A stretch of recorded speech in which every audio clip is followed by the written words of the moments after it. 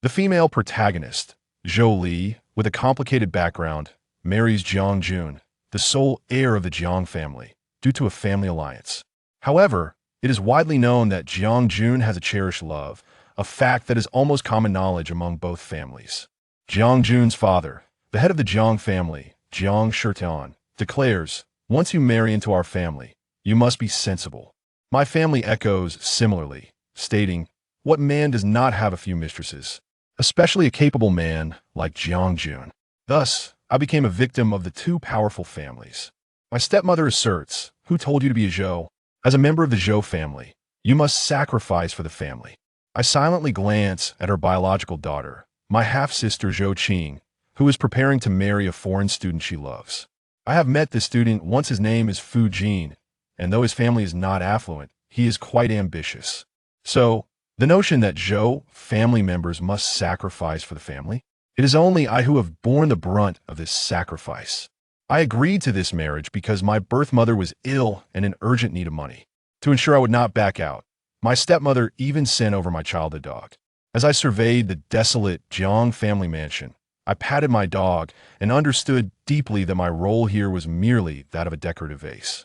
Without a man's affection and the Jiang family's approval, I am nothing. Watching Jiang Jun's departing figure, I absent-mindedly stroked my dog, my expression remaining impassive. Jiang Shitian appeared behind me, stating, "Your man has left, why don't you go after him?" I looked down at my dog and replied, "Those who should leave cannot be retained." The cherished love of Jiang Jun is a small star he cannot elevate.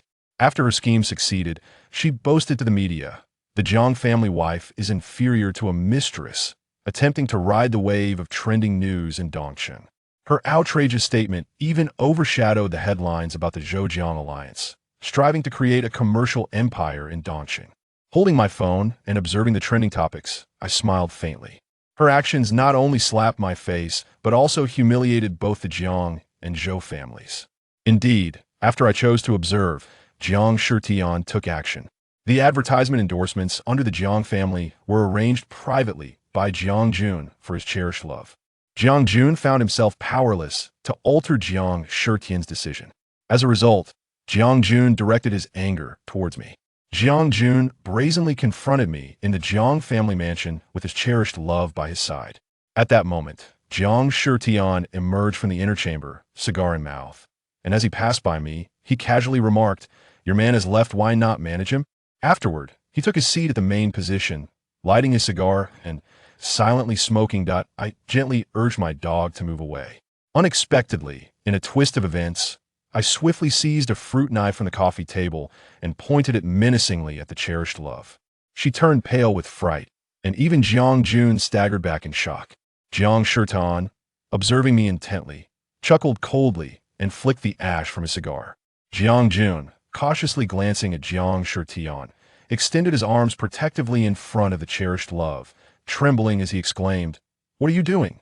You insane woman! I will not allow you to harm Yin Yin." Mian Mian is the stage name of the cherished love. At this moment, Mian Mian began to cry. I remained composed, turning the knife's tip towards myself. I said slowly, "The Zhou-Jiang alliance is known to all. Even before the honeymoon phase is over, you treat me this way. Where does that leave the dignity of both families?" As I mentioned the dignity of the two families, I deliberately glanced at Jiang Shitian. Jiang Shitian extinguished his cigar, fixing me with a cryptic smile. He then turned to Jiang Jun, asking succinctly, "Will you leave, or will you not?" Jiang Jun displayed a hint of fear, sensibly retreating with Mian Mian in tow. After they departed, I still held the blade to my neck, tears unwittingly welling in my eyes. I opened my eyes wide, determined not to let the tears fall. At that moment, Jiang Shitian approached, extending his long fingers towards my face before pressing down on the knife handle to take it from me. Standing beside me, seemingly aware of everything, he said, "This tactic of yours is not particularly clever. Resorting to violence ultimately leads to a poor resolution." I lowered my gaze to my toes, meekly replying, "Father, your lesson is duly noted." In the absence of outsiders, I refrained from calling him Dad, maintaining a sense of detachment from the Jiang family and all-encompassed. Fortunately, he seemed unconcerned. Jiang Shitian chuckled softly. "Learn from this in the future." After saying so, I stole a glance at him. Jiang Shitian, still smiling and shaking his head, exited the room. He, in his 40s, moved with remarkable agility. Following this incident, I believed I could enjoy a period of peace within the Jiang family. However, within a few days, I learned that Jiang Jun had purchased a villa from Mian, located near the Jiang family mansion. In Chapter 2, I faced the first intimate discussion with my unfaithful husband. Jiang Jun had spent several consecutive nights away from home. The media began to catch wind of the situation, starting to spread rumors. Paparazzi captured evidence of my solitary existence in the empty house, while various influencers loitered near the Jiang family mansion. Even the powerful Jiang Shitian found it challenging to suppress the negative gossip. Though the Zhou family did not concern themselves with my well-being, the Jiang family wished to avoid a public spectacle. Jiang Shitian exerted pressure and withheld Jiang Jun's allowance. Jiang Jun gritted his teeth and confronted me. "You've got some nerve. Now even my father listens to your commands." Not long after, Jiang Jun entered the nominal new home that I shared with him. It was his first time stepping into our room, despite our wedding having occurred days earlier, a rather ironic situation. When he entered, I lay on the bed, turning away from him in disdain. I closed my eyes and chose to ignore him. Soon, I heard his footsteps approaching. I remained silent. Jiang Jun continued, "You don't expect me to apologize and beg you, do you? I advise you to give up on that hope. I have done nothing wrong. You are the one at fault for wanting to marry and disrupt my relationship with Mian." I still faced away from him, remaining unmoved. Jiang Jun, growing frustrated, shouted, "Don't think you can just pretend to be mute. Get down and sleep on the floor." I chose to disregard him. In a fit of rage, Jiang Jun resorted to physical force, pulling me off the bed. I abruptly sat up, fixing my gaze on his eyes. Calmly and distinctly, I articulated, "You may love whomever you wish. However, this is undeniably my rightful place." Jiang Jun appeared momentarily stunned by my words, at a loss for how to respond. Perhaps he finally recalled that I am indeed his legitimate wife. He no longer insisted on dragging me down. After a while, Jiang Jun's voice echoed in my ears. I sheltered myself under the covers and retorted, "If you wish to sleep, then do so. I won't hinder you. Also, I have a name. I am Joel. My words were laced with a pronounced nasal tone. Jiang Jun seemed taken aback for a fleeting moment. Then, audaciously, he climbed onto the bed, squeezing in beside me. I could no longer contain the grievance swelling within me. All the discontent from our days of marriage surged in that instant.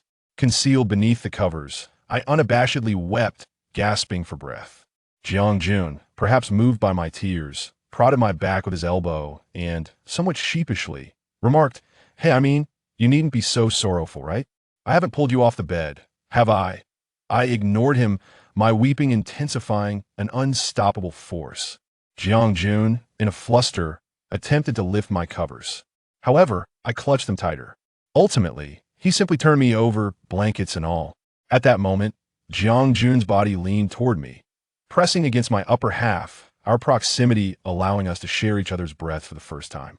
Though my tears blurred my vision, I could still clearly discern Jiang Jun's silhouette. The room's lighting was somewhat harsh, and I hastily wiped my tear-stained face. Jiang Jun met my gaze, but I averted my eyes and pushed him away. He quickly sat up, diverting his gaze elsewhere.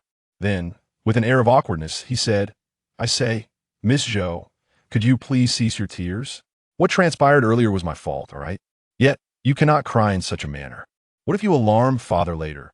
I readjusted the covers and turned once more to sleep. In a fit of defiance, I declared, "Even if he is alarmed, it is your concern. It is clearly your fault. You deserve this, and do not refer to me as Miss. There is no such title here. After all, my existence is even less valued than that of a dog." Jiang Jun seemed to find it amusing that he chuckled, saying, "Are you referring to that old dog of yours? Its fur is nearly all gone, yet you bring it to the Jiang household. How truly pathetic. Would you like me to help you find a new one?" Jiang Jun paused, then turned his head, scoffing, "Regardless, I am merely being kind-hearted. If you choose not to, so be it. However, I will not permit you to speak ill of Mian." Jiang Jun appeared somewhat displeased. I stared at him defiantly, insisting, "I will not allow you to refer to her as Li. I could not discern the degree of goodwill or malice in his words, yet I was indifferent to his intentions. Jiang Jun frowned, expressing his discontent. Hey, do not speak as if you are from the Zhou family. I lower my head, my voice tinged with melancholy. In the Zhou family, I am as lowly as Li. Jiang Jun seemed to ponder this, gazing ahead with a wistful expression. Indeed, in this world, no one has it easy. Seeing my silence, Jiang Jun leaned against the headboard and continued. Actually, I'm not much better off than you. My parents divorced when I was young. Why father did not allow me to see my mother. Hence, I have harbored a deep resentment toward him since childhood. Yet, I lack the means to escape his grasp. That a pang of empathy tightened in my chest. Hearing Jiang Jun's plight, I found an unexpected kinship in our shared suffering. Jiang Jun's expression shifted to one of surprise as he turned to scrutinize me, seemingly seeking to understand. I maintained a stoic demeanor and continued my narrative. I speak of my biological mother. When she bore me, that woman was merely 18 years old and had only completed 6 grades of schooling. Due to a hasty encounter with my father, she unwittingly became pregnant and irresponsibly brought me into this world. At that time, the Zhou family was not as affluent as it is now. It was merely comfortably well off. However, my grandmother, the matriarch of the Zhou family, held a deep disdain for that woman. Consequently, even after she bore me, the Zhou family refused to accept her into their fold. My grandmother insisted that the woman was unworthy of my father. Moreover, I was merely a girl. My father, inherently weak-willed, adhered to my grandmother's wishes without question. Thus, he continued to lead a disheveled existence, never marrying that woman. Upon realizing she could not enter the Zhou family, she decisively abandoned me, a newborn, and fled to seek her own fortune. Until her recent return, I had never laid eyes on her. My grandmother told me that for years, she feared the Zhou family might demand child support, so she simply pretended I did not exist. To be honest, having grown up listening to such narratives, I harbored little affection for that woman. If she chose to act as though I were never born, why then, when she fell ill, did she seek my assistance? I, too, could pretend I had no mother. I inhaled deeply, a hint of sorrow permeating my words. Jiang Jun cautiously inquired, "You mean, after your mother fell ill, she sought you out for help? Do you still acknowledge her?" I raised my gaze to Jiang Jun, earnestly responding, "It was precisely because I needed to raise funds for her treatment that I consented to this marriage." Jiang Jun appeared utterly astonished. He exclaimed, "I had always presumed you married for personal gain. I never anticipated that you did so for the dowry, for money, to save your irresponsible mother." I replied, "When she came to find me, I did harbor hatred for her. Yet, ultimately, compassion prevailed. After all, she is the one who brought me into this world. 10 months of carrying me, I must repay that kindness." Jiang Jun smiled, a rare warmth radiating from him. He extended his hand toward me, almost touching my face. Suddenly, his phone chimed, and he received a message. "It's Mian," Jiang Jun stated, opening his phone. I remained silent. Upon reading the message, Jiang Jun swiftly stood, a hint of anxiety evident in his demeanor. Mian is in trouble. I must go and see." Chapter 3. Standing firm, I apathetically allowed Jiang Jun to abandon me once more, lured away by Yueguang Mian. I was oblivious to the gravity of Mian's situation. Yet, I wagered it was merely a performance of tears and tantrums. After Jiang Jun departed, I exited the room, leaving the lights off. In the dim corridor, I poured myself a glass of red wine at the bar in the dining room. I had only recently graduated from university, and learning to drink was a newfound endeavor. The wine was bitter, not to my liking. However, the notion that inebriation could alleviate a multitude of woes made me reconsider its value. Having poured the wine, I raised the glass to my lips, poised to take a sip when, unexpectedly, I heard a faint rustling from the living room sofa. Turning to investigate, I adjusted to the lighting and discovered Jiang Shitian seated on the sofa, holding a wine glass of his own. He was silently observing me. It dawned upon me that Jiang Shitian had been there all along. In that moment, I felt utterly exposed. Sensing my disarray, Jiang Shitian swirled his wine and leisurely inquired, "Why drink alone in sorrow?" His voice was deep and resonant, and despite the question, his tone exuded certainty. His inquiry struck me before I could even taste the wine, leaving a bitter sensation in my heart. "What Jiang Jun?" he asked. "Why did you let him go?" I turned my gaze toward the door, offering a wry smile as I replied, You should understand that there are matters beyond my control. Jiang Shitian chuckled and gestured for me to take a seat beside him. Once settled, he reclined on the sofa and imparted, "You must learn to manage your household." His tone was tinged with nostalgia.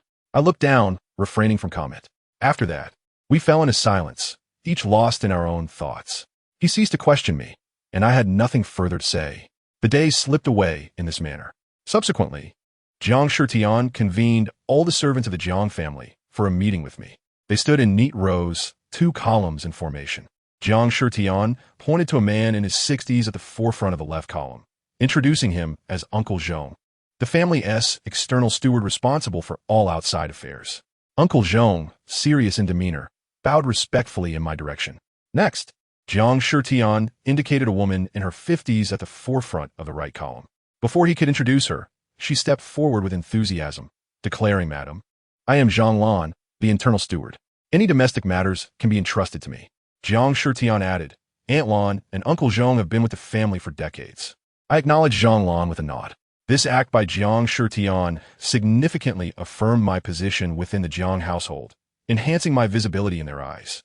Though I had yet to win Jiang Jun's heart, I had gained the support of Jiang Shitian.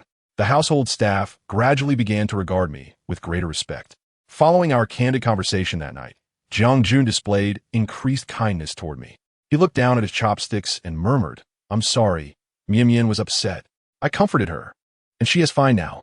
I smiled, striving to appear harmless, and replied empathetically, "It's all right. You should spend more time with her. In fact, you might as well dine with her." Jiang Jun looked up, puzzled by my response. I met his gaze, smiling as our eyes locked. In that moment, I sensed the turmoil brewing within him.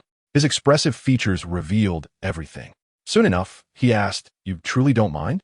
After all, we were still in our honeymoon phase. As the saying goes, a moment of spring night is worth 1,000 gold. I smiled brightly, my expression almost dazzling. I felt as though my lips were about to freeze in that smile, yet I maintained my composure. Happiness cannot be forced. I seek not affection, but dignity. With that, I rose from my seat, implying that he had not afforded me even the most basic respect and had repeatedly slapped my face with his actions. I could no longer maintain the fade. I was exhausted. As I left the living room, I crossed paths with Jiang Shitian once again. I suspected that my downcast expression had caught his attention as we brushed past each other. Jiang Shitian slowed his pace, watching me intently while I averted my gaze, refusing to greet him. The following day, Jiang Jun sought me out, suggesting we find a place for our honeymoon. I regarded him skeptically, aware that this was not his original idea. "Why burden yourself?" I queried. Jiang Jun quickly replied, "It's no burden." He lowered his gaze and continued, "On the day of the wedding and last night, I was called away by Mian. I owe you an apology." I gazed at him in silence, recognizing that the honeymoon was not truly his intention, perhaps an attempt at compensation. Yet I insisted there is no need. I lowered my eyes to my nose, my heart tightening.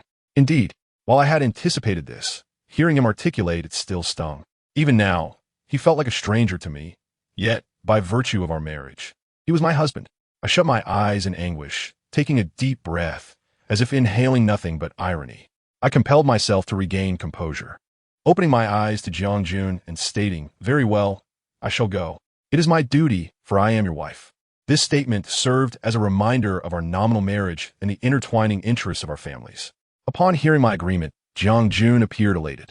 The household staff promptly assisted us in packing our belongings. From departure to boarding the Jiang family's private plane, everything was arranged for us, requiring little effort on my part. I observed the proceedings, my heart overwhelmed with emotion. On the private plane, I remarked to Jiang Jun, "I recall the day I wed into the Jiang family. I didn't even have to pack my belongings. On my graduation day, my stepmother insisted I move directly from the university dormitory to the Jiang household, claiming my things were already packed for convenience." As I spoke, I took a deep breath and reclined in my seat, wistfully stating, "In truth, I have felt like a lodger in the Zhou family. I possess scarcely any belongings. Ultimately, it is simply that the Zhou family has never offered me a place to belong." Jiang Jun seemed to understand. "I have heard that your stepmother, Kai Fengqin, is quite astute. The Zhou family's business relies heavily on her external dealings. This union was her idea. I assumed she had your consent and that you were amenable to it, yet it seems she cannot tolerate you." The atmosphere grew tense, and I closed my eyes, choosing not to continue the conversation with Jiang Jun. Upon disembarking the plane, I intended to step outside for fresh air, only to be met by the Jiang family's representatives and, unexpectedly, Jiang Jun's by Yueguang Mianmian. Chapter 4. Honeymoon. Mianmian disregarded everything as she dashed into Jiang Jun's embrace. She coyly addressed him, Junge, without that old hag here, can we be open about our feelings?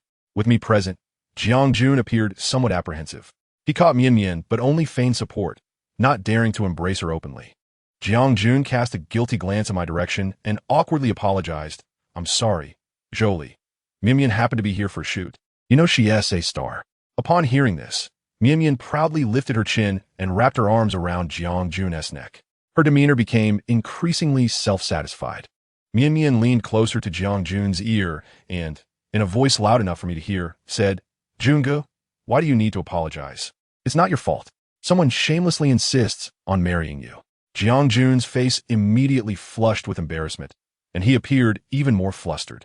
Frowning, he admonished Mianmian, Enough, Mianmian. Stop saying such things. Mianmian provoked me with a smile. Then she buried her face in the crook of Jiang Jun's neck and looked up at him, saying, Junge, the hotel I'm staying at is nearby. Why not let me move in with you? No, Jiang Jun replied, though his tone was gentle. He intended to elaborate further, to explain his predicament to Mianmian, but I stepped forward resolutely. I approached them, and Mianmian continued to cling to Jiang Jun's neck, eyeing me with evident wariness. I, however, chose to disregard her. Her antics were nothing more than trifles. Who could not engage in such theatrics? I looked at Jiang Jun and, with utmost seriousness, declared, Perhaps I should take my leave, allowing you both to dwell here in bliss. Any further discussion would be redundant. I turned and walked away, provoking Jiang Jun's ire. He hastily pushed Mianmian away and chased after me, saying, Zhou Li, don't go. It's my fault. Rest assured, I understand the gravity of the situation. I will ensure you retain your dignity, your desired dignity. As he spoke these last words, his voice fell to a whisper. He regained his composure, and I sensed sincerity in his demeanor. I chose to regard this as his promise to me, a consensus achieved in this regard. For the sake of familial interests in this marriage, it would be unwise for us to sever ties completely.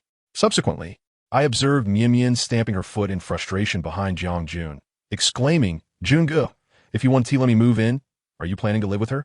You intend to sleep with her? You, from a Zhou family, are nothing but a scoundrel. Unable to sway Jiang Jun, Mianmian turned to hurl insults at me. I walked calmly toward her, confronting her verbal onslaught. With a swift motion, I struck her across the face. Locking eyes with Mianmian, I coldly stated, Remember this. My name is Zhou Li, Jiang Jun's wife. As the daughter-in-law of the Jiang family, I shall not tolerate your insults. Mianmian was taken aback, clearly stunned by my unexpected retaliation. She likely never anticipated that beneath my composed facade lay a fierce resolve. Realizing she had been struck, Mianmian lashed out at me in a fit of fury. I sidestepped, moving beside Jiang Jun to allow him to intercept her. I surveyed the situation clearly. Surrounded by members of the Jiang family, I found myself in a position of advantage. Even if Jiang Jun chose not to assist me, the Jiang family would intervene on my behalf. Moreover, I had deliberately emphasized my status in our previous exchange. They would not allow me, the legitimate Jiang family matriarch, to be bullied in public. It was evident that Mianmian had initiated this provocation, and Jiang Jun was aware of his own culpability. He restrained Mianmian's attack on me and attempted to reason with her gently. Eventually, with assistance from the Jiang family's representatives, I settled into the presidential suite of the hotel. Once inside, I remained alone in the room, lacking any desire to venture out or admire the surroundings. I had not eaten all day. Upon entering, Jiang Jun cheerfully asked, I've eaten. Zhou Li, have you? I was reclining against the headboard, gazing out the window, unwilling to respond. My stomach growled, but who could know? Jiang Jun sensed the shift in atmosphere. He slowed his movements and cautiously inquired, Zhou Li, haven't you eaten yet? His tone carried a hint of disbelief. I turned to glance at him, knowing that continuing this way would only lead to my own downfall. Thus, without further hesitation, I rose from the bed and began to pack my belongings. In truth, there was little to pack. I had not unpacked anything. I grabbed my phone, wheeling my luggage toward the door. Once Jiang Jun realized my intention, he hurried after me, blocking my path. Zhou Li, where are you going? He asked. Step aside. I replied coldly. Instead of moving aside, Jiang Jun took a step closer, insisting, Zhou Li, you cannot leave. If you go like this, what will others think of us? I was not intimidated by him. I met his gaze directly and asked, do you care what others say? Jiang Jun, upon hearing this, lowered his head, avoiding my eyes. I took a deep breath and spoke in the most ordinary tone, as if discussing the most mundane matter. I calmly stated, did you consider what others would say when you left? Did you think about the reputations of our families? Jiang Jun's head sank lower, his gaze fixed on his shoelaces. With a hint of remorse, he explained, Zhou Li, I'm sorry. I stayed by Mian's side to comfort her. She was upset. I thought if I watched over her, she would eat more. So, in the end, I had dinner with her without waiting for you. Yet, Jiang Jun dared not meet my gaze. Observing his demeanor, I chuckled softly and continued to gather my belongings. Just as I turned away, Jiang Jun yanked my luggage from behind. Perhaps he was genuinely anxious, leading him to exert more force than intended.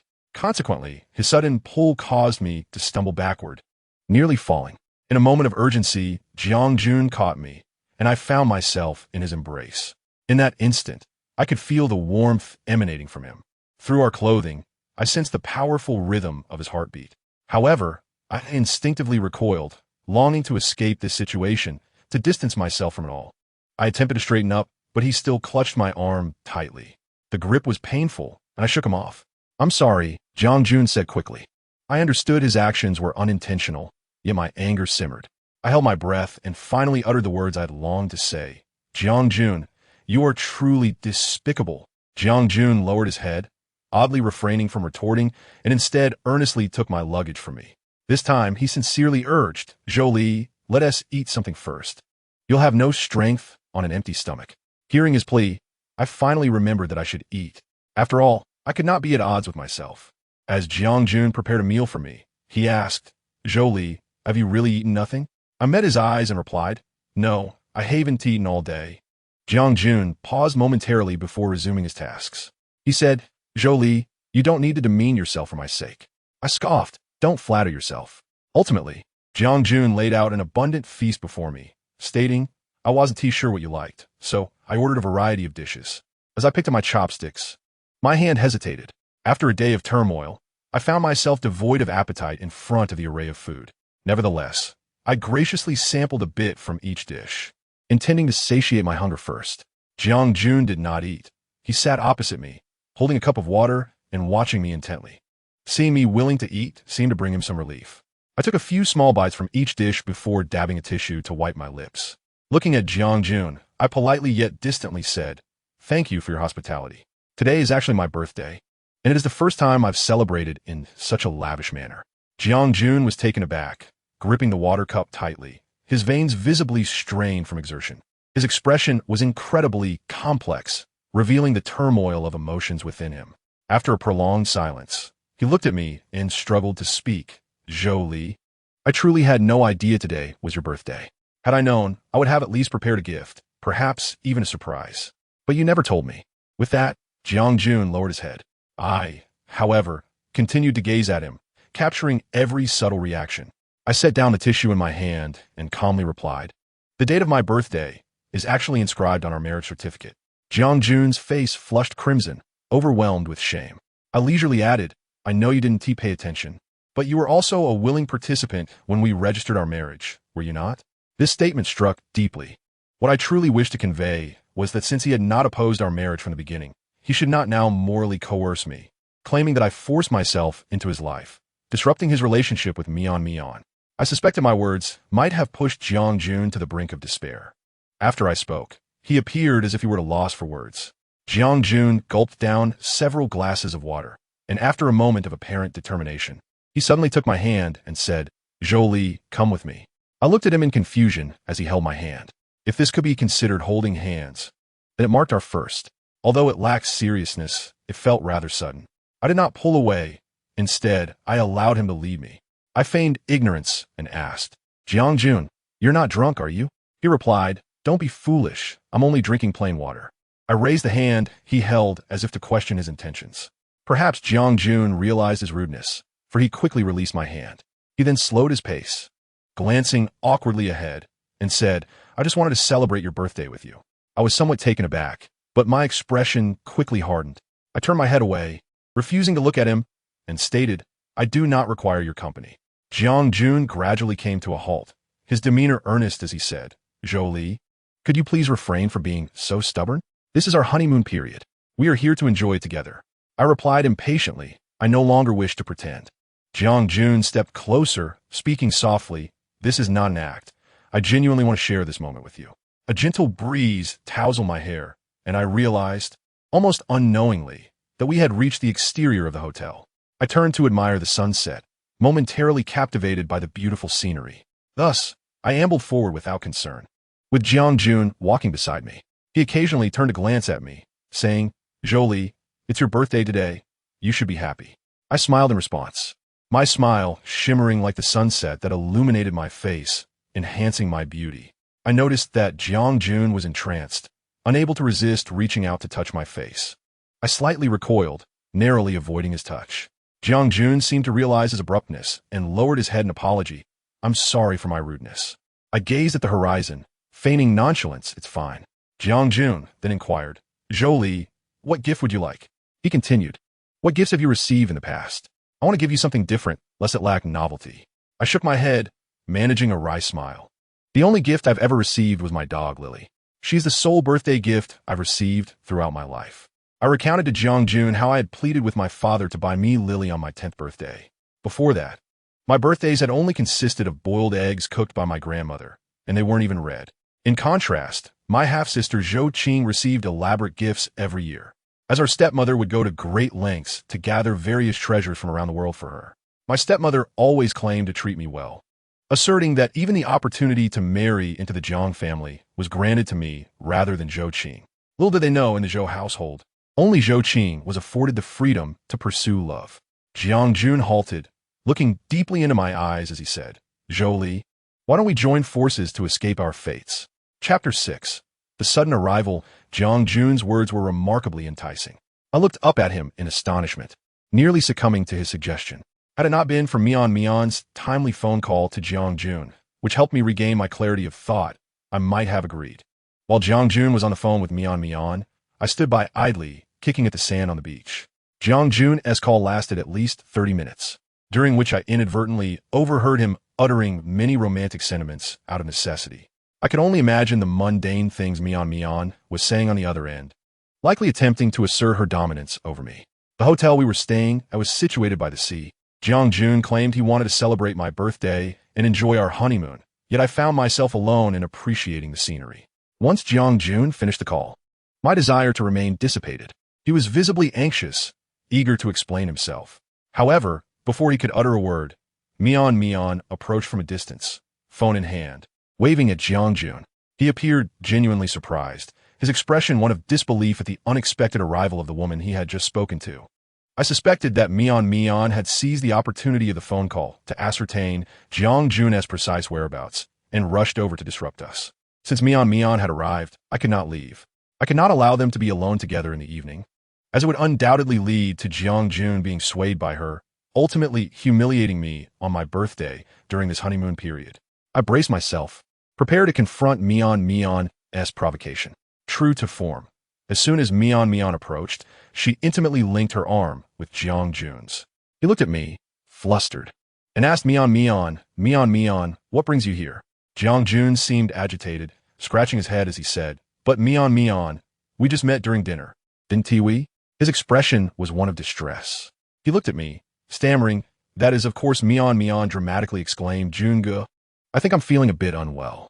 The sea breeze is too strong. I feel faint. Don't you care about my well-being? Jiang Jun, now concerned, turned his gaze toward Mian. At that moment, a helicopter descended from the sky, landing nearby. Our attention was immediately captured by this unexpected arrival. In the night, I discerned Jiang Shitian stepping out of the helicopter, making his way toward us. Jiang Jun, startled, abruptly pushed Mian away and stood upright. I, on the other hand, approached gracefully, calling out to Jiang Shitian, Dad, what brings you here? Jiang Shitian glanced at Mian before fixing his gaze sternly on Jiang Jun. As he approached, he frowned and addressed Jiang Jun. The overseas office reported to me about the events that transpired when you disembarked. I must ask you, is it not embarrassing and immature? Do you not consider the gravity of your actions? What about the reputation of the Jiang family? I observed Jiang Jun bow his head, silent and wishing he could disappear into the ground. Jiang Shitian's reprimand was harsh. Noticing Jiang Jun's silence, he continued, I specifically asked you to take Zhou Li out for your honeymoon, and yet here you are, bringing along a second-rate celebrity. You truly, our Jiang Jun could no longer contain himself and hurriedly interjected to defend his actions. Jiang Jun implored, No, father, please listen to me. Mian. Yet, before he could finish his words, Jiang Shitian interrupted him abruptly. Be quiet, he barked, denying Jiang Jun any opportunity to explain himself. Jiang Jun felt an overwhelming sense of frustration at being shouted at. Observing the escalating tension between father and son, I instinctively positioned myself in front of Jiang Jun. I addressed Jiang Shitian. Father, regarding the airport pickup, Jiang Jun has explained it to me. He mentioned that these second and third-tier celebrities are merely here for location shooting. I intentionally echoed Jiang Shitian's phrasing, placing particular emphasis on second and third-tier celebrities, which was evidently a sore point for Mian. As anticipated, I caught a glimpse of Mian's indignation as she bristled at the remark. However, she could only clutch her clothing and stomp her foot, rendered speechless. Jiang Jun cast a grateful glance in my direction. Witnessing my defense of Jiang Jun, Jiang Shitian regarded me for a moment before glancing sideways at Mian and remarked, What a coincidence. It seems someone has ulterior motives. Mian, feeling guilty, retreated to the side, turning her head to adjust her hair, unwilling to meet Jiang Shitian's gaze or utter a word. Suddenly, Jiang Shitian thundered, Why aren't you leaving yet? While he directed this command without looking at Mian, she understood its implication all too well. Terrified, Mian fled in disarray. Jiang Shitian's words held weight, and Mian dared not defy him. As Jiang Jun prepared to pursue her, he glanced at Jiang Shitian, intimidated by his authority, ultimately refraining from acting impulsively. Thus, Jiang Jun remained rooted in place. I recall that just as we exited the hotel, Jiang Jun had confided in me about wanting to join forces to escape fate. Now, witnessing this humiliating scene, how ironic it felt. I understood that Jiang Shitian had intentionally diverted Jiang Jun's attention. In his current state of anger, he was reluctant to confront Jiang Jun directly, preferring to keep him at bay. Otherwise, he could have simply taken Mian away and let his subordinates handle the aftermath. Unexpectedly, as I passed by Jiang Shitian, he called out, Zhou Li. I halted, turning to listen, still keeping my head bowed. If you encounter any difficulties, feel free to mention them to me. Jiang Shitian spoke with sincerity. Yet, I was aware that such a shrewd businessman would not extend his hand without reason. His willingness to assist me stemmed solely from the interests of both families. He had to ensure that this family gathering was conducted impeccably. Given that this event was unavoidable, it was crucial to prevent any mishaps. I surmised that Jiang Shitian likely did not trust me, which is why he chose to personally oversee these matters. Understood, father. I know what to do, I responded absent-mindedly. Jiang Shitian fixed his gaze on me and said, You need not bear everything alone. Do you not believe that I can truly assist you? My heart skipped a beat, as if he had delved into my thoughts. My hands instinctively clenched. Thank you, father. I replied hastily, attempting to mask my inner turmoil. There was a hint of sincerity in my words, even though I was not so naive as to believe I had truly garnered his attention. Nevertheless, my heart involuntarily stirred. On the return journey, Jiang Shitian swapped places with the pilot, personally taking the controls of the helicopter. The day the family gathering arrived as scheduled. The grandeur of the Jiang family was undeniably extravagant, far beyond that of ordinary households. After Jiang Jun and I stepped out, we discovered that Jiang Shitian had specifically assigned Uncle Zhong as our driver. En route to the Zhou residence, we encountered the media.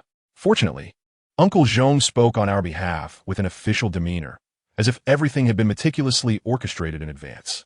I suspected that Jiang Shitian had deliberately leaked information. Otherwise, how would the media have been waiting there so early?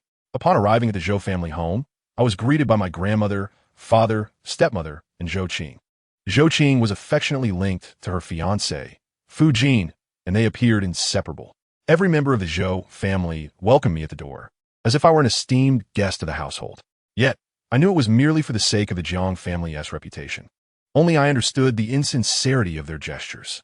Did I marry well? What a farce. Zhou Qing was merely deceiving herself, attempting to soothe her own conscience. Hatred simmered within me. The Zhou family had never cared for my plight. They saw only their own interests. My father approached jovially, exchanging pleasantries. My stepmother cast a glance at him, prompting him to scratch his head awkwardly. After a few formalities, my stepmother ushered us inside, treating everything as a mere formality. Matters between families were handled with her usual finesse. Despite her petulance at home, she was astute in public. My stepmother reintroduced Jiang Jun to the Zhou family, as they had only met briefly at the wedding and were not well acquainted. Zhou Qing regarded Jiang Jun with curiosity, her eyes darting between him and Fu Jin as she clung to his arm. Perhaps sensing her gaze, Jiang Jun turned to Zhou Qing and nodded slightly. Zhou Qing beamed at him, her smile bright and unrestrained, calling out, "Brother-in-law." Jiang Jun visibly flinched, caught off guard by the unexpected title. Zhou Qing's reaction elicited a melodic laugh from her. Self-centered as she was, she had always been oblivious to the feelings of others. I knew this was not her fault. It stemmed from her stepmother's indulgence. "Be careful walking, don't trip over anything," my stepmother advised gently. Fu Jin promptly positioned himself to protect Zhou Qing. Fearful of any mishap, Zhou Qing was not pregnant. The Zhou family simply cherished her dearly. Yet within the same household, I felt utterly insignificant. As we gathered for dinner, everyone sat together. Zhou Qing remarked, "Today's family gathering features a sumptuous spread prepared by the kitchen." I scanned the table laden with food, only to find none of my favorites. It was clear that the Zhou family had no idea what I enjoyed. My stepmother had deliberately placed the king crab in front of Zhou Qing. Now that Fu Jin was around, he had taken over my stepmother's role, peeling crab for Zhou Qing while she continued to bask in her privileges. Everything seemed so natural and expected. I lowered my head, apathetically eating from my bowl. Zhou Qing remained particularly attentive to Jiang Jun, engaging him in lively conversation. "Brother-in-law, you are truly handsome. Zhou Li is indeed fortunate," she said, eliciting a moment of pause from Fu Jin and me. Accustomed to Zhou Qing directly addressing me by name, hearing her call me sister for the first time felt oddly unsettling. Moreover, her remark about my fortune, coming from her, felt deeply ironic. I remained silent, continuing to eat. Fu Jin carefully peeled the king crab, placing the succulent meat in a Zhou Qing's bowl before returning to his own meal. Jiang Jun seemed pleased by Zhou Qing's compliment, quickly adapting to the Zhou family's atmosphere. Before long, he and Zhou Qing were engaged in animated banter, exchanging words and laughter. My stepmother beamed with pride at Zhou Qing's accomplishments, gazing at her as if she were the culmination of her own efforts. After Fu Jin and I finished our meal, we coincidentally found ourselves in the garden, seeking fresh air. It felt as though Jiang Jun and Zhou Qing were the true stars of this family gathering, while Fu Jin and I were mere bystanders. "What brings you out here?" Fu Jin inquired, seated on the edge of the flower bed, poking at the soil with a fallen branch. "It's stifling inside. I came out for some air." "And you?" I joined him, gazing into the distance, indifferent to whether his concern was genuine or otherwise. In the Zhou household, it was rare for someone to engage me in conversation. After all, my only confidant once was my dog Lily. Moreover, Lily is not by my side now. Fu Jin continued to poke at the flower mud, his movements resembling a form of venting. "But the food doesn't suit your palate. I see you haven't eaten much," Fu Jin remarked. As he poked at the flower mud, he continued, "You children of affluent families, living in luxury yet unaware of it, have grown accustomed to extravagance and thus do not understand the value of cherishing what you have." I turned to look at him and replied indifferently, "There are many things you simply do not know. You are not me. How could you fathom my thoughts? Some sorrows are known only to oneself. In truth, no one has it easy, so no one is qualified to judge another." Fu Jin halted his actions, raised his gaze to meet mine, his eyes filled with suppressed emotions. He hesitated, then finally said, "I feel that we are somewhat similar in certain aspects. Perhaps we could become friends." With that, Fu Jin wiped his hands and extended one towards me in a gesture of handshake. His behavior perplexed me. I truly could not comprehend his intentions. Then, Fu Jin stood up, stretched, and said, "What I mean is, aside from you being Qingqing's sister, we could also be friends." My lips parted as I was about to respond, when suddenly, Jin, why are you with my sister?" Zhou Qing appeared unexpectedly at the doorway, calling out to Fu Jin. In Chapter 8, Reputation, Fu Jin was always gentle and considerate towards Zhou Qing, who basked in the warmth of his attention, her face radiant with joy. Zhou Qing opened her arms towards Fu Jin, who stepped forward in understanding. She leaned her head against his shoulder, then, like a little bird, wrapped her arm around his. They walked into the room together, yet Fu Jin turned his head, glancing back at me as they walked. Zhou Qing, lost in her happiness, was oblivious to the distraction of her fiancé. At that moment, Jiang Jun also exited. I nodded in acknowledgement. On our way back, Jiang Jun broke our usual silence, unexpectedly praising Zhou Qing. "Zhou Li, I didn't realize your sister was so enthusiastic," he said. Jiang Jun, misunderstanding my indifference, continued to ramble on. I added her on WeChat. "We must keep in touch more often." I scoffed, turning my face towards the window, choosing silence. Heaven knows I hadn't added any member of the Zhou family to my WeChat, let alone Zhou Qing. My name was absent from their family group chat. We only communicated through phone calls. Nevertheless, it mattered little. Jiang Jun's comments felt somewhat ironic to me. Upon returning to the Zhou residence, I encountered Jiang Shitian, who was just about to leave for business matters. Even late at night, he was still occupied with work.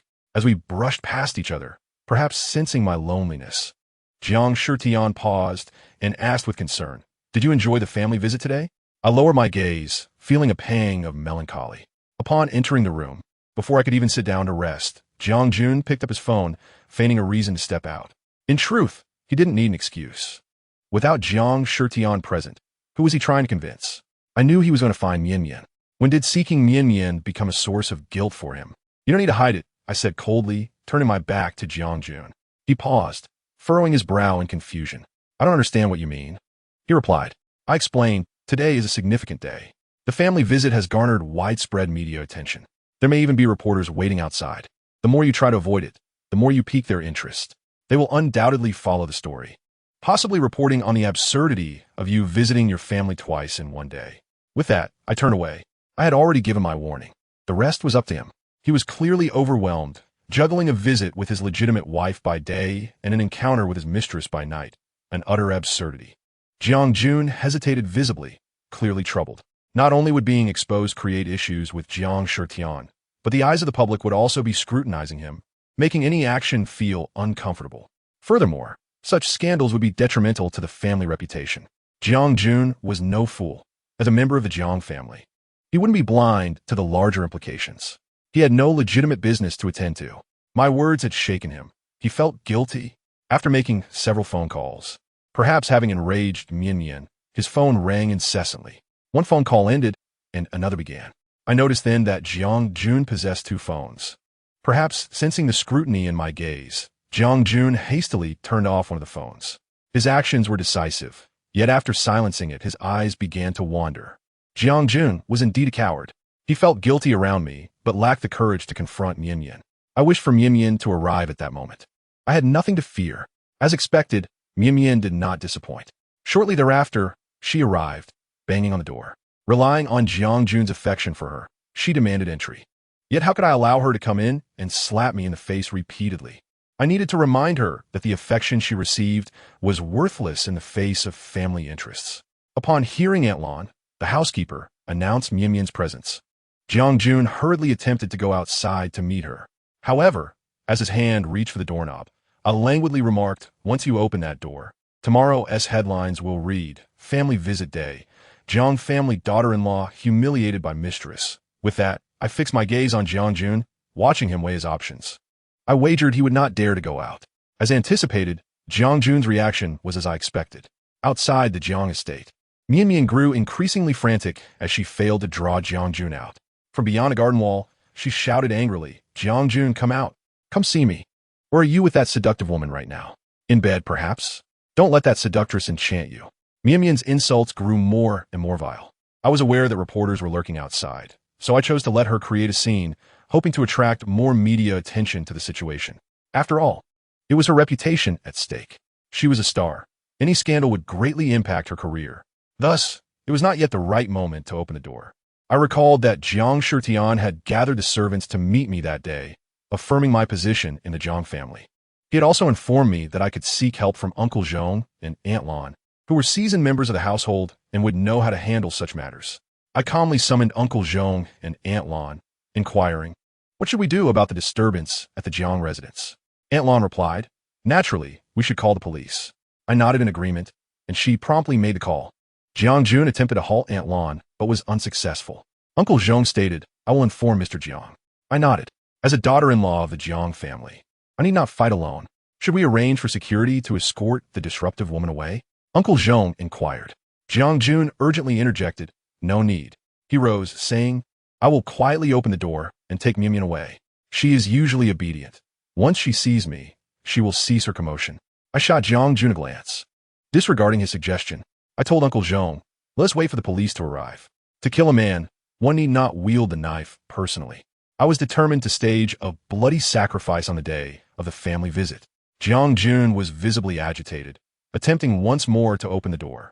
I languidly said, do you truly believe you can sneak her away without anyone noticing? Her ruckus has already drawn the media's attention. Her insults towards me not only tarnish my reputation, but also jeopardize the interests of both families.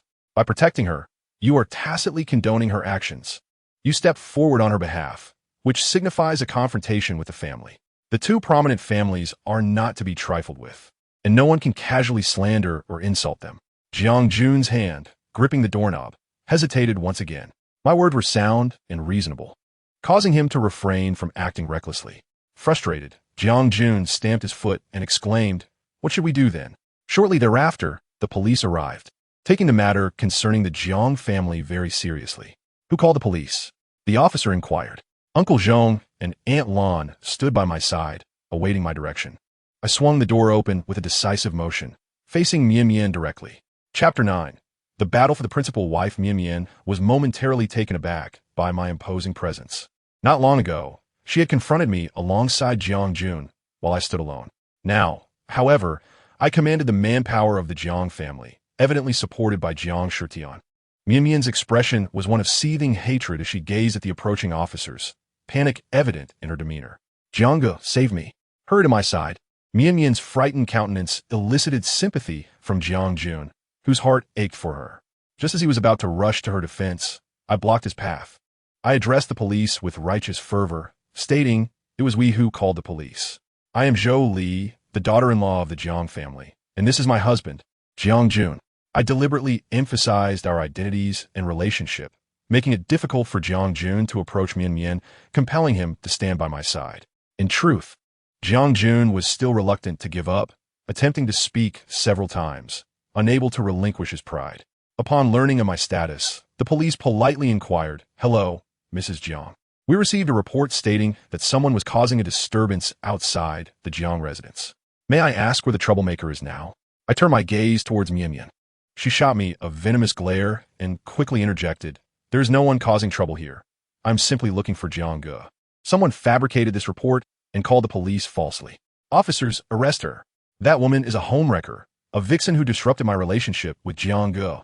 She thinks she can win over the Jiang family's fortune just by spreading her legs. Jiang doesn't even look at her.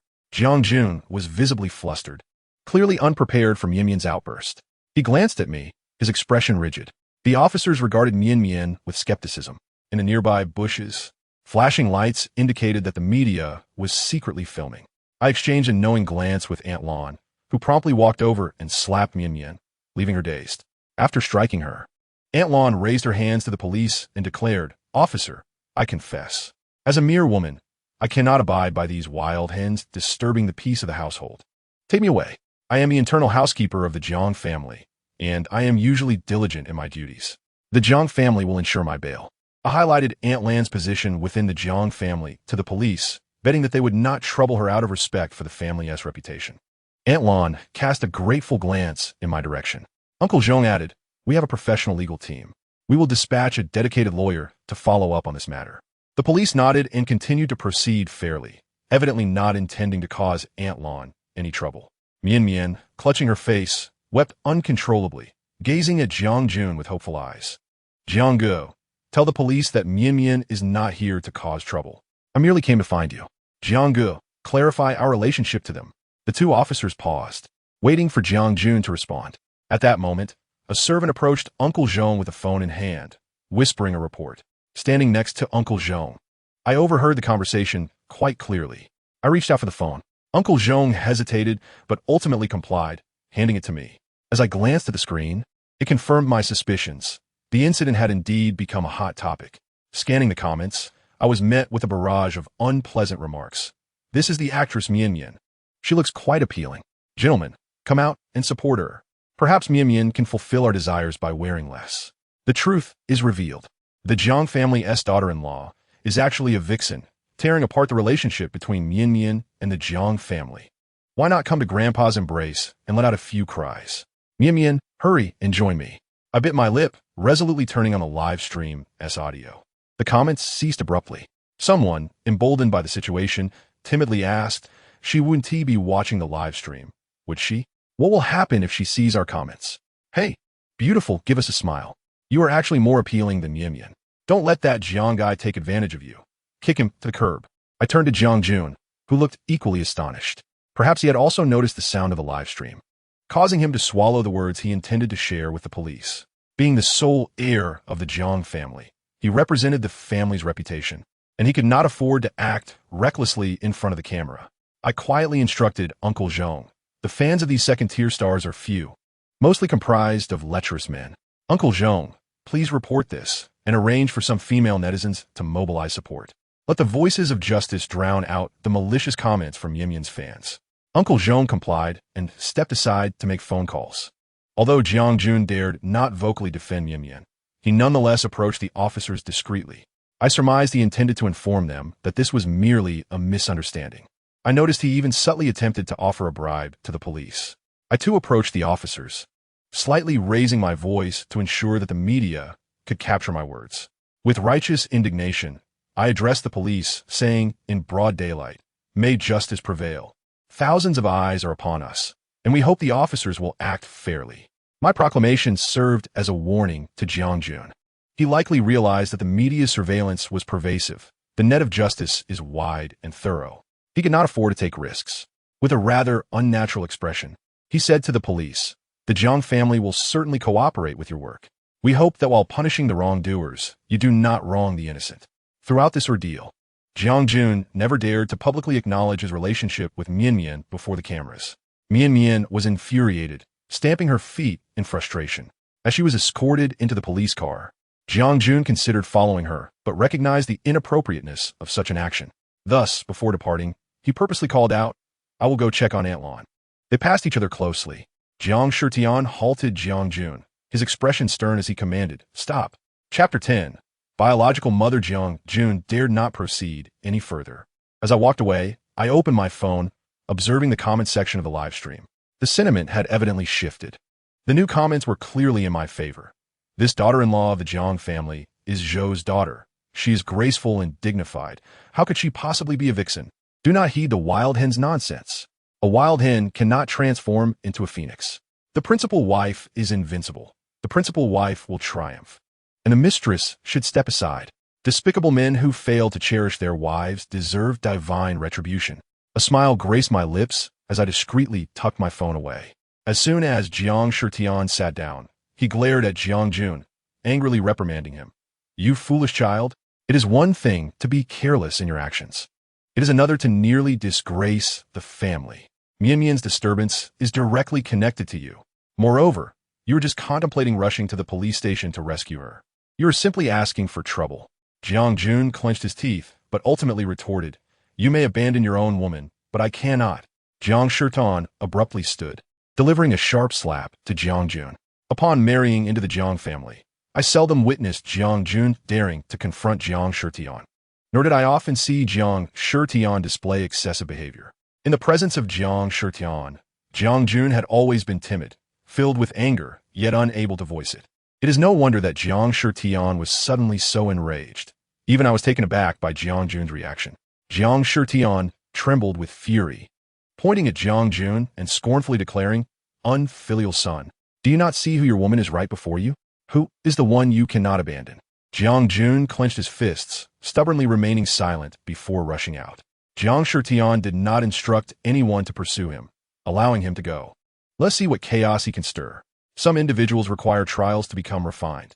Jiang Shitian took a deep breath and tried to speak to me calmly. I lowered my head, presenting a docile demeanor. In truth, my mind was occupied with thoughts. I recalled Jiang Jun's earlier confrontation with Jiang Shitian, which implied a reproach toward him.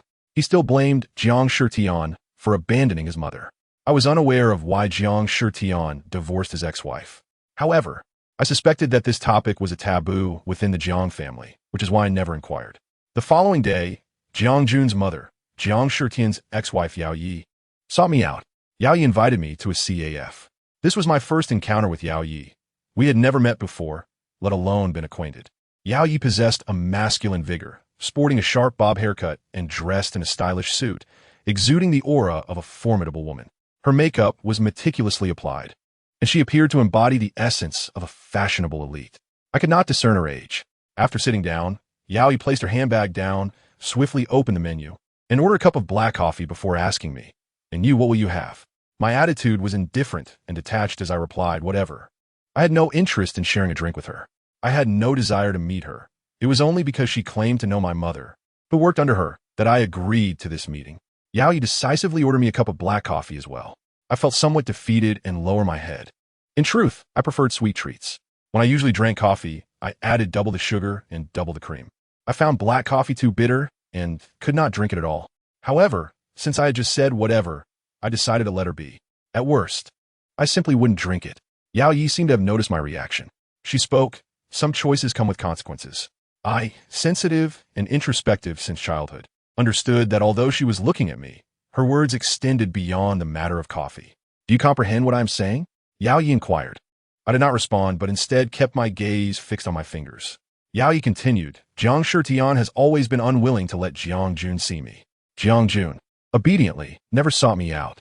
He is my son, so I know what concerns he harbors. However, last night, he unexpectedly came to find me regarding that actress. Jiang Jun is infatuated. He likes that actress. You must have known this before marrying into the Jiang family, since you ultimately chose this path and acquired what you desired. Other matters are beyond human control, and you must accept them. You cannot blame others. This is the consequence you must bear." At that moment, the server brought her coffee. I held the cup, but did not take a sip. I addressed Yao Yi. "I do not understand why you specifically invited me out to say all this." What she had to convey was undoubtedly more than this. It would have been better to ask directly. I had no interest in remaining in her company. Yao Yi lifted her cup and drank the coffee in one go. She set the cup down, wiped her lips with a napkin, and said, "We are seated by the floor-to-ceiling window near the entrance." Just as Yao Yi pushed the door open and had yet to step outside, I spoke in a voice neither loud nor soft. "Although I ordered black coffee, it is not my preferred choice. Since I dislike it, even if it has been ordered, I'm not obliged to drink it." Yao Yi was momentarily taken aback, and I seized the opportunity to step outside first. Having said that, I disregarded her reaction and departed. On my way back, I received a call from my biological mother. Upon seeing the caller ID display my mother's name, Li Ping, I hesitated before answering. Once the call connected, I remained silent, waiting for her to speak first. As the saying goes, no one visits the Three Treasures Hall without a purpose. After over 20 years of abandonment, she was suddenly reaching out to me for assistance. This unexpected call was surely not merely a casual inquiry. Indeed, after a brief pause, she regained her composure. With a polite smile, she cautiously began, "Lily, did Boss Yao come to find you?" I was reluctant to engage in a lengthy conversation with her. There was no maternal bond to speak of. Had she not sought my help, we likely would not have been in contact at all. A silence ensued, possibly due to my cold and harsh tone, which she struggled to adapt to. However, she quickly attempted to lighten the mood, saying, "So, Boss Yao did not cause you any trouble, right? I just happened to see young Master Jiang come to find Boss Yao. Only then did I realize they are mother and son. Oh, by the way, I recognized young Master Jiang from television. On the day of my wedding, Li Ping did not attend, and thus, she had never met Jiang Jun before. The Zhou family had initially been unwilling, and Li Ping feared that her presence would embarrass me, leading her to reach a consensus with the Zhou family to abstain from attending my wedding. She remarked, "Boss Yao is a good person. When I saw it work at her factory, she happened to be inspecting it. I coughed a couple of times due to my illness, and she inquired about my condition. After learning I had a serious illness, she only asked if it would affect my work. I assured her it would not, and she accepted my employment. I remained silent." Li Ping continued, "Yesterday, while I was working the night shift at the factory, Boss Yao was also diligent, coming to oversee operations late at night. Later, I saw young Master Jiang approaching her. Excited, I rushed over to inform Boss Yao that you were my daughter." At this point, Li Ping cautiously probed, "What exactly did Boss Yao say to you?" "In truth, I hadn't said much at all. I merely stated that you are my daughter." And young Master Jiang stared at me, as did Boss Yao. Boss Yao even expressed concern. asking if I had enough money for medical expenses and if I needed an advance on my salary. Pausing, Li Ping added, I mentioned that my funds are barely sufficient. My daughter, Zhou Li, occasionally sends me money. If I could get an advance on my salary, that would be ideal, as I am uncertain how much longer I can work at the factory with my illness. An advance would be a benefit for me. Of course, the last two sentences were merely my thoughts and were not spoken aloud. Did you specifically call me to relay all this? I asked coldly. There was a pause on the other end. I added, if there's nothing else, I will hang up. With that, I terminated the call. Between Li Ping and myself, there was no emotional connection beyond our shared bloodline. Upon returning to the Jiang residence, I opened the fingerprint lock. Before I even pushed the door open, I heard Jiang Shitian's voice. He spoke with a tone that was far from amiable. My hand faltered for a moment, hesitating, but I ultimately pushed the door open. I appeared before Jiang Shitian, who halted, teacup in hand. Upon seeing me, he tightened his grip on the cup, revealing the tension in his veins. I recognized that he had mistaken me, for Jiang Jun. Jiang Shitian's expression appeared somewhat desolate and awkward. He changed his tone when addressing me, as if struggling to articulate his words. Usually, he would not speak so much, yet today he seemed particularly animated. It was evident that he held a teacup, not a wine glass, and he was drinking tea, not alcohol. How could he possibly be intoxicated? Even a blind person could discern that he was concealing his emotions. I nodded in acknowledgement, having no intention of disrupting the facade he had so painstakingly constructed. As I made my way to the dining hall, I hesitated momentarily. Ultimately, I conveyed Yao Ye's words to Jiang Shitian. Jiang Jun seems to have gone to find Miss Yao. Jiang Shitian's hand trembled, spilling tea from his cup, burning his skin in the process. Flustered, he hurriedly attempted to clean up, and I swiftly grabbed a tissue to assist him, calling for a servant as I did so. Ignoring the redness on his hand, Jiang Shitian, striving to maintain his composure, inquired, Did Jiang Jun tell you this himself? No, it was Miss Yao, I replied. Do you have contact with her? Jiang Shitian's movements froze as he gazed at me in astonishment. I shook my head. The servant had already come out to tidy up, and I decided to take a seat. I informed Jiang Shitian. She initiated the meeting. My biological mother happens to work under her, so I met with her. What did she say to you? Jiang Shitian asked, a hint of wariness in his tone. Lowering my gaze to my fingers, I replied. She mentioned that the actress was released on bail and that Jiang Jun is with her now. I selectively quoted her words. And then? What else did she say? Surely, she must have said more than that. Jiang Shitian seemed quite familiar with Yao Yi, his tone assured. With a thud, he slammed the teacup onto the table in a fit of rage. I knew a cunning woman like her would only scheme, nothing else. That woman continues to be insatiable and relentless. One day, I will ensure she has nothing left, utterly defeated. Jiang Shitian spoke with bitterness. Once a lover, now a foe.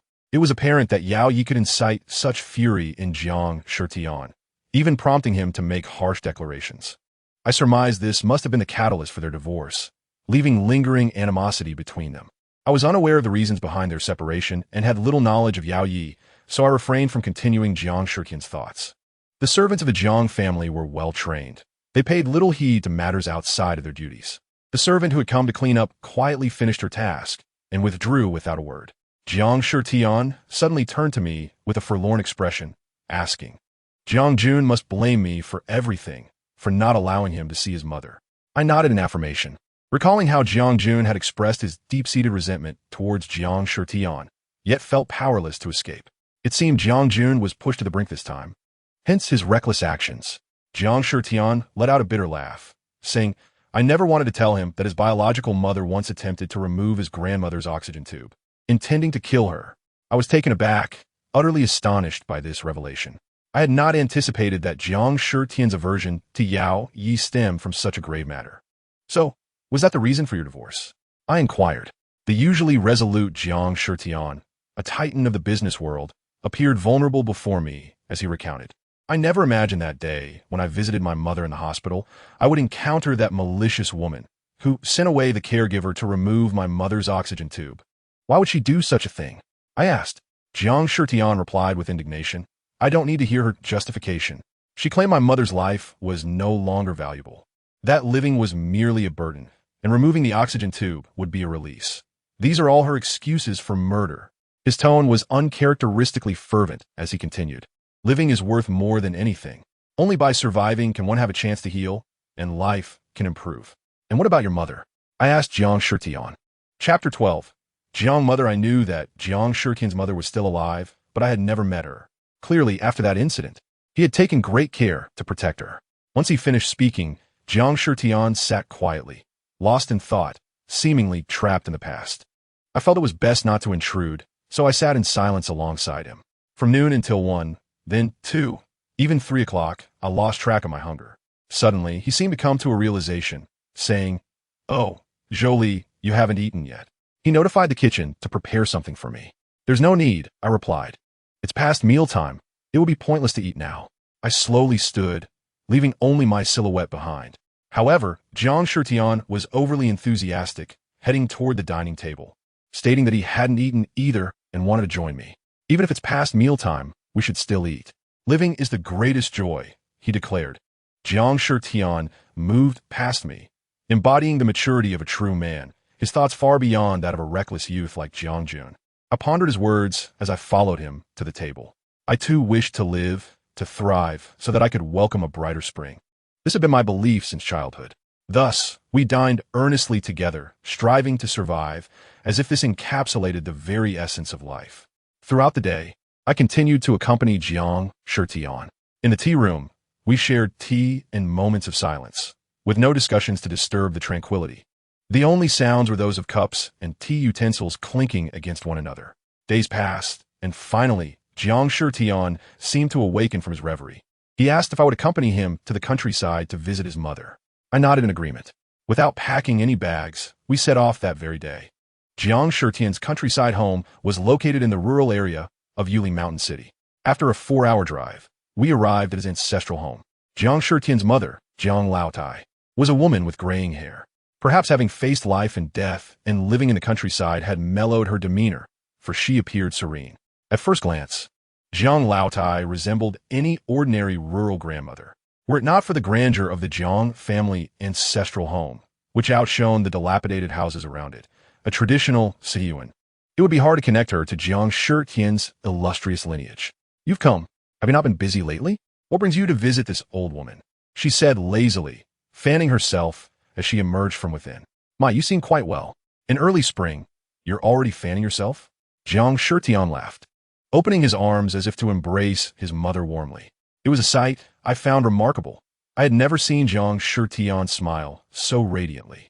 Jiang Laotai chuckled in return, approaching him and saying, "There are many mosquitoes in the countryside. This fan is to keep them away." With that, she playfully tapped Jiang Shitian on the head with the fan. He stuck out his tongue, laughing mischievously. I rubbed my eyes in disbelief, struggling to reconcile this jovial figure with the formidable business mogul I knew. It seemed that Jiang Laotai had only just noticed me. She turned to Jiang Shitian and asked, "Who is this?" Having never met me before, she had not attended my wedding. I chose not to question why, having already convinced myself that Jiang Shitian had refrained from inviting her out of consideration for her peace and tranquility. This was the rationale I had crafted for him. My marriage to Jiang Jun had initially been a mere transaction. I could not afford to take it too seriously. Jiang Shitian introduced me with a smile. "This is Zhou Li, Jiang Jun's wife." At once, Jiang Laotai's playful demeanor vanished. She regarded me with a composed nod before scrutinizing me closely. I lowered my gaze for a brief moment before calling out, "Grandma." Raised by my grandmother, I understood the sentiments of the elderly and knew how to win their favor. Predictably, Jiang Laotai's face broke into a wide smile. "You young lady are quite pretty. Where is Jiang Jun? Why isn't he here with you?" As Jiang Shitian stood by, smiling while observing my interaction with Jiang Laotai, his expression darkened at the mention of Jiang Jun's name. He cleared his throat twice and turned his face away, diverting the topic by saying, "Do not mention that ungrateful child.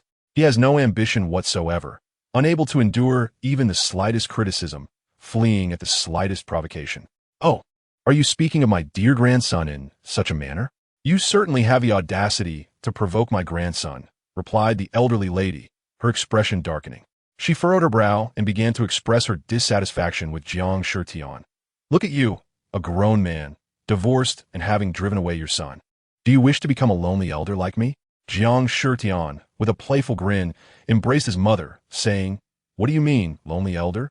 You still have me, your obedient son, and now there's Zhou Li as well." Jiang Shitian nudged me. I smiled silently, observing the exchange. Suddenly, Jiang Shitian released his hold, his expression turning serious. As if his mother had crossed a line he could no longer tolerate. Impatiently, he remarked to her, "Mother, I suggest you worry less. You know well that once someone leaves, they are gone. There is nothing to lament." Jiang Laodai turned her face away, her expression equally grim, retorting, "Do not bring up the past. Back then, it was my inadequacy that burdened my children and grandchildren. If I had gone then, it would have been no great loss. Ultimately, it comes down to the importance of a daughter-in-law." Seeing the tension escalate between them, I approached like a little granddaughter and gently took Jiang Laotai's arm. Offering consolation, "Grandma, Jiang Jun is merely staying at his mother's house for a few days. I am not going anywhere. I will stay here with you." I then turned to Jiang Shitian, saying, "Do you not have business to attend to? You have been at home for several days. Rest assured, I will keep Grandma company." Jiang Laotai chuckled, clearly understanding her son well. She then remarked, "It seems Jiang Jun has gone to seek his biological mother, leaving you at home unable to eat or sleep, all while pretending not to care. I see you care more for your son than anyone else." Jiang Shitian's face flushed with embarrassment as he stormed into the house, to which Jiang Laodai teasingly said, "Oh, are you not busy anymore? If you have matters to attend to, feel free to go." Chapter 13. Joyful moments. I chuckled softly. This man, when stubborn, resembled a child. Even if that man was Jiang Shitian. Jiang Laotai smiled and shook her head, allowing me to hold her arm as we entered the house. The three of us settled down inside. Jiang Laotai held my hand, saying, "Zhou Li is quite clever. Hurry up and give me a great grandson. That would bring me immense joy." My smile faltered. It was clear that both Jiang Jun and I had no interest in each other. To this day, we had never truly been together. I was merely existing in the Jiang household, and the prospect of adding a great-grandson was beyond my capabilities. Jiang Shitian seemed to sense something and quickly changed the subject, suggesting, since Grandma enjoys playing cards, why not play around with her? Jiang Laotai and Jiang Shitian exchanged glances, both chuckling softly. Jiang Shitian humorously gestured for me to sit down, assuring me not to be too restrained. Grandma looked at me curiously, asking, "How come no one is keeping you company? Are you the only daughter in your family?" I nodded, replying, "I have a father, a stepmother, and a half-sister, Zhou Qing, who is just a year younger than me. Additionally, I have a grandmother who raised me." Jiang Shitian listened intently while sipping his tea. Jiang Laotai incisively inquired, "You say your grandmother raised you? What about your father?" My eyelashes trembled as I lowered my gaze and replied earnestly, "My biological parents conceived me out of wedlock. After I was born, my mother abandoned me because she could not enter the Zhou family. My father remarried soon after. I heard that my stepmother's family was more prosperous than the Zhou family, so my grandmother allowed them to live there for several years." "Was your stepmother kind to you? Did your father compensate you well?" Jiang Laotai asked. Concern etched across her face. Even Jiang Shitian's expression turned serious. I shook my head, saying, "What is there to say?" Both Jiang Laotai and Jiang Shitian inquired simultaneously. I continued. She said, "Living with your mother in the Zhou family is always quite inconvenient, and you have a burden to bear. I inevitably face some difficulties and must worry about your burden. Thankfully, I insisted on giving birth to Qingqing at home. Otherwise, how could she have grown up so well?" I mimicked my stepmother's words, lowering my head with a look of endurance, adding at that time, "I cannot comprehend why I was labeled a burden. Moreover, my stepmother spoke as if my grandmother would not help her with the child. In truth, for those 5 years when my father lived with her, I was raised by my grandmother. Yet my father continuously appeased her by saying she had to endure. In reality, my grandmother dared not let her suffer and prioritized her in everything. The prosperity of the Zhou family depended on the connections of my stepmother's family. Fortunately, your grandmother loves you," Jiang Laotai remarked. I clenched my hand involuntarily.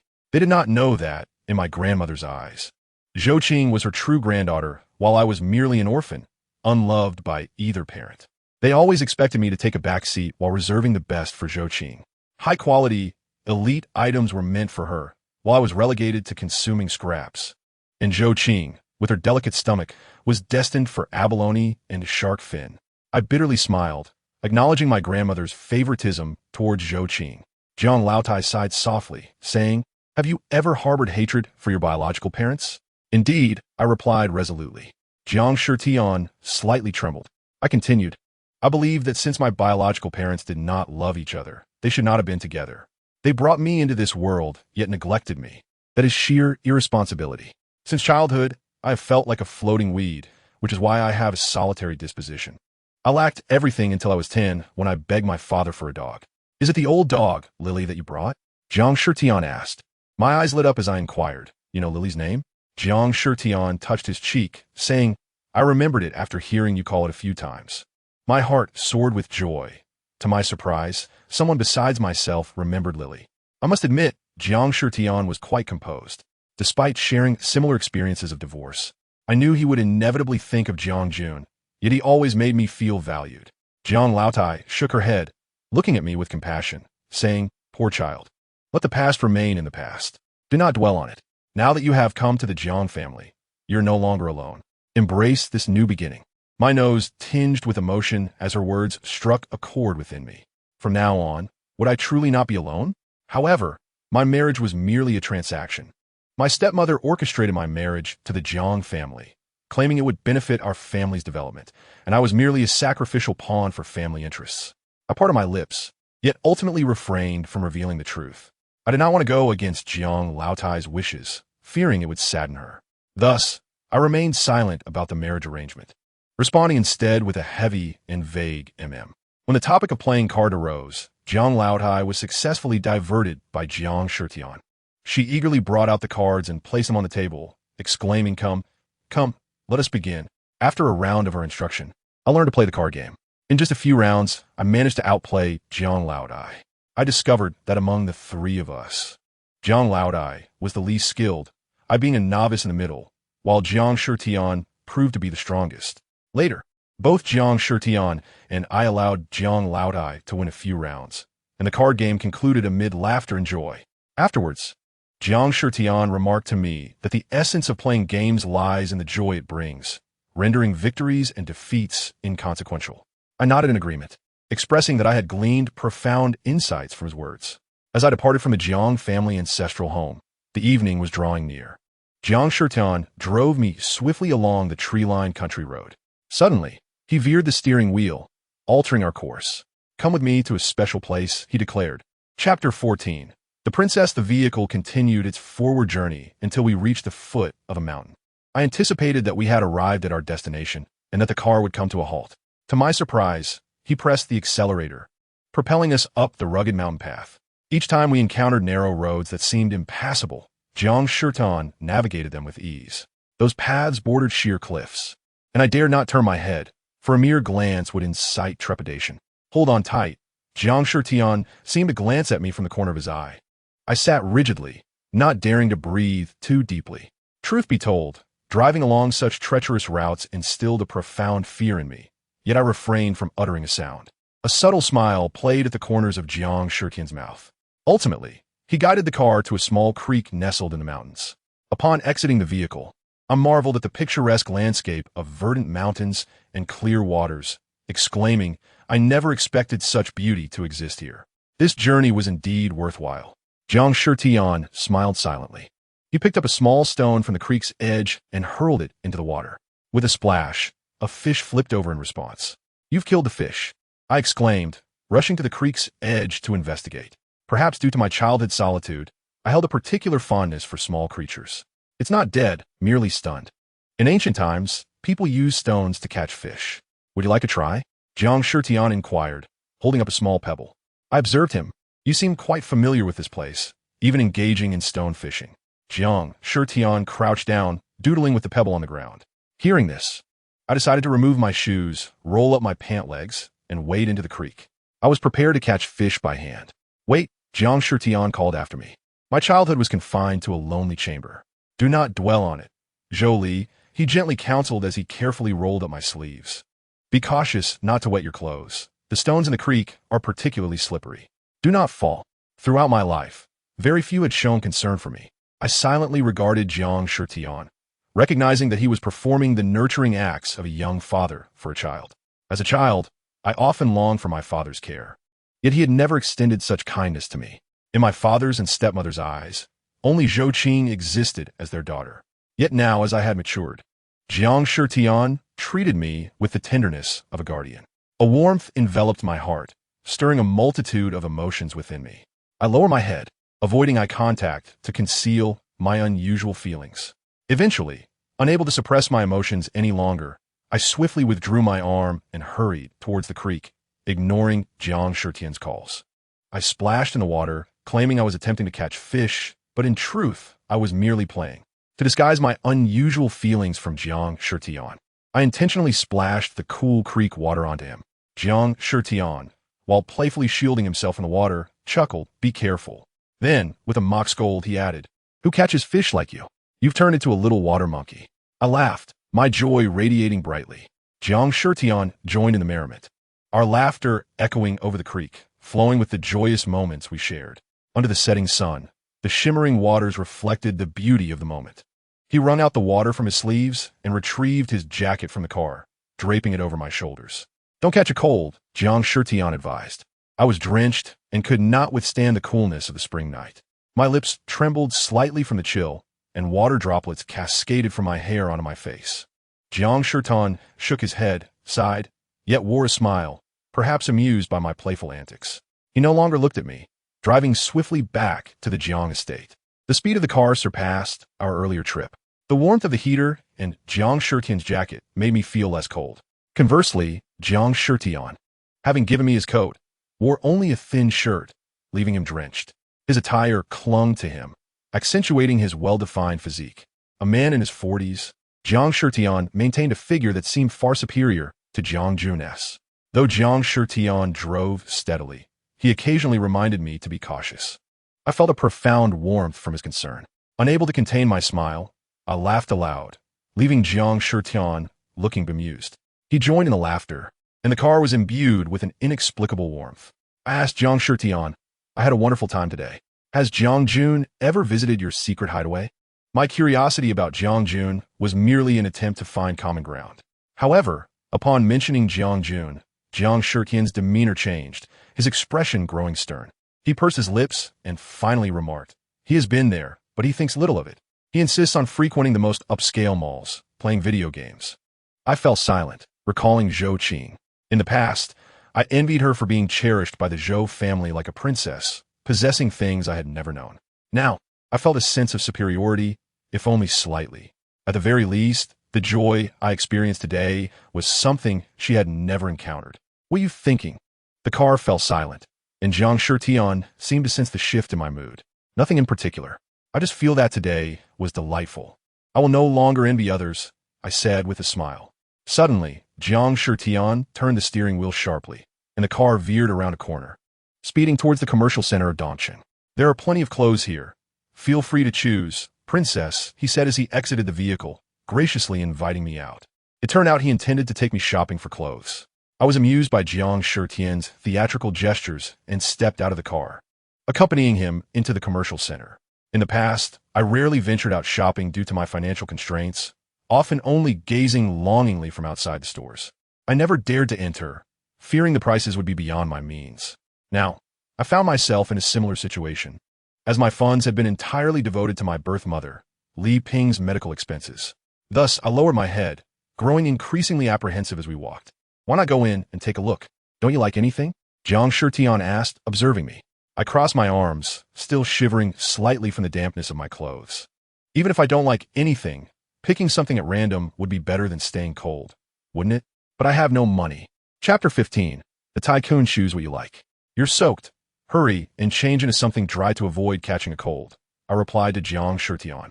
"You know you could catch a cold, which is good," Jiang Shitian said, a hint of irritation in his voice. He firmly guided me to a nearby clothing store. I was taken aback by his assertiveness as he disregarded social norms in a public space, pulling me along. Inside the store, I felt increasingly embarrassed, my eyes cast downward. "Just pick something to try on," Jiang Shitian urged. The staff, recognizing a valued customer, promptly began making recommendations. It was then that I noticed the store's brand, one I could never afford. Understanding the expensive nature of their accessories and clothing, Jiang Shitian, seeing my hesitation, grew impatient. He directly instructed the staff, "Bring out all suitable clothes in the store. I will take them all." Afterward, he implored me, "Please listen and choose something to wear. It will keep you warm and prevent you from getting cold." His tone resembled that of a parent coaxing a child. I stood there, my eyes wide in disbelief. Jiang Shitian is truly a man of opulence. Who would purchase items in such a manner? He actually bought out the entire collection at the specialty store. I declined, fearing that my wardrobe could not accommodate so many garments. I hastily concocted an excuse to refuse. Without a flicker of hesitation, Jiang Shitian replied, "Are you not aware that there is a 300 square meter dressing room adjacent to your room? I have noticed you seldom venture in that direction." I was taken aback. My time in the Jiang household has been brief, and my adherence to propriety meant I had not fully grasped the contents of each room. My own chamber already contained a spacious wardrobe, and having moved in with minimal luggage, it was hardly filled. I was oblivious to Jiang Shitian's additional arrangements. Jiang Shitian remarked, "Every season, a dedicated individual will come to tailor outfits specifically for you. We predominantly wear our own brand. However, this brand is also commendable. I suppose it will suffice." It suddenly dawned on me that the world's premier bespoke clothing brand belonged to Jiang Shitian. They accept only private orders, releasing no more than 100 pieces annually, with a valuation exceeding 10 billion. It is akin to the Lamborghini of the fashion world, utterly unattainable for the average individual. Observing Jiang Shitian nonchalantly settling the bill, it was evident he possessed the most elite diamond card from Dongqing Bank. I had previously seen my stepmother flaunt such a card. She claimed that fewer than 10 individuals in the entire Dongqing possessed a diamond card, with a credit limit of 10 billion. To my astonishment, after completing the payment with the diamond card, Jiang Shitian proceeded to thrust the card into my hands. I was stunned. My hand trembled, and the diamond card slipped to the floor. The astute shop assistant promptly retrieved it for me. Those who held the diamond card were treated like royalty. Jiang Shitian inquired, "What is the matter? Are you disdainful?" I shook my head. He continued, "If you find it distasteful, I can replace it. After all, this card cannot even purchase a year's worth of clothing." I was left speechless. To understand, my stepmother was overly cautious even when I merely glanced at her diamond card. This card was an enigma to me, something I had neither heard of nor seen before. Jiang Shitian stated, "Take it. This is an international card. There are no limits on the credit. You may not have encountered one in the Zhou household, because I am the sole owner in Dongqing." I hesitated, reluctant to accept. Such a card not only represented limitless credit, but was also a symbol of status. It was far too valuable. What is designated for you is yours. I can utilize other forms of identification without needing this card, Jiang Shitian insisted. I recoiled, shaking my head. He pressed the card into my palm firmly. As I held it, my hand became warm. Bowing my head, I meekly asked why, if the Jiang family is evidently wealthier than the Zhou family, did you arrange for Jiang Jun and me to marry? Jiang Shitian laughed, seemingly unprepared for my forthrightness. He replied, "Perhaps when your stepmother presented you."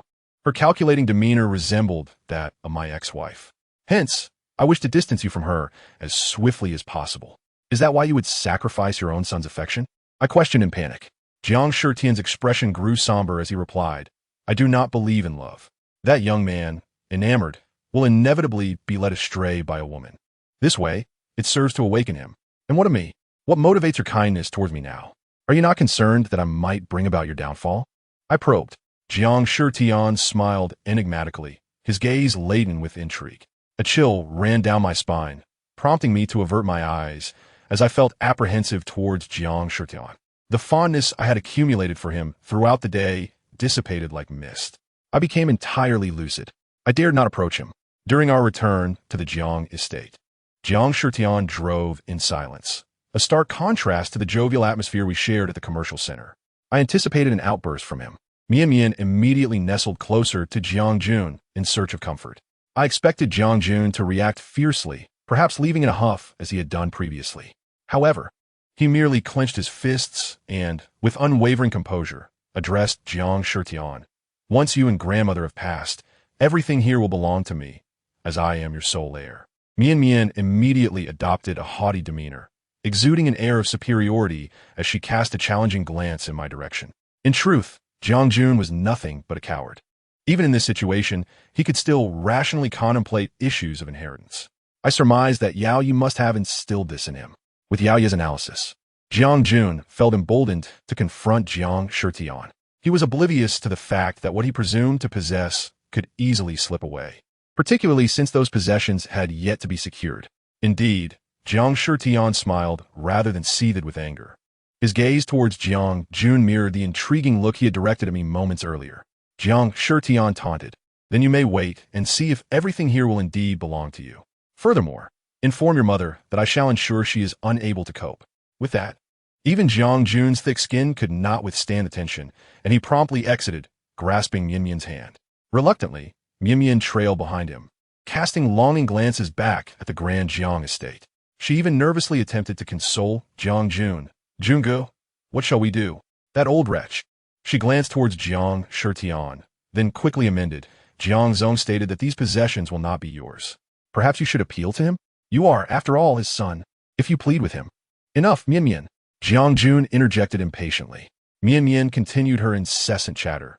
Then should we consult your mother? Surely she will have a solution, right? If your mother has a way, then we need not plead with him. Chapter 16. Lifeboy Mian Mian's words were sheer folly. She was utterly insipid. I held no desire to engage in conflict with her. The avarice exhibited by these two had breached the cardinal rules of numerous affluent families. Indeed, once they departed, Jiang Shitian erupted in fury. He shattered the cup he had been sipping from. I realized that his previous demeanor had merely been a facade of restraint. Jiang Shitian appeared suddenly aged. Weariness etched across his face as he looked at me and said, "You should leave." I did not depart. Instead, I remained to keep him company, keenly observing his expressions. Jiang Shitian, regaining his composure, inquired, "Why do you not leave?" I understood well that the Zhou family was hardly superior to the Jiang family. Without Jiang Shitian, I had nowhere to turn. "Do you truly believe this place is a pit of fire?" Jiang Shitian asked in surprise. I continued, "However, this time I'm choosing for myself. I willingly leap into the abyss. Rather than have others dictate my fate, I prefer to seize my own destiny. Although the path may be the same, the power to choose lies within me." Jiang Shitian regarded me for an extended moment before saying, "Rest assured, I will not let you regret this. You are a phoenix, destined to rise from the ashes." I was uncertain if I was indeed a phoenix, but I was certainly myself. I was Zhou Li. I could not allow myself to perish. The fierce will to survive that had driven me since childhood compelled me, even in my fear of Jiang Shitian, to seek his proximity. Just as in those years, when I endeavored not to offend Zhou Qing in order to secure my place within the Zhou family. In the Jiang household, Jiang Shitian served as my life buoy. Hence, how could I cast away my life buoy? In the subsequent days, Jiang Shitian seemed to regain his vigor and ventured out to conduct business. However, my biological mother, Li Ping, sought me out. I was perplexed as to how she had the audacity to approach the Jiang family as my mother. Aunt Lan announced, "Young madam, this lady claims to be your mother and has come specifically to visit you." Jiang Shitian had already dispatched someone to address the incident involving Aunt Lan slapping Mian Mian. I signaled for Aunt Lan to withdraw and checked my phone, discovering 3 or 4 missed calls, all from Li Ping. I lamented not having checked my phone sooner, which allowed Li Ping to enter the premises. However, I had never possessed the habit of keeping my phone on me. I find myself devoid of friends and necessary contacts. After graduation, I unceremoniously uninstalled WeChat. My entire phone book contains only the contact information of my father and Li Ping. However, I have never taken the initiative to reach out to them. Thus, when they seek me out, they may not always succeed. Today, for instance, it was only through her own volition that Li Ping sought me out. I regarded her with an unwelcoming demeanor and coldly inquired, "What brings you here?" I harbored doubts that she had come merely to visit me, purely to rekindle mother-daughter sentiments. From the moment she entered the Jiang household, I observed her wide-eyed wonder, akin to an unworldly visitor. She gazed around, marveling at the grandeur, exclaiming, "Lily, your home must be worth a fortune, so spacious and beautiful, filled with so many exquisite things." She continued, "Wealthy families are truly exceptional, Lily. Your father treats you well, choosing a splendid match for you. It was my stepmother who made that choice." I shot her a frosty glance. Perhaps sensing my hostility, Li Ping laughed nervously, stating, "Your stepmother is also quite kind to you. It's quite important for a woman to marry well, unlike me." At this moment, she rubbed her eyes, signaling the onset of sentimentality. Years ago, after abandoning me, Li Ping ventured south for work, only to be deceived by men and fall gravely ill. I had heard this tale countless times before. Now, I was no longer swayed by her manipulations. I wished for a swift resolution. Let us speak plainly and not waste each other's time. I stood before her, my intention unmistakable. I had no desire to engage in lengthy discussions. Li Ping raised her gaze to meet mine, her face marked by weariness. Dressed in factory attire, she appeared a decade older than her actual age. When she abandoned me, I was but an infant. Now I towered over her. She rubbed her hands together and said, "Lily, in a few days, I must return to the hospital for treatment. How much do you need?" I asked, my tone resolute. Li Ping counted on her fingers, muttering to herself. Finally, feeling a bit embarrassed, she extended 3 fingers toward me. 3,000? I queried. Li Ping glanced around the room, hesitated, and then revealed the 2 fingers she had initially concealed, declaring, 5,000. Li Ping intended to use my betrothal gift for her surgery. Afterward, she did not fully recover and now required regular medication and checkups to manage her condition. I had assisted her with funds before, thus I had a rough idea of the costs involved. Each time she obtained her medication, it only amounted to 1,000. When she stated 3,000, I considered it excessive, especially since she was still capable of earning her own wages. Meanwhile, since marrying into the Jiang family, I had lost my financial independence. Her request for 5,000 felt like a challenge. Should I comply or refuse? A refusal would surely lead to further entanglements, while compliance might encourage her insatiability. If I were to acquiesce, it would necessitate the use of the card Jiang Shitian had given me. My hand slipped into my pocket, brushing against that very card. Since receiving it, I had carried it with me daily, and now it felt warm to the touch. Sensing my internal conflict, Li Ping remarked, "Lily, you wouldn't truly deny me, would you? You are now a wealthy matron. Have some compassion for your mother." Before I could voice my refusal, Li Ping was already entangling me further. I furrowed my brow, clearly displeased. This was emotional blackmail, a blatant threat. Jiang Shitian observed the exchange and inquired, "Are we having guests?" He did not recognize Li Ping. I introduced her, saying, "This is Li Ping, my biological mother. She has come to see me." I refrained from mentioning the true purpose of her visit for funds, yet my tone was devoid of warmth, marked by distance and resistance. Li Ping seemed to grasp my sentiments, and with a polite smile, she approached, attempting to salvage her image. "You must be Mr. Jiang? Greetings, I am Zhou Li's mother." As she spoke, she wiped her palms on her work uniform. She extended her hands towards Jiang Shitian, intending to shake his hand as a display of sincerity and warmth. He reciprocated, softening his previously aloof demeanor to greet her kindly. He said, "Guests are always welcome, especially since you are Zhou Li's mother. Please have a seat." Aunt Lan was summoned to prepare tea for the occasion. Li Ping cautiously observed my expression, but ultimately sat down obediently. Once seated, she appeared awkward and fidgety, unsure of where to place her hands and feet. Eventually, she clasped her legs together, resting her hands between them. I found a place to sit as well.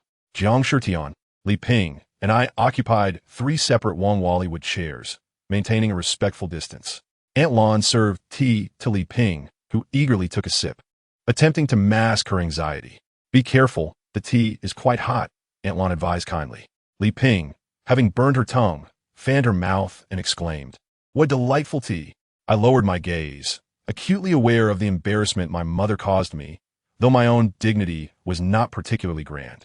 I merely avoided looking at Jiang Shitian. He, however, remained unfazed by the situation. "Very well," Li Ping replied enthusiastically. Yet, sensing she had responded too quickly and lacked decorum, she timidly added, "How can I accept such generosity? You are too kind, dear father-in-law." I remained silent throughout, while Jiang Shitian patiently probed, "Did you come here simply to see your daughter?" It was evident that the astute businessman Jiang Shitian recognized Li Ping's ulterior motives. He cleverly engaged her in conversation. Li Ping stammered, "Yes, my health is poor. Monthly medication requires funds. Those of us working in factories have it tough. I thought perhaps Lily might be a little more generous. I really don't need much, just 1 or 2,000 would suffice. She has always been a dutiful child, providing for me at times to fulfill her filial duties." I felt an overwhelming sense of incredulity at Li Ping's contradictory statements. Jiang Shitian, however, remained composed, sipping his tea while observing her behavior. After Li Ping finished speaking, a silence enveloped the room. She grew increasingly uncomfortable, nervously adjusting her hair that fell around her face. Becoming visibly agitated, I scrutinized her disheveled hair, which was graying and lacked luster, clearly neglected. Jiang Shitian set down his cup, chuckling lightly. I cast a wary glance at him, uncertain of the meaning behind his laughter. However, he swiftly produced a check and a pen, filling it out with precision before smiling as he handed it to Li Ping, stating, "Here is 100,000. It was clear he was a cunning individual. Li Ping, overwhelmed, hurriedly accepted the check, nodding and bowing in gratitude. She meticulously counted the figures on the check, her eyes wide with disbelief. After confirming its authenticity, she appeared utterly dazed. With trepidation, she addressed Jiang Shitian. How can I accept this? Father-in-law, is it truly permissible for me to take this? Jiang Shitian's demeanor shifted. He regarded her with seriousness, saying, It is yours to take. Is it sufficient? If not, I shall provide more. Li Ping counted on her fingers again, muttering to herself. A month's medication costs 1,000, which totals over 10,000 a year. 100,000 was sufficient. Li Ping, possessing only an elementary school education, could not calculate this at once. Yet, she exhibited a modicum of cleverness, understanding the necessity of leaving room for interpretation in conversation. Jiang Shitian seemed to have discerned this subtlety in her, and with a scoff, he remarked, If it's not enough, just come and ask me directly later. Li Ping clenched the check in her hand, her expression becoming increasingly conflicted. It was evident that she was not foolish. She comprehended the implications of Jiang Shitian's words. However, her resilience was formidable, rendering her impervious to his jibes. Resolutely, Li Ping tucked the check away and, with a determined bite of her lip, addressed Jiang Shitian. In that case, I shall seek you again when the need arises, dear father-in-law. She then lavished him with a few compliments, stating, You are truly kind, father-in-law. Lily is fortunate to have married into your family. Having achieved her goal at the Jiang residence, Li Ping slung her bag over her shoulder and prepared to depart. I hurriedly averted my gaze, not wishing to meet her eyes. Jiang Shitian cleared his throat twice, and Li Ping, with an awkward smile, took her leave. As she exited, she nearly collided with Jiang Jun. Jiang Shitian dismissed him with indifference. In the flurry of movement, the check slipped from Li Ping's pocket to the floor. In her haste, she had not placed it in her bag, but had hastily shoved it into her pocket instead. The check, prominently displaying Jiang Shitian's seal, lay on the ground.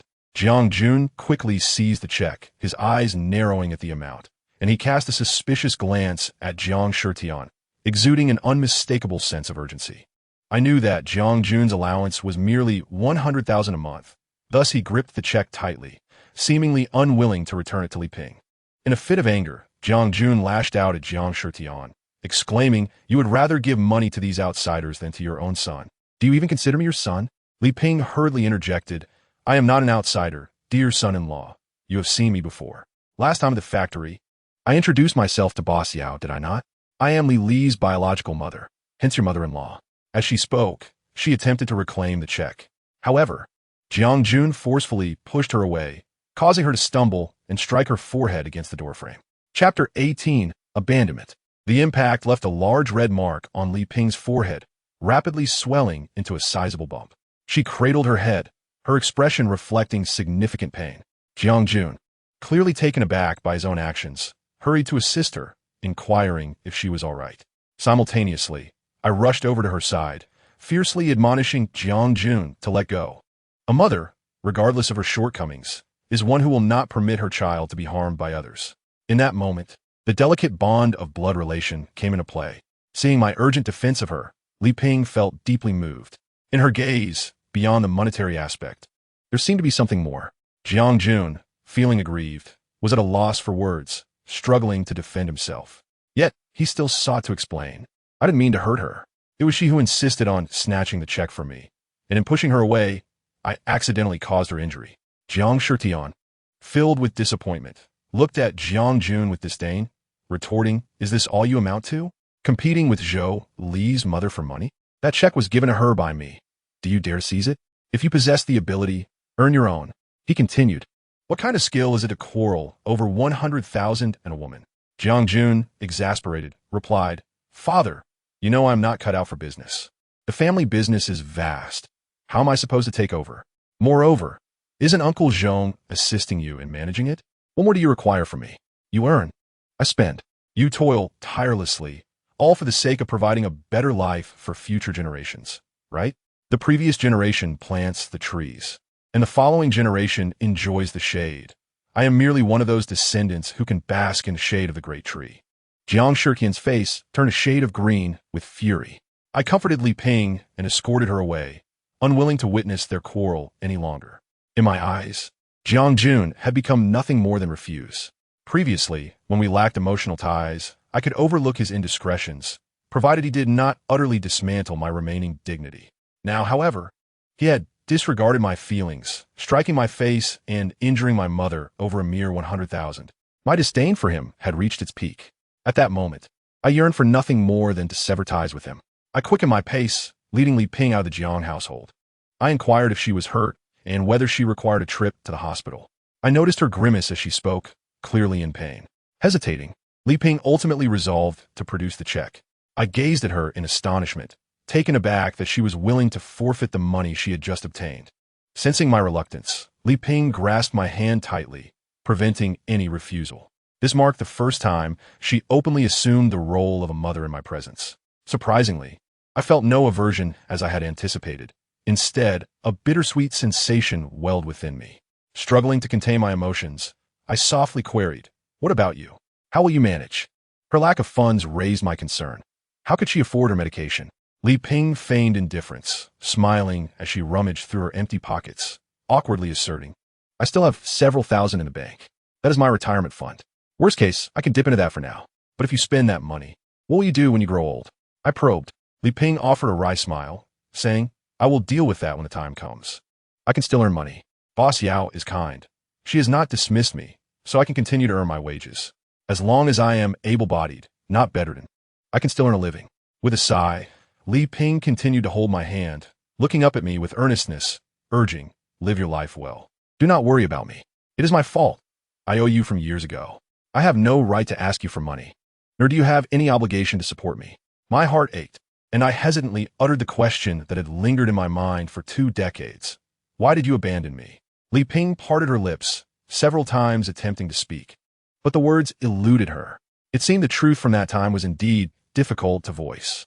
In truth, I already knew her silence spoke volumes. My grandmother had recounted the tale countless times. She had told me that Li Ping had been unable to marry into the Zhou family, thus choosing to abandon me and escape. Fearing that the Zhou family would demand child support, she had chosen to ignore me entirely, treating me as if I did not exist. From a young age, my grandmother had berated Li Ping's actions. I had heard it all before, but now I merely sought to hear it from her own lips. If she was unwilling to share, then so be it. I dejectedly let my hands drop. Perhaps sensing my disappointment, Li Ping finally summoned her courage. She spoke, "When I gave birth to you, your grandmother came to the hospital to negotiate. She said, 'If this child is indeed of the Zhou lineage, we can take responsibility. However, we only desire the child and have no obligation to you. You can either take the money and leave, which would be best for both you and the child, or you can keep your child, and we will have no further relations with you.' When I heard your grandmother's words, I thought to myself that if you stayed with me, you would only suffer. It would be better for you to grow up in the Zhou family. As long as I disappeared, you could become a Zhou heiress and live a good life. That is why I allowed her to take you away, and I left Dongxing alone with the money." A tightness gripped my chest as I gazed intently at Li Ping. Her words did not seem like lies. A sudden epiphany washed over me, revealing that her abandonment of me was shrouded in a deeper truth. It turned out that when she abandoned me back then, it was not as my grandmother had claimed. Rather, it was under my grandmother's coercion and manipulation that she chose to forsake me. She wished for me to lead a good life. But have I truly lived a good life? The Zhou family deceived both me and her. I clenched my fists, harboring a deep-seated animosity towards the Zhou family. I handed a sum of money to Li Ping, saying, "Here is 1,000 or 2. Not much. Take this for your medicine. When I have more money, I will give you more." I did not wish to casually utilize Jiang Shitian's card, for I had other plans. I aspired to learn the art of business, to become powerful in my own right. I yearned for my own financial independence. Only then could I stand up against the Zhou family and secure my position within the Jiang household. Li Ping stared blankly at the money in her hands. She looked at me, her eyes glimmering with a peculiar light. "Lily, you don't resent me, do you?" Chapter 19. Jewelry. How could I not resent her? I blamed Li Ping for being blind in her youth, for choosing my weak and indecisive father. I blamed her for hastily becoming pregnant with me and yet lacking the ability to raise me. However, her abandonment of me, her indifference, her cruelty were not her true intentions. She had her own struggles. She was coerced by my grandmother with a desire for me to have a better life. Should I not forgive her? I told Li Ping, "Let's not dwell on the past. Rest assured, even if I cannot become the esteemed daughter of the Zhou family, I will ensure you live a good life." I cast my gaze towards the Zhou family in the western part of the city, filled with hatred for them. I wish for my stepmother's current possessions, and in the future, I would ensure Li Ping had them as well. Not merely because she is my mother. Perhaps it is inherent in human nature to seek one's roots. My heart felt like driftwood, and I had never regarded the Zhou family as my kin. Now, Li Ping was my only family. Let this be my quest for identity. Upon returning to the Jiang household, I expressed to Jiang Shitian my desire to learn about business. He looked at me with surprise. After all, Jiang Jun had just declared he would not take over the family business, only responsible for spending the money. Jiang Shitian scrutinized me closely. He asked, "Are you certain you want to learn about business? It is quite arduous. It would be more comfortable to remain a princess at home." I recalled when we visited the commercial center, Jiang Shitian had mentioned that in the Jiang family, I could also be a happy princess. However, I was no princess, nor was I happy. I resolutely replied to Jiang Shitian, "I do not fear hardship." Ultimately, Jiang Shitian acknowledged my determination with a nod and decided to personally teach me the intricacies of business. After all, the Jiang family's enterprise needed someone to inherit and manage it, and now I was a part of the Jiang family. Since I began learning business from Jiang Shitian, I became increasingly busy. I had no time for self-pity or to dwell on my personal grievances. With Jiang Jun, Jiang Shitian taught me financial management and investment. He did not directly assign me the management of the Jiang family's enterprises, but encouraged me to seek out areas that piqued my interest. He even provided me with initial capital. Jiang Shitian informed me that the first step in building a business empire is to possess one's own enterprise. I developed an interest in jewelry, having observed my stepmother tirelessly sourcing exquisite items from around the world for Zhou Qing throughout my childhood.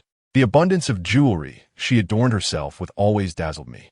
Over time, although I owned nothing, I accumulated a certain knowledge about jewelry from around the globe. Yet, I understood that this was far from sufficient. When I utilized the initial capital given by Jiang Shitian to purchase my first set of jewelry, he introduced me into his social circle. Through his connections, I met several individuals in the jewelry industry. These acquaintances provided me with access to rare and exquisite pieces. After acquiring several expensive sets of jewelry, rumors of my extravagant spending began to circulate in the E-City. Various media outlets relentlessly speculated on my appearances at jewelry stores. Mian, likely having caught wind of the news, appeared before me, linking her arm with Jiang Jun. At that moment, I was purchasing jewelry at a newly opened store. I overheard Mian's discontented voice. "Jungu, look, she is indeed buying jewelry again. The media was right. She is utterly vain. Just look at that set of jewelry she holds, gleaming with gold, a clear indication of a nouveau riche. Furthermore," she added, "and she is spending your family's money. That money originally belonged to you." Mian, being Jiang Jun's cherished one, knew him well. Each of her words struck a chord with him. Indeed, Jiang Jun furrowed his brow, clearly displeased. He likely thought that as long as he placated Jiang Shitian, the family fortune would remain his. Little did he expect that upon returning home, a visit from Li Ping would cause such a stir. In the days that followed, the atmosphere was tense. Jiang Jun realized that Jiang Shitian had pinned his hopes on me, and he became disdainful. He left home once more, brazenly seeking Mian. Through his actions, he conveyed to me that without him, I was nothing. Like my mother Li Ping, I was merely an outsider to the Jiang family. As long as there were no children between us, he need not fear that the Jiang family's wealth would ultimately fall into my hands. I took a deep breath, unwilling to confront Jiang Jun in the jewelry store. My sole focus was on making money through business, without the time or inclination for their games. As a public figure, I had to maintain my personal image and societal impact. To my astonishment, as I approached the counter to pay, Jiang Jun intervened. He stated, "You cannot buy this. That set of jewelry is evidently expensive." I replied with a smirk, "This piece is worth 100,000, merely your monthly allowance." This set of jewelry, known as Jin by Hui Huang, was crafted from gold, radiating a magnificent glow.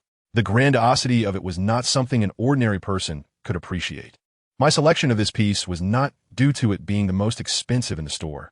It was merely of moderate price compared to others. There were indeed more luxurious pieces in the store. However, this set was designed by the emerging designer Luo Yang, marking his debut work. To my knowledge, Luo Yang is the only Chinese student of the internationally renowned designer Arthur Jean. While his works have gained some recognition abroad, he remains relatively unknown in China. I became aware of him because my stepmother had once procured a brooch designed by Luo Yang as a birthday gift for Zhou Qing, which she adored and frequently wore. Yet, My stepmother had no knowledge of Luo Yang at the time. She only recognized the brooch as part of a brand by a foreign master. I alone paid attention to the inscription on that brooch and conducted thorough research. I had been following Luo Yang's developments closely. He insisted on selling his graduation designs domestically at cost price, waiving design fees, merely seeking suitable buyers. Recently, through connections from Jiang Shitian's friends, I had acquired the complete set of jewelry that Luo Yang had been selling abroad. Now, this unique graduation design had finally been found in this newly opened store. I had come specifically for this jean by Hui Huang, as I recognized Luo Yang's potential for development in China and was uninterested in other items in the store. Jiang Jun continued to prevent me from purchasing jean by Hui Huang, asserting, even if it is just 100,000, where will you find the money? The Jiang family does not have that much idle cash for you to waste on these trinkets. Chapter 20. Unworthy Jiang Jun was quite agitated. Yet he found himself at a loss for words. I have shed the identity of Jiang's daughter-in-law. If he were to slap my face, it would merely be a reflection of his own. Mian hurriedly assisted Jiang Jun with his grooming. While doing so, she did not forget to pick up a seemingly understated yet exorbitantly priced piece of jewelry nearby. Mian flatteringly remarked to Jiang Jun, "Brother Jun, see, Mian truly understands." Unlike certain nouveau riche, Mian does not choose gaudy and ostentatious ornaments. Mian desires this piece. Upon hearing her wish to purchase the jewelry, Jiang Jun immediately reached for his wallet without even glancing at the price. To his dismay, the cashier announced, "Sir, this set of jewelry totals 200,000. Jiang Jun's hand froze mid-motion. He had been deprived of his allowance by Jiang Shitian, and now he could not even produce 200,000. He glanced at my set, which was priced at 100,000, and compared it with Mian's 200,000 piece, feeling somewhat embarrassed as he said, "Are jewelry prices really this high nowadays?" Mian shook his hand and, in a playful tone, said, "It's not expensive at all, Brother Jun. This set of jewelry is both simple and elegant, especially suitable for Mian. Just buy it as an early birthday gift for me. A mere 200,000 for a birthday gift is hardly a loss for you." I was uncertain of the value of the birthday gift Jiang Jun had previously given Mian, but seeing his wavering expression, I could surmise they were certainly substantial. After much deliberation, Jiang Jun gritted his teeth and pulled out his credit card, a diamond card with a limit of 1 billion. He intended to pay for Mian. I coldly countered him with his own words. "Does the Jiang family have spare money to buy you such jewelry? And at 200,000, that is twice the price of mine." Jiang Jun, filled with anger and shame, retorted, "Your set is too ostentatious and not worth it." I scoffed lightly. "This set of jewelry is called Jinbi Hui Huang, designed by Luo Yang. If you do not understand, refrain from speaking carelessly." Jiang Jun genuinely lacked understanding and could only mimic my words, shouting, "You are Jiang's daughter-in-law, capable of buying jewelry. I am the only son of the Jiang family. Am I not worthy of purchasing a piece of jewelry?" I fixed my gaze on Jiang Jun, deliberately raising my voice. Jiang Jun was rendered speechless, his face flushed with embarrassment and anger. The jewelry store was newly opened and bustling with customers, who had initially paid little attention to us. However, after this commotion, customers began to point at Jiang Jun, whispering, "Look, that's Jiang Jun, the only son of the Jiang family, and that person beside him, wearing a hat and sunglasses, must be the celebrity Mian. Everyone knows that celebrity Mian is Jiang's mistress." Who would have thought that Jiang Jun would make things difficult for his legitimate wife for the sake of his mistress? To conduct such affairs behind closed doors is one thing, but to openly trample on the legitimate wife's dignity is quite another. This Jiang Jun's character is truly questionable. Mian, sensing the situation had turned against her, did not care for Jiang Jun's predicament, but feared losing the jewelry she had set her sights on. Thus, she hastily snatched Jiang Jun's diamond card and handed it to the cashier to settle the payment. However, when the cashier swiped the card, it indicated that the card had been frozen. Unexpectedly, Jiang Shitian had not only seized Jiang Jun's allowance, but had also suspended his supplementary card. In a hurry to escape, Jiang Jun pulled out his phone, intending to make a payment via WeChat. Unfortunately, it appeared that his WeChat account held only 100,000. Therefore, Jiang Jun turned his attention to my set of Jinbi Hui Huang. In a hushed voice, he suggested to Mian, "How about we buy this set? You just said it's called Jinbi Hui Huang, designed by that Luo Yang." Mian was unyielding, exclaiming, "I don't want it. It's worthless. This piece of trash jewelry is too tacky. Only someone like her, a nouveau riche, would find it appealing. And that Luo Yang designer? I've never even heard of him. Do you think I would settle for any random designer? I only want luxury brands like Pandora, Bulgari, and Cartier. Jiang Jun grew anxious, lowering his voice as he said, "But my WeChat balance is only 100,000. Mian fell silent, her eyes darting around. Soon, she reluctantly suggested, "Then let us go with this set." She reached for my Jinbi Huihuang. I firmly resisted, refusing to part with it. She could take that scoundrel Jiang Jun, but not my Jinbi Huihuang. Consequently, Mian erupted in a tirade. "You shameless BTCH. Not only do you cling to the position of Zhang's young mistress, but now you even dare to snatch jewelry." I approached and slapped her across the face. Jiang Jun quickly grasped my wrist, fearful that I would continue my assault. I glared at him with malice. I am his wife, and Jiang Jun, being the coward he is, dared not confront me publicly. Realizing she could not overpower me, Mian disregarded everything else. She covered her face, enduring the pain, and urgently urged Jiang Jun, "Brother Jun, make the payment." Then she jumped, shouting at the cashier, "Hurry up and collect the money. What are you doing just standing there?" Mian was nearly in tears, believing that if she paid first, she would secure the Jinbi Huihuang. To her astonishment, the cashier smirked and stood up, addressing Mian, "I'm sorry, but this Jinbi Huihuang is not for sale to you. You are not worthy." "You? What kind of employee are you? Refusing business? Where's the manager? Bring the manager out. I want to lodge a complaint. Such an employee must be fired." Mian raged like a shrew. At that moment, the manager approached. The jewelry store manager told Mian, "I apologize, but I have no authority to fire him. This gentleman is, in fact, the owner of the store. He has come to assist with the cash register for today's grand opening event." Mian's face turned a deep shade of anger.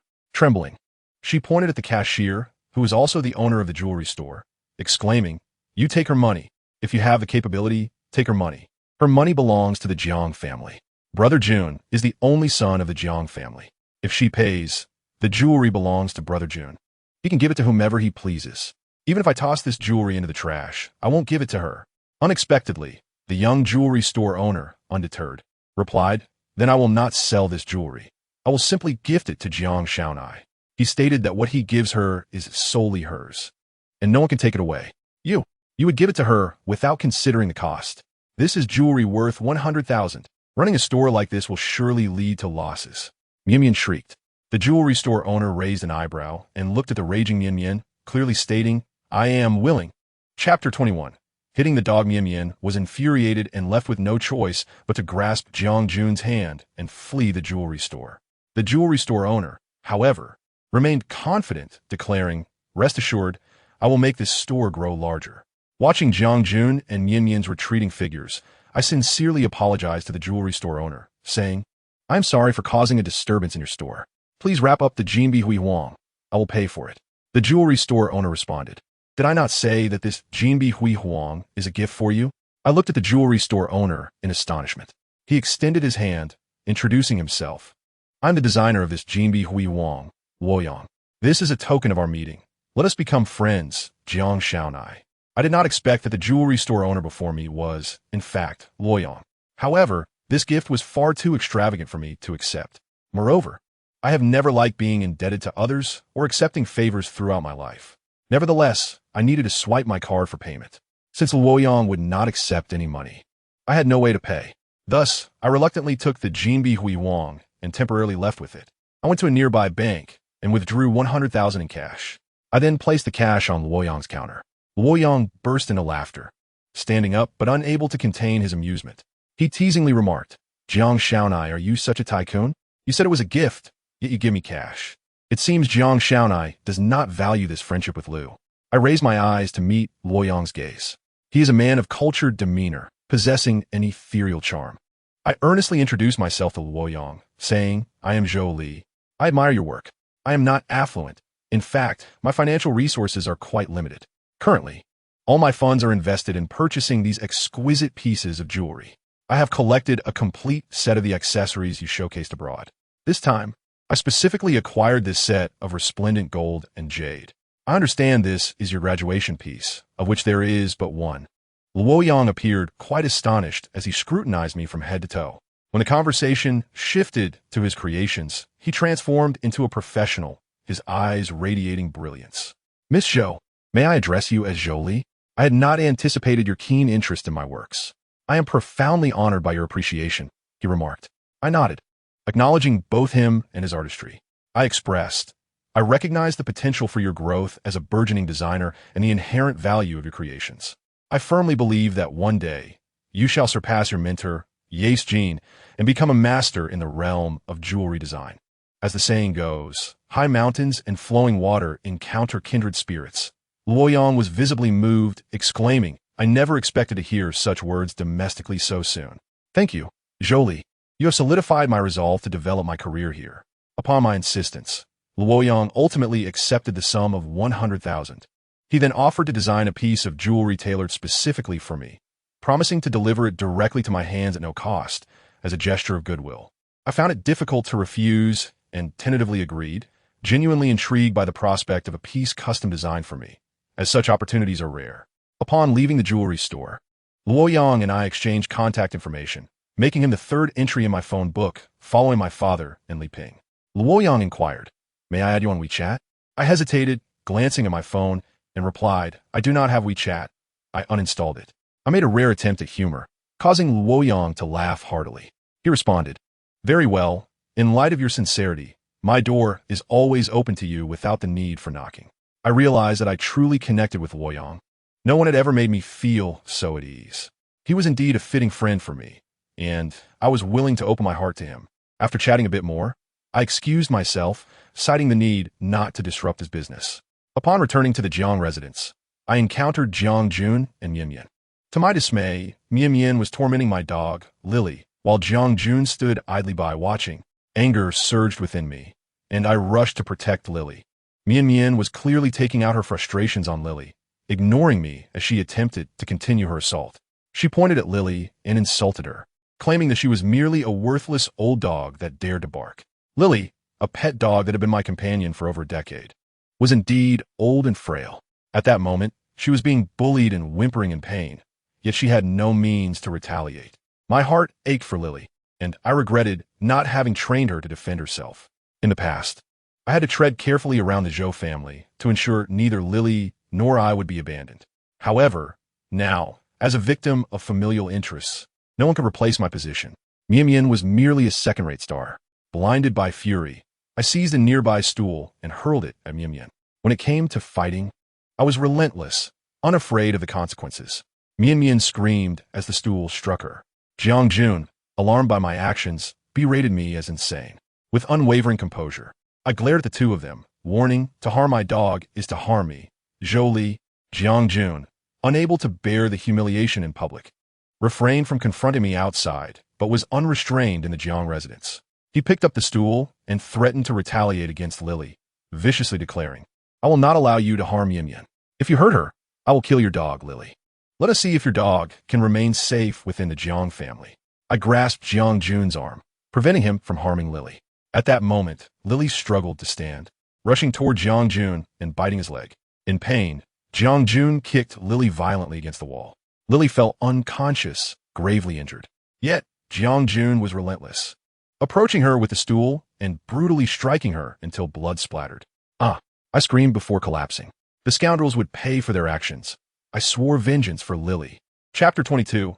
Lily, I do not know how long I was unconscious, but I eventually awoke to find myself surrounded by people. My expression was numb, and my gaze was hollow. I spoke softly to Jiang Shitian. Let us bury her. I wish to find a burial plot and enter Lily myself. Perhaps my calmness was unnerving. Even Jiang Shitian hurriedly agreed. Very well. I will arrange for someone to select a suitable gravesite and erect a monument for little Lily. We will also arrange for monks to chant prayers. I added my request. Of course, Jiang Shitian seemed obliging, eager to fulfill my wishes. I felt utterly drained. Casting a glance at Jiang Jun and Mian, who stood to the side, Jiang Jun clenched his fists, turning his face away. Meanwhile, Mian covered her face, weeping and sobbing. The memory of their cruelty towards Lily ignited a fiery hatred within me. Jiang Shitian turned to Jiang Jun, commanding, Are you not going to apologize? Jiang Jun's fists tightened further as he lowered his head and approached me, hesitating to speak. After several attempts, he finally managed to say, Well, Zhou Li, this cannot be blamed on me. Your dog bit me first. He gestured to the bandaged wound on his leg, which he had exaggeratedly wrapped. Human life is more valuable than a dog, he added. I took a deep breath, struggling to rise. I coolly regarded Jiang Jun and Mian, my eyes reddening as I pressed before this. Who was it that first bullied Lily? Who was it that inflicted harm upon her? Even when she was unconscious, you still did not spare her, intending to kill her. Mian eagerly retorted, she barked first. She should know who she is barking at. I stepped forward and slapped Mian across the face, demanding, are you speaking of yourself? How shameless. Mian yearned to retaliate, but with Jiang Shitian present, she dared not. She pretended to be weak instead. Jiang Shitian glared at her, questioning, what are you doing here? The Jiang family does not welcome you. Mian flung herself into Jiang Jun's arms like a frightened bird. Jiang Jun protected Mian, looking at Jiang Shitian with a feigned bravado, complaining, this is all your fault for letting this woman squander the Jiang family's money. Jiang Shitian scoffed, pulling out a cigar to light it. Mian exclaimed, I am not a seductress. She then turned to Jiang Jun, saying, Junge, I am not a seductress. How could I be? It is she who is unloved, that is the seductress. She pointed at me. At that moment, I was already at the door, not wishing to listen any longer. Upon hearing Mian accuse me, I picked up a nearby stool and hurled it at her without regard for the consequences. With Lily gone, I felt liberated from any constraints. After throwing the stool, I left, leaving them with only my silhouette.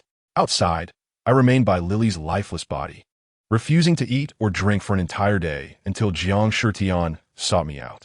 He asked, would you like me to invite your mother to keep you company? He was well aware of the estrangement in my relationship with my mother. Thus, it can be said that this is merely a desperate attempt to seek a remedy in a time of crisis.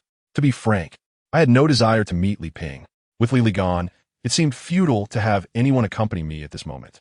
Unexpectedly, Jiang Shitian remained by my side, sitting with me for an entire day.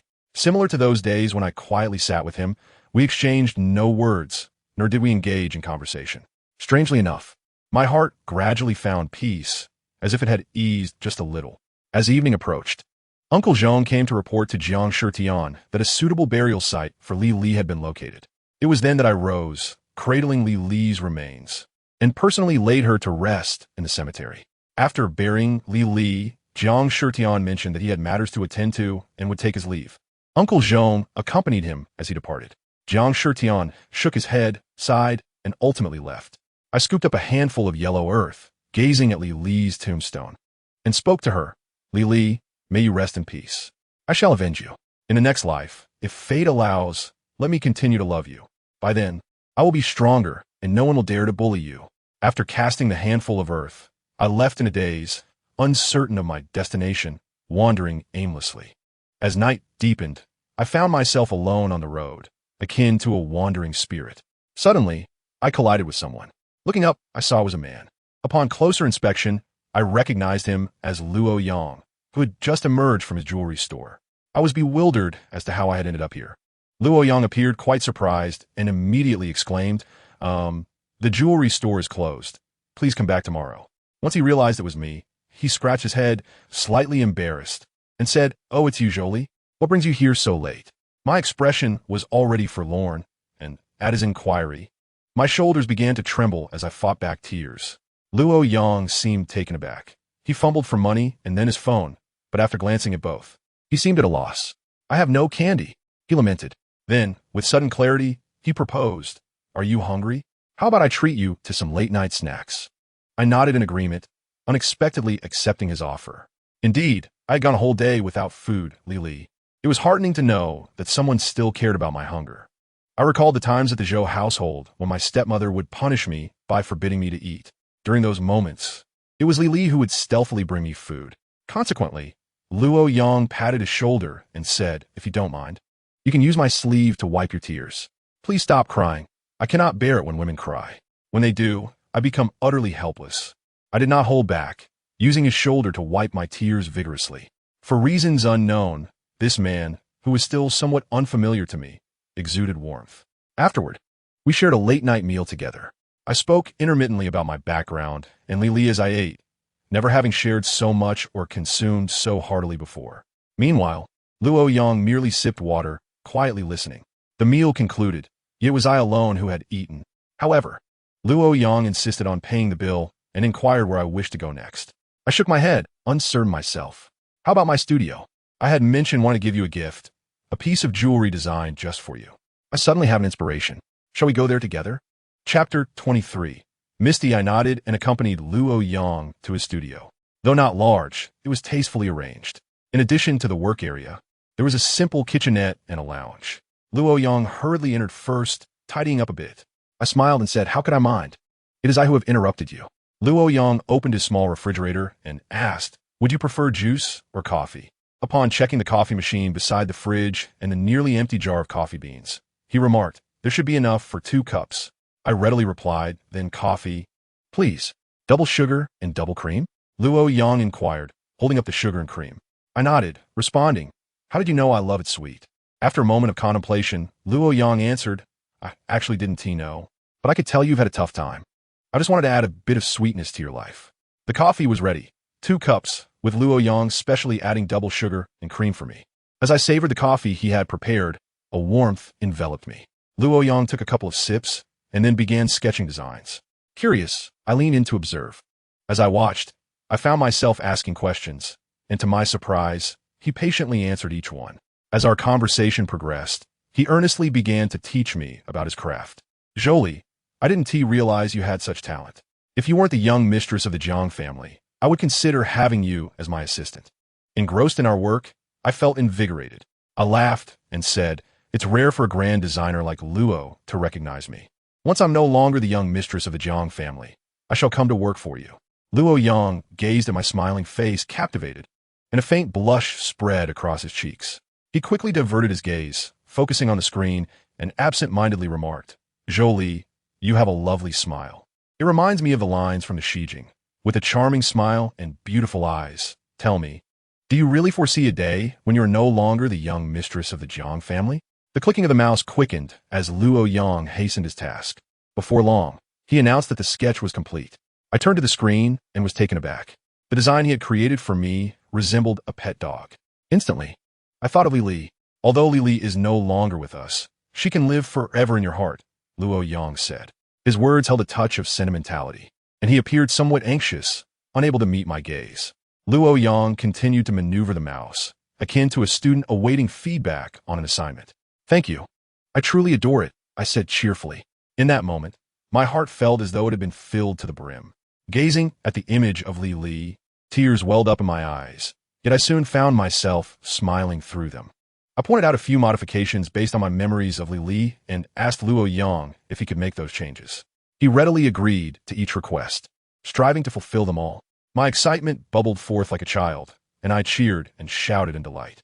Luo Yang laughed and high-fived me, declaring that this was our collaborative creation. Perhaps overwhelmed with joy, I bounced around, nearly losing my balance. Luo Yang swiftly grasped my hand. His fingers brushed against the back of my hand, lightly touching my fingertips, yet he could not halt my descent. Thus, he embraced me, pulling me close. Our eyes locked, mere inches apart, with breaths audible and an atmosphere thick with unspoken tension. In that fleeting moment, I believed Luo Yang was about to kiss me. I lowered my gaze, having no intention of refusing. Throughout my life, there had been suitors, yet I always maintained an air of aloofness. It was not that I did not desire their affection. Rather, I was beset with insecurities. At this moment, I realized how deeply I yearned for happiness. Thus, I allowed myself to surrender. Ultimately, Luo Yang pulled away, refraining from kissing me. His face flushed with an unusual hue, and he apologized, saying, "I'm sorry, Zhou Li. We shouldn't have acted this way." My heart tightened with a dull ache. It dawned on me that even up to this day, I remained unworthy of pursuing happiness. Luo Yang's gaze drifted. He fixed his eyes on the computer screen, muttering, "Well, once the sample is ready, I'll show it to you." After a long pause, I received only this from him. I glanced down at my feet and replied, and with that, I hurriedly departed. To claim that I am not disheartened would be disingenuous. I confess that I am unhappy. There was even a moment when I felt tears welling up inside me. However, I cannot allow Luo Yang to perceive my sorrow. Hence I departed in a hurried manner. Luo Yang did not see me off. I hailed a taxi all by myself. Once inside the vehicle, fastening my seatbelt, I received a message from Jiang Shitian. The message inquired about my well-being, and my tears could no longer be restrained. I gripped my phone tightly as the tears cascaded down my cheeks, an indescribable feeling swelling within me. I urged the driver to hasten towards the Jiang residence. Upon returning home, I finally caught sight of Jiang Shitian's dejected silhouette. Jiang Jun must have gone out with Mian, for he was nowhere to be found. In the dining room, only Jiang Shitian remained, seated alone at the table laden with food. A warmth spread through my heart, and I sincerely called out to him, "Dad." This utterance felt particularly intimate. Jiang Shitian rose to his feet, rubbed his eyes, and as he walked outside, he remarked, "I'll have the servants warm up the food. It's out and cold after sitting for so long." I lowered my head, feeling a pang of guilt. I dared not reveal that I had already dined out with Luoyang while he waited here, having missed his dinner. Ultimately, I obediently settled beside the dining table. The servants were swift and soon brought the freshly heated dishes back. Jiang Shitian resumed his seat and ladled a bowl of soup for me. "Drink some soup. I've told you before to eat well," he said, his tone laced with gentle reproach. I remained silent and dutifully drank the soup. Noticing my eagerness, Jiang Shitian smiled and asked, "Is it good?" "Drink more. Even if it's just the two of us dining, we should savor our meal." "Yes," I replied. This meal was filled with a myriad of emotions. Chapter 24. Caught in the act, I noticed that Jiang Jun was not accompanied by Mian. Perhaps fearing that Jiang Laotai would be unable to bear the distress of seeing her. "Grandma," Jiang Jun sweetly called out, enveloping her in a warm embrace, looking like the most dutiful grandson in the world. "Oh, it's Jun heir, you've grown so tall. Let me have a look," the elderly lady exclaimed, clearly delighted to see her grandson after such a long time. At that moment, Jiang Laotai held Jiang Jun's hand, scrutinizing him closely. Jiang Shitian's expression darkened immediately upon hearing Jiang Laotai inquire about his ex-wife. Jiang Jun cautiously glanced at Jiang Shitian, then replied, "Grandma, my mom is doing well. She asked me to send her regards to you. We don't need her feigned concern." Before Jiang Laotai could respond, Jiang Shitian had already retorted sharply. "Shitian, how can you speak like that? Look at how you frightened your eldest grandson." Jiang Laotai scolded him, casting an annoyed glance. Afterward, still holding Jiang Jun's hand, she turned to him. "When will you bring your mother out for a family meal? Who wants to dine with her family? Mom, how long will you keep this up?" Jiang Shitian expressed his dissatisfaction. His patience had reached its limit, and he no longer wished to endure. Observing the tension, I stepped in to mediate. "Grandma, you haven't had lunch yet, right? Let us eat first, and we can discuss other matters later." "Zhou Li, good child, come here," the elderly lady said, clearly pleased to see me. She held my hand with one hand and Jiang Jun's with the other, then unexpectedly placed our hands together. In an instant, Jiang Jun and I withdrew our hands as if electrocuted, turning our faces away, unwilling to meet each other's gaze. The scene was profoundly awkward. Jiang Laotai seemed to sense the discomfort and grew displeased. Without warning, she inquired when Jiang Jun and I planned to have children. Both of us stuttered, struggling to find words. Jiang Laotai glanced around the spacious Jiang residence and remarked, "This house is too large and empty. We need more children to liven it up. Hurry up, I'm looking forward to having a great-grandchild next year." Initially, Jiang Jun and I stood on either side of Jiang Laotai, but as the conversation continued, we instinctively distanced ourselves. No rush. To my surprise, it was Jiang Shitian who ultimately intervened to defuse the situation. Jiang Laotai remained standing, displeased, and turned to Jiang Shitian, asking, "What do you mean by that? Are you hoping for the Jiang family to end with us?" Faced with Jiang Laotai's stern countenance, Jiang Shitian did not dare to oppose her. Softening his tone, he replied, "Mom, no. The young couple is newly married and still savoring their time together. Young people today often prefer a world for two. Let us not interfere too much. Let nature take its course."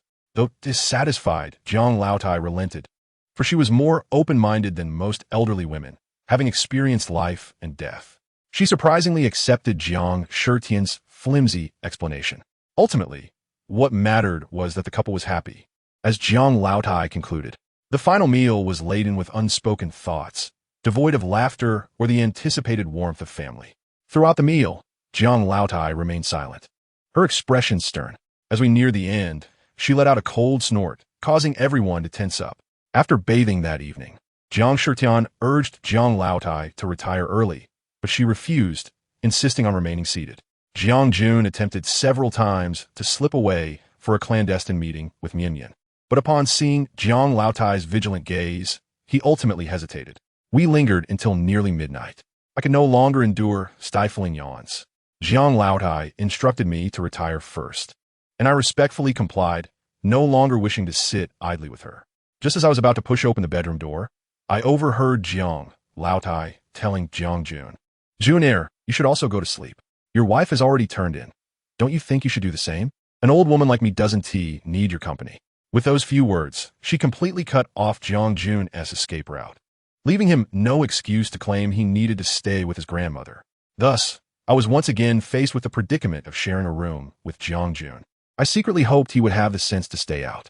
I did not wish to confront him. However, reality proved that Jiang Jun lacked such fortitude. As he reluctantly entered the room, by then I was already seated on the bed, leaning against the headboard, engrossed in my phone. I deliberately kept my eyelids lowered, avoiding his gaze. Yet, I heard him close the door, only to reopen it, leaving a crack. I understood his intention. The atmosphere was even more awkward than before, as if the very air had solidified, making it difficult to breathe. It seemed that leaving the door ajar was the only way we could breathe freely. Nevertheless, what did Jiang Laotai as pacing before our door signify? Eventually, Jiang Jun slammed the door shut, locking it. The ensuing silence left us both uncertain about how to confront one another. I initially considered making him sleep on the floor, for I felt an overwhelming aversion towards him.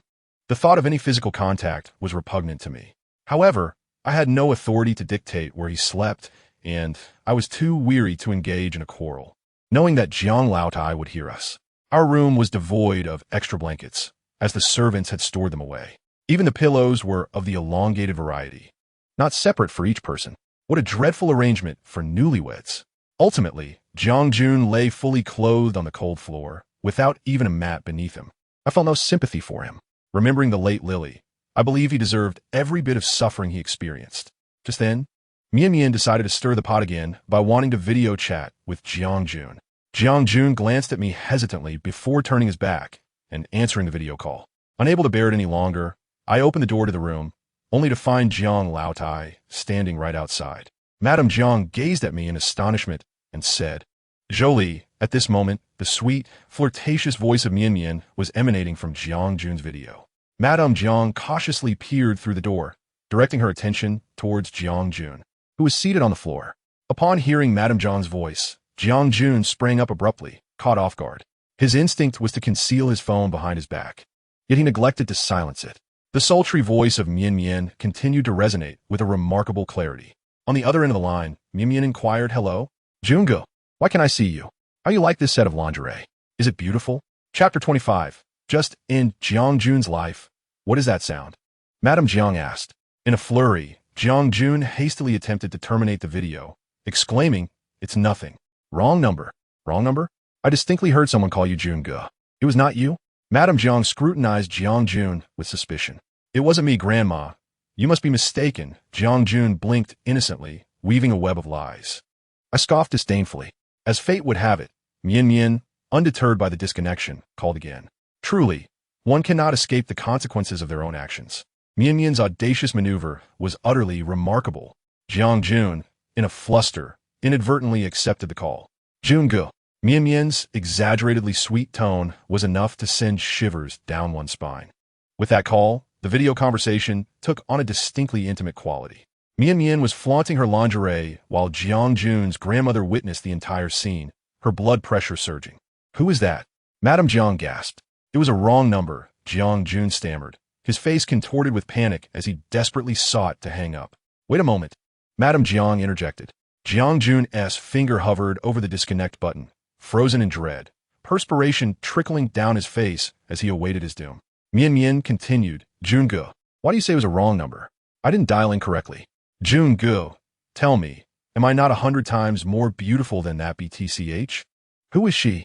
Madame Jiang, disregarding her son's words, rushed forward to snatch Jiang Jun's phone.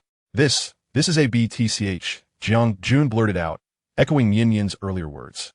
Mian gasped, her fury palpable. "Jungo, who are you calling a BTCH?"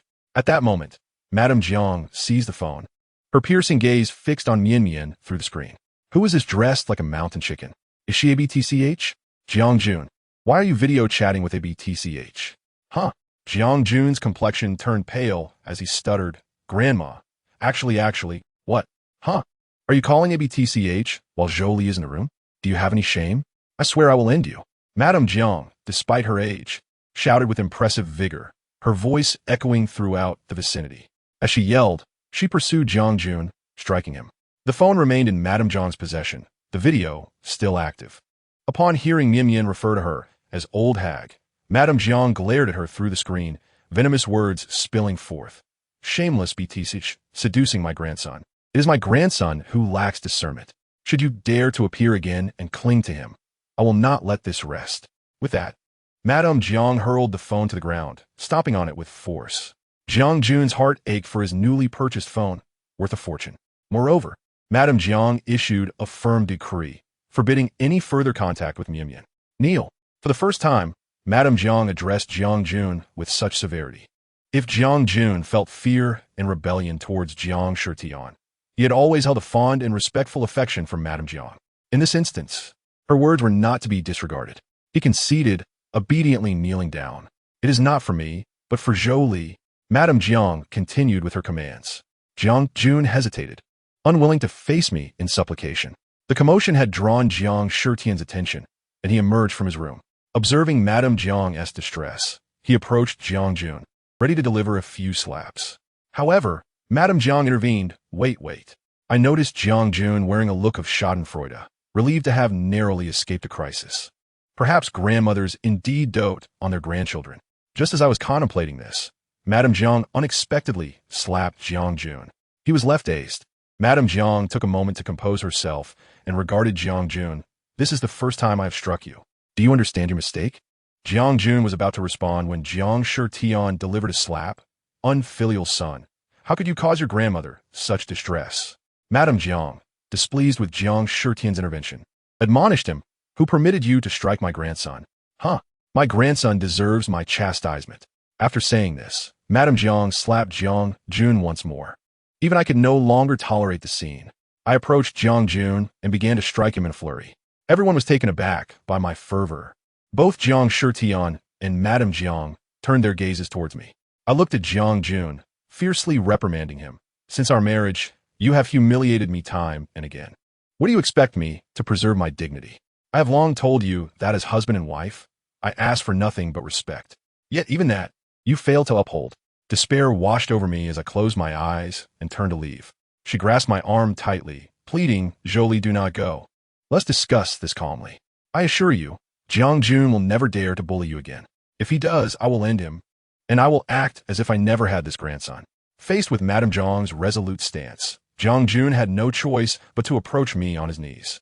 Reluctantly, he uttered, I am sorry, Zhou Li. It was my fault. I was wrong. Madame Jiang struck him again, demanding, show some sincerity. Thus, this farce unfolded into the late hours, with no one feeling inclined to sleep. Under Madame Jiang's watchful eye, Jiang Jun dared not contact Mian.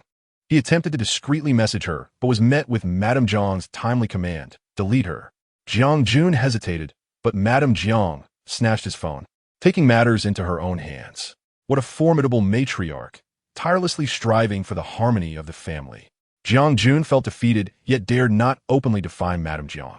Day by day, he remained at home, presumably out of sheer boredom, and gradually found himself engaging in lively conversations with Zhou Qing on WeChat. Who was he chatting with? Madame Jiang questioned, her discontent apparent. Jiang Jun, previously engrossed in his phone, wore a smile that faltered upon hearing her words. However, he quickly straightened his back, adopting a defensive posture. He glanced at me, raising his phone, and said to Madame Jiang, Grandma, I am merely connecting with Zhou Li's family. This is Zhou Li's sister, Zhou Qing. She is quite vivacious, a delightful little creature. Delightful little creature? Madame Jiang seemed to ponder the implications of Jiang Jun's words. She should remember that I had mentioned my stepmother. However, I had not elaborated on Zhou Qing. I merely stated that she was a year younger than I, my half-sister.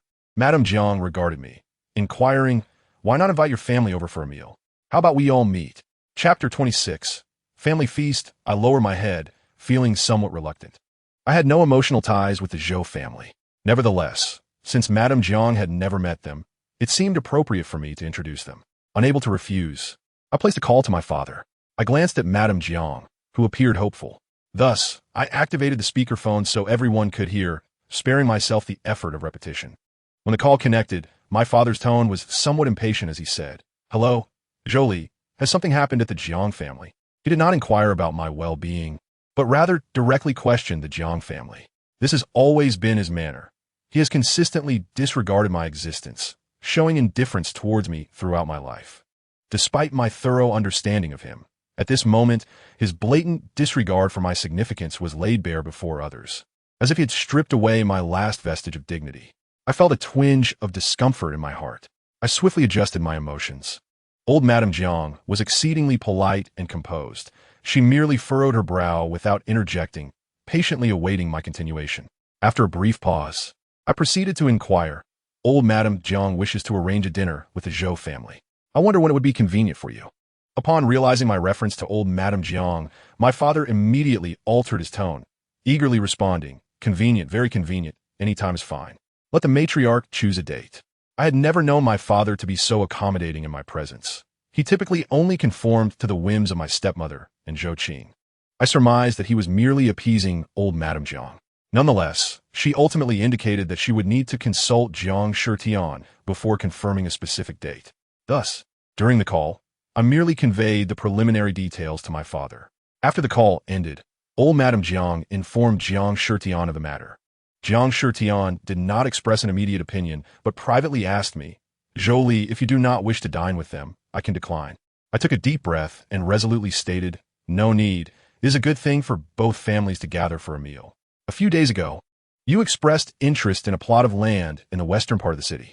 That land belongs to the Zhou family. Perhaps we could discuss it at the dinner table and reach an agreement. We could also invite the media to create a favorable atmosphere for the collaboration between the two families." Since I began learning about business, Jiang Shitian had shared one or two matters concerning the Jiang family's affairs with me. Given the connection between the land in the west and the Zhou family, he had deliberately mentioned it to me recently. Jiang Shitian gazed at me for a long moment before breaking into a smile. Observing his stern visage and tightly pressed lips, I noted that his smile did not reach his eyes.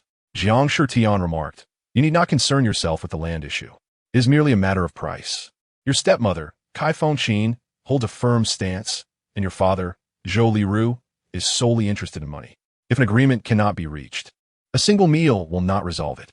I do not intend to discuss this matter at the dinner table. Family gatherings should be enjoyable. Do not burden yourself." I bit my lip, contemplating, and ultimately informed Jiang Shitian, "It is rare for Grandma to wish to dine with the Zhou family. So let us proceed in accordance with her wishes." Jiang Shitian nodded, stating, "Very well. Let be tomorrow. Swift and decisive. Have someone arrange it according to the standards of a family banquet." Since the last time I mobilized personnel to send Mian to the police station, Jiang Shitian had gradually entrusted me with managing family affairs. I nodded and began organizing the arrangements. The dinner was somewhat hastily arranged. During the previous family gathering, ample time had been afforded to the Zhou family for preparations. However, this time, my time frame was constrained. Regardless, since old Madame Jiang would be present, I resolved to host the dinner in the courtyard of the Jiang family mansion to spare her the hassle of travel. A family banquet must possess the warmth of home. Old Madame Jiang was quite satisfied with my arrangements. I assessed the personnel at my disposal and realized that Jiang Shitian had indeed provided me with a green light. Apart from Uncle Zhong, whom he had dispatched to handle business matters, he had retained all the household staff for my use. This meant I had ample personnel at my disposal. Moreover, due to Jiang Shitian's frequent insistence on the importance of dining well, the household employed several chefs. Thus, setting up a family banquet was hardly a daunting task. With Aunt Lan's assistance, I meticulously organized the family banquet, ensuring it rivaled that of a five-star hotel. Finally, the next day arrived, and both parties attended as scheduled. The Zhou family arrived at the Jiang family mansion. My stepmother and Zhou Qing regarded the mansion with evident envy.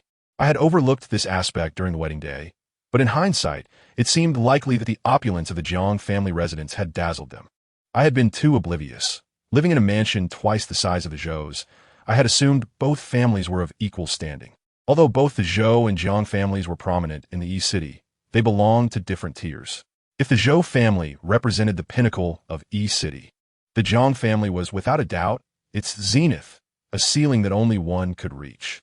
Inside the mansion, one might not even realize that its shadow extended beyond East City, marking it as a symbol of the entire region. Zhou Qing cheerfully greeted the Jiang family members. She called out to Jiang Shitian and sweetly addressed old Madame Jiang as grandma. Yet, Zhou Qing bluntly remarked, I have met Jiang once, but I have never seen Grandma Jiang before. Grandma, why weren't you present at my sister's wedding? Zhou Qing had likely conversed too much with Jiang Jun, as she now casually referred to me as her sister in front of outsiders. I'd been unwell and lived far away, so I could not attend. It was said that Zhou Li's marriage had been intended to bring me good fortune. Now that my health had improved, part of that was surely thanks to Zhou Li. I suddenly understood. Although Zhou Qing's inquiry was abrupt, it revealed the information I sought. No wonder Jiang Shitian, with his substantial resources, sought to ally with the Zhou family. It was for good fortune. Although there were other options for this purpose, it did not necessarily have to be me. However, Jiang Shitian had stated previously in the business center that he perceived my stepmother as astute as his former wife and wished to rescue me from my predicament, while also intending to address Jiang Jun's infatuation. All truths were finally laid bare. Yet, Zhou Qing persisted. She unabashedly stated, as a modern individual, how can you be superstitious and believe in the concept of marriage for good fortune? When ill, one should seek timely medical attention. Western medicine is reliable and should not be dismissed. My stepmother did not take offense at Zhou Qing's words. Rather, she felt a sense of pride in Zhou Qing's intellect. Even Zhou Qing's brashness seemed to her a rare form of candor. However, indiscriminate candor is often impolite. Zhou Qing's remarks placed old Madame Jiang in an awkward position. Old Madame Jiang shot a glance at Jiang Shitian, her expression darkening as she said, both Western and traditional medicine were consulted at that time. They said I would not survive beyond 6 months. Chapter 27. Foolish innocence. Zhou Qing appeared oblivious to old Madame Jiang's discomfort. Not only did she fail to temper her words, but she also grew increasingly animated, asserting, but you are living quite well now, aren't you? That must be the effect of the doctor's medication. Therefore, the medication must not cease. It should continue. Although Zhou Qing's statements were logical, they were nonetheless unpleasant to hear. Indeed, even Jiang Shitian could no longer tolerate it.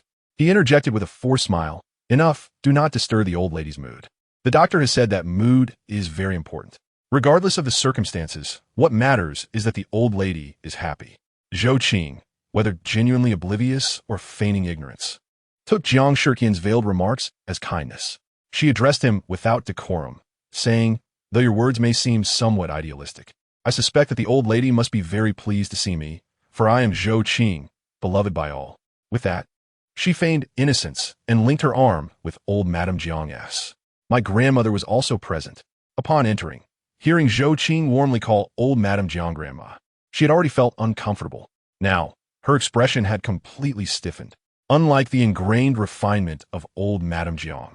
My grandmother had once been a woman of humble origins before the Zhou family's rise.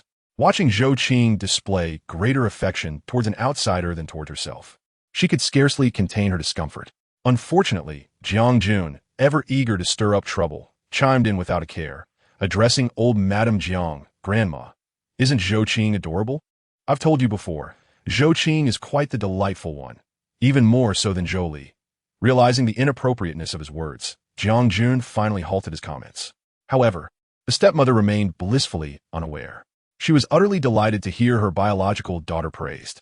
With an exaggerated smile, she exclaimed, Jiang Jun truly knows how to speak. I'm not boasting, but my daughter Zhou Qing is incomparable. Jiang Laotai's expression darkened. She swiftly liberated herself from Zhou Qing's grasp, regarding such an impolite person with disdain. At this point, Jiang Shitian let out a cold laugh and wisely chose to cease the banter. I had never known Jiang Shitian to possess such a sharp tongue. Yet, having reached his current status, he clearly had no need to fear anyone in Dongshun. Indeed, I observed a change in the expressions of the Zhou family. Ironically, Jiang Shitian assumed an air of authority. His earlier remarks were evidently directed at the entire Zhou family. Yet he now adopted the demeanor of an elder admonishing a younger one. He deliberately affected a solemn tone, addressing Zhou Qing. Do not blame uncle for being direct. I am merely imparting some wisdom on how to navigate life. Jiang Shitian was significantly younger than my father. By referring to himself as uncle, he effectively asserted his elder status over Zhou Qing, thus making it difficult for anyone to challenge his words. The stepmother, being quite astute, though her countenance shifted several times, ultimately suppressed her anger upon grasping the situation. With a somewhat strained smile, she suggested, Let's all sit down and eat. I am quite hungry. Jiang Laotai glanced at her and remarked, Zhou Qing is indeed your biological child? Implicit in her words was the notion that like mother, like daughter, indicating her inability to discern propriety. Upon arriving at the Jiang family's grand residence, the stepmother had clearly assumed the role of the hostess. Yet, she was rendered speechless by Jiang Shitian's retort. She could not fathom that the noble Jiang Laotai would harbor ulterior motives in her words.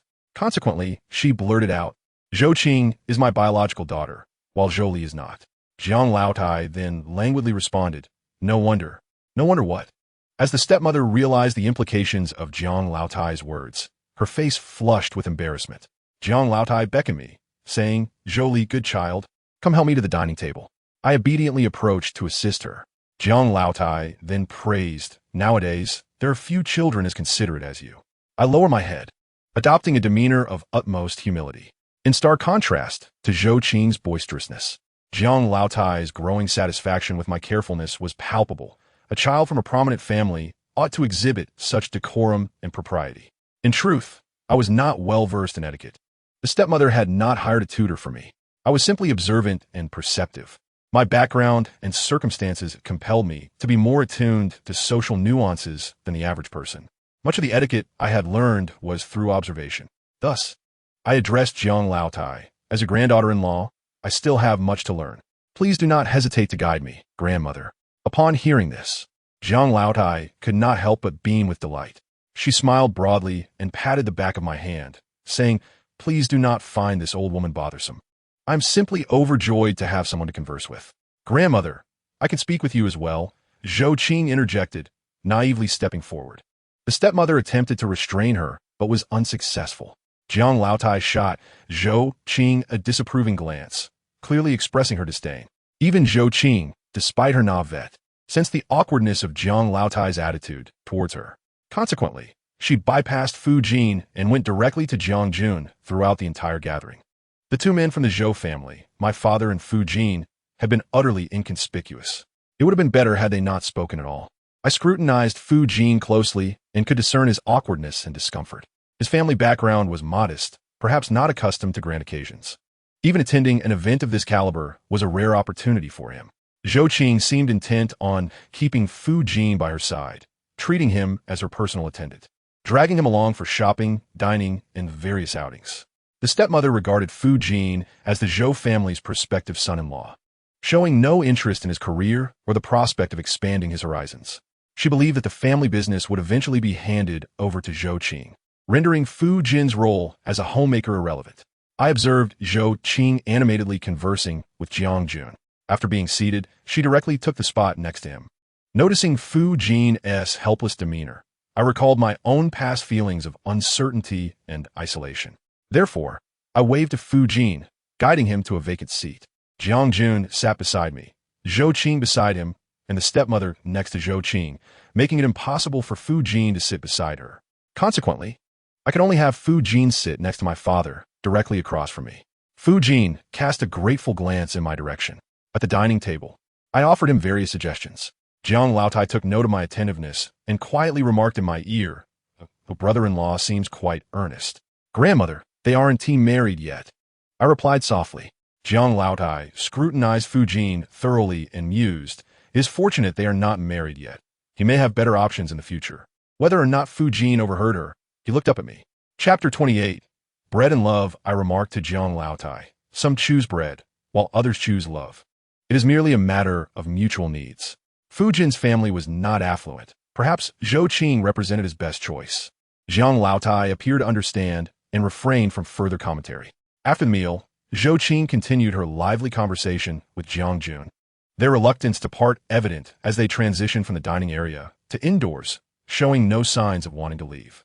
Having grown weary after a long day, Jiang Laotai excused herself and retired to rest, completely disregarding the two.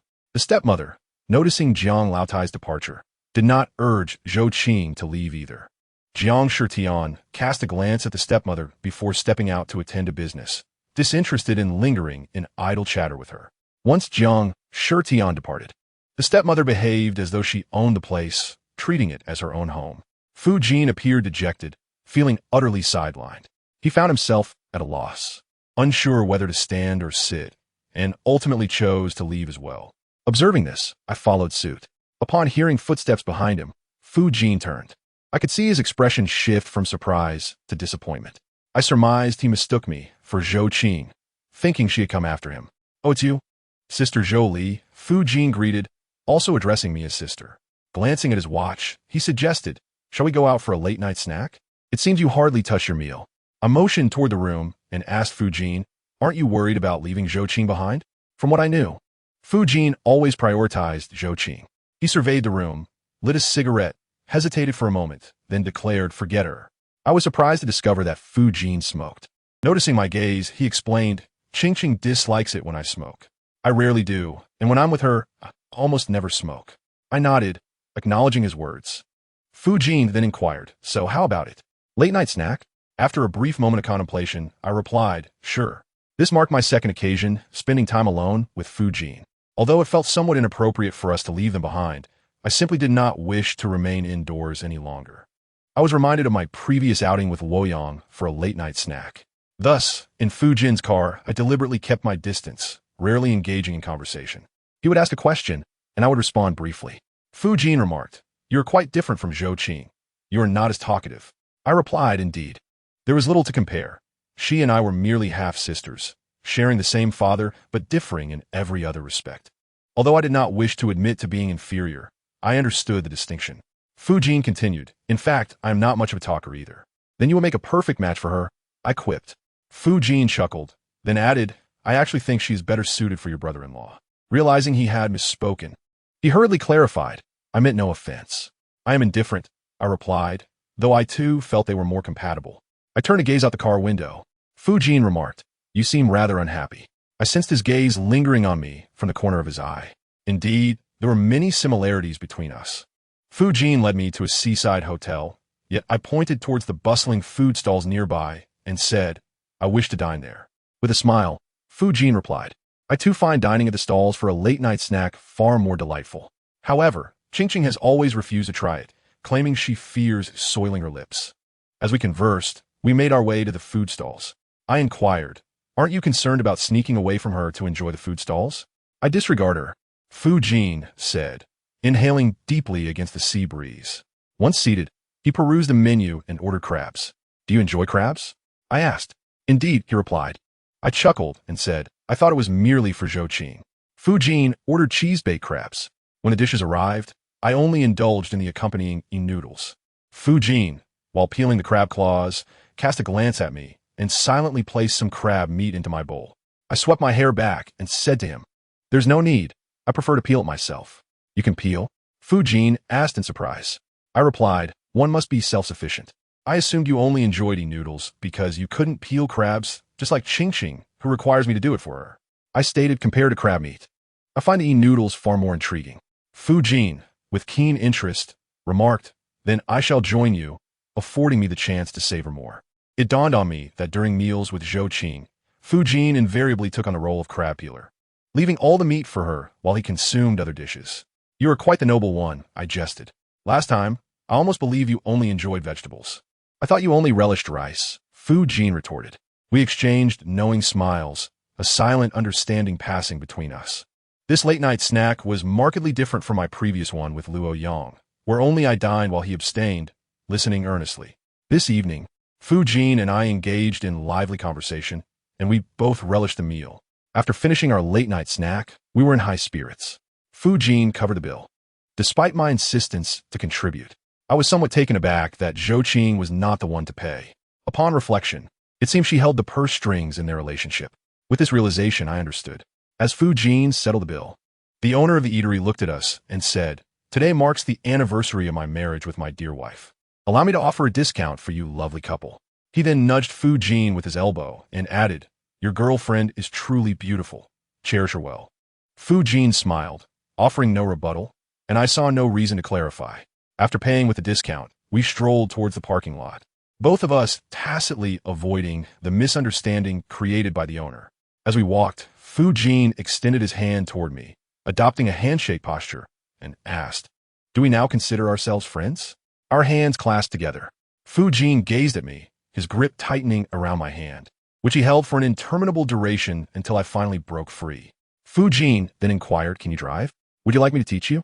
Chapter 29. Misunderstanding, I replied, "I cannot. I lack the funds for driving lessons and cannot afford a car." Fu Jin expressed surprise, saying, "Qingqing learned to drive right after graduating high school. She enjoys driving at breakneck speeds, proclaiming it to be the true essence of a joyride." He mentioned that the car was purchased after she obtained her license, a luxury that had cost over $1 million, courtesy of my stepmother. Meanwhile, I only needed a few thousand for lessons, yet my stepmother insisted we lacked the means. Over the years, the money I earned from part-time jobs barely sufficed for tuition and living expenses. "I see," I said. Fu Jin gazed at me thoughtfully and said with a wry smile, "What a coincidence. I too have worked diligently, yet cannot afford a vehicle." Considering that Fu Jin and Zhou Qing were only in their 4th year of university, I advised him, upon graduation, seek employment diligently and earn well. With enough money, you will acquire a car of your own. "Indeed," Fu Jin replied. As the car sped along, I suspected Fu Jin was driving quickly to avoid Zhou Qing's potential search for him. My stepmother cast a defiant glance my way, but I chose to ignore her and turned to exit the house. Fu Jin followed closely behind. We stood together in the courtyard, admiring the moon. In March, flower petals danced in the air, and one delicate bloom landed atop my head. Fu Jin reached out to gently brush the fallen petals away. At that moment, Zhou Qing emerged. Not only did she come out, but my stepmother and Jiang Jun followed closely behind. My stepmother squinted, casting a dangerous look in my direction, and whispered, unashamed. However, the night was so still that her voice, though not loud, reached my ears. Jiang Jun approached me, pulling at my arm insistently as he said, "Zhou Li, you must explain this to Qingqing." I was taken aback that Jiang Jun had suddenly taken to calling Zhou Qing Qingqing. I looked up at him and then at his grip on my arm. He had never been this close to me before, and now, in his defense of Zhou Qing, he was demanding an explanation without even asking for context. What had I done wrong? With a clear conscience, I felt no obligation to explain myself to anyone. I forcefully broke free from Jiang Jun's grasp, revealing my disdain for him. Fu Jin hurriedly stepped forward. After glancing at me, he explained to Zhou Qing, "This has nothing to do with Zhou Li. She simply had a flower fall upon her head, and I was helping her remove it." Zhou Qing cupped her face and shrieked, "You actually called her by her name? When did you two become so close?" Fu Jin looked around, somewhat exasperated, and replied, "Qingqing, this is the Jiang family, not the Zhou family. Can you please remain calm? Calm down? How can I be calm when you've done such things? I don't care whose house this is. What you did was wrong. Indeed, even I find it intolerable." Jiang Jun chimed in, supporting Zhou Qing. Fu Jin lowered his head, allowing Zhou Qing to berate him in silence, his expression one of melancholy. When Zhou Qing had finished her tirade, Fu Jin finally lifted his head and asked, "What have I done that warrants this? What have you done? You and her, you two infuriate me." Zhou Qing exclaimed before attempting to storm out. Fu Jin remained rooted in place, not pursuing her, while Jiang Jun eagerly trailed behind, intent on chasing her. Unexpectedly, as Zhou Qing reached the entrance, she collided with Jiang Shitian. Noticing Zhou Qing's distressed demeanor, Jiang Shitian inquired, "What has transpired?" Zhou Qing, as if encountering a savior, looked at him with tear-filled eyes, awaiting his intervention. Jiang old lady was awakened by Zhou Qing's outcry and emerged, draped in a robe. Jiang Shitian cast a displeased glance at the duo who lingered at the Jiang residence and gently said to Jiang old lady, "Mother, why are you up?" "It was too noisy outside, so I came to see what was happening," Jiang old lady replied. She then turned to me and asked, "Zhou Li, what is going on?" Just as I was about to speak, my stepmother interrupted. She hastily recounted the events to Jiang old lady and Jiang Shitian, declaring, "It is because someone is being promiscuous, seducing her brother-in-law." I marched directly up to my stepmother, grasped her throat, and menacingly said, "Dare to say that again. Today I no longer reside in the Zhou household, and I need not endure her contempt." With her insults, I had no obligation to tolerate her any longer. My stepmother's eyes widened in terror, and she pleaded, "Let go of me, you ungrateful wretch. The Zhou family has provided you with education and raised you. Though I am not your biological mother, I have treated you as my own. How can you repay kindness with malice?" I tightened my grip, and my stepmother began to sweat profusely, her complexion paling. I addressed my stepmother and all present, inquiring, "Do you truly regard me as your own? Reflect upon your heart. When have you ever treated me as your daughter? You claim I am a burden, and in your eyes, I am worth less than a dog. My stepmother was momentarily taken aback by my audacity. Softening her tone, she attempted to persuade me, saying, if you harm me, it will not benefit you. You are bound to the Jiang family through a family alliance. Without the support of your maternal kin, you are nothing. Who dares to assert she is nothing? She is my Jiang family's daughter-in-law. Jiang Shitian's commanding presence silenced her. My stepmother found herself at a loss for words, intimidated by Jiang Shitian's declaration. Moreover, her life rested in my hands, rendering her hesitant to utter another syllable. Yet, after a brief pause, she began to cough violently, as if I were truly choking her. This drew the attention of Jiang Laotai, who also inquired about my actions. However, I remained resolute and refused to release my grip. At that moment, Zhou Qing charged in like a little tiger, accusing Jiang Laotai grandma. She took advantage of my conversation with Junge to seduce Fu Jin. Fu Jin is my fiancé. My mother, unable to bear it, called her shameless. Turning to me, she exclaimed, what now? Do you lack the courage to admit it? Others cannot speak against you. She is still your stepmother. A stepmother is also a mother. Even Jiang Shitian could no longer endure Zhou Qing's insolence. In a display of authority, Jiang Shitian withdrew a gun from his pocket and pointed it directly at Zhou Qing's head, commanding silence. Zhou Qing turned pale, realizing that she had never encountered such a situation. Throughout her life, who dared to speak to her in such a manner, let alone insult her? Now, she found herself both shouted at and treated roughly. Trembling, her lips quivered, and she ceased to speak. Observing the effectiveness of his intimidation, Jiang Shitian released Zhou Qing. After moving the gun away, he took out a handkerchief from his pocket, delicately wiping the gun's barrel as if it had been sullied by Zhou Qing's presence. Zhou Qing collapsed to the ground in fright. Witnessing this, I also relinquished my hold on my stepmother. Grabbing a nearby tissue, I mimicked Jiang Shitian's actions, carefully wiping my fingers. Jiang Shitian glanced at me, noticing my imitation, and chuckled softly. They were but toothless tigers, insignificant within the Jiang family. Killing them would only tarnish my own hands. I intended to explain to Jiang Shitian, who truly resembled a toothless tiger, when my stepmother seized the opportunity to speak again. She stepped back, pointing at Jiang Shitian, declaring, you are merely a guest, and furthermore, we are family by marriage, with mutual interests at stake. How would you treat us this way? Jiang Shitian shot her a cold glance, and with just that one look, she fell silent. The gun in Jiang Shitian's hand glimmered ominously.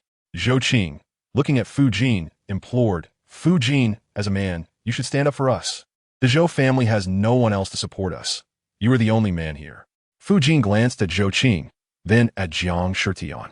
Ultimately, he stepped forward, bowing politely to Jiang Shitian and stating, Mr. Jiang, the situation is not as complicated as it seems. Zhou Qing was merely chatting with young Master Jiang indoors while I stood outside with Zhou Li. I simply removed a flower that had fallen on Zhou Li's head. That is all. Is that so? My goodness. Li, dear child, how could you allow them to slander you without defending yourself? Jiang Laotai expressed her sympathy for me before turning and delivering a slap to my stepmother. I will awaken you now. How can you call yourself a mother? Your stepdaughter is also your daughter. How dare you defame her? She is still a daughter-in-law of the Jiang family. You must respect the fact that she is a Jiang. After her admonishment, Jiang Laotai seemed unsatisfied, continuing to deride, and you dare behave so recklessly while still in our Jiang family? I cannot fathom how lawless you must be in your own Zhou family. Both my stepmother and Zhou Qing stood frozen in shock, utterly unprepared for the noble Jiang Laotai to resort to violence. Realizing she had become the center of attention, Jiang Laotai held her head high and boldly declared, what are you looking at? This is how fierce the Jiang family is. This is our might. Grandma, how can you speak so of Zhou Qing's mother? They came to our home as guests. We should be treating them with warmth. Jiang Jun interjected, worried as he witnessed Jiang Laotai striking someone. Unable to intervene with Jiang Shitian or stop me, he resorted to pleading with Jiang Laotai. Jiang Laotai shot him a fierce glare, retorting, step aside. Are you even a descendant of the Jiang family? Our daughter-in-law is being mistreated, and you side with outsiders? Jiang Jun, feeling deflated, retreated to the side. Jiang Laotai cast a sharp gaze at my stepmother and Zhou Qing, declaring, the Jiang family sincerely invited you to dine, and my granddaughter-in-law went to great lengths to prepare for this meal. Yet, you choose to insult her without cause. Do you truly believe the Jiang family is so easily bullied? You are not welcome here. Leave. Jiang Shitian brandished his gun once more, causing my stepmother and Zhou Qing to tremble in fear. He fired a shot into the air, prompting them to scramble to their feet. Zhou Qing, in a fit of rage, exclaimed, "Fu Jin, if you don't leave now, we might as well wait for a breakup." My stepmother warned, "Be cautious that our Zhou family does not recognize you as a future son-in-law." Fu Jin hesitated, casting a glance at me. Ultimately, he lowered his head reluctantly and followed them out, assuming the role of their driver. After the Zhou family departed, I approached Jiang Shitian and bowed my head, saying, "I'm sorry, father. Do you think you have done something wrong?" Jiang Shitian inquired, "What about the relationship between the two families?" I expressed my concerns. "You need not worry about that. I will handle it," Jiang Shitian replied nonchalantly, as if tonight's events were of little consequence. As anticipated, my father called shortly thereafter. I happened to be beside Jiang Shitian, witnessing him pull out his gun and blow on the barrel. He answered the phone casually, saying, "Gunfire? Nonsense. That is merely a toy gun, intended as a gift for my future grandson." As he spoke, Jiang Shitian cast a smile in my direction, sending a chill down my spine. I touched my abdomen, aware that there was no true marital bond between Jiang Jun and me. How could I possibly be carrying his child? I then overheard Jiang Shitian continue, "Dinner? No, thank you. The land prices in the western city are too high. I have no intention of acquiring it. The old Sun family in the southern city just happens to have a plot of land available for transfer. I will contact them about it." After that, Jiang Shitian hung up the phone. "Didn't you have your eye on the Zhou family's land in the western city?" I asked, my heart tightening at the thought of jeopardizing Jiang's business dealings. Jiang Shitian smiled even more broadly, looking at me with a spirited demeanor, saying, "The Zhou family is asking too much for that land. In the eastern city, if I do not step in, no one will be interested in it. Conversely, the old Sun family has been oppressed by the Zhou family in the eastern city. Now, with my investment, they can expand their business. It is entirely possible that they could even turn the tables on the Zhou family. To be honest, I initially prioritized discussions with the Zhou family because of you. Yet, they proved to be ungrateful."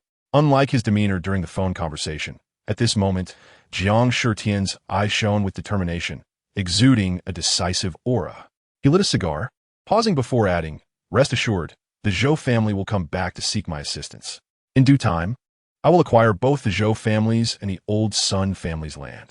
I will secretly bolster Old Sun's position, ensuring their strength is on par with the Zhou family. Thus, I shall reap the benefits. Are you not afraid I will inform the Zhou family about this?" I questioned. "Would you?" Jiang Shitian gazed deeply in my eyes. Just as he finished speaking, my father called again, this time directly to my mobile phone. Leisurely gazed at me, awaiting my response. Chapter 31, Manipulating the Zhou Family. I answered the call. "Hello, Dad, what is it?" Instead of hearing my father's voice, I was met with my stepmother instructing him on what to say. A hint of derision curled my lips. After listening to her, my father, flustered, conveyed, "Well, Lily, the Jiang family had initially set their sights on that plot of land in the western part of the city, but suddenly they've backed out. That sum of money is crucial for us. We are counting on it for our operations. Our land is quite good, and the Jiang family has coveted it for a long time." I heard my father, under my stepmother's guidance, change his tune. He continued, "We are family, after all. The price is negotiable. Lily, please persuade your father-in-law. We must finalize this deal. It would benefit both families." I feigned a troubled expression, masking my disdain as I replied, "From what I gather, my father-in-law seems more interested in the land belonging to the Old Sun family in the southern part. If he uses his funds to purchase that land, there won't be any left to acquire the Zhou family's property. Initially, he mentioned that he would prioritize the Zhou family's land for my sake, but after the banquet, it seems the atmosphere was rather tense." As I spoke, I glanced at Jiang Shitian, who, with a cigar in his mouth and a twinkle in his eye, offered me encouragement. On the other end of the line, my father grew anxious, exclaiming, "Should we go and apologize in person? If we do, might he reconsider our land? We truly need that money. I've already informed the luxury car company that as soon as the funds arrive, I'll transfer the payment.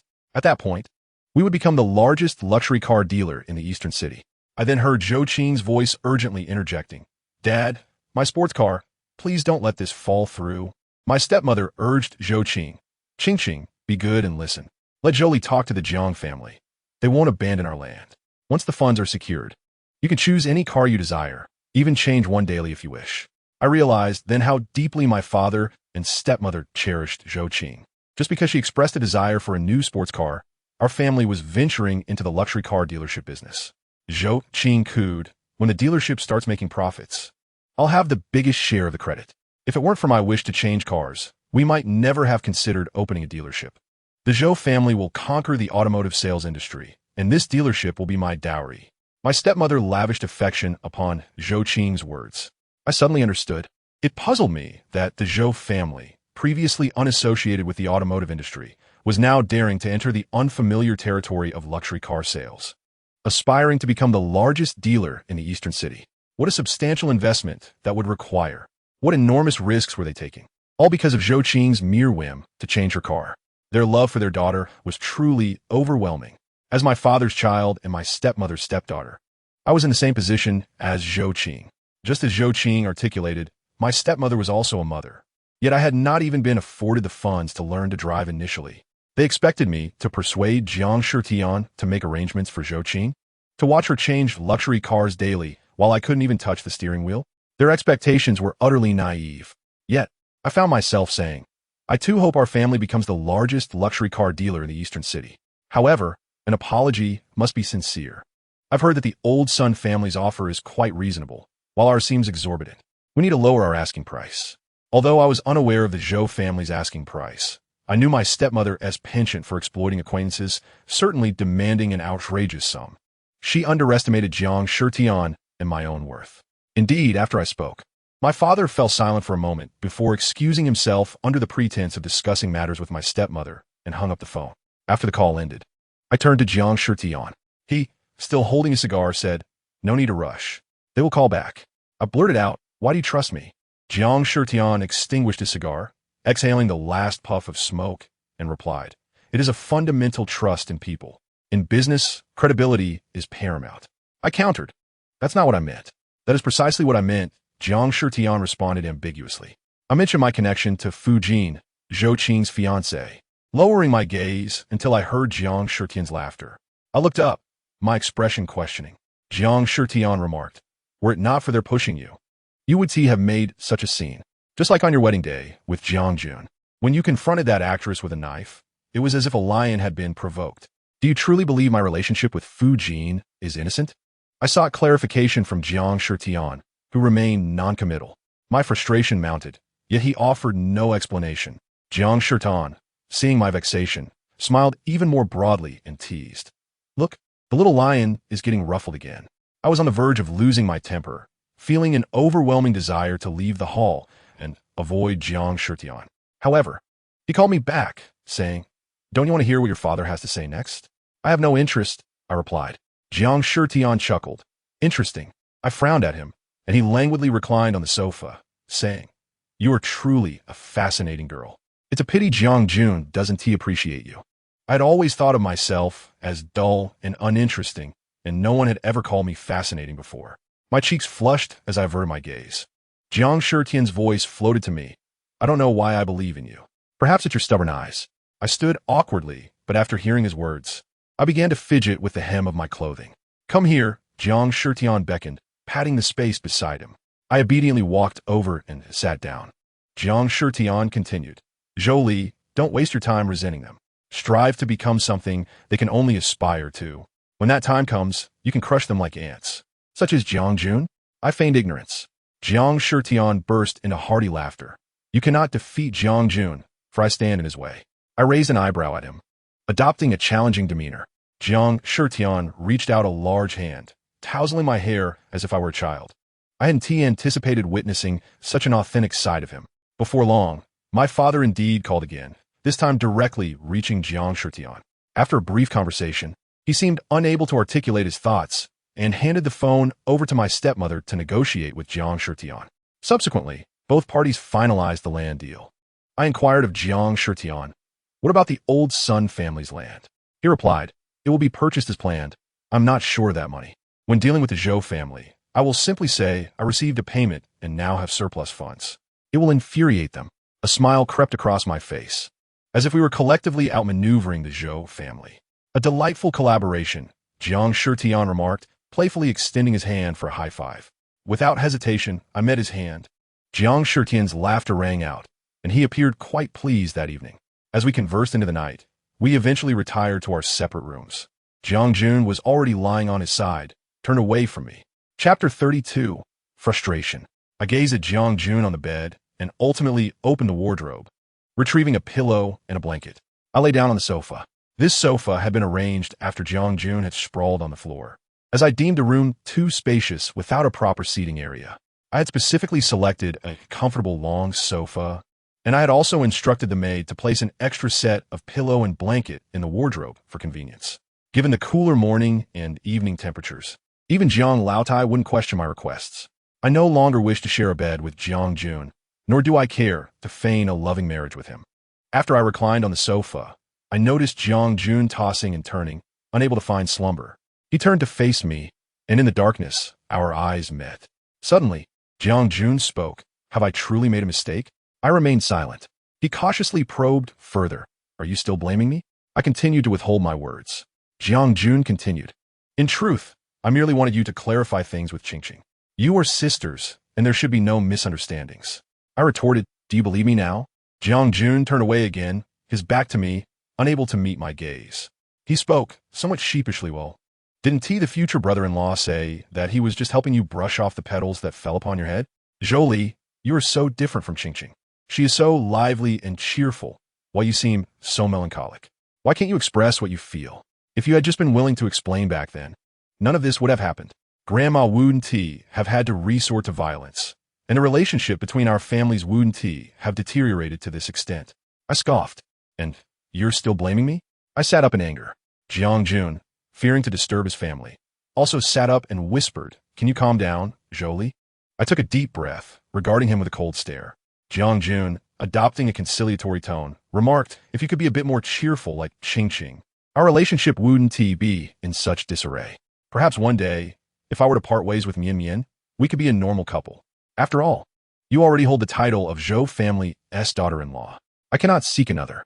I replied with a cold laugh. Haven't you sought others? Why not say that it would have been better if Zhou Qing had married you from the start? It would have been so much simpler. Jiang Jun, feeling cornered, replied. Wasn't it common knowledge back then? I only came to know Qingqing later. But now, marrying you is a reality. Don't you want to consider how to change this? Are we to live like this for the rest of our lives? Rest assured, I will not live like this forever. I turned my face away. Jiang Shitian urged me to strive forward. I longed for the day when I could become strong enough to break free from my fate. I no longer wished to live in such a state of helplessness. However, Jiang Jun misunderstood my intent. He relaxed, lay back down, tucked himself under the covers, and closed his eyes, saying, that's a relief. I look forward to your transformation. Look forward to my transformation? Just wait and see. A few days later, I received a message from Fujin. Since adding Luo Yang as a friend, I had deliberately reinstalled WeChat. That day, after going for a late-night snack with Fujin and shaking hands to solidify our friendship, I also added him on WeChat. Fujin invited me out again, this time to the same seafood stall as before. When I arrived at the stall, I found Fujin alone, drunk and quite inebriated. I snatched the beer bottle from him and said, if you can't handle your alcohol, don't drink so much. Are you trying to kill yourself? Fujin lowered his head in silence, offering no resistance as I took the bottle. I softened my tone and asked, have you reconciled with Zhou Qing? Fujin replied, no, we are in the midst of breakup. I sat down, saying, then why did you invite me out? Fujin looked at me and said, well, you came out too, didn't you? I lowered my gaze and poured myself a glass of water. I raised the glass and said, the innocent have nothing to hide. Since marrying into the Jiang family, I had learned to drink. Occasionally, I would pour myself a glass of red wine. I too was troubled. After hearing Fujin's words, I unceremoniously poured myself half a glass of beer. Fujin glanced over as I took a sip, and then he continued drinking. I finished half a glass and felt no joy, so I simply filled my glass again. As I drank, I found myself drinking more fiercely than Fujin. He looked at me with bleary eyes, and as I attempted to pour more, he grasped my hand, saying, no more drinking. Girls shouldn't drink too much. Why is it acceptable for men to drink excessively, but not women? That's unfair. You're clearly more intoxicated than I am. I pulled my hand free, determined to continue pouring. Fujin wouldn't let go. He stubbornly held onto my hand, saying, it's not about fairness. I'm just concerned for your health. I fear you might not be able to handle it. I know my own limits. I don't need your concern, I retorted defiantly. The alcohol began to take effect, and I was slightly tipsy. Just behave yourself and settle down, Fu Jin said with unusual sternness. I broke free from his grasp, seized the beer bottle, and poured myself another drink. Sorry, but I'm not like Zhou Qing, the obedient girl. I lifted the bottle and took a long gulp. Fu Jin chuckled softly, shaking his head as he remarked, "She's not the obedient girl you think. She sneaks drinks when her mother forbids her. Sometimes, if I catch her, I'll buy a can of beer to share with her." Fu Jin grew impatient and poured himself another glass, saying, "Let us not talk about her. If she wants to break up, let her do it completely. I'm tired of this constant breakup drama. She's a spoiled rich girl. She can live her life alone. Didn't you fall for her precisely because she is a rich girl? No one loves someone like me, a fake rich girl." I mused, resting my chin on my hand and gazing at Fu Jin. He sat in silence, clutching his glass, seemingly lost in thought. My words were rather enticing. Any normal man would be stirred by them. I nodded in agreement. However, Fu Jin suddenly slammed his glass down, shattering it on the floor. He exclaimed angrily, "The hell with life? I still have to endure this humiliation." I chuckled silently, shaking my head. Chapter 33. The Shift of Love. I remained seated, continuing to drink. I observed the stall owner at the cash register, pouring himself a drink. He said to Fu Jin, "Bro, aren't you afraid of others coveting such a beautiful girlfriend?" The owner leaned closer, holding his glass, and without lowering his voice, warned, "Be careful, or you might find yourself in a chase for your wife." Fu Jin glanced in my direction. Ultimately, he chose to pay. This time, there was no discount. The stall owner gave Fu Jin a disdainful look as he collected his money. I wandered alone, feeling lost. After finishing my drink, I found myself near the jewelry store where Luo Yang worked. The night was deep, and the streets were deserted. From across the street, I saw Luo Yang looking my way. He seemed to have spotted me. Like a thief, I turned to flee. However, Luo Yang chased after me, calling out, "Zhou Li." I halted, but did not turn to face him. Luo Yang ran up to me, his face alight with excitement. He stood before me and said, "I've finished crafting that piece we discussed last time. I intended to show it to you soon, but now that I see you, it's perfect timing." I replied. Luo Yang retrieved a jewelry box from his briefcase. Inside was a bracelet he had designed specifically for me. It featured a dog motif, a symbol of good fortune. I was unsure of its luck, but I recognized the design as that of my deceased dog, Lily. In her lifetime, I had been unable to protect her. After her passing, I wore a bracelet engraved with her likeness, forever keeping her close. Luo Yang added, "I can also create necklaces and earrings with this design, but I wanted to show you the bracelet first." Luo Yang's face flushed with shyness as he eagerly awaited my reaction. I nodded and said, "Accompany me for a drink." "Are you unhappy?" Luo Yang asked cautiously. I shook my head, then nodded again. After a moment of silence, he tentatively inquired, "I'll be going abroad soon for a course my teacher recommended. Would you like to join me?" Leaving here, changing the environment, and learning more about design. I looked at Luo Yang, my gaze lowered. I conveyed to him, as per his words that day, that it was inappropriate for me to accompany him. A tinge of bitterness lingered in my heart as I spoke. How I longed to leave, yet I could not at least for the time being. Luo Yang grasped my sentiment, retreating a step to create some distance between us. With a hint of disinterest, he apologized, acknowledging his abruptness and lack of thorough consideration. I simply replied, "Good," and without further objection, I entered Luo Yang's vehicle. His car, modest and unpretentious, was of a brand I could not identify, as I had never been particularly knowledgeable about automobiles. Nonetheless, it was spacious and comfortable enough. Sitting in the passenger seat, I gazed out the window, only to catch sight of Jiang Jun standing by the roadside. The very person who had professed his anticipation for my transformation was now enveloped in an intimate embrace with Mian, seemingly lost in each other's company. Yet, Jiang Jun did not reciprocate Mian's embrace. He stood facing me, his gaze fixed in a daze, as if he were looking directly at me. He noticed me, but I made no effort to close the window, for doing so would only betray my discomfort. I met his stare with calmness until Luo Yang's car drove away, leaving Jiang Jun's figure behind. Perhaps sensing my quietude, Luo Yang inquired, "Why so silent? How about some music?" As the melodies filled the air, the lyrics of Eason Chan's Ai Qing Zhuan E resonated. Is love meant for browsing or for cherishing, so that each day remains unforgettable? Jiang Jun had never held any affection for me. Thus his relationship with Mian could hardly be termed a mere transfer of love.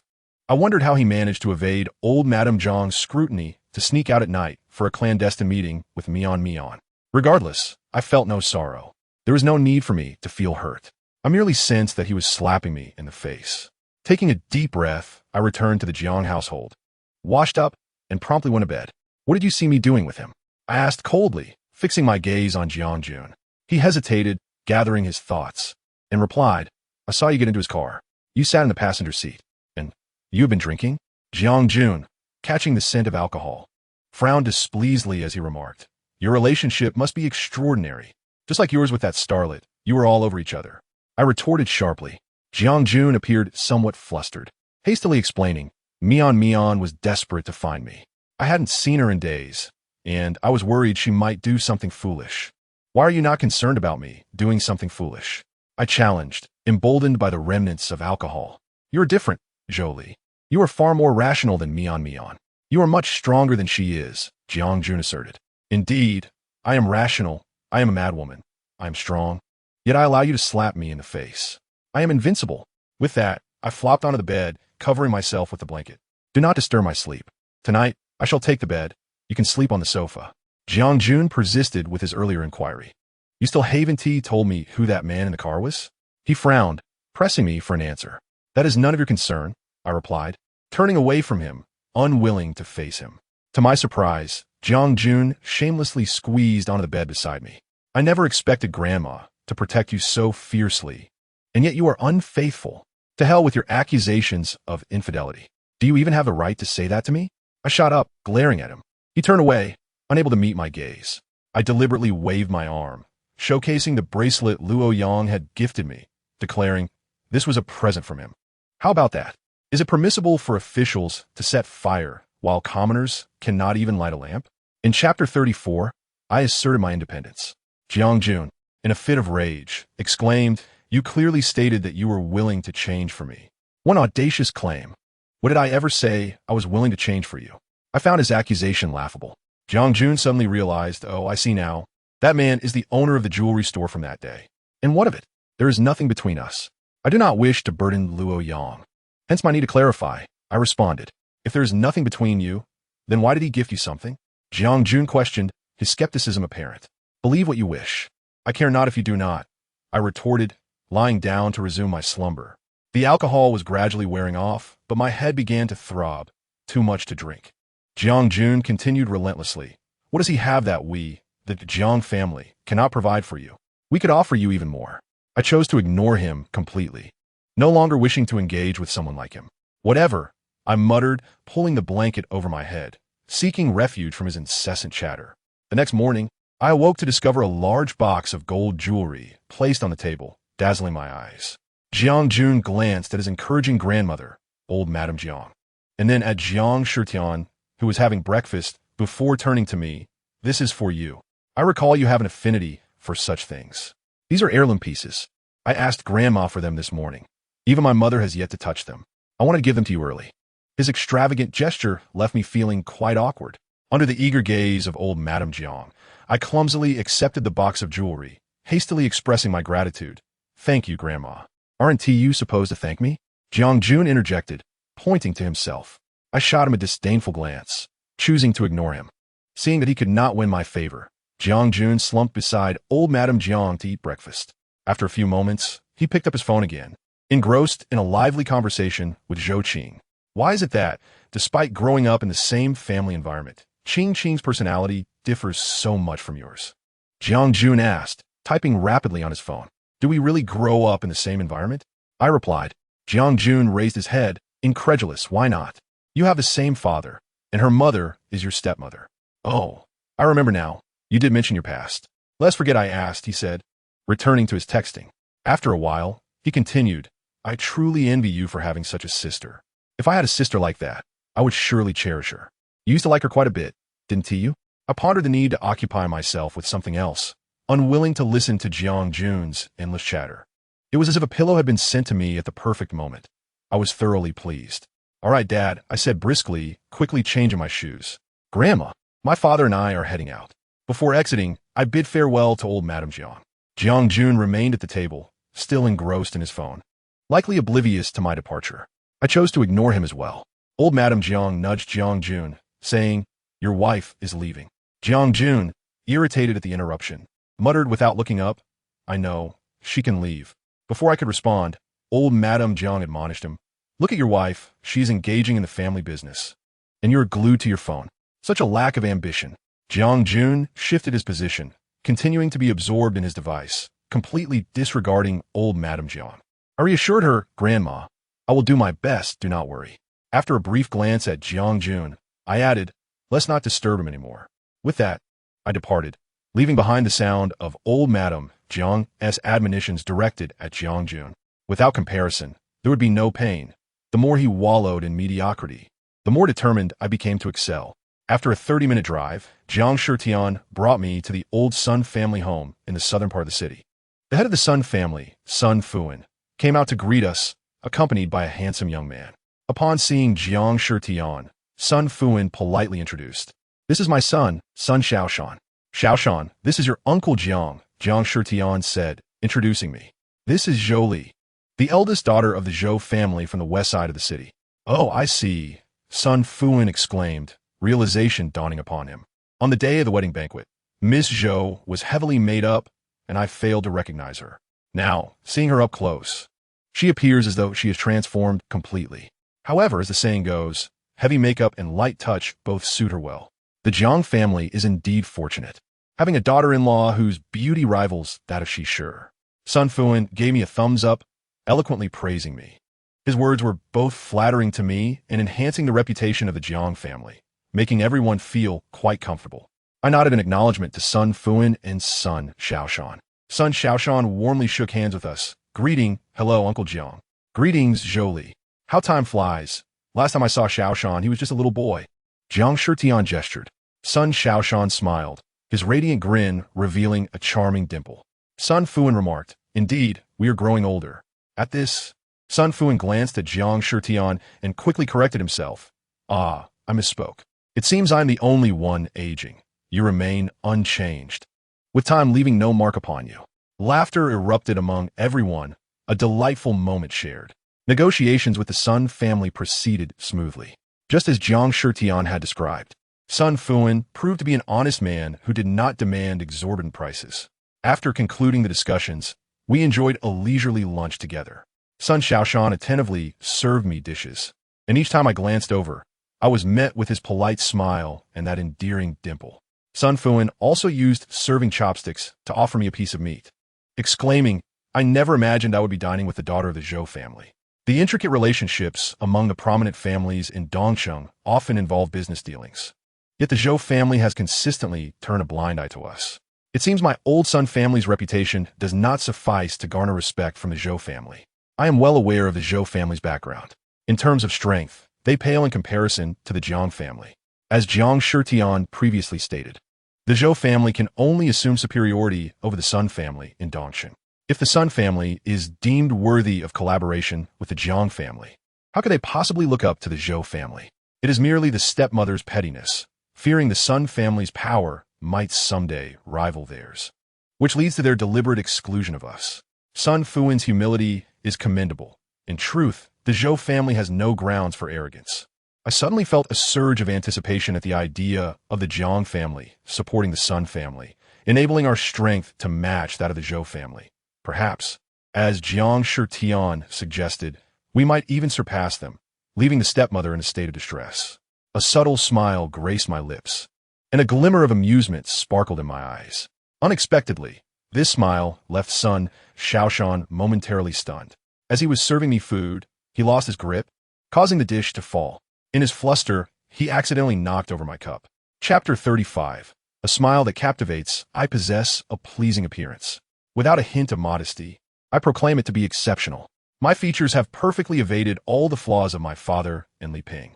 However, I seldom adorn myself. After marrying into the Jiang family, whenever I go out, the household servants assist me in applying various styles of light makeup. Among the servants, there is a professional makeup artist who claims I have good potential. My skin is delicate and smooth, and a touch of powder enhances my beauty. I rarely smile, unaware that my smile could be captivating. However, judging by the reactions in Luoyang and now from Sun Shaoshan, I can catch a glimpse of its impact. It is no wonder that Jiang Jun has grown weary of my company. Otherwise, with my gloomy disposition, I would hardly amuse him. It is solely my striking appearance, comparable to that of a star, that has drawn his interest. As my clothes became damp, Sun Xiaoshan's face flushed with embarrassment. He hurriedly apologized. "I am so sorry." "Miss Zhou," I replied, "it's fine. Just call me Zhou Li. You didn't do it intentionally. How about I help you find a new outfit?" "Oh no, how careless of me. I forgot we have no girls' clothes at home," Sun Xiaoshan exclaimed, slapping his forehead. I had heard from Jiang Shitian that Sun Fuan's wife passed away, and he never remarried. They have only one son, Sun Xiaoshan. They did have a daughter, Sun Xiaoshan's sister, but she tragically died in a car accident years ago. Among the household staff, there are indeed women, but they are few, older, and dressed in uniforms. Thus, it is no surprise that Sun Xiaoshan remarked on the absence of girls' clothes in their household. Today I wore a chiffon dress, the upper part white. If it gets wet, it clings to my body and becomes somewhat transparent. I said, "It's all right. Please help me find any clothes to change into." Jiang Shitian added, "Let's get you changed. I will call someone to bring over some clothes." Sun Xiaoshan agreed. "This way, please." He led me to the upstairs cloakroom, opening the wardrobe for me to choose from. Sun Xiaoshan bashfully admitted, "These are all my new clothes. I haven't worn them yet. Feel free to pick." However, my keen eye caught sight of some girls' clothing placed at the edge of the wardrobe. Sun Xiaoshan, flustered, tried to cover it up, saying, "I apologize. These are my sister Sun Xiaolan's clothes. After her passing, I keep her new clothes here. I had a new piece each year. I am sorry. It was not my intention to mislead you." I replied, "Are they nice? The new clothes I bought for her will never be worn. I often wonder, had she lived, would she have looked beautiful in them? Would she have liked them?"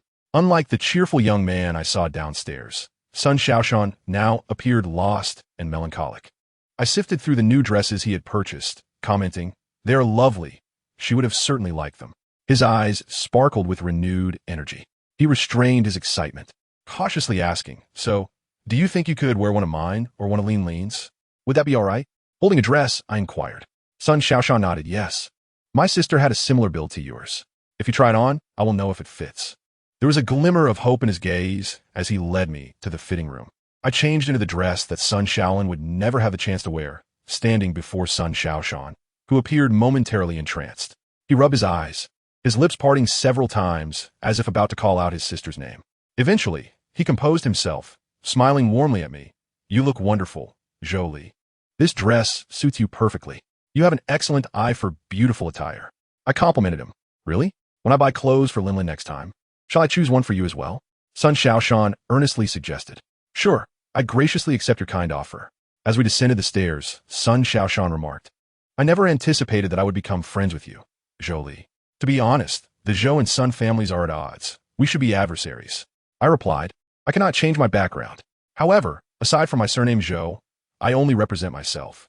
Moreover, I'm still the daughter-in-law of the Jiang family." Sun Xiaoshan chuckled heartily, revealing his charming dimple once again. He praised me. "Well said. Many people lose themselves as they navigate life, yet it is rare to find someone who remains aware. That is truly commendable. And what about you? Have you lost yourself?" I inquired.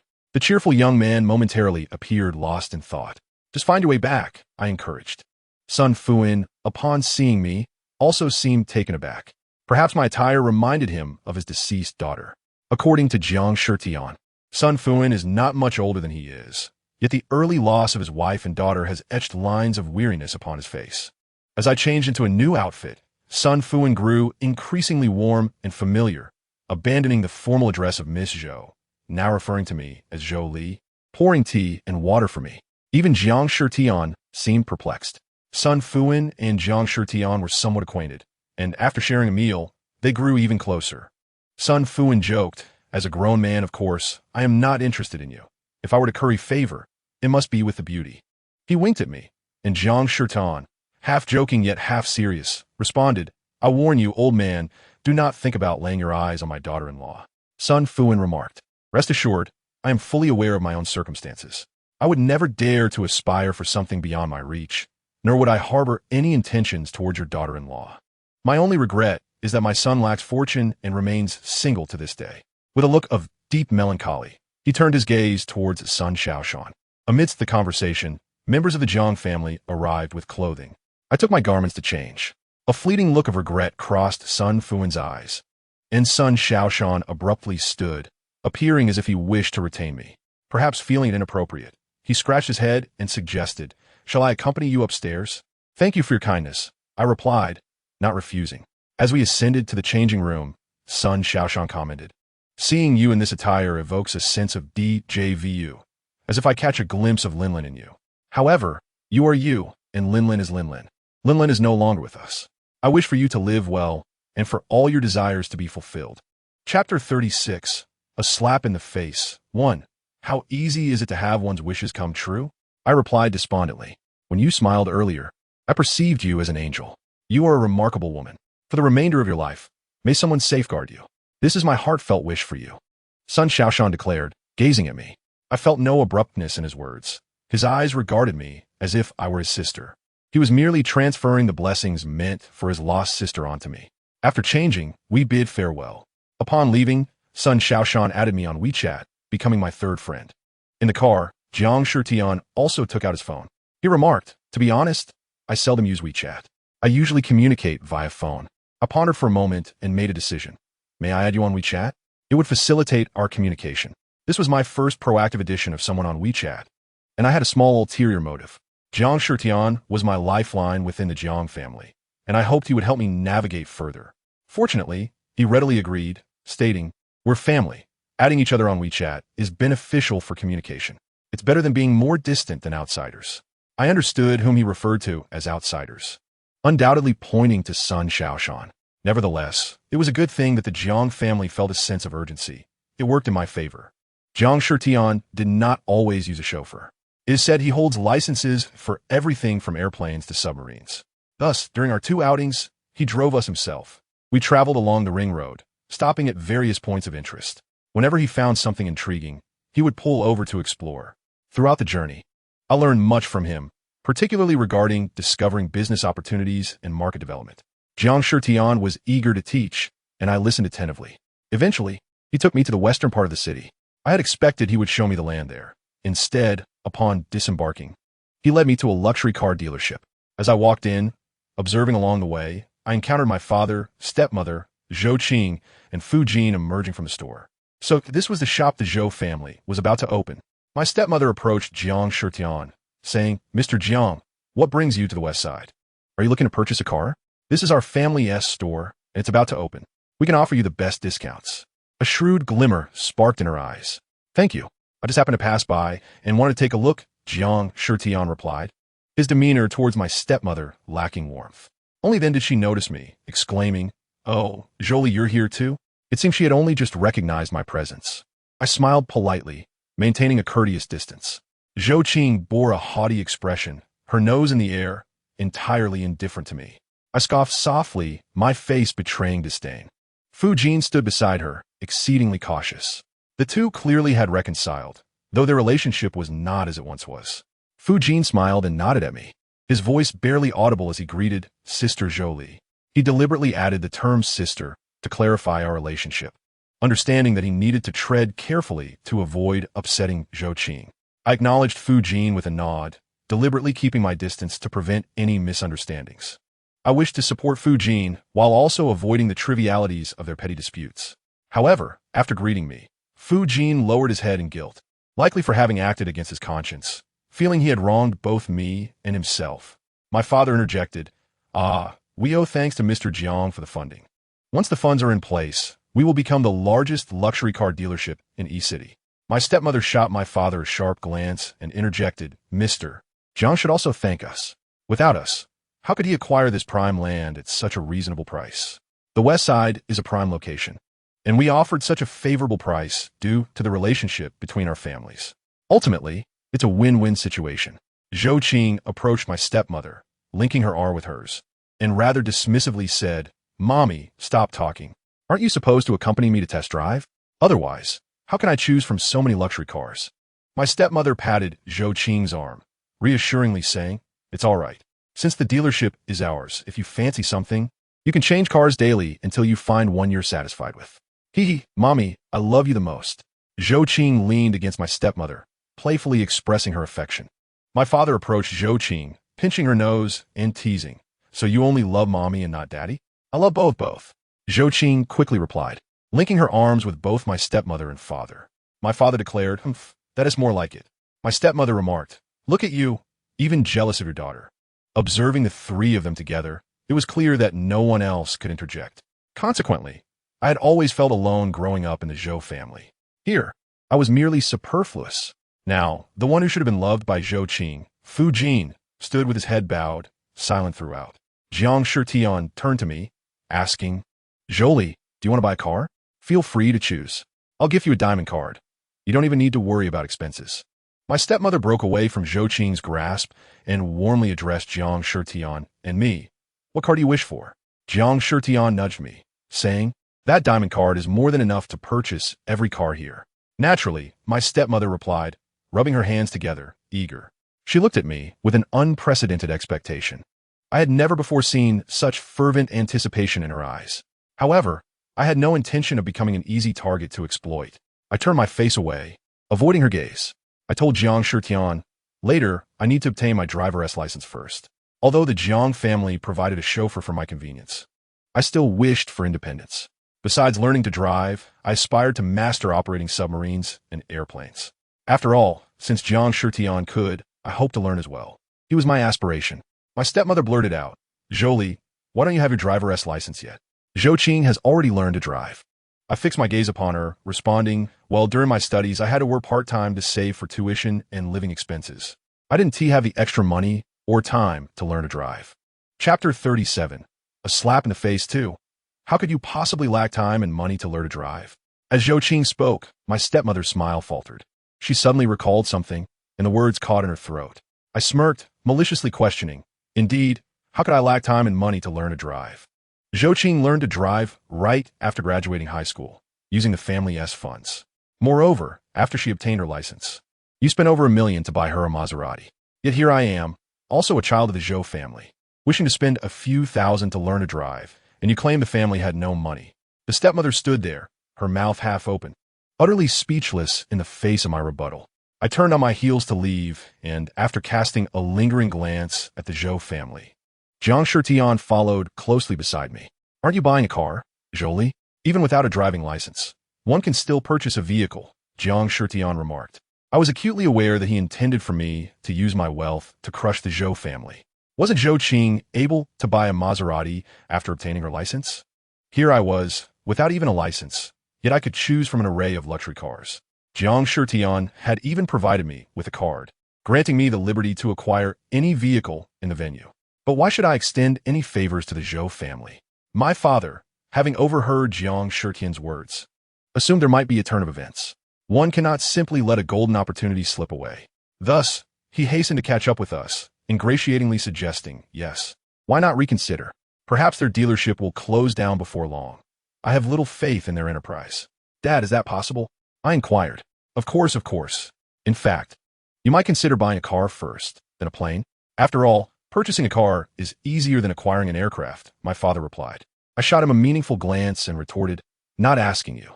With that, I beamed at Jiang Shitian, my eyes sparkling with joy. Mimicking Zhou Qing's tone, I playfully asked, "Dad, may I?" Jiang Shitian stifled a chuckle, adopting a mock-serious demeanor as he replied, "Absolutely. With the card, anything is within reach. Not just a plane, but 10 or even 100 would pose no challenge, as long as it brings you happiness." I was elated. It was the happiest day of my life. "Thank you, Dad," I exclaimed, throwing my arms around Jiang Shitian and planting a kiss on his cheek. To my ears, the sound of laughter rang melodiously, yet to the Zhou family, it must have sounded profoundly sarcastic. In the car, I turned to Jiang Shitian and stated, "Their luxury car dealership is destined for failure."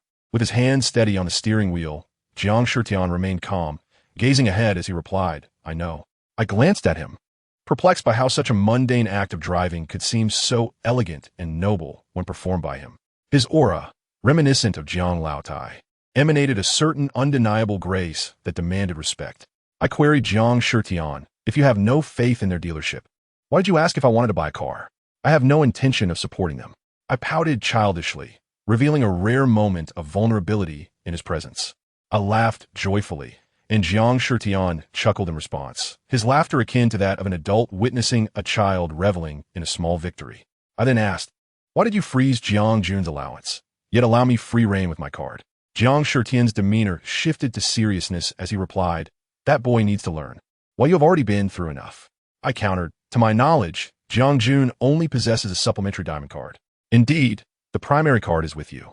You seem to take issue with it, he said. It's like the tale of Liu Yufei Shui and Dou Yi's grievance. You know, I've never meant to complain, I replied, prompting a chuckle from Jiang Shitian. Jiang Jun had finished playing on his phone and in a good mood. I thought to tease him about the power of my smile. After all, I had never truly smiled in front of Jiang Jun, having seldom encountered anything joyful. Just then, under the watchful eye of Jiang Laotai, Jiang Jun emerged to greet us. He scratched his head, racking his brain, and finally recalled to inquire about our land purchase. Jiang Jun appeared utterly stunned, standing there in silence. Although he did not resist, he awkwardly fidgeted. I had never known Jiang Jun to possess such a shy side, so I couldn't help but laugh charmingly. Jiang Jun stared at me, captivated. What are you dawdling for? Hurry up and let your wife in to rest. Jiang Laotai scolded him. Jiang Jun finally remembered to step aside, ushering me into the house with haste. Jiang Shitian adjusted his sleeves, casting a disapproving glance at Jiang Jun before entering as well. I followed closely behind. Have you eaten? Jiang Laotai inquired, and Jiang Jun, under her subtle prompting, entered as well. As I hung up my coat, I asked Jiang Jun, did you skip your afternoon nap? No, he replied, loosening the button at his collar, appearing somewhat nervous. I recall you don't have a habit of napping, I remarked disdainfully, glancing at his neck. I can adapt. Napping is merely a matter of acclimatization. Jiang Jun replied, scratching his head. Suit yourself, I said. I observed with a calm demeanor as I retrieved a pillow and blanket from the cupboard. Tossing them onto the sofa, Jiang Jun quickly intervened, exclaiming, you can't possibly sleep on the sofa alone. If I disagree, Jiang Jun said with a dark expression, his tone somewhat harsh. However, he quickly softened, adding, what I mean is I deserve a share of that bed too. You could decide what to do next. Jiang Jun turned his face away. I had seen shamelessness before, but never to this extent. After a moment of silence, I resolutely declared, then you can take the bed. I will still sleep on the sofa. I'm not picky about where I sleep. I felt like a leaf floating on water, having never experienced the warmth of home. Where I slept was inconsequential. I had no preference. Thus, I spoke with surprising conviction. Jiang Jun gritted his teeth, determinedly stating, fine, you sleep in the bed, and I will take the sofa. I nodded, feeling justified as I climbed into bed. Jiang Jun looked on, his frustration palpable, akin to someone witnessing a tempting dish just out of reach. I lay down, intending to drift into a deep sleep. However, after Jiang Jun settled onto the sofa, he began chattering incessantly. Zhou Li, did you know that you look lovely when you smile? He continued. Zhou Li, why don't you smile more often? If you did, those female celebrities wouldn't stand a chance. He shifted his posture. Zhou Li, I even think you are more beautiful than Mian Mian and Qing Qing, even when you're not smiling. Zhou Li, will you ever stop? Are you going to let anyone sleep? I exclaimed, sitting up in annoyance. Jiang Jun immediately closed his mouth, gazing intently at me. I allowed him to look to his heart's content. I lay back down, hoping to sleep again. I lost track of time, but when I awoke, I found Jiang Jun maintaining the same position as I had before. He was still staring at me intently. Zhou Li, I've discovered that you look beautiful even in your sleep. Not again. I can no longer tolerate it and swiftly got out of bed, throwing on my clothes and opening the door to the hallway, eager to escape to the living room. I wanted nothing more than to avoid Jiang Jun for even a moment longer. Yet, he relentlessly followed me, like an unshakable piece of chewing gum. I had not anticipated that my smile would yield such unintended consequences. Truly, I had only myself to blame. Zhou Li, please, smile once more, Jiang Jun implored, now resembling a devoted admirer. I coldly ignored him, refusing to respond. Zhou Li, given our status as a married couple, shouldn't we? I knew what he was trying to say. He was becoming increasingly brazen. Thus, I had no intention of acquiescing to his wishes. I leaned closer to his ear. Jiang Jun tensed, filled with anticipation. I whispered in a barely audible tone, I'm sorry, I only ignite the flame. I'm not responsible for extinguishing it. With that, I walked away, indifferent to whether Jiang Jun was fuming behind me or yearning for me. I settled in the living room to keep Jiang Shitian company as he sipped tea, holding a red invitation letter that he had already perused and was now tucking away. Though I was curious, I refrained from speaking out of turn. Sipping my tea, I chose not to inquire about matters that were not meant for my ears. This is a principle well understood by those in high society. Jiang Shitian appeared quite pleased with my demeanor. He remarked, "This is an invitation from the Zhou family, inviting us to their grand opening ceremony. Will you attend?" I pondered that since the Zhou family viewed us as mere sheep for the shearing, it was inevitable that they would continue to promote and entangle us at the celebration. Nevertheless, I replied to Jiang Shitian, "I shall defer to your wishes. It is entirely up to my father." Jiang Shitian smiled. He often smiled in my presence nowadays. Regardless, I could not fathom his thoughts, nor did I know if I truly brought him joy. Having made his decision, Jiang Shitian stated, "Then let us go and see." "Very well," I responded. On the day of the Zhou family's luxury car dealership opening, Jiang Shitian took Jiang Jun and me along. We arrived rather late, and the celebration had already commenced upon our arrival. We stood on the periphery, where I overheard discussions among the crowd. I heard the Zhou family has invited the star Mian as their spokesperson. "Who is Mian?" A man gestured flamboyantly. I paid close attention to Jiang Jun's reaction. Indeed, his expression darkened. So, he was focused on his career? Another voice in the crowd whispered, "Isn't that the actress who disrupted the Jiang family's marriage?" Someone replied, "Yes, that mistress. She lacks acting skills, but excels at being a seductress. Recently, I haven't heard any scandals about her. It seems she has found a new benefactor." Another chimed in.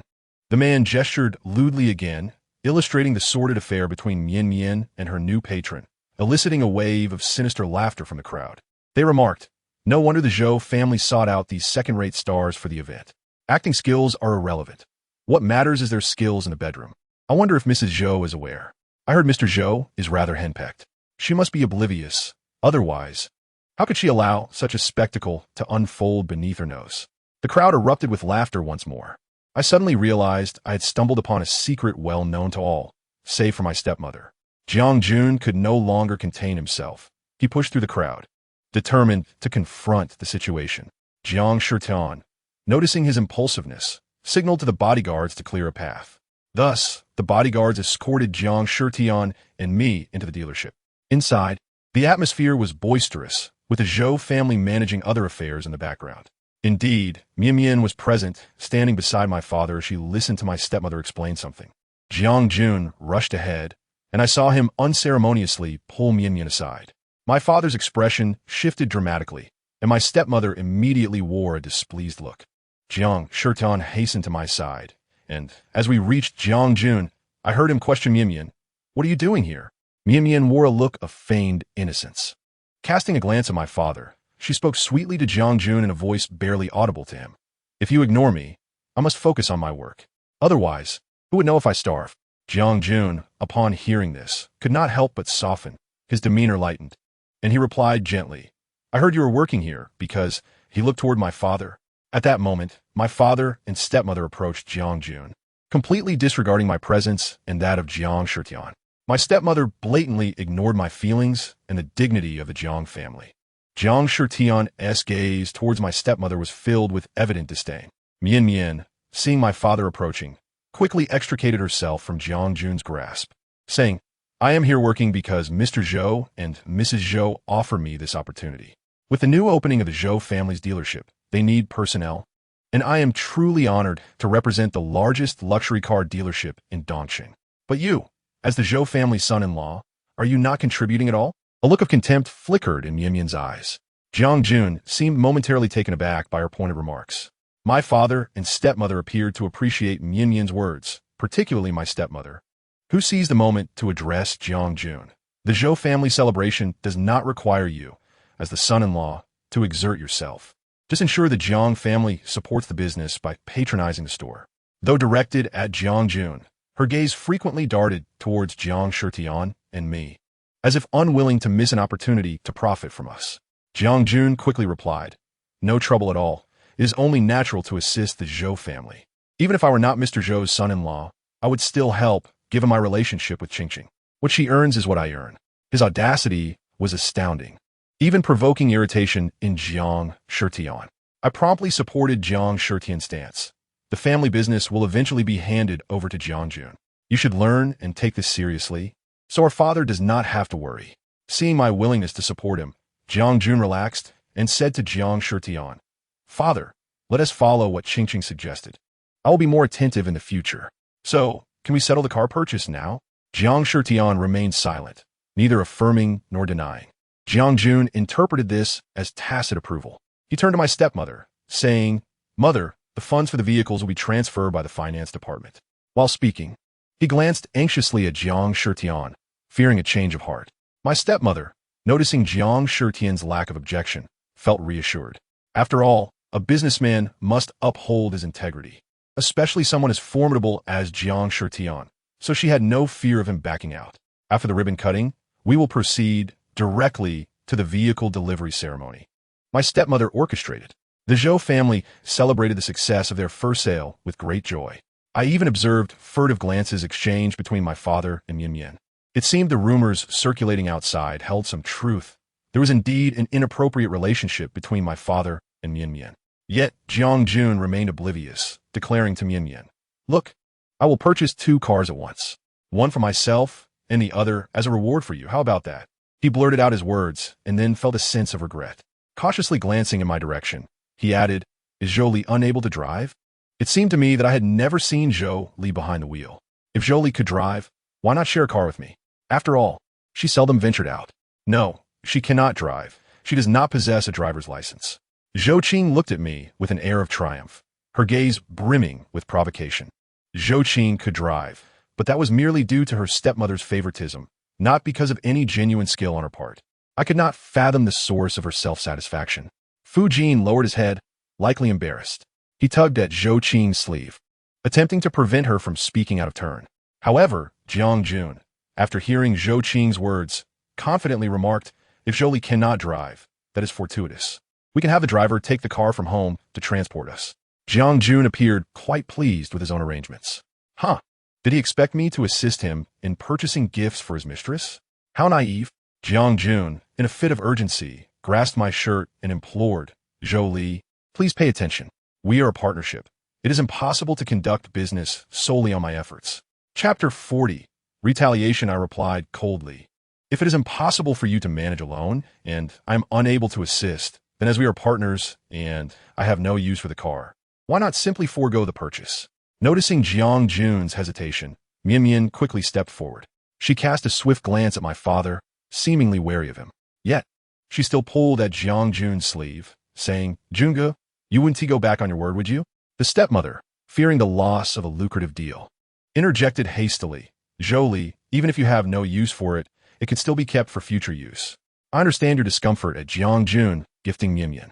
However, jealousy is a woman's greatest folly, especially for women in high society. One must know their limits. If you truly disapprove, you could buy a car for yourself. How about your family purchasing 3 cars altogether? That way, it would be evenly distributed." The stepmother was indeed skilled at manipulating the situation. She presumed to decipher my thoughts and seized the opportunity to turn the tables on me, awaiting her own gain. But how could I fall into her trap and comply with her wishes? I told the stepmother, "I do not intend to purchase a car at this time. If he wishes to bear the cost alone, so be it. If you truly desire a lucrative start, perhaps you could have my father buy a car to gift this 2nd or 3rd-tier celebrity, especially since she is currently endorsing our family's specialty store. Why seek help for matters one can resolve independently? Wouldn't you agree, Ma?" The stepmother's fury ignited. She disregarded her dignity and exclaimed, "Do not call me Ma. You wretched thing, I will naturally pay her endorsement fee. Why should your father buy her a car as a gift?" My father, fearing the stepmother might catch on, initially intended to refute her, but upon seeing Mian's eager expression, he ultimately remained silent. Mian, like the stepmother, was eager to play the opportunist. She could hardly wait to see the clam and the snipe contend, hoping to profit from the discord and ultimately acquire 2 luxury cars. Unfortunately, I was neither the clam nor the snipe. I was myself, Zhou Li. I addressed the stepmother, "Ma, do not be stingy with that money. Besides, we are not lacking in funds. After all, this entire specialty store belongs to our family, does it not? Don't say we cannot afford a single car. How many cars could we have if we wanted? One cannot catch a wolf without first letting go of the child. If you gift a car to Mian, perhaps she could bring you even greater surprises." You see, my father has not voiced any objections. I gestured toward my father, who was rendered speechless, unable to express his grievances. I continued to the stepmother, "Jealousy is a woman's greatest folly, especially for women in high society. One must know their limits. If you disapprove of my father gifting Mian, Why not use one of our specialty stores cars and rotate it daily? I recounted her original words, striving to express them with understanding. The stepmother, incensed, tore off the mask of civility. She raised her hand to strike me. I swiftly tightened my grip on her wrist, rendering her incapable of retaliating. Being older, she ultimately lacked my strength. Zhou Qing, seeing her mother at a disadvantage, lunged at me like a little tiger. To call her a tiger was an exaggeration. She was merely a pampered kitten, having been raised in privilege and easily overwhelmed. When I fought back, handling both of them was more than sufficient for me. After all, I was a lone wolf, having relied on myself for survival all along. I possessed my own ferocity. Zhou Qing, unable to withstand my retaliation, hastily called for help, shouting, "What are you all waiting for? Hurry up and deal with this madwoman." My father was indecisive, and Fu Jin hesitated. I stated, "Today is the grand opening celebration. Surely you have not forgotten how many media reporters are outside, not to mention the live-streaming influencers?" My words silenced even the stepmother and Zhou Qing. Jiang Shitian had already moved to draw his gun, but ended up producing a cigar instead. He lit the cigar and remarked, "It seems my assistance will not be needed." I dusted my hands off, declaring, "It is merely a trivial scuffle, unworthy of concern." I timed it perfectly. The music from the performance outside ceased, and the host's voice announced, "Next, we invite Mr. Zhou, Mrs. Zhou, and their daughter, Miss Zhou Qing, to cut the ribbon for this grand opening ceremony." The stepmother, whose face had been ashen, forced a ghastly smile. She shot me a venomous glare before joining my father and Zhou Qing on stage to cut the ribbon and make brief remarks. A reporter inquired, "Is it true that the Zhou family has two Miss Zhous? Why is only one present on stage? Will the Zhou family favor one daughter over the other?" This reporter's question was particularly sharp, undoubtedly prompted by whispers he had heard, prompting him to investigate during the Zhou family's grand opening. At this moment, I stood off stage, observing the stepmother's reaction. When it came to purchasing cars, we were all one family behind closed doors. When it was time to refrain from buying, her demeanor shifted entirely. Now, in front of the public, I was eager to witness her response. Indeed, the stepmother's smile faltered completely. She tugged at her lips, but found herself unable to maintain a smile. Zhou Qing seized the microphone, stating, "My sister is married now and is the daughter-in-law of the Jiang family. She represents the Jiang family at this event." Her incessant use of sister was nauseating. The reporter pressed on, "So, does that mean the other Miss Zhou is present here today?" All eyes turned toward me. I, in turn, looked at the stepmother. The stepmother was forced to greet me with a feigned enthusiasm, waving and saying, "Zhou Li, come here. Let's take a photo together on stage." I did not refuse. I walked onto the stage with confidence. The stepmother, pleased with my compliance, reached out to embrace me to dispel any rumors of discord. However, I cleverly sidestepped her and stood beside my father. The stepmother's hand remained suspended in the air, visible to all. I felt disgusted at the very mention of my name. Li. For 22 years, she had never called me that. Earlier in the store, she had referred to me as a wretched thing. A reporter inquired, "How would you describe your relationship with the Zhou family, Miss Zhou?" Reluctantly, the stepmother handed me the microphone. Leaning in, she whispered, "Be careful with your words." I smirked, coldly dismissing her. To the reporter, I stated, "The lady on stage, Kai Fengqin, is my stepmother. She has always been quite strict with me." The stepmother nodded at my introduction, but as I described her strictness, her expression shifted to one of alertness. She glared at me, her eyes warning me to tread carefully. Chapter 41, a twist. A major twist. Under the stepmother's scrutinizing gaze, I broke into a radiant smile. The stepmother was taken aback, utterly confused. I said, "Thanks to my stepmother's strictness, I have grown into an independent and self-reliant person." The stepmother sighed in relief, her demeanor softening as she beamed at the audience. Suddenly, I shifted my tone, stating, "For instance, my half-sister had an endless supply of pocket money, while my stepmother insisted that I earn my tuition through hard work." For instance, just now, my stepmother, in a manner reminiscent of her behavior during my childhood, was eager to strike me. The scene erupted in chaos. My stepmother, enraged, seemed ready to tear my mouth apart. She attempted to seize the microphone, and I let her have it. Yet, the overwhelming sentiment of the crowd proved too much for her to handle. Questions from the reporters bombarded her like a tempest. Isn't the Zhou family a wealthy clan? Why must Ms. Zhou Li, as the eldest daughter, toil to earn her own tuition? Why is Zhou Tai so strict only with Zhou Li? Isn't the stepdaughter also your daughter? Ms. Kai Fengqin, why did you just attempt to discipline your stepdaughter? According to Miss Zhou Li, have you been physically abusive towards her since childhood? Would you also strike your biological daughter? Present at the scene were not only various media personnel, but also genuine customers and numerous onlookers. The murmurs among the crowd grew louder. This is outrageous. How can there be such a malevolent stepmother? Today, we've finally uncovered the hidden truth about the wealthy Zhou family. Who would have thought Zhou Tai could be such a person, less than beastly? If Zhou Tai is such, how can we trust the Zhou family's establishment? Are the cars sold by the Zhou family merely inferior products disguised as quality? Those initially interested in purchasing a vehicle were promptly dissuaded, and even those still contemplating immediately abandoned their thoughts. Zhou Qing was frightened to the point of tears, retreating repeatedly. Suddenly, my stepmother shouted into the microphone, "Quiet. Our family has enlisted the celebrity Mian as our spokesperson. Doesn't anyone wish to inquire about Zhou Li's opinion?" Clearly, she sought to divert attention. This tactic was both despicable and effective. Previously, the farce surrounding Mian had made several headlines. Anyone moderately familiar with the internet knew about the affair between Jiang Jun and Mian. Indeed, my stepmother's words garnered wider attention, and the crowd eagerly awaited my reaction.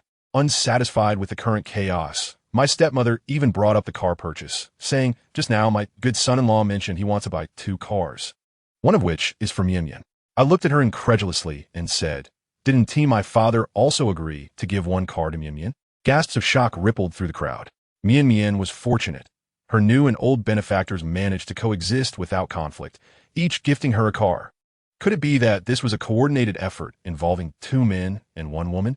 You understand the implications. As I observed the crowd successfully misled, their focus shifted from the conflict between the Jiang family's daughter-in-law and the mistress to the collaboration of Jiang and Zhou, 2 men and 1 woman. My father, cornered, turned red with embarrassment and stomped his foot, declaring, "Who is buying a car from Mian? I do not agree. Neither does the Jiang family." Jiang Shitian, with a cigar in his mouth and a relaxed demeanor, casually remarked.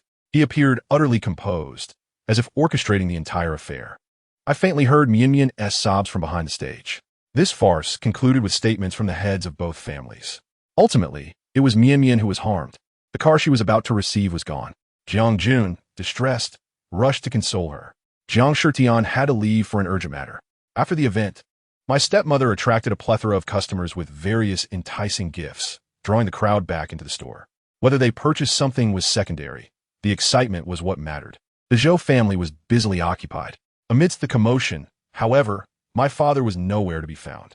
My stepmother had yet to notice his absence, but I did. Consequently, my action drew her attention. This indicated that my father held little significance in my stepmother's eyes. 2 decades of marriage could not compete with my presence as a thorn in her side. It was no wonder my father chose to stray. My stepmother hastily delegated her tasks to Zhou Qing. In her flurry of activity, she did not forget to belittle me, as if that would relieve her malice. Would she perish if she didn't mention Mian? I remained silent. My stepmother, however, pointed towards the tea room, saying, "That's the tea room. I just saw Jiang Jun head that way. If they're not in the tea room, they must be in the utility room opposite. During daylight. Who knows what those 2 are hiding in there?" She covered her mouth and chuckled, clearly convinced that Jiang Jun and Mian were up to no good in the utility room. Thus, my stepmother insisted on accompanying me. As we walked, she remarked, "Men, typically, have many mistresses outside while maintaining a steadfast home life. In ancient times, the more accomplished a man was, the more wives he had. It is a skill. So, he merely strayed. One can turn a blind eye to it. Try to understand." I continued to ignore her, allowing her to speak until we reached the tea room. Upon opening the door, she declared without even glancing inside, "See, there's no one in here. This tea room has people coming in and out. It's not safe. They're likely in that utility room." Is it possible she intended to catch me in the act? To her surprise, Jiang Jun emerged from the tea room, sipping water from a disposable cup. My stepmother was taken aback, unable to believe her eyes as she searched for Mian.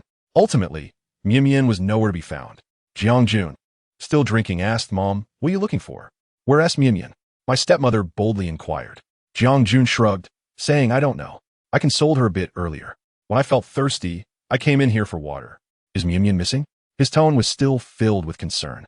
My stepmother's eyes widened in disbelief as she stared at the closed door of the utility room. Hearing faint, odd noises from inside, she questioned, "If you're here, then who's inside?" I let out a derisive laugh.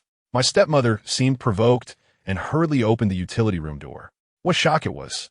My father and Mian were indeed inside, completely unclothed. Seeing the two bare figures inside, my stepmother let out a piercing scream. Ah!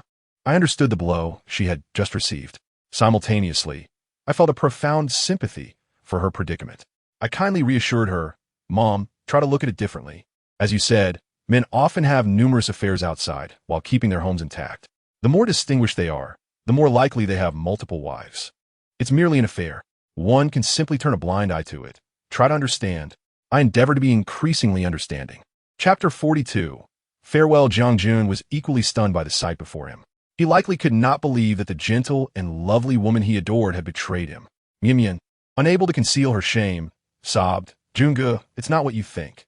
Let me explain." Yet, after a long pause, she found no words to clarify the situation. My father sat inside, head bowed and naked, seemingly too shocked to even find something to wear. Perhaps he was rendered speechless by fear? The crowd, drawn in by my stepmother's earlier scream, began to gather around. Some quick on their feet realized the situation and waved their hands excitedly, exclaiming, "Come quick! There's a scandal here. The head of the Zhou family and the star Mian are caught in the act." Various media rushed in, and some quick-handed individuals snapped photos, their flashes going off incessantly. The flashes jolted my still-fuming stepmother back to reality. With the crowd swelling, even Zhou Qing and Fu Jin arrived at the scene. Their reaction mirrored that of my stepmother. Without time to confront my father, she hastily tossed clothes to the two exposed individuals, ordering them to dress immediately. Though the family was in disgrace, she was determined to keep the scandal from public view. She shut the utility room door, trapping Zhou Qing and Fu Jin outside, effectively blocking prying eyes. Once the door was closed, my stepmother sobbed as she struck my father. "Zhou Li, how could you do this to me? How could you do this to Qingqing? You old lecher! Even at your age, you still indulge in such affairs. Don't bring home any diseases to us." My father endured her blows, too afraid to retaliate. The stepmother, seemingly unsatisfied with the current situation, turned and began to lash out at Mian, calling her a little tramp, a shameless woman, a whore. "What man doesn't flirt? How dare you flirt with someone from the Zhou family? I will beat you to death." Despite her fury, father remained unmoved, while Jiang Jun instinctively protected Mian, fearful for her safety. Even though Mian had betrayed him, he wore an expression of sorrow for her, yet he still felt compelled to shield her. "Ah, Junge, save me." Mian frantically burrowed into Jiang Jun's embrace. I had no desire to witness this any longer. I lost interest and opened the door once more, retreating alone. As the door swung open, everyone inside caught sight of the chaotic scene. Zhou Qing stood at the entrance, wiping her tears, her face resembling a rain-drenched pear blossom. Fu Jin busied himself with comforting her. Whispers and rumors circulated amongst the crowd. My heart felt exhausted. Upon returning to the Jiang residence, I noticed Luoyang's car parked outside. I had lost track of how long it had been since I last saw Luoyang. When he spotted me, he exited the vehicle. "I thought you had left the country," I remarked. "Are you ready now?" I inquired. "Yes," Luoyang replied, fixing his gaze upon me as he presented a box. He opened it to reveal a necklace and earrings inside. "Do you like it?" he asked cautiously. I gently caressed the exquisite jewelry, specially designed for me by the emerging designer Luoyang. "I love it," I replied without hesitation. To claim that I was not moved would be a falsehood. Even my long-frozen heart began to awaken with warmth. "Shall I help you put on?" Luoyang asked softly. Yes, I did not refuse. Luoyang assisted me in fastening the necklace, delicately moving my hair aside to secure the clasp. Once he finished, he carefully let my hair fall back into place, each movement exuding meticulous care. "It looks beautiful," he sincerely complimented. I traced the lucky dog pendant, my eyelashes fluttering. I reminded myself that he was merely praising the necklace he had designed. He then sought to help me with the earrings. I had pierced ears, yet I rarely adorned myself with jewelry. As his fingers brushed against my earlobe, I instinctively recoiled as if jolted. "Did I hurt you?" "I'm sorry," Luoyang expressed concern. "No." I lowered my gaze to mask my fluster. Luoyang smiled, his expression particularly pure this time, causing me to feel embarrassed about my own turmoil. Suddenly, Luoyang's hand reached out, his long fingers gliding across my cheek before he tousled my hair, saying, "Silly girl." A wave of emotion surged within me. Yet, he turned away, waving goodbye. "See you." After a pause, he added, "My flight is in an hour. Then you should hurry. What if you miss your boarding time?" I urged him anxiously. "Then I simply won't go," Luoyang stated earnestly, almost convincing me. Ultimately, I watched Luoyang's figure and his car fade into the distance. I rubbed my eyes, finding no tears, merely a twinge of melancholy. I had not anticipated that every moment between Luoyang and myself had been witnessed by Jiang Shitian. He stood by the window, and as I looked up, I immediately spotted his silhouette. He must have seen Luoyang the instant he arrived, yet he remained silent. The exchange was brief, and I was momentarily taken aback, almost failing to respond. Once I grasped his question, I replied, "He's a friend. After 22 years of life, I never thought I, Zhou Li, could have a friend." Luoyang was indeed my friend, and I had even gone so far as to reinstall WeChat to add him. Recently, I had taken to following his moments, filled with his design works, which resonated deeply with my own aesthetic sensibilities. Jiang Shitian scrutinized the necklace adorning my neck, remaining silent. I sensed a shift in his demeanor. An unexplainable sense of unease enveloped me. "He is a designer," I added, "specializing in jewelry." Seeing Jiang Shitian appear unconvinced, I continued, "Not long ago, I learned business from you, and, I invested the money you gave me in jewelry." I took a breath and continued, "His name is Luoyang, an emerging designer, a student of the renowned international designer Arthur Jean, who holds a certain reputation abroad." I spoke rapidly, attempting to convey my thoughts. Jiang Shitian exhaled smoke, but his expression bore no trace of amusement. "And Jiang Jun?" he inquired. "He is with Mian." I gazed down at my toes. "What about Grandma? Is she not home?" I changed the subject, looking up to search for old lady Jiang. "Yes, indeed," I replied. In truth, I harbored a genuine fondness for old lady Jiang. After all, we are not mere grass or wood, devoid of feelings. With time, bonds naturally form, and one grows attached. I merely faltered in speech due to Jiang Shitian's imposing presence, causing me to stammer. Unexpectedly, both old lady Jiang and Luoyang departed from my side, leaving me feeling somewhat despondent, lacking energy. Suddenly, Jiang Shitian proposed, "How about a drive?" I stared at Jiang Shitian in astonishment. He succinctly instructed, "Let's go for a drive," before grabbing the car keys and turning to leave. I comprehended his intent and swiftly followed. "Where are we going?" I asked, trailing closely behind him. "Just a casual drive. No destination in mind," he replied. I sincerely hoped he would not steer toward the automobile dealership of the Zhou family in the west of the city. Once inside Jiang Shitian's car, I took my seat in the passenger side, fastening my seatbelt and allowing him to take the lead. Just moments ago, I had focused intently on our destination. Now, I yearned to empty my mind. Jiang Shitian drove in silence, accelerating to the limit. I closed my eyes to rest. "Can you sleep soundly?" he inquired. "Even if I can't sleep soundly, I need to rest for a while," I answered. "Then sleep," he encouraged. "All right, I trust your driving skills." And so, I drifted into a lengthy dream, one that often featured my mother's silhouette. I had been haunted by this dream since childhood, each time filled with the fear of being abandoned by her. I would chase after her, desperate to keep up. Suddenly, I remembered that I was seated in Jiang Shitian's car as he drove me for a leisurely outing. But where was Jiang Shitian? Upon waking, I immediately searched for him, only to discover the driver's seat was empty, and our car was parked by the roadside. Peering through the window, I realized we were in the suburbs. Jiang Shitian stood outside, smoking. I exited the vehicle. "I noticed you were crying earlier. Did you have a nightmare?" Jiang Shitian asked. I nodded, wiping my nose. "Oh, that was quick," he said, surprised. I had been nearly asleep the entire time, seemingly missing all the scenery. "Where to next?" he inquired. "Nowhere," I shook my head. I recalled the moment with Luoyang downstairs, where Jiang Shitian had observed from the window. Fearing he might misunderstand, I took the initiative to explain. "I dreamt that my mother abandoned me, which is why I inadvertently shed tears." Implicitly, I wished to convey that my tears were not due to Luoyang's departure. I tugged at the hem of my clothing, feeling somewhat apprehensive, worried Jiang Shitian would not believe me. However, he appeared indifferent, simply responding with a nonchalant hum. Without further elaboration. Inside, I felt an unsettling mix of anxiety and uncertainty. I couldn't decipher the implications behind Jiang Shitian's tone. I feared he would think I was being disingenuous, while simultaneously sensing that his demeanor was unusually smooth, which felt off. Could he possibly be angry? I turned my face, cautiously observing him.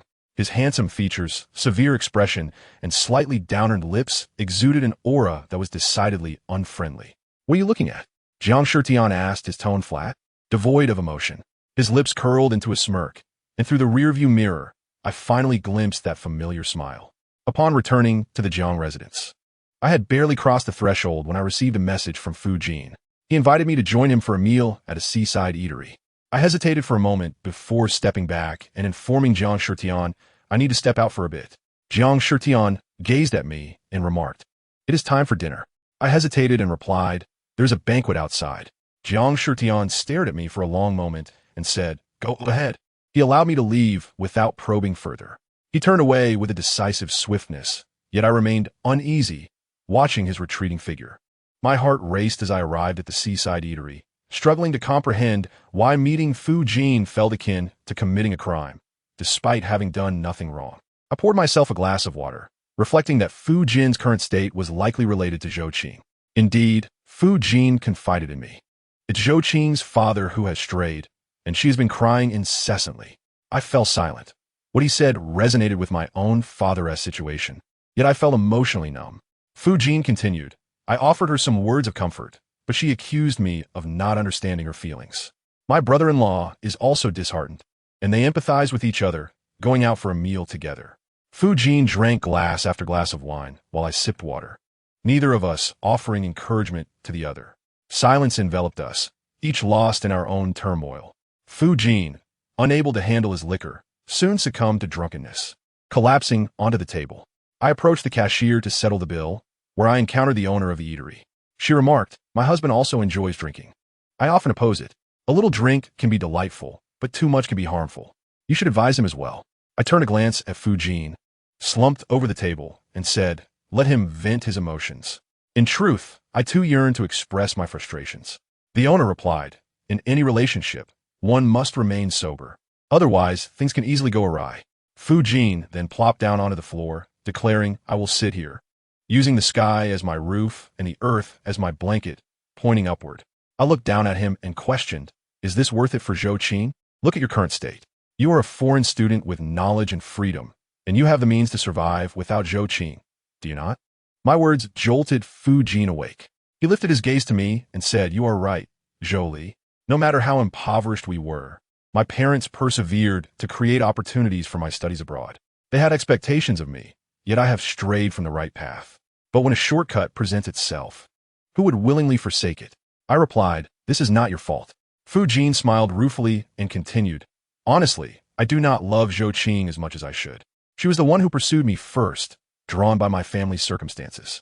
We entered this relationship for mutual benefit.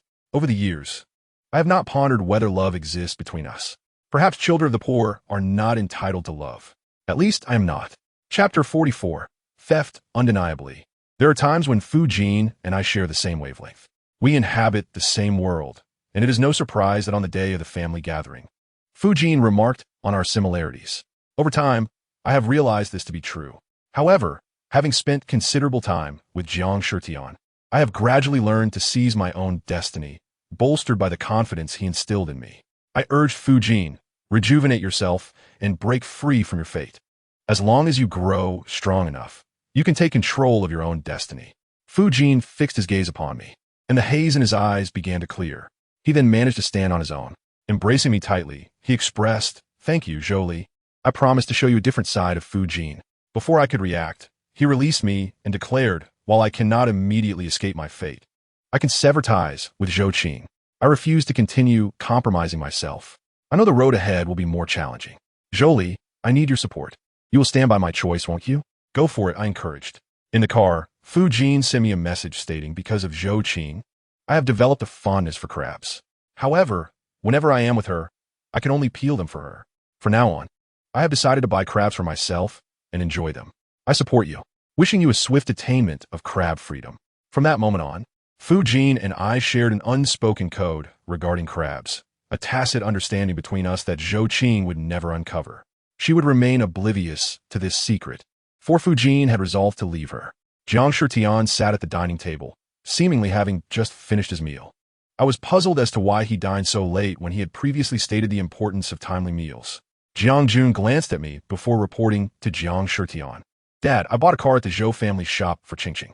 Jiang Shitian paused, the action of wiping his mouth frozen mid-motion, his napkin obscuring his expression. Jiang Jun continued to explain, Zhou Qing's family encountered some troubles, and she is upset. I thought buying her a car might cheer her up, as it would also please her mother. Dad, do you think my actions are justified? Jiang Shitian remained silent for an extended moment. Jiang Jun then turned to me. Seeking my endorsement, Zhou Li, you must agree with me. Qing is your sister, and her mother is your stepmother, making her my mother-in-law. I am merely patronizing your family's establishment. Jiang Jun sought my support, yet I had no intention of providing either moral or material backing. Jiang Shitian rose and headed toward the living room for tea, indicating his disinterest in Jiang Jun's purchase and his refusal to cover the cost. Jiang Jun panicked, looking towards Jiang Shitian and then toward me for help. I had hoped for a tranquil night, but upon waking the next morning, I discovered that the lucky dog jewelry gifted to me by Luoyang was missing. This set of lucky dog jewelry, which I wore daily, had merely been placed in a box on my table while I slept, rather than secured in the safe. I hurried to open the safe and check my other belongings. Aside from the missing lucky dog jewelry, everything else, including my clothing, remained undisturbed. Someone had broken in, and it was an inside job. The thief was well acquainted with the location of my valuables and knew precisely where to strike. I exited to the hall and informed Jiang Shitian of the situation. He stated he had not noticed anything missing. I insisted on a thorough investigation. After a moment of contemplation, Jiang Shitian agreed, instructing me to gather all the household staff for questioning. In truth, most of the employees at the Jiang household were longtime servants or family members, and the rest were carefully selected. Everyone was familiar with one another, so I could only suspect one individual, Jiang Jun. I concluded that he could not afford the car and, unable to resolve his predicament, had turned his sights on my jewelry. However, I lacked evidence and could not voice my suspicions. That lucky dog jewelry was a special creation from Luoyang. Jiang Jun and Mian had already caused the death of my beloved dog, Lily, and now he had stolen my lucky charm. This was unforgivable. I was determined to unearth the true culprit. I interrogated the staff, but as I had anticipated, found no leads. One of them asked, Zhou Li, what are you trying to do? I had been sitting beside the coffee table, questioning the staff when Jiang Jun's voice broke through, prompting me to raise my eyebrows and respond, my jewelry is missing. Have you seen it? Jiang Jun's gaze flickered, avoiding mine entirely. Jiang Jun clearly did not have a habit of napping, especially not at this early hour. I declared, since everyone claims not to have seen it and my jewelry is indeed missing, I have no choice but to involve the police. At the entrance of the house and around the perimeter, surveillance cameras are installed, enabling us to ascertain who has entered and exited. Whether it is an intruder or an insider, the truth will soon be revealed. How could you assume that what I lost was merely a set of jewelry? I distinctly remember not disclosing to you the exact number of pieces I misplaced. I turned my face slightly, casting a sidelong glance at Jiang Jun. In Chapter 45, the truth revealed, the servants began to murmur among themselves, questioning how the young master could ascertain the number of missing pieces when the young mistress had only mentioned that her jewelry was gone. Everyone was eager to capture the thief swiftly to clear their names, thus cooperating wholeheartedly. Why would the young master make such a statement? Sensing the unfavorable turn of events, Jiang Jun became increasingly stammering, saying, I was merely guessing. Your jewelry, the only set visible is the dog jewelry on the table. The rest is secured in the safe, making it impossible to access. I fixed my gaze upon him, observing his growing anxiety as he retreated further. I stood up, advancing towards him, and asked, weren't you just unaware of which jewelry was missing? How is it that you now speak with such detail? Furthermore, that set is not merely dog jewelry. It belongs to me, though it features a dog-shaped pendant and dog patterns. Jiang Jun's complexion turned pale, and, just then, Jiang Shitian emerged. Realizing he could no longer conceal the truth, Jiang Jun brazenly declared, so what if I took that set? It was never worth much. Not worth much. I retorted sharply. You have no comprehension of its true value. It's merely a small amount of gold, not even weighing a pound. It cannot even cover the car payment, let alone the down payment. It is only because Zhou Qing did not despise it that she reluctantly accepted it as a form of interest for the car. As for the car payment, she instructed me to find a way to resolve it. The lucky dog jewelry that Luoyang gifted me was now worn by Zhou Qing. I see that indeed it was you who stole it, all for the sake of that car payment. Jiang Jun shamelessly replied, yes, I took it. So what? It was part of our marital assets.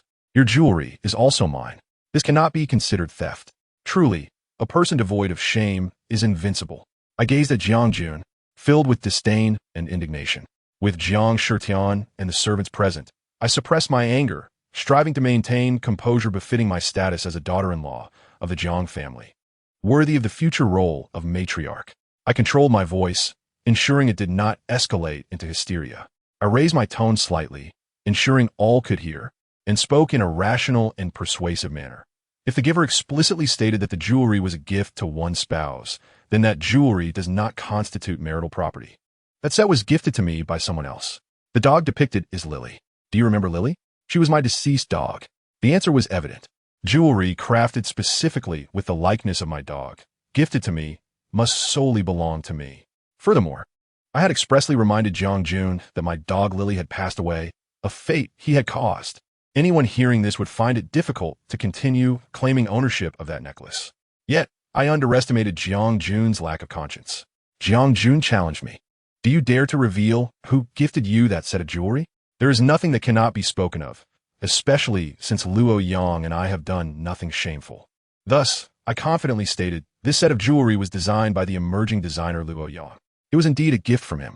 Luo Yang is a student of the international design master Arthur Jean, and has already gained some recognition abroad. The splendid set I acquired not long ago was also designed by him, and I recognized its potential value.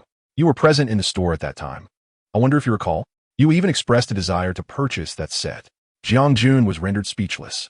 He could not admit that he lacked the funds at the time, feeling pressure due to Mian Mian's presence.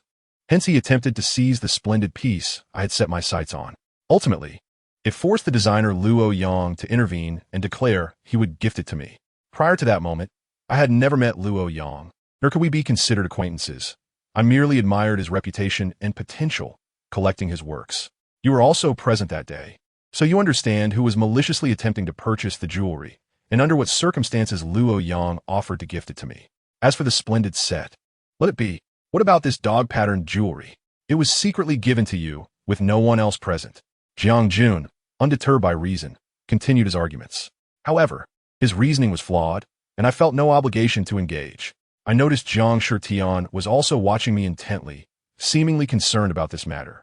I avoided looking at Jiang Jun and instead addressed Jiang Shitian, saying that splendid set was too valuable, and I ultimately paid for it. This can be corroborated by the withdrawal records in my account. Additionally, Luo Yang crafted this lucky dog jewelry to fulfill his promise of gifting me something. At that time, my dog Lily had just passed away, and I was devastated. This lucky dog jewelry makes me feel as though Lily is still by my side. Therefore, I could not decline Luo Yang's kindness. Moreover, this piece is unique. While its cost cannot compare to that splendid set, its design value is exceptionally high, making it a rare treasure. Jiang Shitian nodded, acknowledging my investment acumen and indirectly validating the matter of Luo Yang's gift. By this point, the incident of Luo Yang gifting me jewelry at the Jiang family's doorstep, witnessed by him from upstairs, was truly settled. Jiang Jun was not finished, insisting, "Oh, so you did pay for that splendid set, after all. Since you paid, it is no longer a personal gift to you. I have the right to dispose of it. Hand it over. I needed to cover the car payment."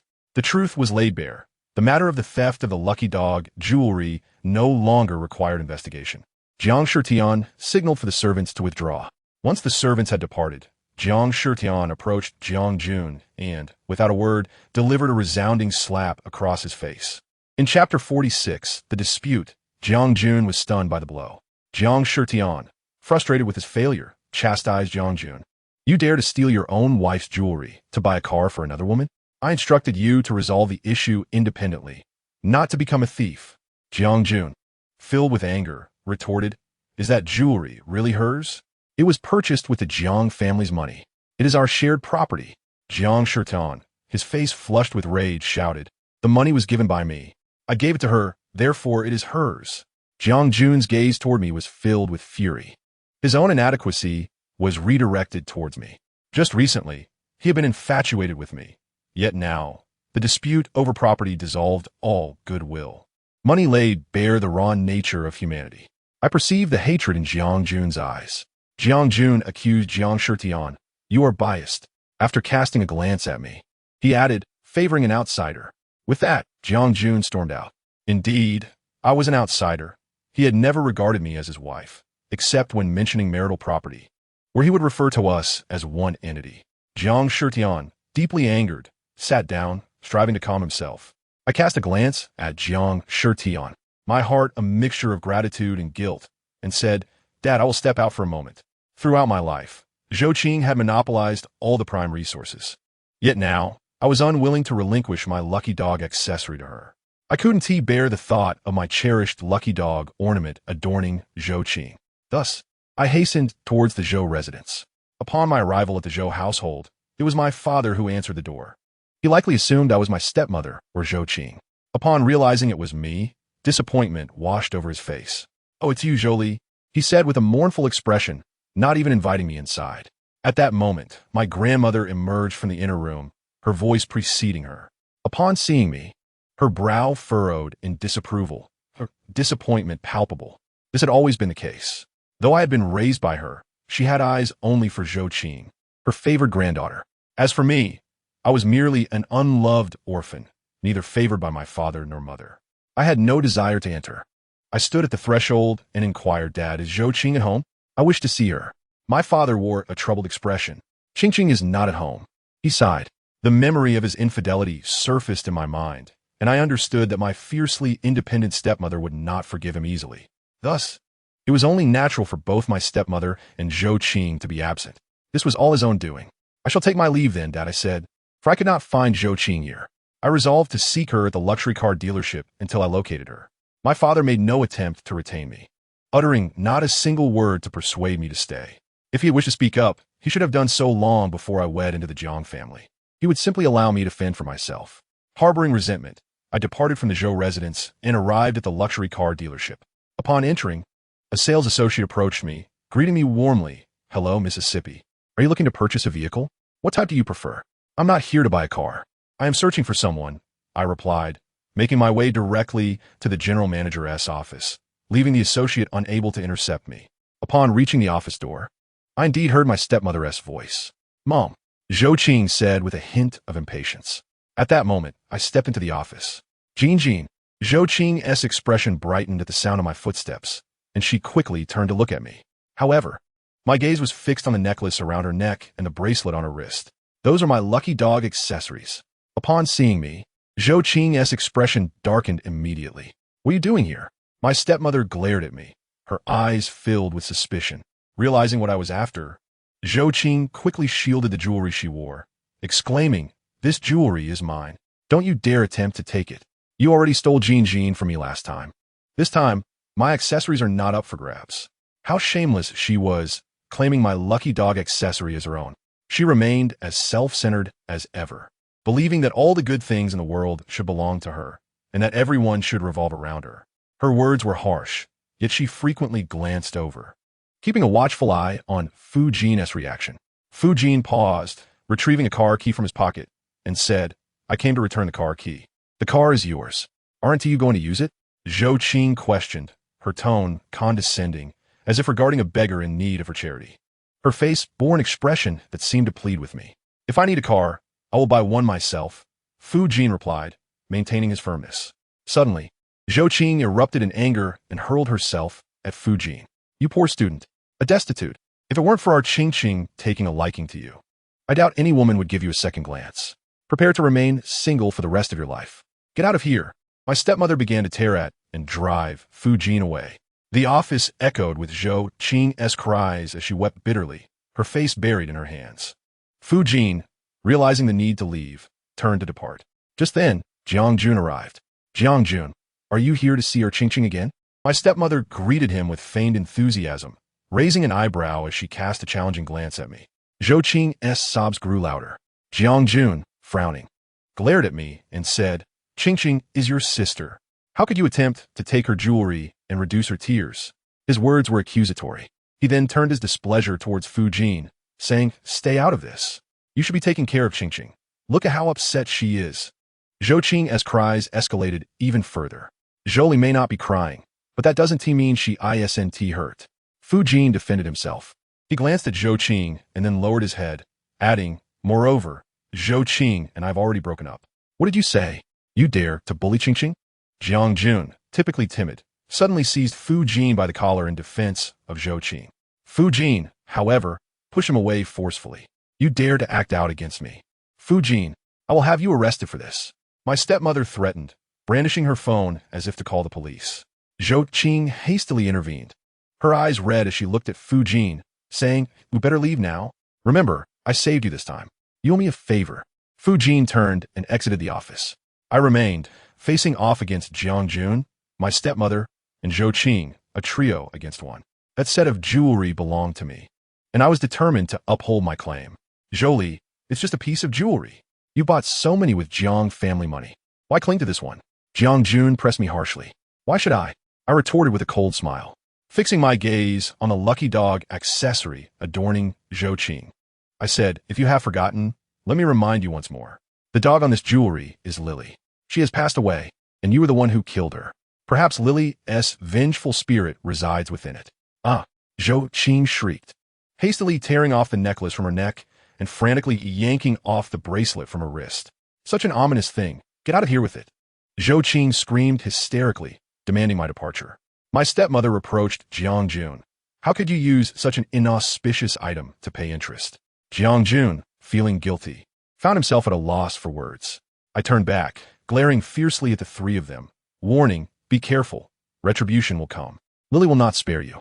The three of them shuddered in unison. Satisfied with my cunning, I departed. As I exited the luxury car dealership, I spotted Fu Jin waiting beside a tree at the entrance, seemingly anticipating my arrival.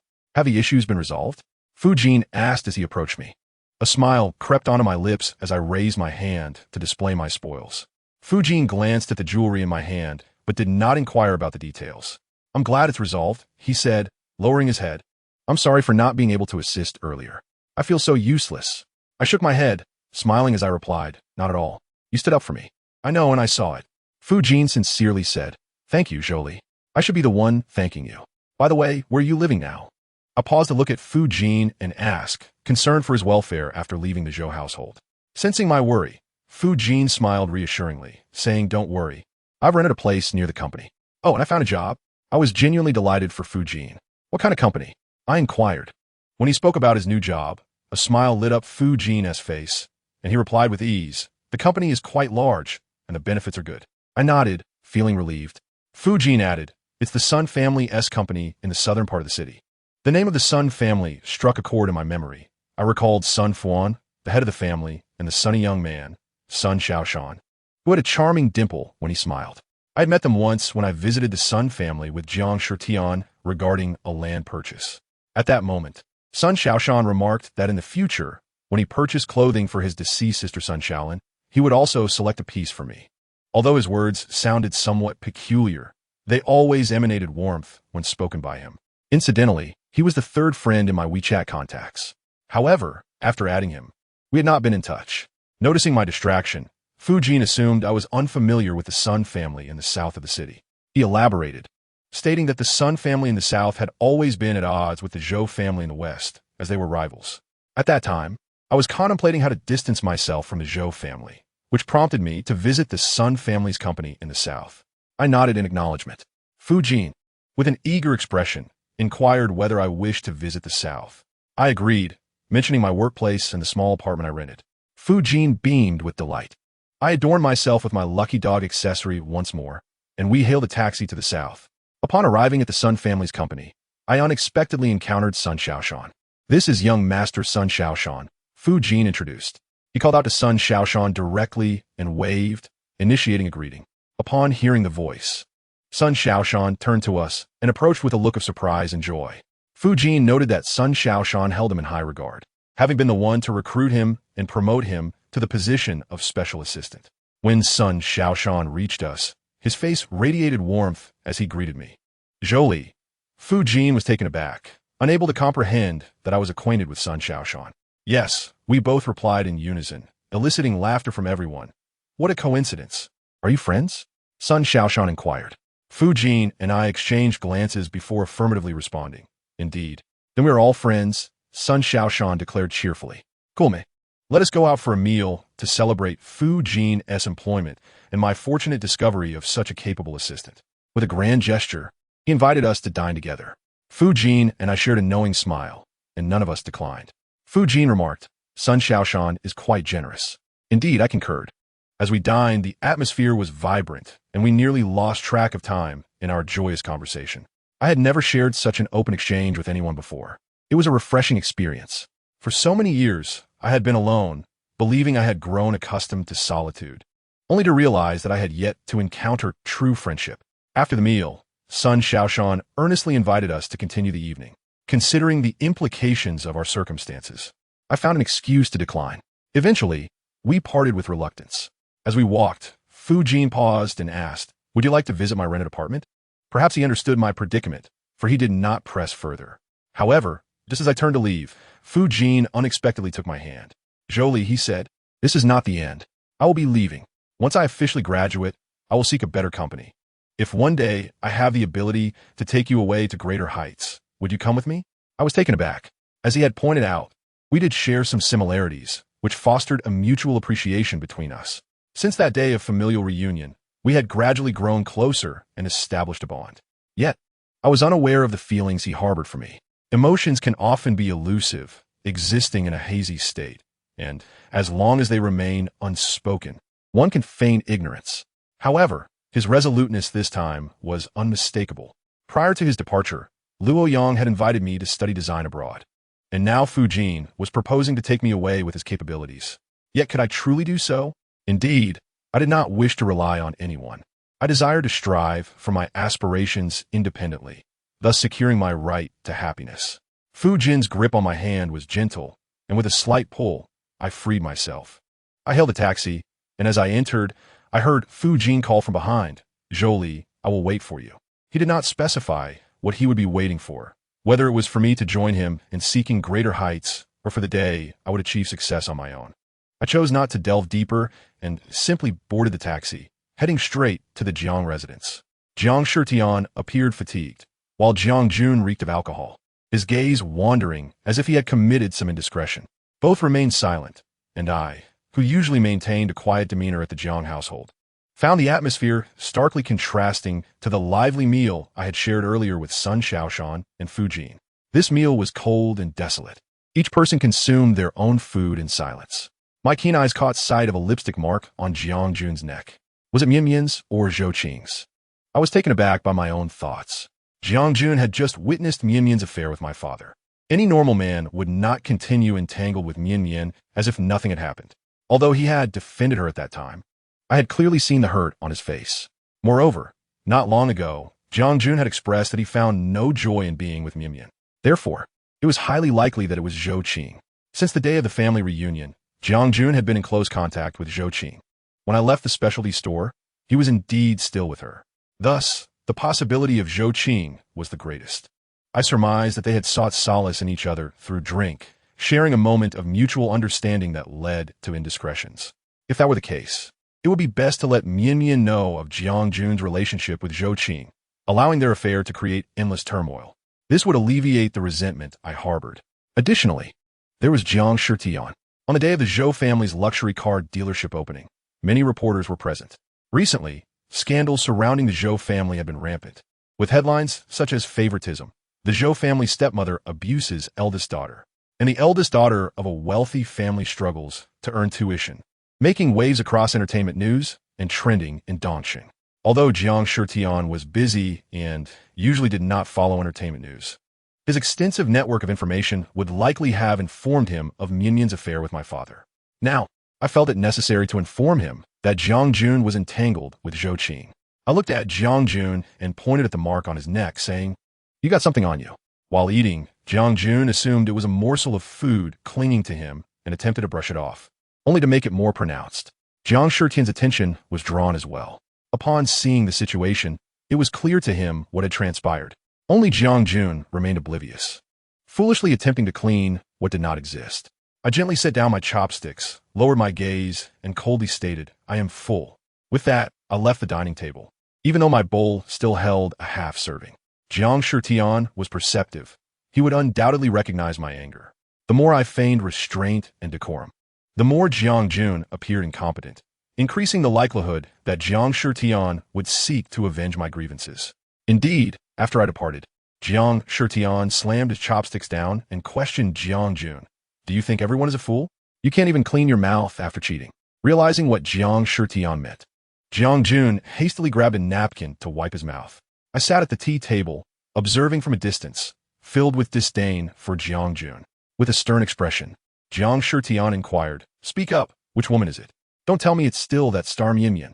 Jiang Jun, still under the influence of alcohol, flushed red and weakly replied, It's Zhou Qing.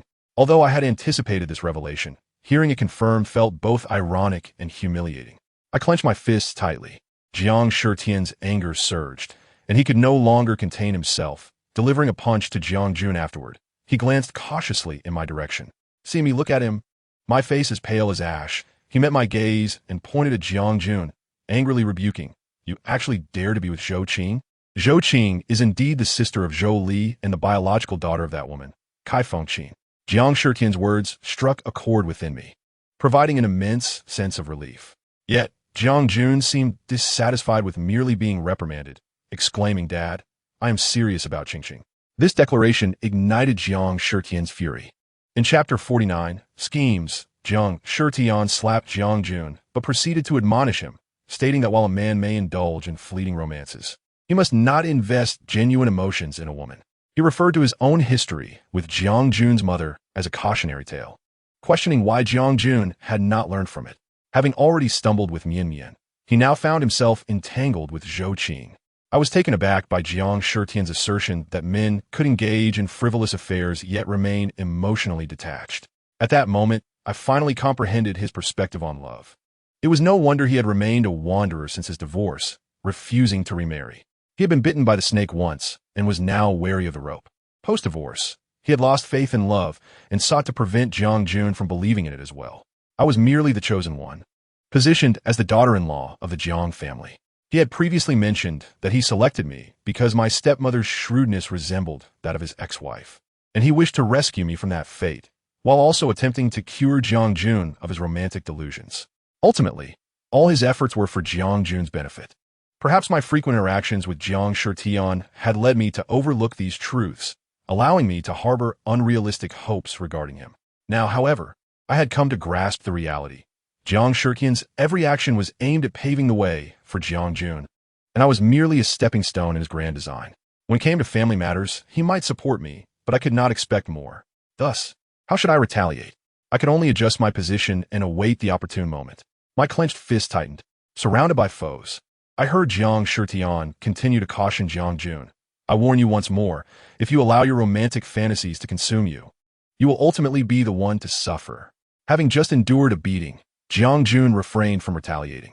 However, upon hearing Jiang Shitian mention his mother and love, he erupted, asserting, You indulged in fleeting affairs and never truly cared for my mother. In the end, you were unharmed, yet you inflicted pain upon us, mother and son. Jiang Shitian gasped, collapsing into a chair, amused that only Jiang Jun could provoke such a reaction from him. After a brief pause, Jiang Jun continued, My relationship with Qingqing is different from yours with my mother. Qingqing has already broken up. I won't be with her. I will invest genuine feelings into this relationship to avoid harming her. Jiang Shitian, panting heavily, pointed at Jiang Jun and asked, Have you considered whether she is truly worth your devotion? Upon hearing this, I took a deep breath and approached Jiang Jun, calmly stating, Are you merely misjudging people, focusing solely on Mian? Your mother once removed Grandma's oxygen tube, intending to end her life. Are you aware of this? Dad has concealed it from you to spare your feelings. Do not speak ill of him. For years, he has silently borne everything for you, enduring hardships greater than anyone else. Each of my words was like a sharpened blade, piercing Jiang Jun's heart. I intentionally invoked the name of Mian, who had betrayed him, and revealed the long-hidden truth that Jiang Shitian had kept from him. I feared not the harm that might befall Jiang Jun. Rather, I worried he might not be hurt enough. I glanced at Jiang Shitian, who looked at me in astonishment. I apologized, Dad. I acted in a moment of desperation. I could no longer tolerate how he treated you. I addressed Jiang Shitian with genuine concern, confident he would not hold it against me. As anticipated, he merely turned his face away, tacitly accepting the situation. Jiang Jun, on the other hand, appeared utterly shocked. He incredulously asked Jiang Shitian, Dad, Is what Zhou Li said true? Did my mother actually intend to harm my grandmother? Is that why you divorced? Jiang Jun shook his head, stating impossible. I refused to believe my mother could do such a thing. If she had done something so heinous, how could I not know? How could you, an outsider, be aware of it? I raised an eyebrow and met Jiang Jun's gaze, stating, because I am not an outsider. I am your wife, the sole daughter-in-law of the Jiang family. Jiang Jun staggered back, nearly losing his balance, and retorted, You're talking nonsense. You seek to sow discord between my mother and me. What benefit do you gain from this? I stepped closer, pressing Jiang Jun. It is precisely because there is no benefit that I speak the truth. Every word I utter is factual. If you doubt me, you may inquire with Miss Yao. Jiang Jun, overwhelmed, fled in a panic. I watched his retreating figure, knowing he would confront his mother. After his departure, I strategically reassured Jiang Shitian, Dad. Jiang Jun will eventually understand your intentions. Do not let this anger consume you. I grew increasingly proficient at calling him Dad, for survival within the Jiang family necessitated it. Until I became sufficiently powerful, I could not leave Jiang's household. Jiang Jun possessed no personal wealth. All assets belonged to Jiang Shitian. Departing as a discarded wife would yield me nothing. The outcome remains uncertain, and I would eventually pursue my desires and lead the life I envisioned. First, I must address Jiang Jun's desire to be with Zhou Qing. I cannot allow Zhou Qing to usurp my position as the young mistress of the Jiang family. I must extinguish this possibility. When dealing with adversaries, one must wield no mercy. I shall not play the role of a saint. I shall embody the white lotus. With a deep sigh, I theatrically addressed Jiang Shitian. I can no longer fulfill my filial duties in the Jiang household. Please take care of your health. Jiang Shitian immediately inquired, Where are you going? Feigning sorrow, I replied, Jiang Jun wishes to be with Zhou Qing. There is no longer a place for me in the Jiang family. How absurd that in this vast world, there is no refuge for me. That last statement was heartfelt, and as I spoke, a sense of melancholy enveloped me. I held my head high, refusing to let tears fall. Jiang Shitian insisted, He cannot be with Zhou Qing. You shall always be the daughter-in-law of the Jiang family. However, Zhou Qing also bears the surname Zhou, belonging to the Zhou family. In terms of family alliances, she is indeed more suitable. Moreover, Jiang Jun loves Zhou Qing.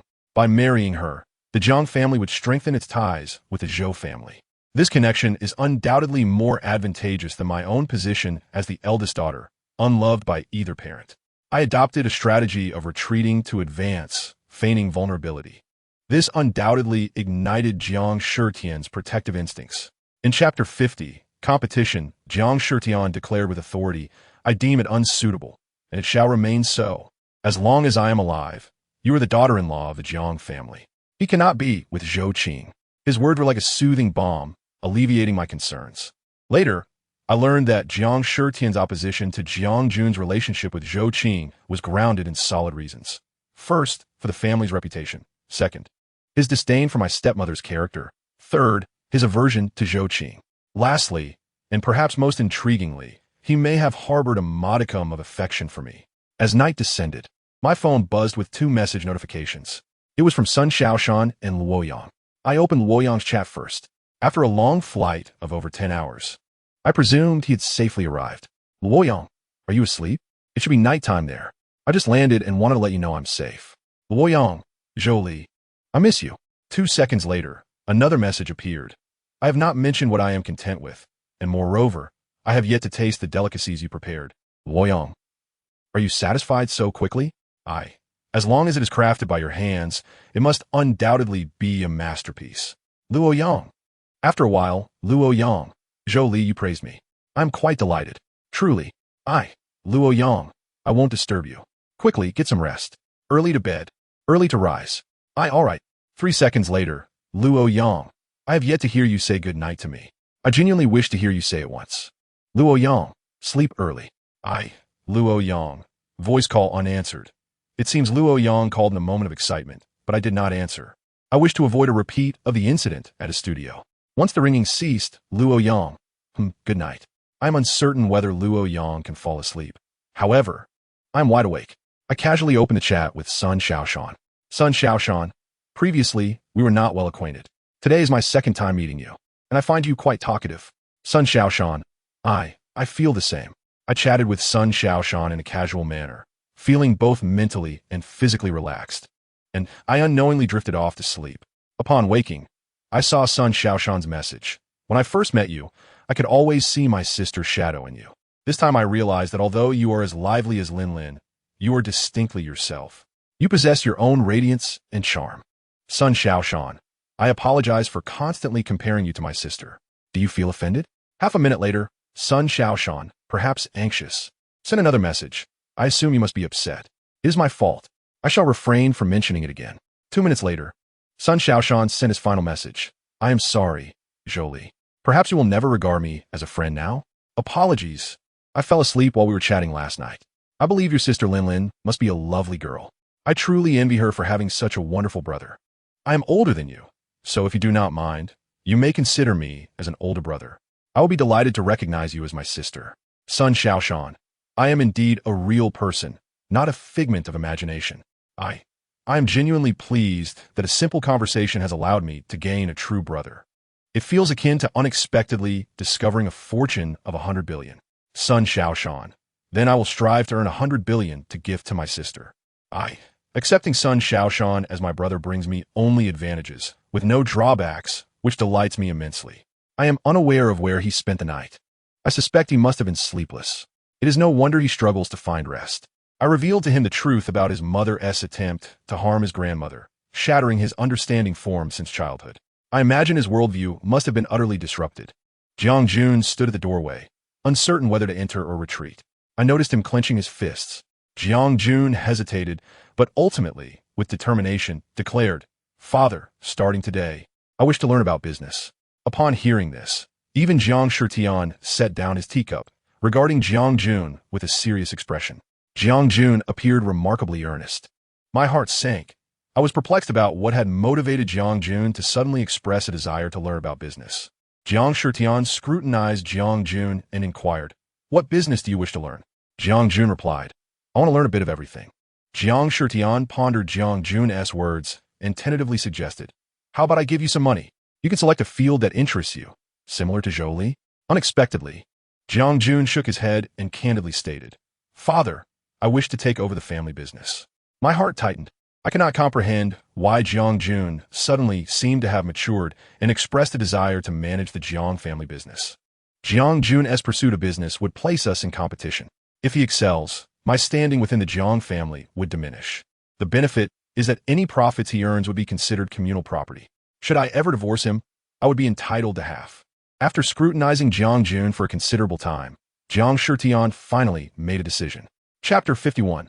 Shadows. Jiang Shitian said to Jiang Jun, You should first learn from Uncle Zhou. I lower my head, feeling somewhat discontented. A daughter-in-law is ultimately different from son. Hence, he treats them differently. Had Jiang Jun remained a wastrel and neglected the family business, perhaps one day I could have accessed the core areas of the Jiang family business. But now, with Jiang Jun's involvement, as long as he is unwilling, I shall never step foot into the Jiang family's business. I can only develop in areas unrelated to the Jiang family business or its periphery. Any connection to the Jiang family's influence would be fortuitous for me. No need. Have you forgotten you restricted my card? Father, I said nonchalantly. Jiang Shitian disregarded my aloofness, lowering his gaze with a faint smile. He ambiguously asked, In that case, how about I gift you a villa? I looked at Jiang Shitian with confusion, straining to understand his intentions. Logically, the investment in jewelry would be considered our joint property. The international card is under Jiang Shitian's name, and he can freeze the funds at any moment. Yet now, he speaks of gifting me a villa. Provided the gift contract explicitly states it is solely for me, it would belong to me as personal property. Even if I were to divorce Jiang Jun, that villa would still be mine. I surmised this might be his form of compensation to me. I did not wish to be at odds with money. Thus, I did not refuse the notion of Jiang Shitian gifting me a villa. I pressed my lips together and nodded in agreement. Jiang Shitian chuckled lightly and then departed. Since there was nothing else to attend to, I decided to choose a villa. Regardless of his feelings, I must make my final arrangements. Before he changes his mind, I need to finalize the villa purchase. However, I'm unfamiliar with the process. Therefore, I picked up my phone and messaged Sun Xiaoshan. I wish to purchase a villa. Do you have any good recommendations? I did not forget about my newly recognized brother. In my moment of isolation and helplessness, he was the first person I thought of. Perhaps he is the only one who can assist me. I am on my way to pick you up, Sun Xiaoshan replied. He is remarkably efficient. He soon arrived and took me to see a villa belonging to his friend. My friend is abroad and is eager to sell this villa. The price is negotiable. Sun Xiaoshan explained. Sun Xiaoshan nodded in understanding. Let me ask my friend to hold this villa for now. All right, I replied. Shall we go for a walk and check the surrounding environment? Sun Xiaoshan asked. I agreed. The villa is located on a hillside in the city center. A serene oasis amidst the bustle, not far from the Jiang family. The entire garden community is interspersed with 5 villas, each occupying a spacious area. While not as grand as the Jiang family estate, it is slightly smaller than the Zhou families. 4 wealthy aristocrats like them. It is quite normal to have multiple residences. Did not Jiang Jun also buy a small villa from Yimyan near the Jiang family mansion? Fortunately, it is not situated here. However, Jiang Jun could not afford it either. I am delighted to become your neighbor, I stated. Are you planning to move out with Jiang Jun? Sun Xiaoshan inquired. No, perhaps only I will live here, I replied, glancing elsewhere. Previously, the scandal between Jiang Jun and Yimyan caused quite a stir, so Sun Xiaoshan must have heard about it. Thus, he refrained from probing further. Sun Xiaoshan merely said to me, if you need any assistance, do not hesitate to ask. You are now my sister, and I am more than willing to help. I sincerely thank Sun Xiaoshan. Thank you, Xiaoshan. I also express my gratitude to Lin Lin in the heavens. Sun Xiaoshan looked up at the sky and said, Lin Lin is no longer with us, but you are alive. You must live well and be happy. Indeed, I solemnly promised. By the way, I mentioned last time that I would select an outfit for you. Do you have time to accompany me shopping? Sun Xiaoshan asked. Of course. I readily agreed. I recall the last time Jiang Shitian dragged me along to shop for clothes, declaring that within the Jiang household, I could also be a joyful princess. Yet, the truth is I am far from happy. I had anticipated that Sun Xiaoshan would escort me to the largest commercial center in Dongcheng, but instead, he drove me all the way to the garment trade city in Donggang. Dongcheng is bordered by the sea on both sides, and Donggang serves as the largest port in the vicinity, functioning as a hub for foreign trade. While domestic clothing cannot compare to custom-made garments, I do enjoy observing the diverse attire from various countries. Once we parked, Sun Xiaoshan skillfully guided me through the trade city, which consists of several independent commercial buildings. The flow of people and vehicles was substantial, and numerous small vendors filled both sides of the road.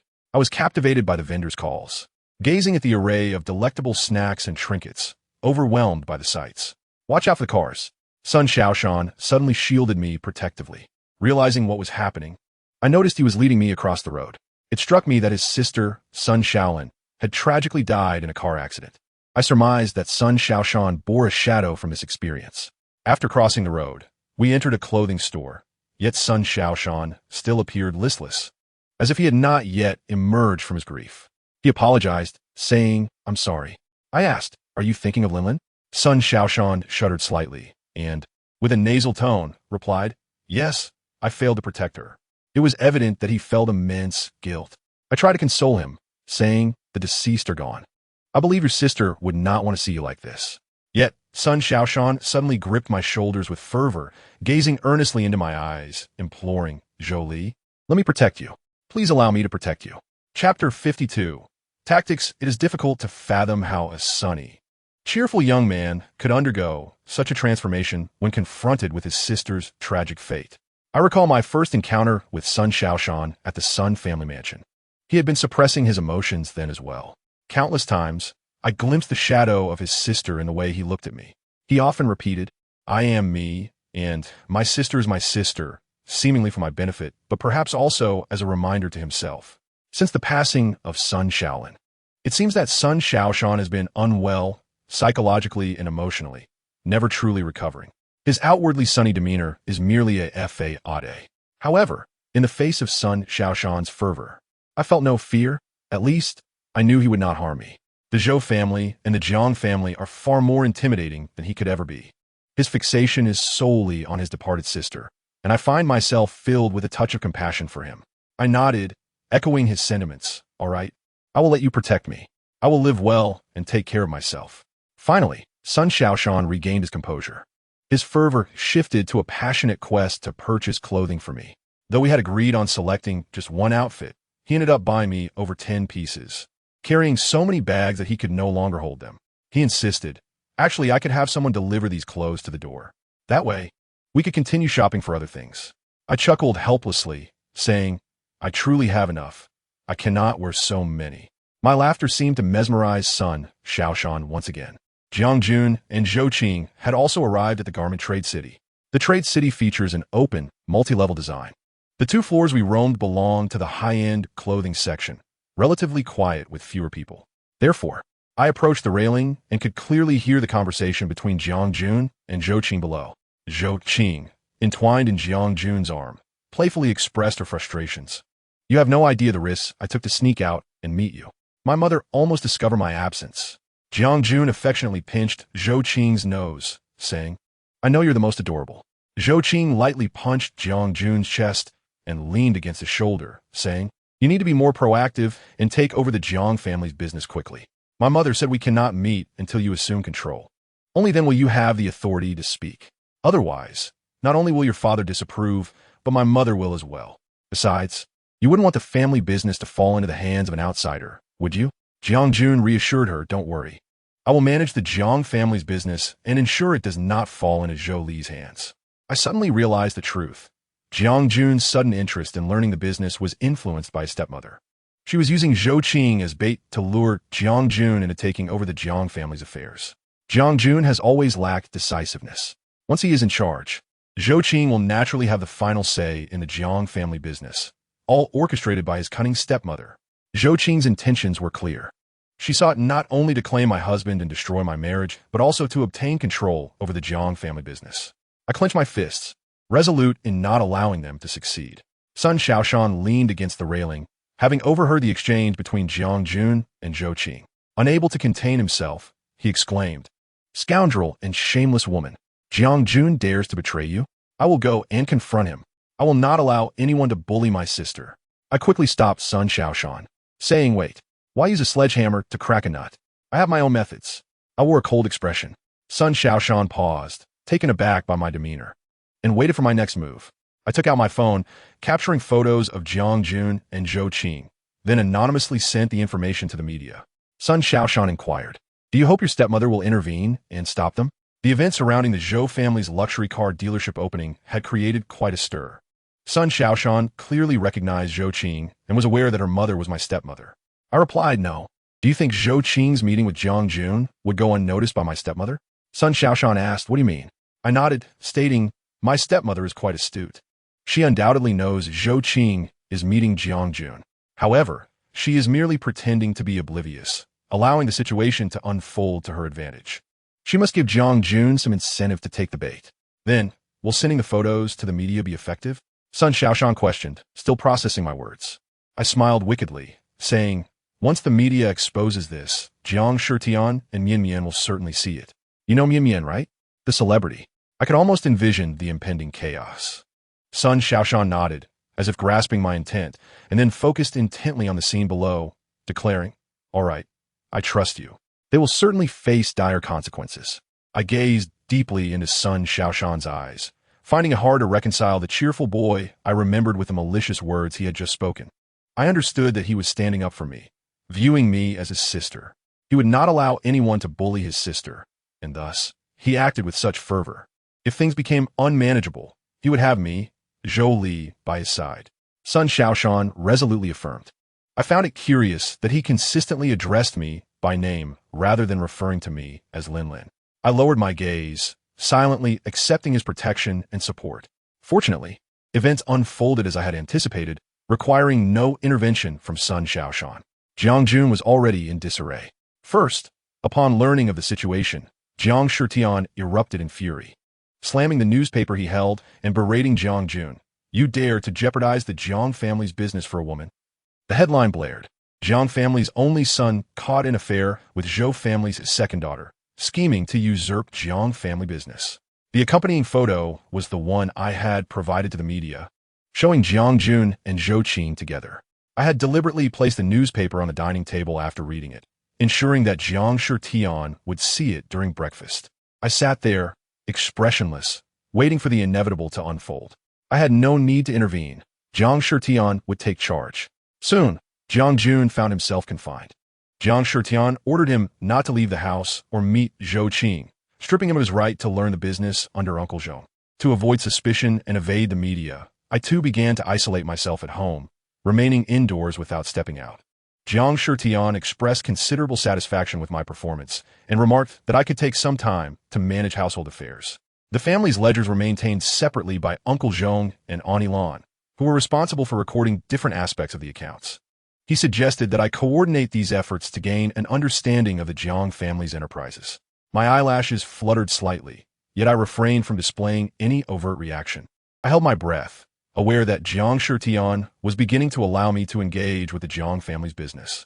Starting with household management may not place me at the heart of the family's core ventures, but it would afford me some insight into the overall scale of the Jiang family's assets. I obediently told Jiang Shitian that traditionally, men handle external affairs while women manage the home. As a daughter-in-law of the Jiang family, I was naturally inclined to address household matters, though I humbly acknowledged my inexperience and asked for his understanding should I falter. Since I learned the reasons behind Jiang Shitian's divorce, I realized he preferred women who were not overly astute or calculating. Thus, I endeavored to tread carefully. The more obedient and humble I appeared, the more pleased Jiang Shitian became. Indeed, a long-lost smile graced his face as he reassured me that he would not confine me to domestic life forever, as someone would eventually need to take over the family business. He promised to introduce me to broader experiences in due time. I lowered my head, adopting a submissive demeanor, believing I must have appeared particularly amenable to control. Jiang Shitian's words, however, held no meaning unless he followed through on his promises. Nevertheless, this did not deter my own diligence. I promptly summoned Uncle Zhong and Auntie Lan to report on the Jiang family's accounts and enterprises. Meanwhile, Mian did not disappoint, creating quite the commotion.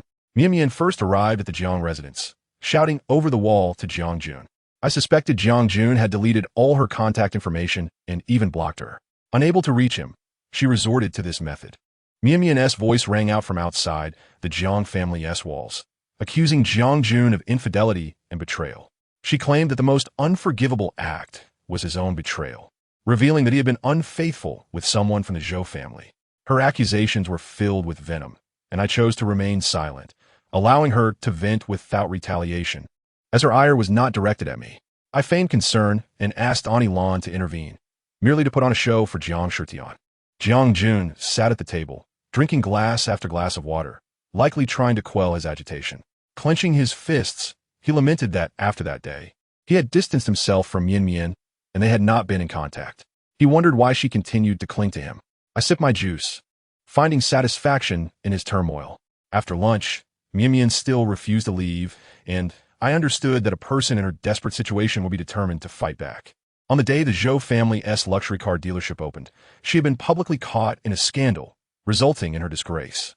With her prospects shattered, it was evident that my father, fearing my mother, would sever ties with Mian, and Jiang Jun, harboring resentment, would also find it impossible to continue with her. Mian had fallen from a position of triumph to a pitiful state. I, feeling a pang of compassion, offered Jiang Jun a drink and a sandwich, suggesting I could persuade Mian to leave. Jiang Jun regarded me with gratitude, rubbing his eyes before sincerely thanking me. With a gentle smile, I maintained a poised demeanor.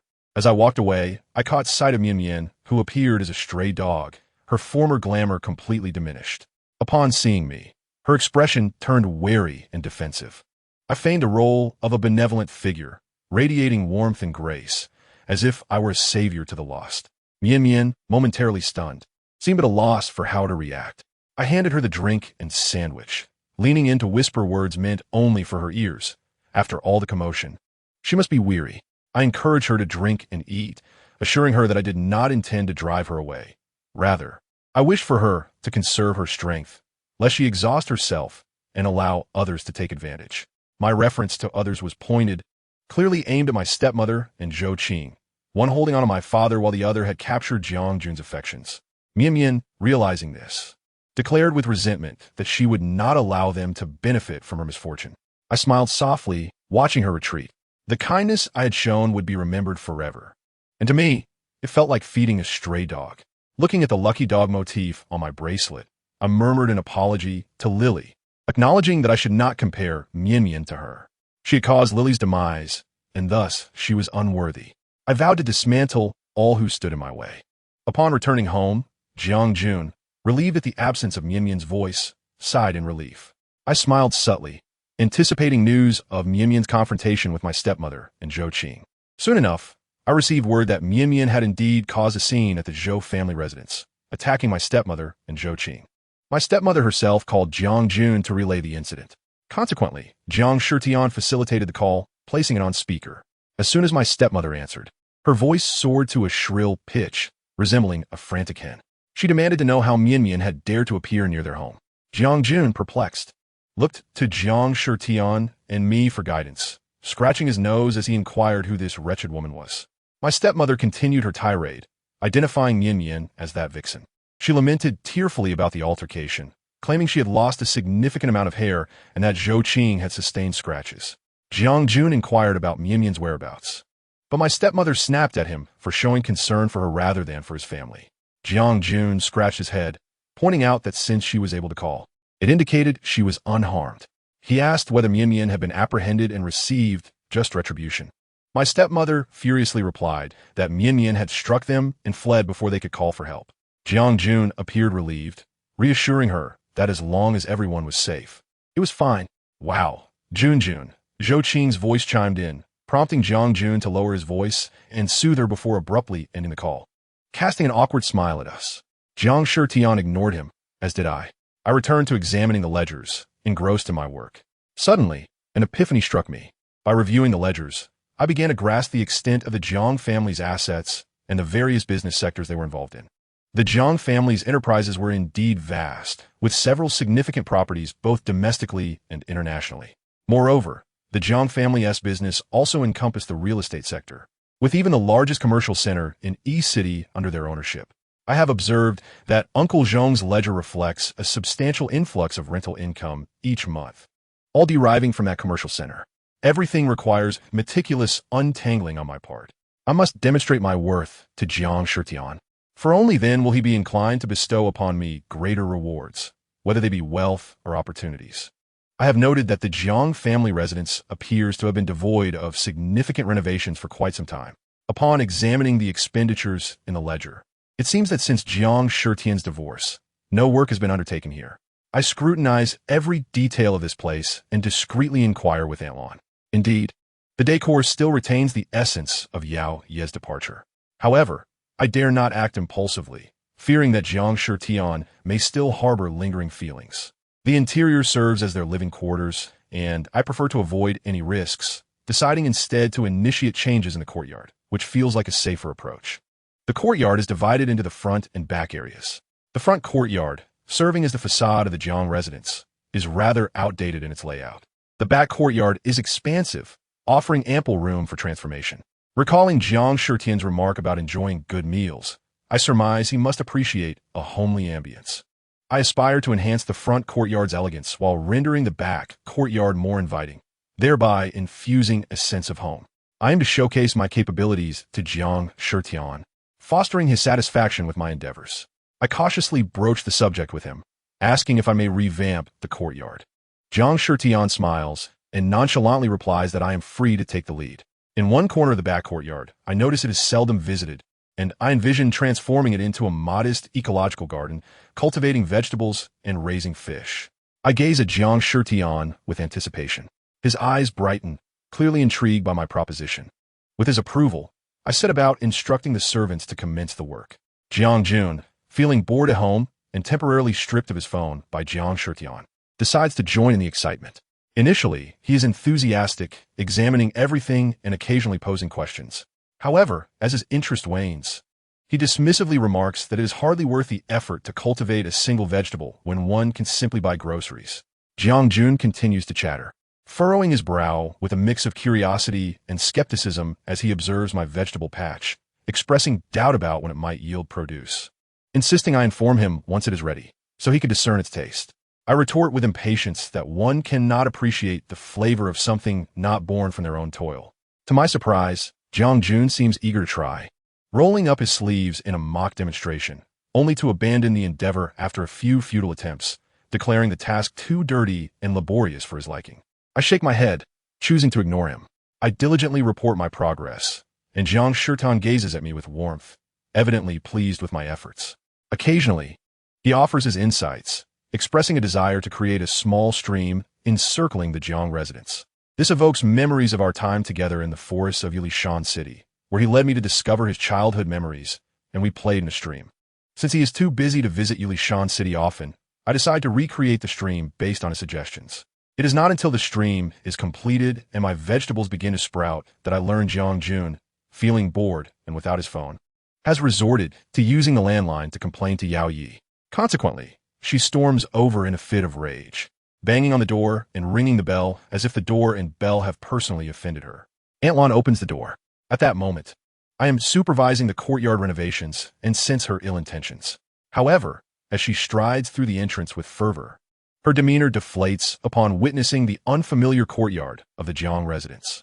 Yao Yi gazes in disbelief, her tone tinged with nostalgia as she inquires whether this is indeed the Jiang family home. Almost immediately, she grows somewhat self-conscious. The Jiang residence is no longer the familiar abode she once knew, where she could act with impunity. I regard her with polite detachment and ask, "This is the Jiang family home. May I inquire what brings you here, Miss Yao?" She surveys the courtyard and then scrutinizes me, asking if I am the one responsible for its renovation. I nod and candidly affirm, "Indeed, not only this area, but also the back courtyard." Yao Yi rushes toward the back courtyard in a frenzy, pointing at my ecological garden and exclaiming, "Who permitted you to destroy my tulips?" Those tulips were specifically planted by me, perfectly positioned so that I could see them from my window. I had not considered this until she mentioned it. A glance at the second floor confirms that the ecological garden indeed faces Jiang Shitian's bedroom, meaning he would see me bustling about each morning upon waking. I counter Yao Ye's accusation, "You no longer reside here, do you?" Yao Yi, taken aback, retorts, "Even if I no longer live here, you cannot destroy my tulips. What is the point of planting these weeds?" I reply, "These are not weeds, they're vegetables. I assume you seldom cook?" Yao Yi responds, "My time is precious. How could I squander it on cooking? There are servants for that. I suggest you learn a thing or two. Jiang Jun did not marry you to have you toil as a farmer." Chapter 55. Relationships and Appearances. I regard Yao Yi with a discerning gaze, critically assessing her words. Feeling uncomfortable under my scrutiny, she attempts to regain her composure and declares, "This land is precious. Who allowed you to undertake such meaningless endeavors? You have brought shame to the Jiang family." She gestures emphatically at the ditches. I disdainfully retort, "These are not ditches, they are a stream. This stream was personally designed by my father, and he was very pleased with the outcome." Mentioning Jiang Shitian causes Yao Yi to erupt in fury. She angrily begins to uproot my seedlings and scatter the stones that form the stream. Aunt Lan and I hastily intervene. I grasp Yao Yi's arm, my tone cold and menacing, saying, "When I began this renovation, the area was overgrown with weeds and lifeless. The family never came here. You are clever enough to deduce the reasons."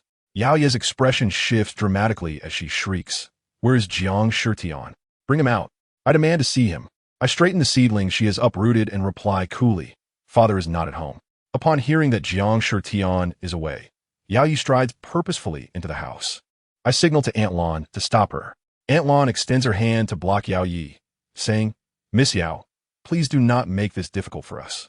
Yao Yi disregards her plea, glaring fiercely at Aunt Lan and pushing her arm aside, asserting, "I suspect Jiang Shitian is not absent, but rather too cowardly to face me. He dares to imprison my son. I will not let this go." With that, she calls out Jiang Jun. She is no longer the astute and capable woman I encountered in the CF. She is now throwing a tantrum. Jiang Jun, on the other hand, remains conspicuously absent. I surmise he must have heard Yao Ye's voice and seen her on the surveillance footage, leading him to cowardly hide away, fearing Jiang Shitian's reprimand.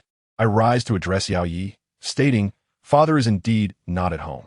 As a savvy and capable woman, you must understand that as the chairman and president of Jiang Group, he is quite busy. It would be best to make an appointment if you wish to see him." Yao Yi, incensed, tears off any pretense of civility and retorts, "Who do you think you are? I was married into the Jiang family long before you were born. The rules of the Jiang family were set by me. You have no authority to lecture me." I remain unperturbed, firmly establishing my position. I respond in a businesslike manner. "While you are Jiang Jun's mother, given your current relationship with father, making an appointment is the standard procedure." Yao Yi, in a fit of rage, raised her hand to strike me. Fortunately, Jiang Shitian appeared just in time.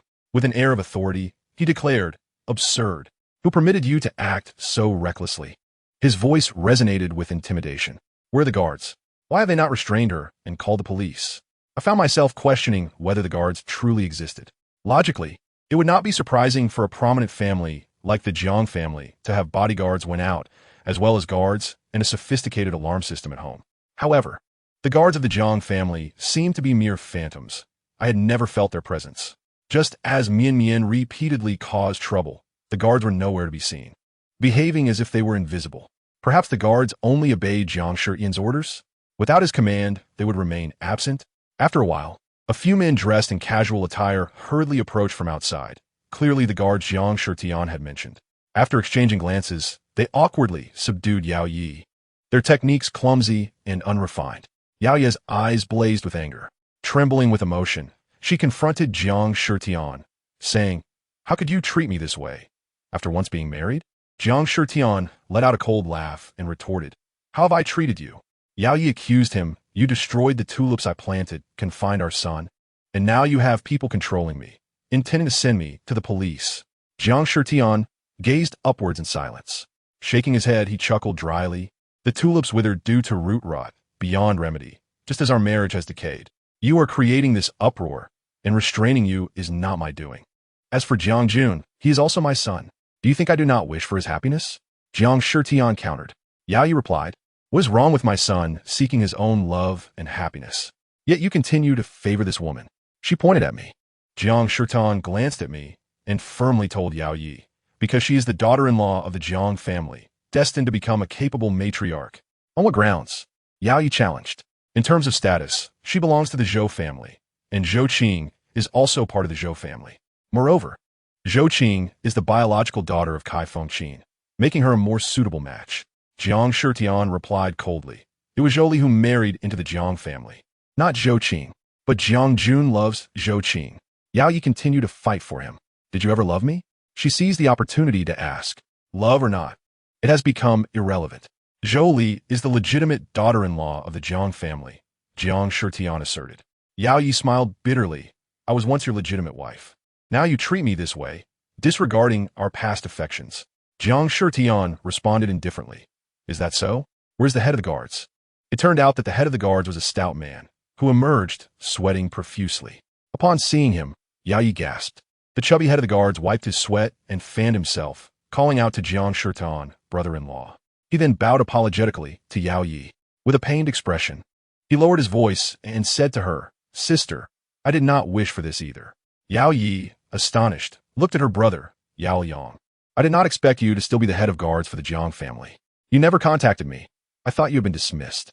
Yao Liang stomped his foot, exasperated. "Sister, I thought you were too busy to care for your own brother. I have been waiting for you to rescue me and find me a better job. And yet, you completely forgot about me. I thought the work at the Jiang family was decent after all. At least I'm the head of guards. It would be hard to find a better job outside. So I stayed." He then looked at Jiang Shitian with a flattering smile and added, "It is fortunate that brother-in-law did not disdain me." Turning back, he shot Yao Yi a disdainful glance. "However, you have divorced, and I suspected brother-in-law would not want me to continue to contact you. Thus, I refrained from reaching out." He then slapped his thigh in despair. "But if I do not contact you, why do you not contact me?" Yao Yang's rapid change of demeanor was truly remarkable. He was indeed talented, though perhaps not in the role of head of guards. Chapter 56. Return Jiang Shitian, with his hands clasped behind his back. Observe Yao Yi and Yao Liang. Mocking, "Years ago, you recommended your brother Yao Liang to me, making him the head of our guards. Yet, he neglects his duties and idles away his time. His subordinates follow suit, and for over a decade, the guards of the Jiang family have been utterly ineffective. I have turned a blind eye, keeping this idler on your behalf. You claim I disregard our past affections?" Yao Yi stared at Jiang Shitian in disbelief. She broke free from the inept guards and struck Yao Liang in frustration. "Are you not going to make an effort? Do you have no shame? You have embarrassed me." Jiang Shitian, unwilling to watch her performance, impatiently said, "Enough. If you wish to discipline your brother, do not do it here. Our marital bond has long been severed." Effective immediately, Yao Liang is dismissed. "I ask you, Yao Liang, to leave with your guards. And you, Miss Yao, are not welcome here." Yao Yi bit her lip, but remained resolute. "My son Jiang Jun is here. I have the right to see him." Jiang Shitian laughed derisively. "He is an adult, capable of making his own choices. Yet you confine him and do not allow him to come and go freely. You do not permit him to pursue love. Yao Yi retorted, dissatisfied. Jiang Shitian stated, the doors of the Jiang family have never been locked. At the time of the marriage, no one forced him. He signed on his own accord. Everything is his own decision. The path he walks is determined by his own abilities. If he lacks ability, who is to blame? Jiang Shitian regarded Yao Yi with the disdain one might reserve for a mere mortal. Yao Yi stood frozen, unable to articulate a response.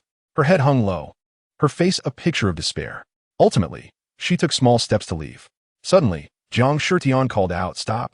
Yao Yi's feet seemed to be nailed to the ground as she halted, hopeful that Jiang Shitian would reconsider. Instead, he bypassed her, bending down to inspect the seedlings and the nearby stream. Yao Yi took an involuntary step back, tacitly accepting the situation. Under Jiang Shitian's formidable presence, Yao Yi's aura dissipated entirely. She resembled an ordinary spiteful woman. You have caused this damage. You better restore it to its former state. I will pursue all losses. Jiang Shitian's words were chilling. Yao Yi shivered. Ultimately, under the pressure from Jiang Shitian, she squatted down to tidy up. I was unwilling for her to touch my seedlings, so I personally went over to replant them. Seeing this, Jiang Shitian approached and stood beside me, assisting in the planting. I glanced up at him.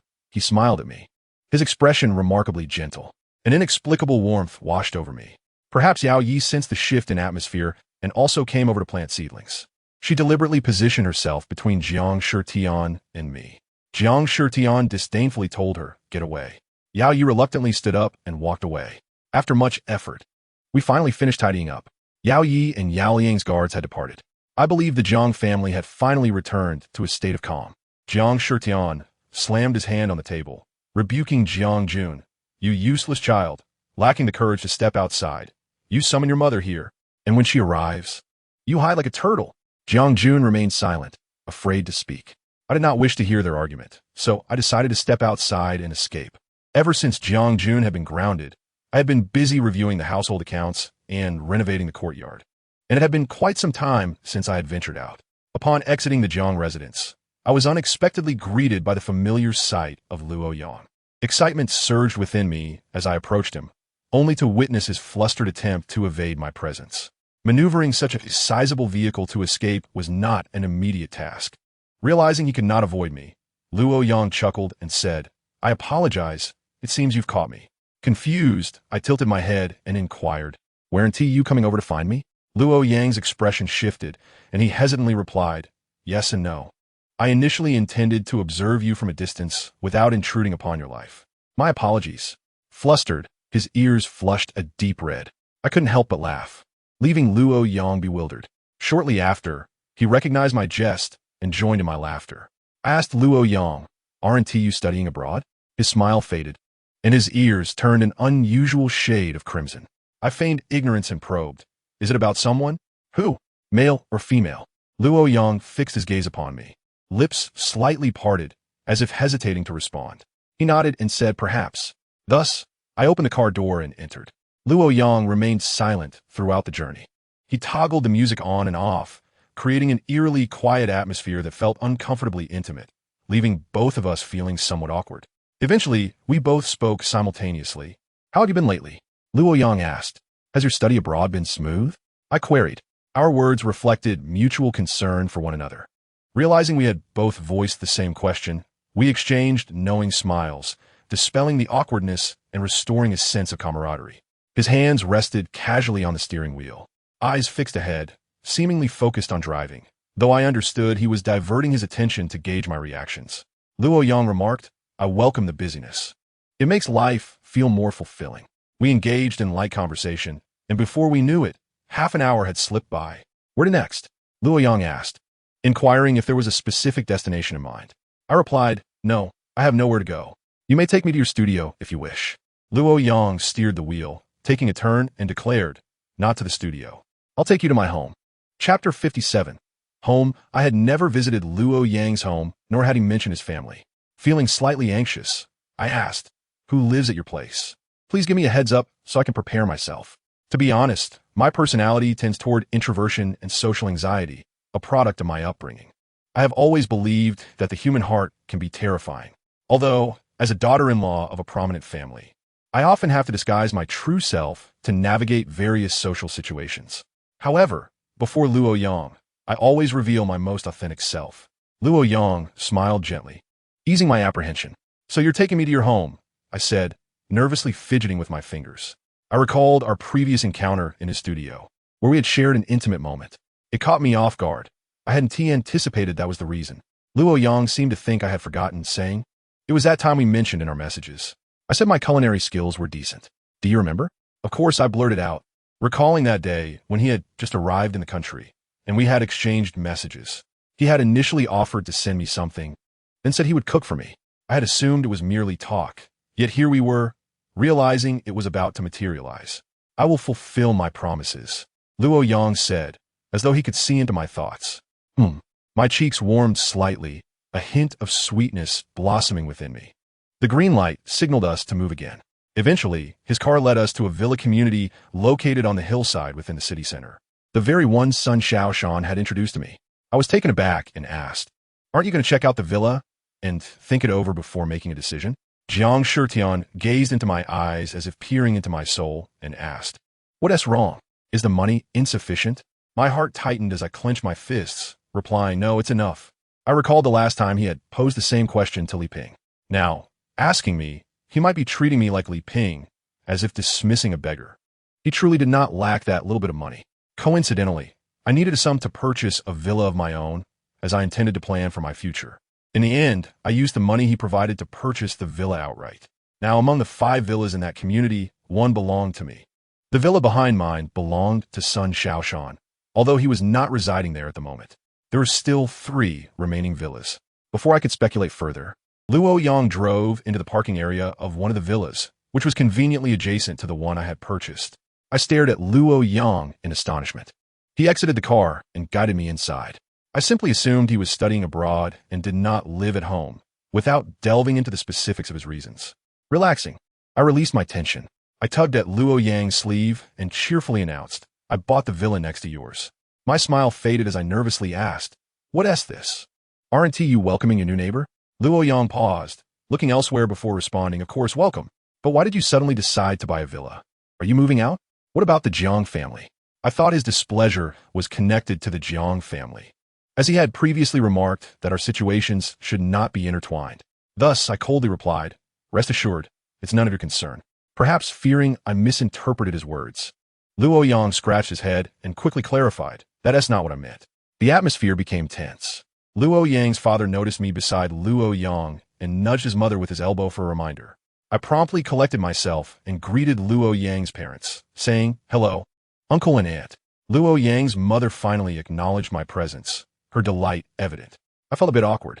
Luo Yang's father scrutinized me with a frown, stating, "This young lady seems somewhat familiar." Luo Yang hurriedly stood in front of me and said, "This is Zhou Li, my friend who came to taste my cooking."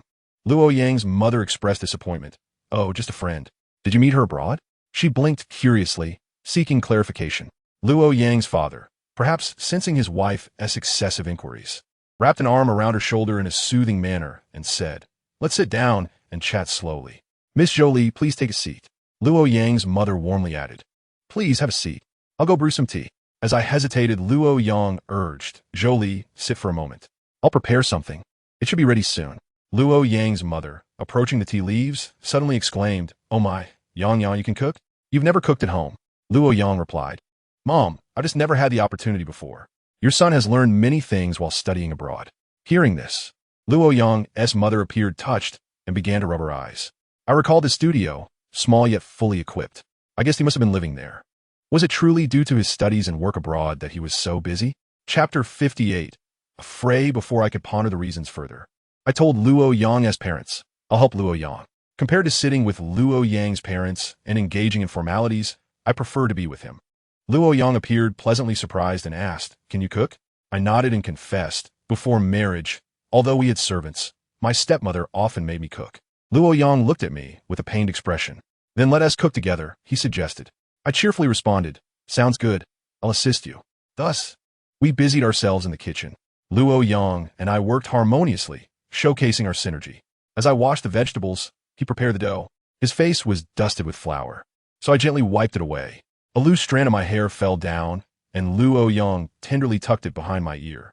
The kitchen was filled with our joyful laughter from time to time. Luo Yang's parents observed this scene with warmth in their eyes. The kitchen of the Luo family was an open space. I heard Luo Yang's mother excitedly tell his father, "What a perfect couple. How I wish they were a pair of lovers. That way, we would have a daughter-in-law." A chill ran down my spine. Surely, Luo Yang's father had recognized me. After all, in Dongcheng, I was somewhat of a public figure. I had no intention of concealing my identity, yet for some reason, I felt a sense of shame akin to that of an ugly woman meeting her father-in-law. It felt as though the joyful moments we shared earlier were stolen. With a heavy heart, I prepared a sumptuous meal, and by evening, the table was filled with a delightful array of dishes, a blend of Eastern and Western cuisines. Remarkably abundant from just the two of us. Luo Yang's father hesitated before broaching the subject of my identity. He asked, "Is Miss Zhou Li the daughter-in-law of the Jiang family?" Luo Yang's mother wore a look of disappointment. The table fell silent. I attempted to lighten the mood, saying, "At the dining table, let us not dwell on identities. Let us just eat and enjoy ourselves." True to her scholarly nature, Luo Yang's mother quickly suppressed her disappointment and engaged warmly once more. The flavors were indeed delightful, and it seemed that Yang had learned a great deal outside. This thought brought me comfort, and Luo Yang's father remarked on it. Luo Yang's mother added, "And Zhou Li, many of these dishes were made by her, right? She is quite a capable child." Setting aside my identity, Luo Yang's mother sincerely praised me. I modestly replied, "Oh, it was merely assistance. Luo Yang did most of the work." Luo Yang smiled at me and said, "You're being modest. I never expected you to possess such culinary skills. With your help, perhaps one day we can create a grand banquet together." Laughter erupted once more, and our interactions were filled with harmony. What a lovely family they were. In contrast to the Jiang family, I couldn't help but feel a tinge of envy for Luo Yang's family. After the meal, I offered to help with the dishes, but Luo Yang's mother insisted on sending us out.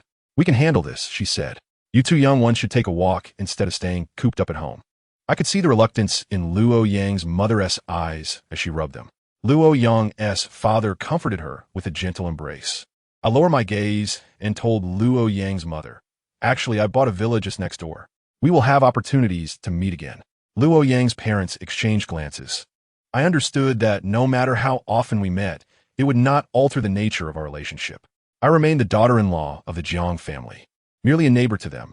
As we left Luo Yang's home, the atmosphere was thick with unspoken words, enveloped in silence. Under the moonlight, I complimented Luo Yang.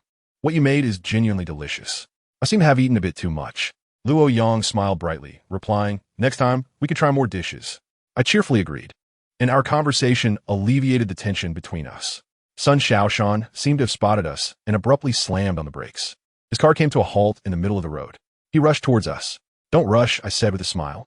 Yeah, I felt an unsettling strangeness within me. Was he being overly hasty? Nevertheless, I felt delighted to see him. I waved and greeted him, "Hey Xiaoshan." He quickened his pace, hurrying straight towards us. Suddenly, he threw a punch at Luo Yang. My scream and Luo Yang's mother's gasp intertwined in the air. We hadn't wandered far. As it turned out, Luo Yang's mother had been keeping a watchful eye on us. Immediately, she and Luo Yang's father rushed out. Luo Yang was caught off guard and received a punch from Sun Xiaoshan. As Sun Xiaoshan attempted to strike again, I hurriedly stepped in front of Luo Yang to stop him. Sun Xiaoshan's fist came to a halt just before reaching me. He glared at me, his eyes blazing, and demanded, "Get out of the way." I couldn't comprehend how the sunny boy I remembered had transformed into this.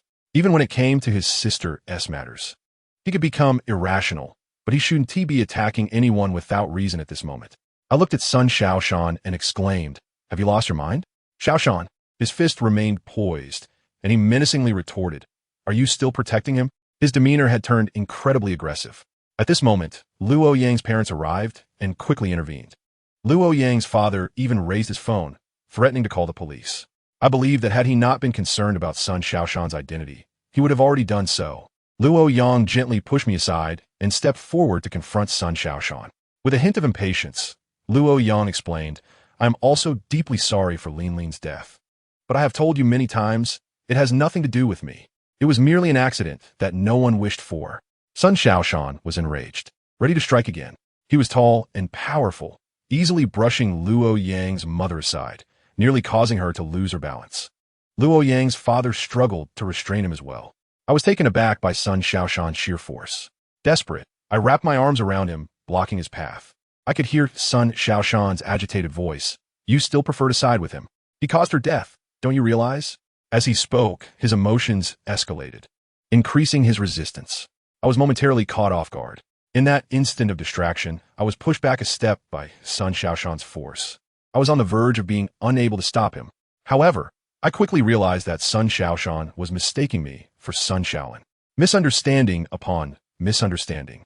I resolved to play along. While I struggled to restrain Sun Xiaoshan, I said, Brother, I won't allow you to hurt him. My voice was soft, but calling him brother indeed made Sun Xiaoshan pause. He murmured, Do you really like him as much? It seemed he was eager to know the answer. I parted my lips slightly when Luo Yang's father interjected. Yang has made it clear. On that day, your sister confessed her feelings for him, but he rejected her. To my surprise, upon hearing Luo Yang's father's explanation, Sun Xiaoshan became even more agitated. He charged at Luo Yang, demanding, Why did you reject her? If you hadn't, she wouldn't have been so heartbroken and run over by a car. She had just turned 18, just celebrated her coming-of-age ceremony. Do you have any idea how long she prepared for that? She was waiting to confess to you after that day. She loved you so much. But I only saw her as a sister. Luo Yang tightened his fists, lowering his head. Linlin already had me as her brother.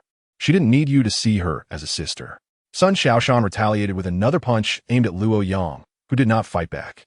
As the confrontation escalated, Luo Yang's mother covered her face, weeping softly. Witnessing this, Luo Yang regained his composure and, with a solemn expression, warned Sun Xiaoshan, This is the last time you will hit me. After this, I will not hold back. Sun Xiaoshan remained relentless, growing more aggressive, continuing to attack. Soon, the two were engaged in a fierce struggle, exchanging blows evenly. I realized that Luo Yang had been holding back earlier, not because he was incapable of fighting back, but out of restraint. Not wanting to witness their mutual harm, I recklessly dashed between them, forcefully separating them. Luo Yang's father had already begun dialing the police. Before the authorities arrived, I intended to do my best to prevent further conflict between them. Fortunately, despite their fierce brawl, they were unwilling to harm me. Thus, I became their sole vulnerability, and both turned their gazes toward me. Sun Xiaoshan declared, Step aside, I intend to end his life. Luo Yang responded, Our issues must be resolved. It merely requires a thorough beating. Both had blood trickling from their lips, which caused me immense distress. They were poised to continue their confrontation, and I could only allow myself to weep quietly, covering my face. Suddenly, they both halted. At last, their fervor dissipated, leaving only a flurry of confusion. Luo Yang anxiously inquired, Zhou Li, what's wrong? Upon hearing my name, Sun Xiaoshan regained his senses. The hostility in his eyes faded as he gazed at me, murmuring, I'm sorry, Zhou Li. I'm truly sorry. He repeated his apologies, guilt etched across his face. Ultimately, Sun Xiaoshan departed in solitude, perhaps still preoccupied with thoughts of his sister. Luo Yang's father insisted on pursuing the matter, stating, The police are on their way. We cannot allow him to leave. Luo Yang, observing Sun Xiaoshan's retreating figure, raised his hand to stop his father, asserting, He struck me, and I retaliated. We are even now. He should have regained his senses. There is no need for the police. Luo Yang's mother, noticing her son's renewed vigor, felt a sense of relief and subtly shook her head, signaling her husband to downplay the situation. After all, the children are not seriously harmed. Although Luo Yang's father remained somewhat aggrieved, he conceded to this reasoning. After informing the police that their services were no longer required, he cautiously asked me, Zhou Li, why did you just call him brother? Your voice was soft, yet I was certain I had not misheard. I hadn't anticipated that Luo Yang's father would catch my words.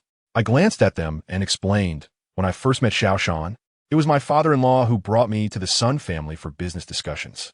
At that time, I accidentally spilled a cup of water soaking my clothes and borrowed a new dress from Sun Shaolin. Perhaps because our figures are similar, Sun Xiaoshan has always mistaken me for his sister. Eventually, I just accepted him as my brother. Luo Yang's mother nodded in understanding, while Luo Yang's father still regarded me with skepticism. Luo Yang remarked, You and Linlin not only resemble each other in physique, but also in your smiles, though your personalities differ greatly. Smiling? I was momentarily taken aback. I recalled the 2 times I smiled, leaving both Luo Yang and Sun Xiaoshan in awe. I had thought they were enchanted by me, only to realize they saw Sun Shaolin's reflection in me. How absurd that I had unknowingly become someone else's substitute. Luoyang, noticing my dazed expression, said, "Thank you, Zhou Li." He was likely grateful for my earlier defense of him. "I'm sorry for causing you distress." He patted my shoulder in a gesture of comfort. I quickly withdrew, the notion of being a substitute lingering in my mind. Chapter 60. Concerned seeing my strong reaction, Luoyang's mother assumed I had been deeply frightened. Grateful for my defense of Luoyang, she suggested, "Why don't you both take a stroll to clear your minds?" I felt disinterested and lacked the desire to continue wandering. I nodded in agreement. On our way back, Luoyang said in the car, "I truly do not like her. It is she who cannot come to terms with things." I knew he was referring to Sun Shaolin. At 18, a time meant for blossoming youth, it was a pity. Noticing my silence, Luoyang slowly drove on, continuing to explain, "Our family has always lived in this villa area. Sun Shaoshan moved here later. His sister frequently visited his villa, and, as young people do, we became familiar with one another over time. Of course, his sister held a favorable impression of me. I am aware of that. Sun Shaoshan has mentioned it several times. However, I truly had no idea she harbored feelings for me, let alone that she wished to confess her affection. I only considered her as a sister, devoid of romantic feelings. What about me? I felt a pang of dissatisfaction and turned my face to ask him, instantly regretting the question. I feared the answer would only bring sorrow. I hastily replied, "Let bygones be bygones. Let us not dwell on the past." I effectively silenced Luoyang's intended words. Suddenly, he spoke, "I like you." My hand, poised on the door, froze. I dared not delve further into his feelings for me, fearing they might merely reflect sibling affection. I hesitated to inquire whether his fondness was due to my resemblance to Sun Shaolin, apprehensive that a single question could shatter any possibility of reconciliation. Once friendship crosses its boundaries, it diverges into two distinctly different paths, one of which leads to irrevocable estrangement. Thus, I chose to ignore Luoyang's words. Nevertheless, he persisted. Even as I exited the car before I could fully close the door, he called out, "Don't worry. I understand our situation is impossible. I will not intrude upon your life or create unnecessary disturbances." My heart ached. This was not his fault. There was nothing to lament but my own inadequacy. I leaned forward, gently brushing my fingers against the wound on Luoyang's face. He trembled slightly. "Goodbye," I waved, bidding him farewell. Through the car window, Luoyang gazed at me silently, lingering long after I had departed. I was uncertain of when he finally left. Perhaps I would seek an opportunity to check the surveillance footage to ascertain how long he remained. Indeed, I still cared about everything concerning him. I observed Jiang Shitian sitting alone at the dining table, staring blankly at a feast untouched. I rarely witnessed Jiang Shitian in such a state of stupor. His solitary figure stirred a sense of sorrow within me. Was he waiting for me? I realized Jiang Jun had vanished yet again. Later, I learned from a servant that Jiang Shitian had lifted Jiang Jun's confinement, allowing him freedom and leaving Jiang Shitian alone. This explained his desolate demeanor. At that moment, looking at Jiang Shitian, I felt compelled to say, "Dad, please eat. I've already had my meal." The sorrow in Jiang Shitian's eyes was palpable, as if he might weep. At just over 40 years of age, he appeared to show signs of weariness. He sighed deeply and asked, "When will the vegetables you planted be ready to harvest?" I bowed my head and replied, "It may take some time." When I checked today, they were still only seedlings. Moreover, given the earlier destruction, it's uncertain if they will survive, even though they have been replanted. I was subtly reminding him of Yao Ye's devastation of my ecological garden. Jiang Shitian appeared lost in thought. Perhaps he was lonely. Despite his wealth, he lacked family by his side. Finally, I approached him, intending to share a bit of my meal. Jiang Shitian looked at me in surprise. I pulled out a chair and said, "These dishes look quite delectable." Jiang Shitian smiled, his joy illuminating the room. It seemed he regained a semblance of youth. Upon seeing me pick up my chopsticks, he too began to eat, savoring each bite.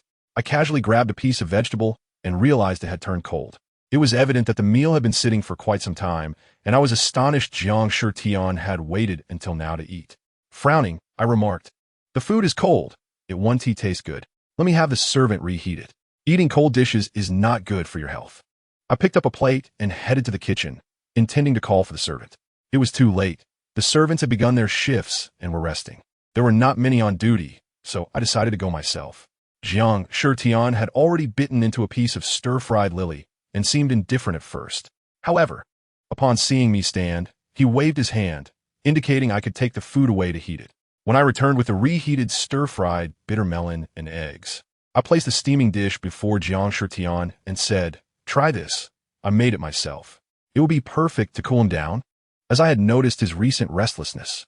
He gazed at me for a long while before finally picking up his chopsticks. The steam from the dishes swirled around us.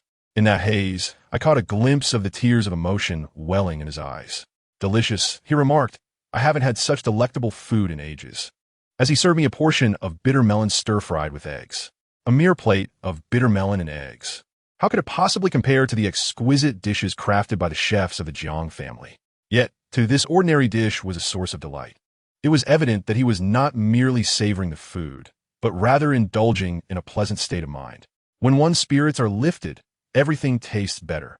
Seizing the moment of his good mood, I broached the subject I had long wished to discuss. "Dad, I want to learn to drive." After mastering driving, I aspire to learn about airplanes and submarines, just like you. Chapter 61. Concern regarded me with a lingering gaze once more. He took a tissue to dab at his lips and said, "How about I teach you?" I smiled brightly, and if it wouldn't inconvenience him, I would be more than willing. "As long as you are eager to learn, I shall find the time to teach you. Free of charge," he added playfully. I couldn't help but chuckle at his jest. I understood that sought companionship, which was why he offered his services without charge. Nevertheless, my heart swelled with sweetness at finally receiving his attention. Previously, in the Zhou household, I had longed to learn to drive, but was denied that opportunity. Now, in the Jiang household, I had a coach of immense worth. Was this not far superior to Zhou Qing? A smile lingered on my face, blissfully unbothered by how foolish I must have appeared. I had brought joy to, as evidenced by the smile gracing his features. "I will erase your lingering dissatisfaction for you," I declared, feigned seriousness, adopting a stern expression. "Silly child, do not compare yourself to others. Let the past remain in the past. The road ahead is still long, and you will fare better than she did. You must believe that." "Yes, I believe," I replied, my eyes sparkling with determination. Ignited a fire within me. Alarmed, I rushed to support him, asking, "Dad, are you all right? Are you feeling dizzy?" Shook his head and steadied himself. When my hand brushed against his, I noticed how extraordinarily hot it felt. Despite his discomfort, he persisted in dining with me, engaging in light-hearted conversation. I felt a wave of concern wash over me. After ensuring he was seated comfortably, I promptly called for the private physician of the Jiang family, Dr. Zhang. After a brief respite in my room, I heard the doctor calling for me, struggled to rise, leaning against the table, and weakly remarked, "I'm okay."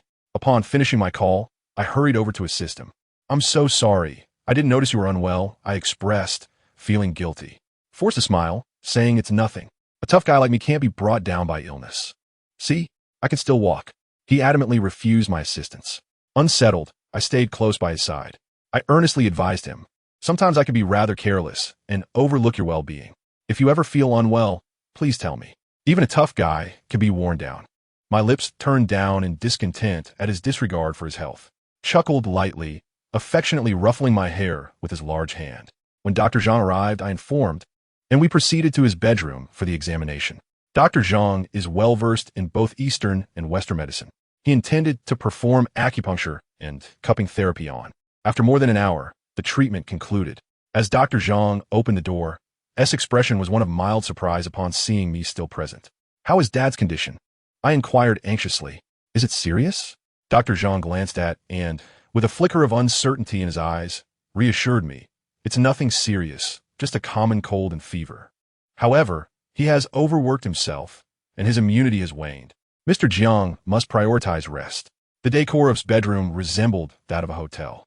I shook my head stubbornly, insisting, "Let's wait until your fever subsides." To be honest, when I set my mind on something, I am quite resolute. No amount of persuasion could dissuade me. I cared for him tirelessly, ultimately staying awake throughout the night. Thankfully, by dawn, his fever had finally broken. He gazed at me from his bed for a long moment and said, "Thank you for your hard work, Zhou Li." I smiled with satisfaction, not caring whether it was warranted. I was merely following my heart. A few days later, S' health improved significantly, though he still had a slight cough. He insisted that there was no need to discuss his condition further and that he was free to go wherever he pleased. As I saw him off, I expressed my concern, reminding him, "You're busy with work, and I don't wish to impede you.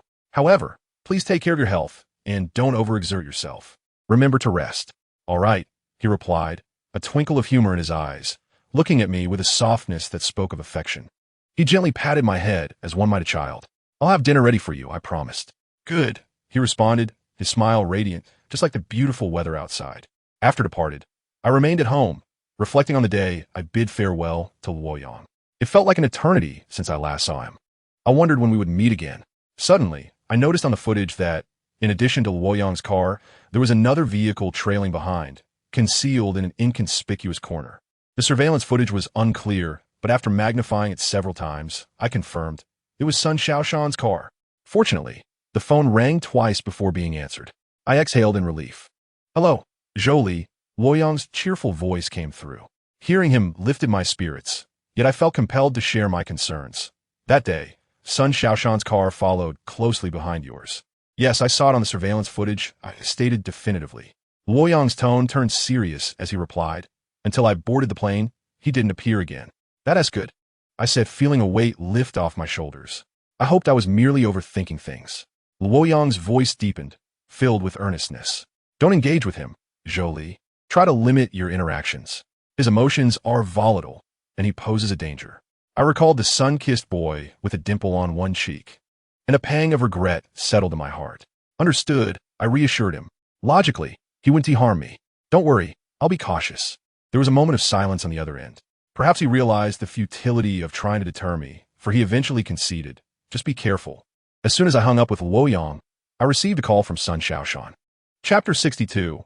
Madness. I had inadvertently answered Sun Xiaoshan's call, while still holding my phone after ending my conversation with Luoyang. "Hello?"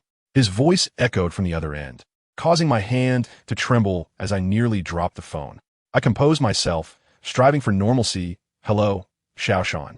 Why don't you call me brother anymore?" Sun Xiaoshan inquired. "Brother," I replied obediently, though the term felt awkward on my tongue. Sun Xiaoshan insisted, "Let's meet." My mind raced as I contemplated my response. After a moment, I said, "I'm sorry, but I'm not available." "There's no need to apologize to your brother," he replied firmly. Something about his demeanor struck me as odd today. "Come out. I'm waiting for you at the entrance," he urged. "The entrance?" I quickly checked the surveillance footage. "You're already here?" I exclaimed. "Yes, I've been outside," he confirmed. A wave of fear washed over me as I fast-forwarded the footage. Indeed, half an hour prior, his car had been parked outside, and he had watched me see off, patiently waiting there. This man was undeniably dangerous, yet I could not avoid him. Problems require resolution, and I couldn't allow him to persist in his pursuit. Thus, I decided to step outside and meet him. Regardless of whether he perceived me as Zhou Li or Sun Xiaolin, all I hoped for was that he would not harm me. I approached Sun Xiaoshan's car. Xiaoshan pressed the car window and succinctly instructed me to get in. After a brief moment of hesitation, I took the passenger seat. However, once inside, he focused solely on driving. Unable to contain my curiosity, I inquired, "Xiaoshan, what is going on?" With a dark expression, he replied, "I will explain when we arrive." My heart raced with apprehension. I felt the need to be cautious around such a volatile Xiaoshan. The car journeyed to the seaside of Dadonggang, where we stepped out onto a vast expanse of white sand and azure sea. As the sea breeze caressed us, Xiaoshan gazed into the distance and remarked, "Lin adored playing on this beach, listening to the sound of the ships." He turned to me and asked, "Do you like it?" A sudden chill gripped me. Abruptly, he shifted the tone of his voice, warning me sternly, "Do not allow yourself to like him. Leave him. He will bring you harm." I was taken aback, realizing that his earlier question pertained to my feelings for Luoyang. That year, Lin had cherished him wholeheartedly. Yet how did he treat her? Xiaoshan's eyes blazed with fury as he spoke faster. "So, do not like him." He stepped closer, facing me directly. I instinctively took a step back, wishing to distance myself. Xiaoshan suddenly grasped my shoulders with both hands, sending a tremor through me, leaving me with no escape. I dared not meet his gaze. Lowering my head to explain, "No, I thought you were asking if I liked the scenery."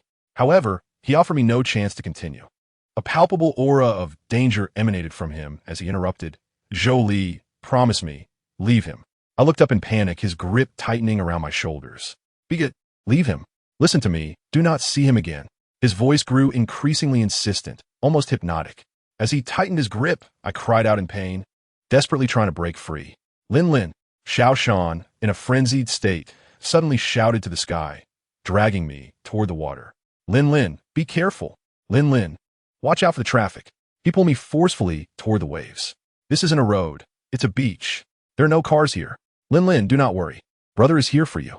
I yearned to escape, but felt utterly helpless, on the verge of tears.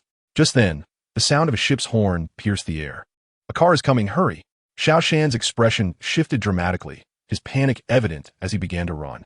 I was swept off my feet by his urgency, pain causing tears to well in my eyes. In that moment, I realized Xiao Shan could not see me, nor the sea. His focus was solely on Lin, and all he could hear was the approaching vehicle. He dragged me into the water, moving deeper into the waves. A large wave crashed over me, deafening my ears and causing my head to throb as I choked on salt water. You were hit, Lin. Are you okay? Xiao Shan trembled all over. He brushed the water off my head, panicking as he exclaimed, You are bleeding, Lin. Come, brother will take you to the hospital. In the water, he struggled to lift me. I glimpsed a sliver of hope and clung tightly to him. To my shock, he carried me further into the depths, drenched by the waves. I was disoriented, fearing I would drown. At that moment, I seemed to hear Fu Jin's voice calling, Zhou Li, Xiao Shan. What are you doing? It had been a long time since I'd seen Fu Jin. His voice grew closer, approaching us. Finally, Fu Jin reached my side. I grasped his clothing desperately, pleading, Help me. My voice was weak. By now, the water reached Xiao Shan's waist. Upon hearing my plea, his expression cleared as clarity returned to his eyes. Fu Jin forcefully pulled me away from Xiao Shan's grasp, exclaiming, Have you lost your mind, Xiao Shan? Are you trying to perish with Zhou Li? Xiao Shan lowered his head, panting heavily. He did not pursue us, standing there soaked and disheveled, droplets cascading from his hair. Once we reached the shore, I trembled, my lips quivering as Fu Jin embraced me, sharing his warmth. Are you feeling better, Zhou Li? He inquired with concern. My eyes brimmed with tears as I struggled to stand, immediately searching for Xiao Shan. Despite his behavior, I did not wish for him to face harm. He was unwell and in need of treatment. He viewed me as his sister, Sun Shaolin, believing this was the site of her accident, the tragedy that took her life. I stammered an explanation to Fu Jin, attempting to convey the gravity of the situation, but my words lacked coherence. A jumbled mess of fear. I worried Fu Jin would not comprehend, gesturing wildly. He has psychological issues. Paranoia, madness. Chapter 63. Redemption. He wishes to perish with you, to bring you harm. No matter his mental state, I cannot forgive him, Fu Jin declared with a fierce undertone. I was too anxious to consider his words, grasping his hand and imploring, Save him. I'm afraid he will succumb to despair. He must not die. We are friends. Fu Jin hesitated, glancing at Xiao Shan. Before reluctantly approaching him, Xiao Shan walked with his head bowed, devoid of hope, muttering to himself, Zhou Li must despise me. She will never forgive me. I looked at Xiao Shan and waved, attempting to appear casual as I urged him, I know you did not mean harm. You are a good person. You simply cannot let go of what remains unsaid. I dare not mention Sun Shaolin's name. After a moment of silence, I continued, You are unwell. If you cooperate with the doctor and seek proper treatment, I will forgive you. Xiao Shan lifted his gaze to meet mine, a glimmer of clarity shining in his eyes. Zhou Li, do you truly wish to forgive me? If you do, I will do as you say, he exclaimed in surprise. I smiled softly and nodded. Subsequently, he indeed allowed me to guide him to the hospital. Upon hearing that Xiao Shan was admitted, his father, Sun Fu-un, hurried over. Relieved to find that Xiao Shan was not gravely injured, he sighed, I apologize for the trouble caused. We had briefly informed Sun Fu-un about the day's events over the phone. He expressed deep remorse. It turned out he had long been aware of Xiao Shan's condition. No wonder during our last meeting, he remarked that Xiao Shan was unfortunate and still single. I had wondered how such a remarkable young man could be without a partner. Now I understood it was due to his illness. Sun Fu-un knew about his psychological struggles, but had allowed them to fester unchecked, resulting in such severity. I'll handle the rest, he said, his head bowed in embarrassment. Fu Jin and I exchanged glances, still hesitating to leave. Xiao Shan, in a state of anxiety, tugged at my hand. Realizing his behavior was inappropriate, he switched to pulling at my sleeve. He looked at me with pleading eyes, silently asking me to stay by his side. Sun Fu-un, witnessing this, felt helpless, given that Xiao Shan was willing to see a doctor. He wanted to do everything beneficial for him. Thus, he awkwardly requested, Miss Zhou Li, could you please? Sun Fu-un stumbled over his words, unable to finish. Fu Jin subtly shook his head at me, signaling not to get involved. However, Saving a life is worth more than constructing grand temples. Especially since Xiaoshan is my friend and the brother I have accepted. Perhaps I truly have few friends by my side, which is why I am willing to assist him, just as he has aided me in the past. It is merely a small favor, I remarked. Ultimately, I accompanied Sun Xiaoshan and Sun Fuan to consult a psychologist. Sun Xiaoshan initially exhibited resistance and was visibly tense throughout the session. I offered him a reassuring smile. In the end, he mustered the courage to confront his affliction. The psychologist stated that when a patient takes the initiative to face their illness, it indicates that their condition is beginning to improve. Sun Fuan was delighted to hear this. The psychologist further elaborated that his illness is quite complex. Each field has its experts, and I recommend that you consult Dr. Zhang Zhe. Not only is Dr. Zhang proficient in both traditional and Western medicine, but he is also a prominent disciple of the esteemed psychologist M.O. Lao. Dr. Zhang has conducted extensive research on a specific condition. Recently, a paper authored by Dr. Zhang on psychological medicine stirred considerable excitement in the academic community. How can we get in touch with Dr. Zhang?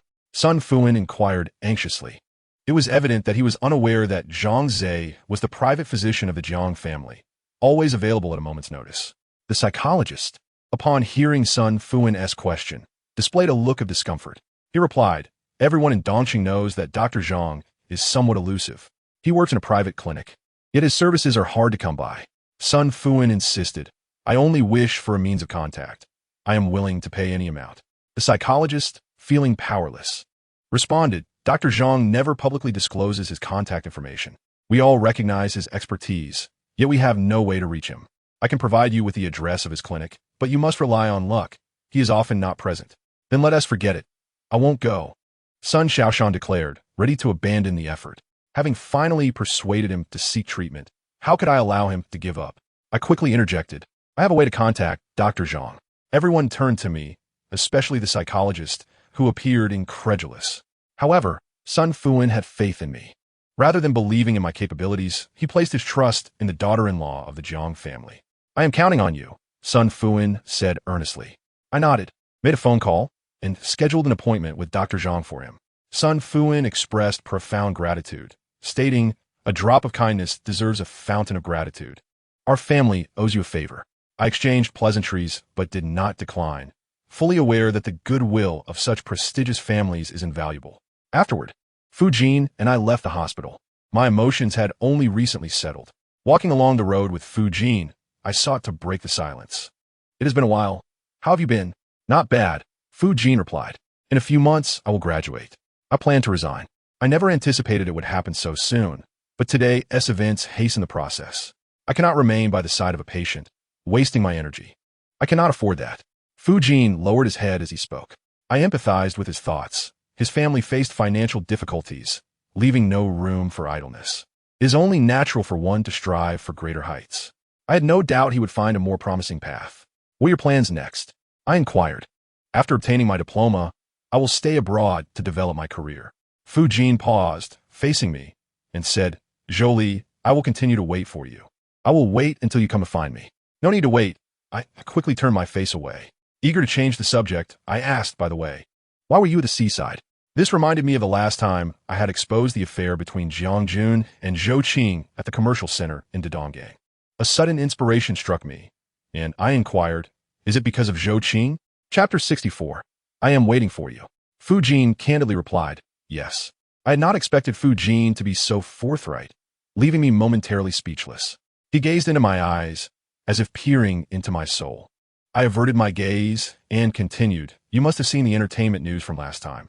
Did you expect to run into Zhou Qing here, after being exposed? I assumed she would have reservations about this place. A rational person would avoid it." Fu Jin smiled faintly, saying, "Whether I encounter her or not is inconsequential.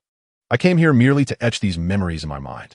To be honest, I have long sensed the discord between her and Jiang Jun. I looked down at the road and remarked there is no need for that. Carrying burdens is too exhausting. Sometimes, letting go can lead to greater distances." Indeed, Fu Jin readily agreed. He exhaled deeply and asked, "What about you? Do you care?" Fu Jin continued, "As long as you can comprehend that, I am relieved. I was worried you might be upset." I replied, "For those I do not care about, they are inconsequential. As long as they do not provoke me, I regard them as transparent." Fu Jin nodded, acknowledging my clarity of thought. Fu Jin grasped the steering wheel and remarked, "This is my new car." I responded, "You have finally realized your wish. Congratulations." Fu Jin replied, "Once I secure a job, I will have the financial independence to afford an economical vehicle. It is not a difficult task. In the future, I will rely on my abilities to upgrade to a more luxurious car and purchase a more opulent house." I felt a sense of joy for him from the depths of my heart. I said, "Then I wish you success in achieving your aspirations. Car, house, wealth, wife, and children." Fu Jin's face flushed. He glanced at me from the corner of his eye and said, "As for the wife and children, there is no rush. We can take our time. I will wait for you." What does that have to do with me? Do not tease me. My cheeks also began to redden. This person certainly dared to speak boldly. No need. I will rely on myself for those things. I am exceptionally determined. To be honest, if I wish to take it easy, wouldn't it be better to remain as the daughter-in-law of the Jiang family? As long as I am by Jiang Shitian's side, I would never lack for money. Since I desire to leave, I do not wish for my fate to be tied to anyone else. Perhaps Fu Jin also realized this, and he said, "I am sorry, Zhou Li, for offending you." I stared ahead into the void. Afterward, we fell silent. I was unaware of his thoughts. I merely hoped he would swiftly relinquish any feelings for me and focus on his own life. After a bout of illness, the relationship between Fu Jin and me had grown considerably closer. I recalled my promise to prepare dinner for him. Checking the time, I realized it was still early. I intentionally asked, "Should I begin preparing dinner now?" Jiang Shitian replied, "Yes, let us eat early. I will teach you to drive." My heart warmed. Initially, due to his illness, and now that he had not fully recovered, I hesitated to bring up learning to drive. Unexpectedly, he took the initiative to mention it, which touched me. I told Jiang Shitian, "There is no rush regarding driving. Focus on your work and prioritize your health." I quickly added, "How can you be old? You're only in your 40s, still quite young." After a pause, I further remarked, "Moreover, you do not strike me as someone willing to admit defeat or age. You still have your career to pursue." Jiang Shitian shook his head, smiling with a hint of bittersweetness. He sighed, "Sometimes, not admitting defeat is futile. Many things are beyond my control." I sensed that his words carried deeper meaning, yet I could not decipher his thoughts. Thus, I anxiously proceeded to cook. The servants gathered around, but I dismissed them, insisting on cooking myself. Aunt Lon comforted me, saying, "Mr. Jiang is truly fortunate to have you as his daughter-in-law." Unfortunately, she wiped a tear from the corner of her eye. After a flurry of activity, I brought the meal I had prepared to the dining room. Jiang Shitian was already waiting at the table. He rolled up the sleeves of his white shirt and said, "I can also cook a few dishes. How about I try cooking for you another day?" I smiled and replied, "That sounds good." The dinner felt quite warm and inviting. Although I believed Jiang Jun's presence would dampen the mood, I dared not dismiss Jiang Shitian's goodwill. I acknowledged, then continued to eat absent-mindedly. Had there not been servants present during the meal, I might have suspected someone had informed Jiang Shitian's mood was also changeable. He had just been thinking of Jiang Jun, but now seemed to shift from sunny to overcast. Jiang Jun muttered, "Did we not agree that I could go out freely?" Jiang Shitian, growing irritable once more, cast a glance at Jiang Jun, who was unusually quiet this time, his face smeared with dust, suggesting he had encountered difficulties outside. Jiang Shitian, perceptive as he was, understood the situation without needing further explanation. He let out a cold snort, suppressing his anger while adopting a superior demeanor. Jiang Jun, noticing the expressions on my and Jiang Shitian's faces, cautiously took a seat nearby. I picked up my chopsticks and nonchalantly began to serve myself some dishes. Jiang Shitian sipped from his bowl, deliberately ignoring Jiang Jun's presence. Jiang Jun's gaze shifted nervously, and he spoke hesitantly. "Dad, regarding past events, I admit my fault. I realize my mistakes and will be more sensible in the future. I genuinely want to learn how to conduct business." His repeated emphasis on learning business revealed his ulterior motives. Jiang Shitian, raising his eyelids, paused for a moment before taking another sip of soup, still refusing to engage with Jiang Jun, realizing his words had failed to sway Jiang Shitian. Jiang Jun picked up a ladle and eagerly attempted to serve soup and dishes to him. However, accustomed to a life of ease where everything was handed to him, Jiang Jun fumbled. His movements were unpracticed, and with Jiang Shitian deliberately avoiding him, he ended up spilling soup and food everywhere. Jiang Shitian glared at his son, his expression shifting through various shades of anger. I quickly tried to diffuse the tension, seizing the moment to stoke the flames. Dad, don't let these matters upset you. Eventually, the family business will be handed over to him, whether he proves capable or not. Chapter 65. Schemes. Jiang Shitian nearly exploded with rage at my words. Clutching his chest, he gritted his teeth, exclaiming, "Who said the family business must be passed to him? Even if I were to shut down all enterprises under the Jiang name, I would not give it to this useless brat." Hearing this, I felt a slight relief. I continued to persuade Jiang Shitian. "How can you just close down the business you have worked so hard to build? I'm also a part of the Jiang family and am willing to contribute." My words sounded filial, yet secretly, I provoked Jiang Jun with my gaze. With his low emotional intelligence, Jiang Jun was incensed by my taunts, and he tore off his facade in an instant. He glared at me, his face contorted. "You must be dreaming. You, an outsider, dare to compete with me for the Jiang family's business? Who do you think you are? If it weren't for you hindering me, I would have succeeded long ago and married Zhou Qing." Bang! Jiang Shitian slammed his fist on the dining table, causing a significant portion of the meal I had painstakingly prepared to topple over. "You will not succeed." Jiang Shitian seethed at Jiang Jun. "Today's lesson will not be learned." The atmosphere turned sour, and everyone left in discontent. That night, Jiang Jun showed no signs of reconciliation. He rolled up his bedding and retreated to the adjacent room. I overheard him on the phone with Zhou Qing, saying, "Hello? Qing. Don't worry, I will remain loyal. I won't sleep with her, nor will I share a room with her. It disgusts me." He was utterly unreserved. His voice, unmuted, seemed to defiantly challenge Jiang Shitian, as if to ensure we could hear him. The latter part of his conversation was quieter, seemingly meant to soothe Zhou Qing. However, being attentive, I could catch every word. Jiang Jun said, "Rest assured, the Jiang family's business is mine for the taking. After all, I am the sole heir. If he doesn't give it to me, who else could he possibly consider? Once I take over the family business, I will come looking for you, and I will certainly cast aside Zhou Li, that shameless one, and then grandly propose to you."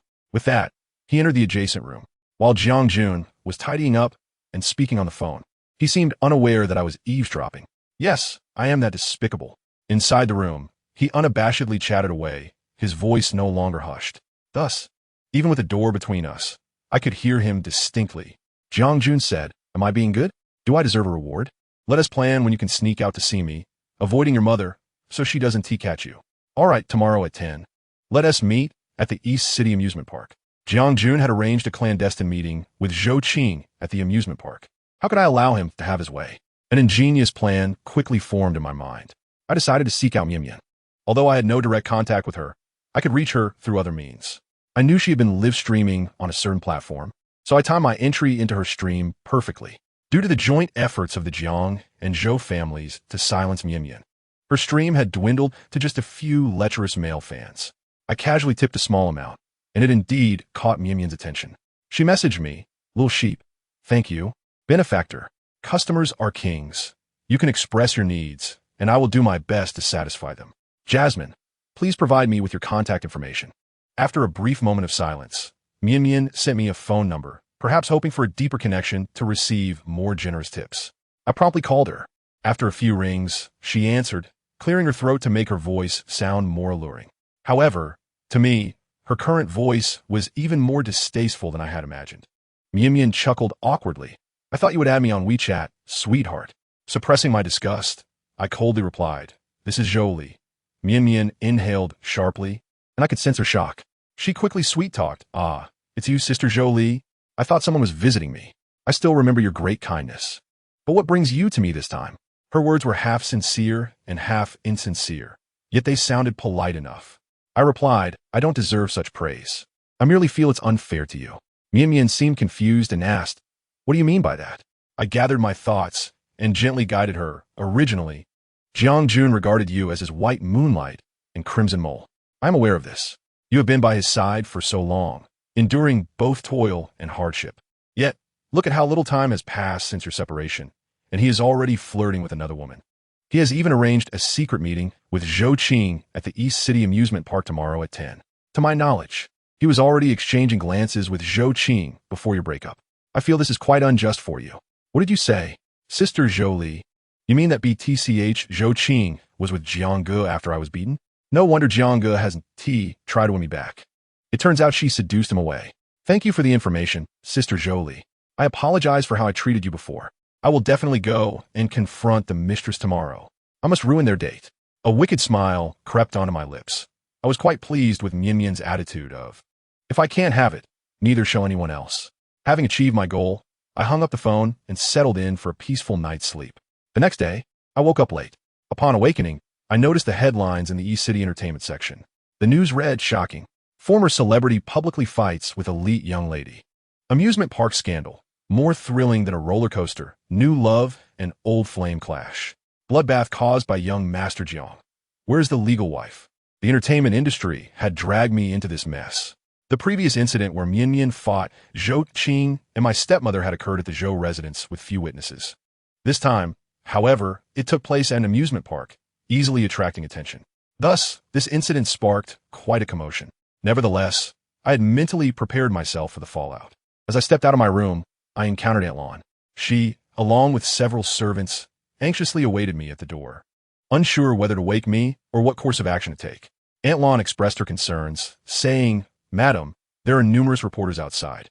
Should we call the police?" In light of this situation, I must feign vulnerability to elicit sympathy from Jiang Shitian. Only then will my desires be easily fulfilled. I proceeded with my breakfast and watched television, where news reports were closely following the debacle surrounding the Jiang family. Reporters stationed outside the Jiang residence gradually departed when they saw no activity from my side. The broadcast quickly shifted to the amusement park, as direct coverage of the fighting scene would undoubtedly attract greater interest. Overall, as long as I remained indoors, this incident would have little impact on me, and I would achieve my objective.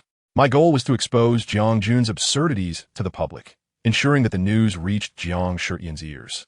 Such revelations would jeopardize Jiang Jun's position as heir and serve as retribution against Zhou Li. Chapter 66.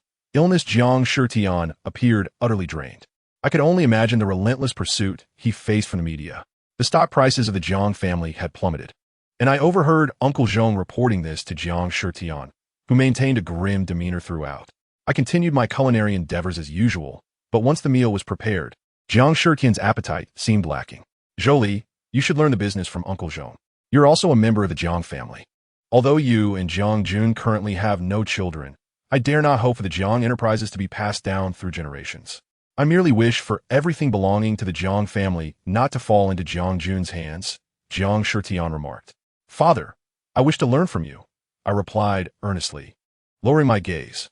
My aspiration was to receive Jiang Shitian's personal guidance, allowing me to penetrate the very core of the Jiang commercial empire. After scrutinizing me closely, Jiang Shitian made a decisive statement. "Very well. You shall accompany me from now on. We shall advance and retreat together." I was somewhat taken aback by his prompt agreement, considering his fatigued appearance. With a touch of concern, I said, "Father, you should rest early." "Indeed," he agreed, unusually receptive to my suggestion. "Please summon Dr. Zhang for me." It turned out he was unwell. Following his instructions, I went to fetch Dr. Zhang. I was fully aware of the media presence outside, yet I chose not to send anyone to shield us. I intentionally let Jiang Jun know that someone in the household was unwell. As for the media, I had my ways of managing the situation. Before long, Dr. Zhang arrived in haste, attempting to shield himself from the reporters with his hands. A media representative inquired, "Dr. Zhang, you have come to the Jiang residence. Is someone in the Jiang family unwell?" The television cameras zoomed in. Recognizing the opportune moment, I instructed Aunt Lan to step outside to greet Dr. Zhang. Initially, she intended to merely open the door, but upon hearing my request, she looked at me, momentarily confused about my intentions. I beckoned her over and whispered a few words in her ear. Aunt Lan nodded and proceeded outside. The television promptly broadcasted the scene of the Jiang family opening their door. Aunt Lan's appearance instantly captured the attention of all the reporters, who were preparing to rush forward amidst the commotion. Unexpectedly, Aunt Lan took the initiative to greet them, and then shut the door with a resounding thud. The reporters were left covered in dust, but they paid little heed. They surrounded Aunt Lan, asking, "Is it true that Dr. Zhang has been invited to the Jiang residence due to someone being ill?" With a smirk, Aunt Lan retorted, "If someone is not unwell, do you think Dr. Zhang has come to attend a banquet?" The reporters pressed on, "Who in the household is unwell?" Aunt Lan scanned the reporters and mockingly replied, "If I say our madam merely has a common cold, you certainly won't believe it. So let me say she is distressed and unwell. Does that satisfy you?" The reporters exchanged glances, bewildered by Aunt Lan's ambiguous statements. However, this did not hinder them from sensationalizing the story according to their interpretations. They reported, "The Jiang family has summoned a doctor, suspecting someone is unwell. According to an inside servant, it is highly likely that Jiang family daughter-in-law, Zhou Li, is distressed." I turned off the television, feeling quite satisfied with their sensationalism. After Dr. Zhang entered, he continued to attend to Jiang Shitian in his room. I overheard Jiang Shitian asking Dr. Zhang, "Did you encounter any difficulties with those reporters on your way here? I assume the people outside are aware of my illness, right?" Dr. Zhang responded, "Not at all. Aunt Lan handled it adeptly. They still believe it is the madam who is unwell."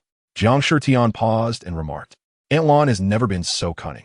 It must be Zhou Li who has taken it upon herself to shield me from this matter." As he spoke, Jiang Shitian called out to me from behind the door, "Zhou Li, are you out there?" "Yes, father," I replied. Jiang Shitian seemed pleased with me.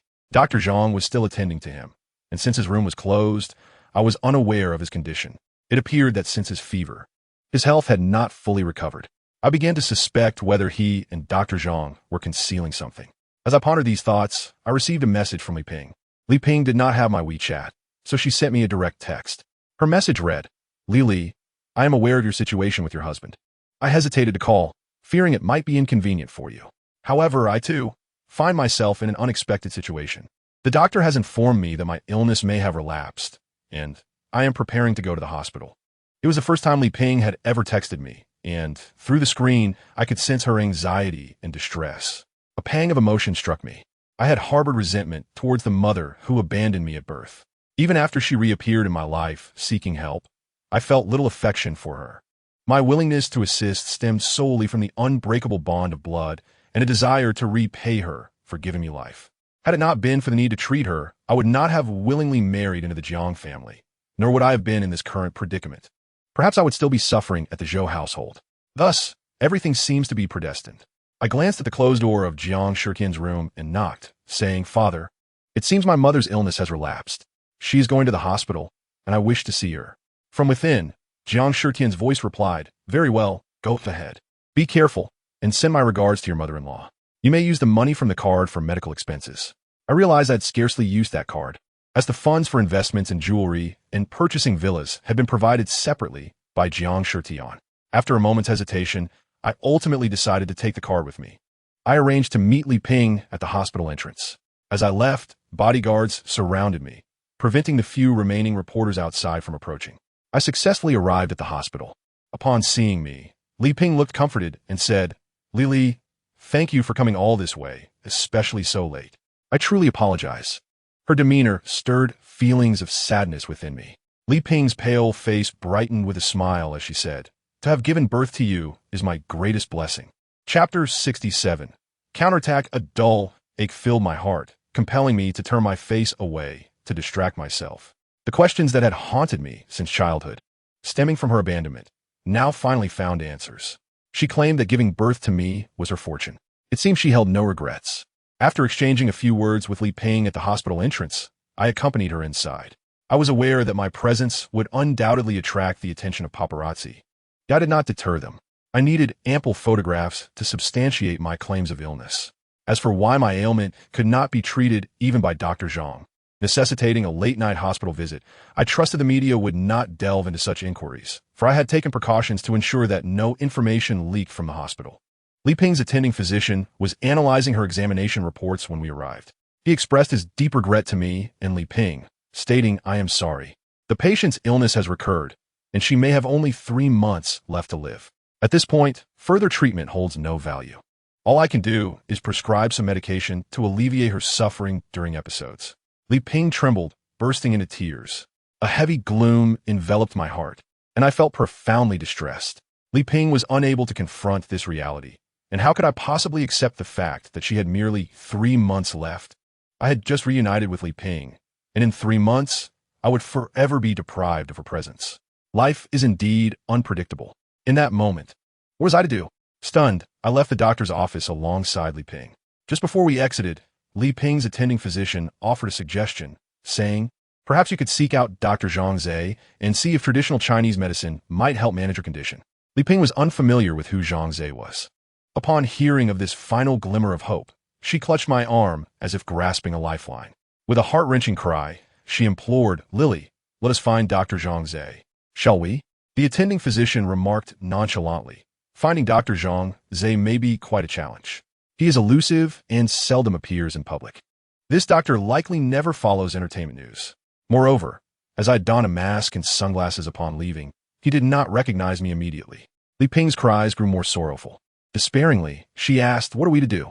Is Dr. Zhang Zhe some kind of elusive deity? Where shall I find him?" I pressed my lips together in silence until we reached the entrance, at which point I quietly informed Li Ping, "Zhang Zhe is currently in my home." Upon hearing this, Li Ping's face lit up with joy as she exclaimed, "Lily, let us hurry and find Dr. Zhang Zhe." I nodded, promising her that I would indeed facilitate contact with Zhang Zhe. Upon reaching the lobby on the first floor, I asked Li Ping to wait for me while I queued to pay. After a few steps, I unexpectedly encountered my father, my stepmother, and Zhou Qing. I cast a glance at Zhou Qing, whose face bore the bruises of a recent beating, and it appeared my father and stepmother had brought her for treatment. Before I could utter a word, my stepmother preemptively struck, saying, "I heard you were distressed, and now I see you are indeed in the hospital." The media certainly did not deceive the public. I retorted sharply, "I too have heard the media's reports on the conflict between the mistress and the younger mistress. Just look at Zhou Qing after her beating. It seems the media's claims were accurate. The mistress is that fated star, and Zhou Qing is the little one." I intentionally left my statement unfinished. "Lily, how can you speak like that?" my father rebuked. Zhou Qing kept her head down, unwilling to speak throughout the exchange. At that moment, Li Ping approached us. Unaware of the tension, she greeted Zhou's family, saying, "Mrs. Zhou, Miss Zhou." "Ah, Lily, you're here too."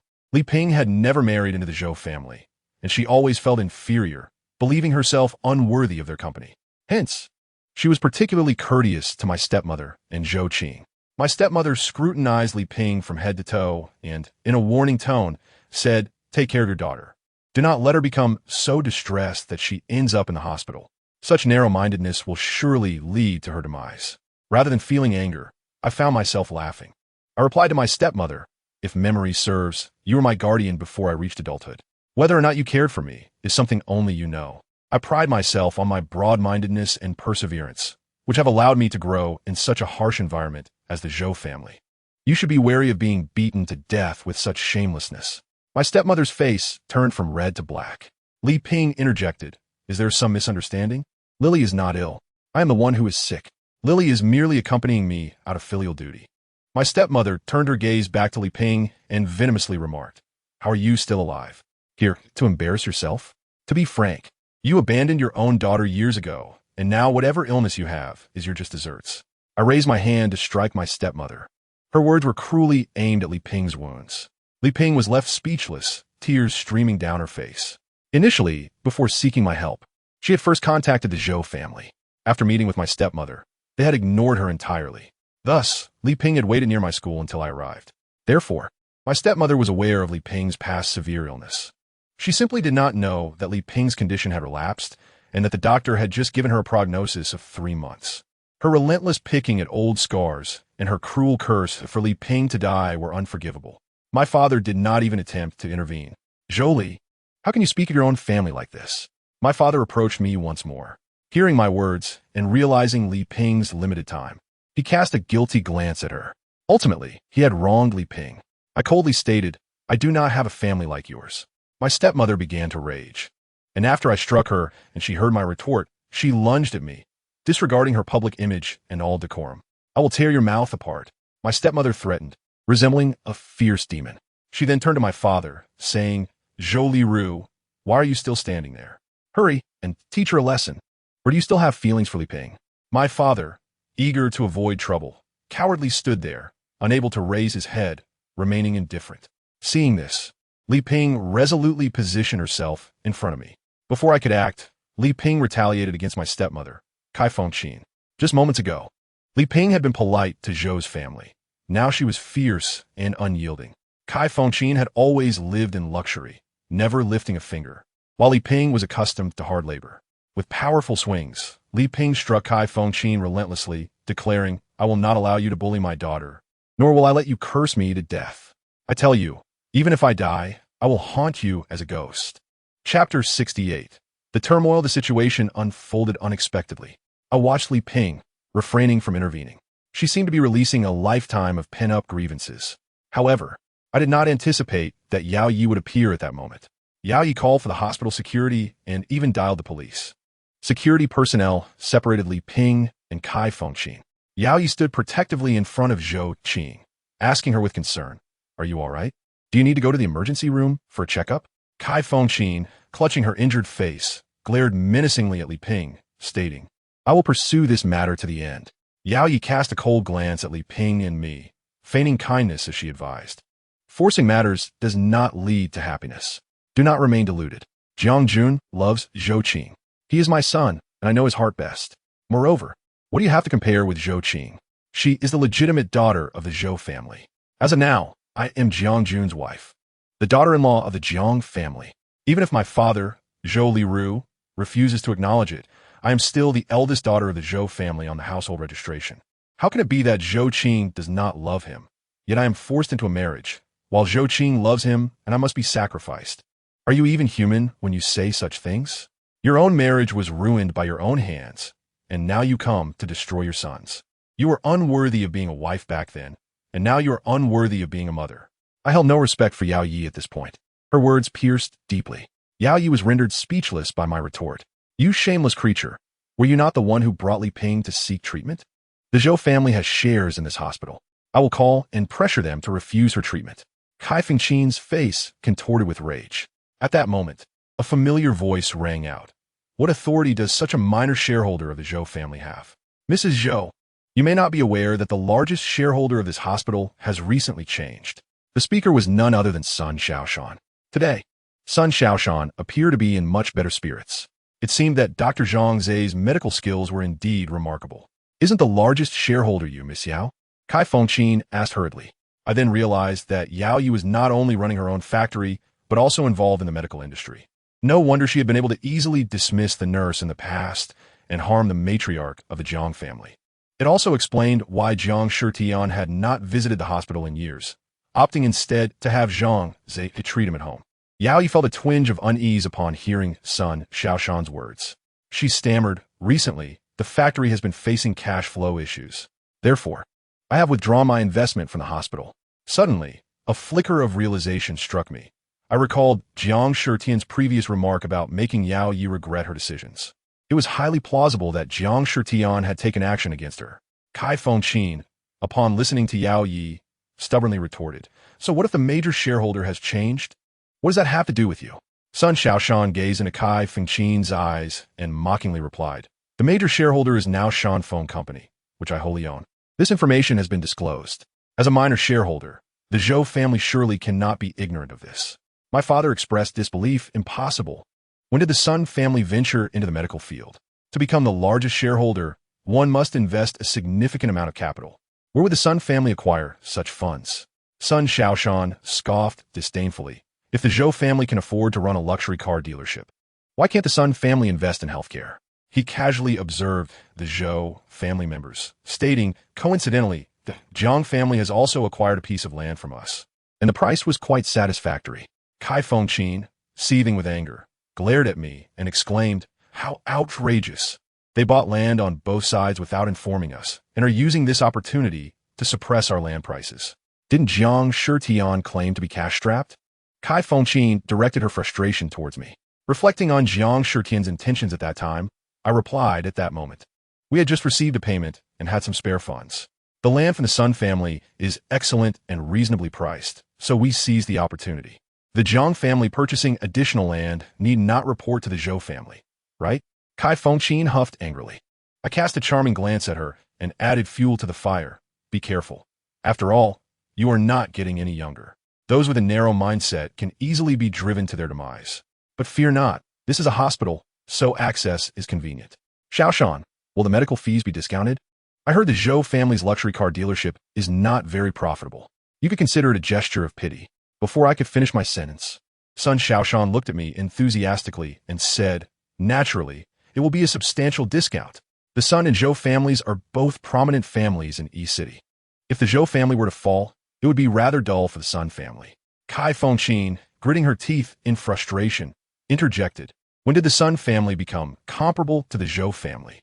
Sun Xiaoshan laughed heartily. I respect my elders and will not engage in trivial disputes with you. While you continue to watch the world from your narrow well, do not forget that the Sun family has already gained the upper hand over the Zhou family. It is only a matter of time before we significantly outdistance you. I agreed, given the momentum of the Sun family's development. It is inevitable they will surpass the Zhou family. Don't forget, you are also a part of the Zhou family. Kai Fengqin reproached me. I disregarded her and turned my attention to Yao Yi, stating, "Did you not just say that only Zhou Qing is the legitimate daughter of the Zhou family?" Yao Yi had no retort. I then gazed at Kai Fengqin, saying, "It seems you have not contradicted this matter. I thought we had severed ties completely." With that, I covered my mouth and laughed. I was not afraid of truly severing ties, as I knew the Jiang family was wealthy and powerful. Relying on the Zhou family would not last long. Furthermore, Jiang Shitian had informed me of the reasons for wanting me to become a Jiang family daughter-in-law, and it did not involve a marriage alliance. In contrast, the Zhou family did not dare to truly sever ties with me. After all, I had not yet divorced Jiang Jun, and the Zhou family had many reasons to rely on the Jiang family. After sharing a laugh, the police arrived. Kai Fengqin dared not escalate the matter, for the Zhou family could not afford to lose face. Sun Xiaoshan stepped forward to explain a few things to the police, and they departed. I shook my head, saying, "No need, the driver is waiting outside." Sun Xiaoshan, with a stern expression, asked, "Are you afraid of me?" I understood he was referring to the previous incident. In this encounter, Sun Xiaoshan exuded an added air of authority. Previously, I had seen him in the light of day, in moments of madness, and now in his commanding demeanor. I was uncertain how many facets of himself he still concealed. I lowered my gaze and shook my head, then lifted my eyes to look at him sincerely. "Thank you, Xiaoshan." Sun Xiaoshan then softened his piercing gaze and replied, "You are welcome. The Zhou family has always been the Sun family's arch-nemesis." I responded, "I was unaware that you had acquired shares in this hospital." Sun Xiaoshan replied, "Indeed, the illness is best treated while it is still mild. I believe there is no better way to manage the hospital than to have it under my control." I cannot help but chuckle. Suddenly, Sun Xiaoshan grasped my hand. In Chapter 69, the clinic, Sun Xiaoshan held my right hand with his left. I dare not move, simply gazing at him as we faced each other. I understood that the more I struggled, the more out of control he would become. Thus, I endeavored to remain calm. Fortunately, Sun Xiaoshan eventually regained his composure, indicating that Zhang Zai's treatment was indeed effective. He released my hand, then pressed his right hand against his restless left arm, as if engaged in an internal struggle. I recognized he was trying to restrain himself. Sun Xiaoshan forced a smile at me and said, "You should leave. If you do not, I fear I may lose control." I smiled back at him and hurriedly departed. Subsequently, I added Zhang Zai on WeChat and found his clinic using the location he provided. Zhang Zai's clinic was not located in the bustling city, but in a secluded private estate on the outskirts. The environment surrounding the estate was tranquil, and the sounds of insects filled the night air. I pushed open the wooden gate of the estate, where numerous vegetables and fruit trees were cultivated, and a small pond contained some fish. It resembled more of a farm than a clinic. Zhang Zai welcomed me, dressed in casual attire, and handed an apple to both me and Li Ping, saying, "These are homegrown, just picked from the tree and already washed." I gazed around the estate and remarked, "I thought you were solely busy with consultations. I never expected you to have such refined hobbies." Zhang Zai observed everything around him, stating, "This is a personal interest. After all, life should be enjoyed beyond work. We should treat ourselves well." I nodded in agreement. I concur. I have also created an ecological garden in my backyard, but due to my inexperience, many vegetables did not thrive. "May I seek your advice in the future?" Zhang Zai humbly replied, "I do not dare. Let's learn from each other." I noted, "The air in your estate is quite refreshing, beneficial for patients' health." Zhang Zai stretched leisurely and said, "I plan to transform this place into a sanatorium." As we chatted while walking, we arrived at the consultation room. Once seated in the room, Zhang Zai donned a white coat, instantly adopting a professional demeanor. He examined Li Ping's test results with utmost seriousness. Li Ping appeared very tense throughout, even clutching the apple Zhang Zai had given her tightly to her chest. I understood her feelings. She was afraid that after the consultation, all hope would be extinguished. Indeed, Zhang Zai furrowed his brow. With a grave expression, he stated, "Ms. Li's condition is not optimistic. I can only do my utmost to try and extend her survival." Li Ping, who was typically loquacious, was now silent, resigned to her fate. I earnestly addressed Zhang Zhe. I entrust my mother's illness to you. Zhang Zhe gestured for me not to be so formal, saying, treating illnesses and saving lives is my duty. I felt a slight sense of relief. Zhang Zhe's clinic did not employ nurses, and he had no assistants. He personally administered all treatments and prescriptions. Apart from Zhang Zhe, there was a middle-aged man in his 50s present. This man was mute, and Zhang Zhe referred to him as Uncle Wan. I noticed Uncle Wan handled various tasks. Zhang Zhe explained, do not be deceived by Uncle Wan's farmer-like appearance. He is actually a skilled practitioner. When I am not here, Uncle Wan is the backbone of this place. His medical knowledge is profound, but his speech impediment has hindered his development. Naturally, I did not dare to underestimate Uncle Wan. For anyone praised by Zhang Zhe was certainly extraordinary. As Zhang Zhe prepared to administer acupuncture to Li Ping, I waited outside the door. After the treatment was completed, Zhang Zhe emerged and informed me, you will need to wait for 30 minutes. I nodded, understood. With nothing else to occupy my thoughts, I found myself recalling Jiang Shitian. I inquired of Zhang Zhe, what exactly is wrong with my father? I see that his health has not improved at all. Zhang Zhe paused momentarily, appearing somewhat troubled as he replied, I apologize, but I must uphold the patient's confidentiality. Unless the patient consents, I cannot disclose any information. Therefore, the words you shared with me last time were all at my father's behest? I recalled Zhang Zhe's previous assurance that Jiang Shitian was not in grave danger. Zhang Zhe nodded. Instantly, I felt that his earlier words were rather untrustworthy, and I began to doubt Jiang Shitian's condition. Sensing that his ailment was far more complex than it appeared, Zhang Zhe suggested, how about I take you for a stroll? Uncle Wan is looking after things inside. I was fully aware that he was attempting to divert my attention, yet I acquiesced to his proposal. Zhang Zhe's estate was not particularly large, yet it made the most of the land available. Strolling through it proved to be quite engaging, as every blade of grass and tree invigorated the spirit. The company of Zhang Zhe was exceedingly comforting, and he patiently explained anything I found perplexing. After half an hour, Li Ping completed her treatment. Zhang Zhe advised her to return for follow-up in a week. Li Ping appeared anxious and somewhat distracted. I reached out, placing my hand gently on hers, reassuring her. Do not worry, I am here with you. Tears glistened in Li Ping's eyes, rendering her speechless with gratitude. Having promised to accompany her, Li Ping's heart found some solace. After expressing our thanks to Zhang Zhe, we departed. On the way, I said to Li Ping, do not overthink. Everything will be all right with me by your side. Li Ping nodded, behaving as obediently as a child. Jiang Jun showed no intention of avoiding me. From his words, it appeared that aside from promising to apologize and to maintain a distance from me, he spoke of Kai Fengqin presenting him with two options. The first was that he could no longer pursue Zhou Qing. The second was to divorce swiftly, granting Zhou Qing a legitimate status. As for business matters, there was no hurry. They would be handled gradually. You are the sole heir of the Jiang family. Do you fear that Jiang Shitian's death would strip you of your inheritance? Over the phone, Zhou Qing reiterated Kai Fengqin's words, which seemed eerily familiar, almost echoing Yao Ye's sentiments. Each word she spoke resonated distinctly in my ears. The Zhou family had indeed grown impatient, pressing Jiang Jun for a divorce.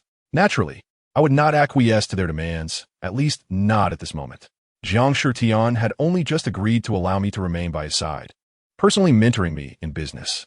Such a splendid opportunity, I could not easily relinquish. Moreover, I wished to learn to drive, operate submarines, and fly planes. I refused to become a discarded wife of a wealthy family. Even if I were to abandon them, I would prefer it to be of my own volition. Unbeknownst to me, I found myself standing before Jiang Shitian's bedroom door. Chapter 70, Inseparable.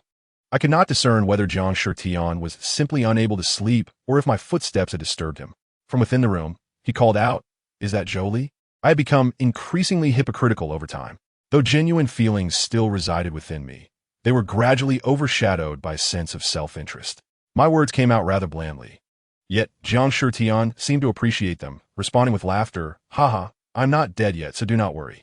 I found myself a loss for words, realizing my attempts at banter were rather superficial, insufficient to sustain a deeper conversation. A twinge of bitterness settled within me as I reflected on how much I had changed since joining the Jiang family. Jiang Shitian then asked, "How is your mother? What is her condition?" My tone carried a hint of sadness. The laughter on his end faded. He fell silent for a moment before letting out a deep sigh, stating, "Fate is difficult to articulate. Life is short, We only live once. You do not seem to be a believer in fate. Should we not resist it? I asked, perplexed. After a brief pause, I heard his voice again. Jiang Shitian said, Zhou Li, I will teach you to drive tomorrow, fulfilling my promise to you. However, I do have concerns about your health. It is nothing. A good night's sleep will suffice, he assured me. The following day, while Jiang Jun lingered in slumber, Jiang Shitian had already risen. He even chose to forego going to the office, insisting on teaching me to drive. Eagerly, I followed him outside. I settled into the driver's seat, feeling the steering wheel, while he sat beside me, offering guidance. Throughout the experience, Jiang Shitian maintained a smile, resembling a kind and approachable instructor. Under his tutelage, I swiftly grasped the fundamentals of the vehicle. The exhilaration of speed and the thrill of driving intertwined, and I felt a sense of liberation both physically and mentally. Jiang Shitian drove me to a small pond to catch fish, and we cooked them outdoors. He even climbed a tree to pluck wild fruit. I was truly delighted, and he appeared equally pleased. I admired his resourcefulness. While he teased me for resembling a greedy cat, I playfully meowed, pretending to claw at him, and he seized my arm with a firm grip. His strength was palpable as he gazed at me, his eyes sparkling with mirth. Our proximity was intimate, so close that I could feel his breath. I found myself entranced, momentarily forgetting to resist. Fortunately, we soon caught a whiff of something burning, prompting Jiang Shitian to hurriedly tend to the charred fish. What is your opinion? He asked earnestly, turning to face me, reframing the question instead of providing an answer. I averted my gaze, lowering my head as I confessed, I wish to remain by your side. My words were sincere. Being with Jiang Shitian often provided me with immense benefits. Rapid growth requires guidance, and he was the finest mentor I could hope for. A moment of reverie washed over me, as if we were promising each other a lifetime of togetherness. However, due to the Zhou family's interference, Jiang Jun brazenly broached the subject of divorce at the dining table. Dad, I want to divorce Zhou Li, he declared, then turned to me, stating, Zhou Li, you know there are no feelings between us. Since it was a mistake from the beginning, we cannot continue down this wrong path. It is best for everyone to cut their losses. A mistake from the start? His words were a blatant slap to Jiang Shitian's face. My marriage to him had been orchestrated by Jiang Shitian and my stepmother, and he had never objected. Now, to question the correctness of our beginnings was utterly ludicrous. He seemed to have forgotten the benefits that this marriage had once conferred upon both families. The existence of this union was not without its significance and value. I was the primary target of his persuasion. Jiang Jun looked at me, his tone earnest. Zhou Li, you're still young. After leaving me, you can find someone better. There is no need for us to continue entangled here. Enough, Jiang Shitian interjected. Interrupting Jiang Jun regarded him with hope in his eyes. Yet Jiang Shitian coldly retorted, this marriage will not end. His words were decisive. Jiang Jun, growing agitated, tore off the facade and boldly exclaimed, "What's so good about her? She always sides with you." My mother said, "Are you two having an affair?" When she first mentioned it, I thought it impossible. Yet now, it seemed undeniable. In a fit of rage, Jiang Shitian slammed his chopsticks on the dining table. He then clutched his chest, his complexion turning pale as he gasped for breath. I hurried to support Jiang Shitian, helping him ease his breathing. His color improved slightly. With tears in my eyes, I glared at Jiang Jun. Your incessant mischief has made father ill. He is not yet fully recovered and cannot withstand your repeated provocations. Jiang Jun showed no signs of fear, growing increasingly brazen. I see you two together all the time, inseparable, looking nothing like someone who is unwell. Even if he is ill, it is not my fault. Someone, oblivious to their age, is indulging in youthful pursuits with their daughter-in-law, causing their own health to decline. Without hesitation, I slapped Jiang Jun across the face. No sooner had the words left my mouth than Jiang Shitian lost consciousness. I screamed in alarm, hastily dialing for Dr. Zhang Zhe. While waiting for him to arrive, I focused on performing CPR on Jiang Shitian. During the process of administering first aid, Jiang Jun expressed a desire to assist. However, I found him to be more of a hindrance, urging him to step aside.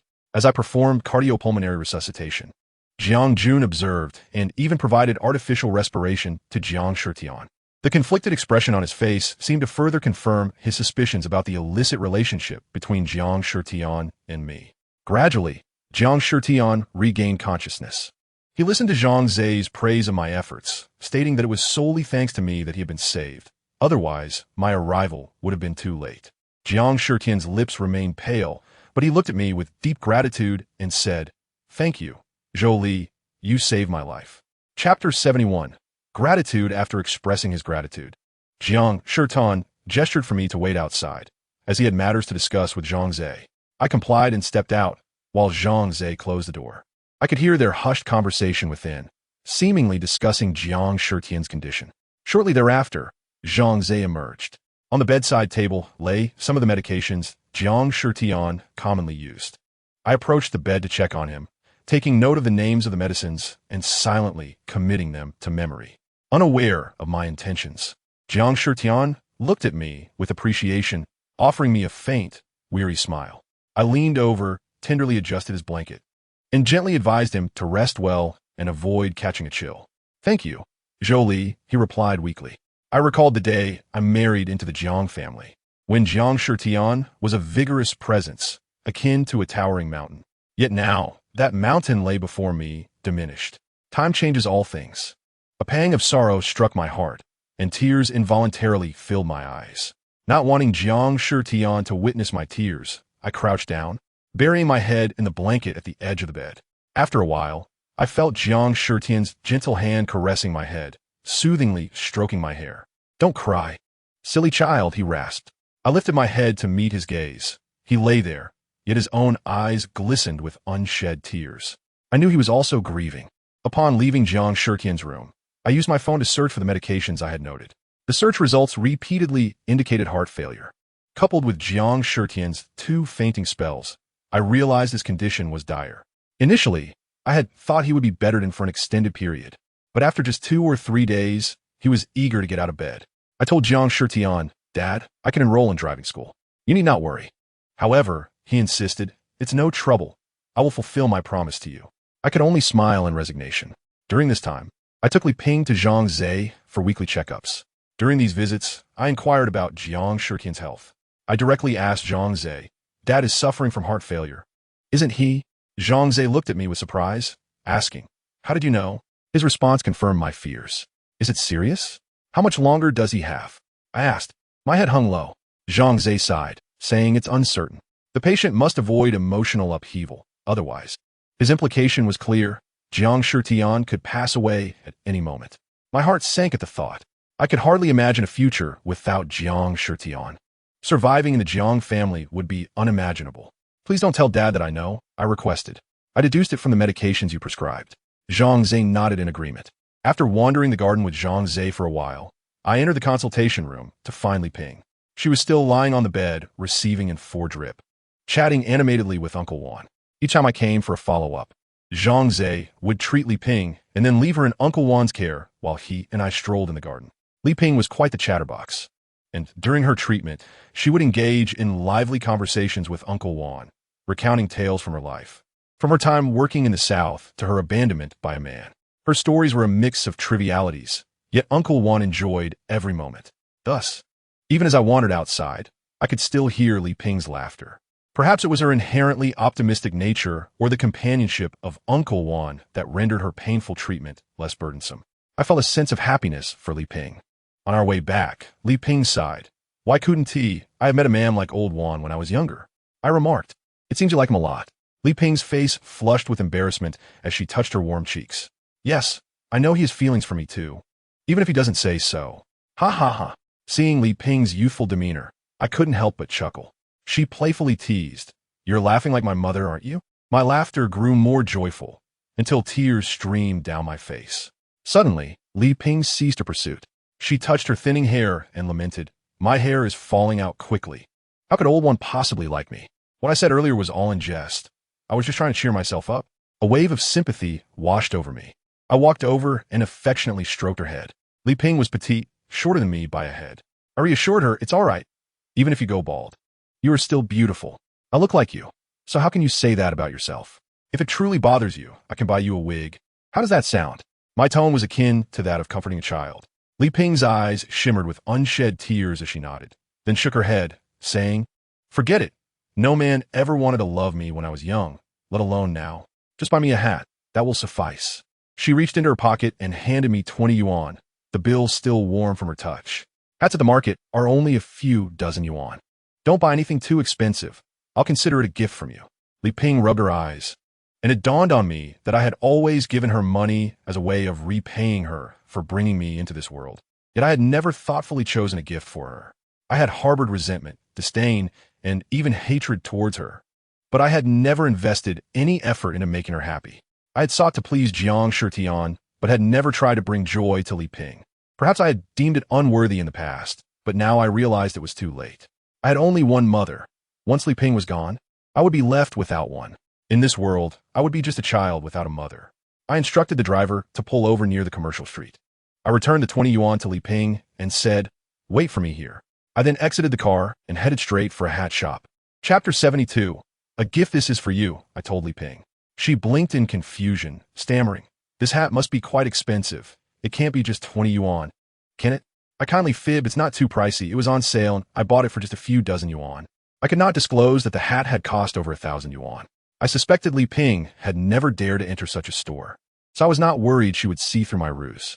Indeed, Li Ping accepted the hat with wide eyes, still in disbelief. She placed it on her head, and once it was secured, her joy was palpable. She gently felt the material of the hat, grinning from ear to ear as she remarked, "It's quite soft and comfortable. Even if I lose my hair, it won't irritate my scalp." I smiled softly, saying, "As long as you like it." Typically, I would have left after seeing her safely out of the car, but today I lingered, watching as Li Ping used her key to unlock the door. I intended to wait until she was inside before departing. Perhaps it was the knowledge that her time was limited that made me wish to cherish these fleeting moments. Li Ping resided in a small, single-room apartment, somewhat dilapidated, measuring only 5 square meters. It resembled a former woodshed that had been converted into living quarters. Even to use the restroom, she had to venture to a nearby public toilet. With a simple door lock, it took Li Ping quite some time to unlock it. Clearly struggling. In the end, Li Ping hesitantly inquired, "Would you like to come in and sit for a while?" In this small place, there was hardly anything of comfort to sit on. One could see the end of the room at a glance. She feigned indifference, yet I could sense her fear of rejection. Li Ping was clearly taken aback, her expression one of astonishment. I, on the other hand, smiled graciously and followed her into the room. Inside, Li Ping's abode contained a dilapidated single iron bed and a moldy wooden table. I sat calmly on the bed, while she grew increasingly uneasy. Eventually, she abruptly stood up, her expression tense, as she suggested, "Perhaps I should go next door to the convenience store and buy you a bottle of water?" Despite the affection in her gaze, Li Ping ultimately decided to let me leave. At this point, she sniffled and wiped her eyes. She continued, "If you are busy, you needn't feel obliged to keep me company. I can manage on my own. I know the way to the clinic. Just a few bus transfers will get me there." "I am not busy," I assured her, gently patting the back of her hand to soothe her heart. "No need for a ride. Farewell." Li Ping waved her hand to me, her movements tremulous. Though she was only in her 40s, she appeared remarkably frail. I smiled and waved back, then departed. Upon returning to the Jiang residence, my first thought was to check on Jiang Shitian. I recalled Zhang Zai's words, which only intensified my concern for Jiang Shitian's illness. I had not neglected the matters of jewelry collection and investment. I had been diligently following up. Eagerly, I anticipated my next steps. However, much to my surprise, I encountered Jiang Jun in the hall. I chose to ignore him, aware that he had been cast out by Jiang Shitian. Yet, I refrained from engaging him in conflict, determined to locate Jiang Shitian instead. Unfortunately, it seemed Jiang Shitian was not at home. Thus, it left only Jiang Jun and me in solitary company. Although the call had come from my father's mobile number, it was my stepmother, Kai Fengqin, who communicated with me. She said, "Currently, Jiang Jun and Qingqing are in a cold war. I advise you to be wise and not take advantage of the situation. Even if you wish to do so, you might want to look in the mirror first. Jiang Jun would undoubtedly not be interested in you." I promptly hung up, uninterested in her nonsensical chatter. Truly, one must be shameless to be invincible. I had seen those eager to play the role of a mistress, but never had I encountered such brazen entitlement. Fine. Since they were in a cold war, I would not stoop to exploit it. Instead, I would seek out Mian Mian. It was only through their mutual destruction that I could find my own satisfaction. Thus, I discreetly messaged Mian Mian. "Jiang Jun and Zhou Qing are at odds." With this, I believed Mian Mian would seize the opportunity.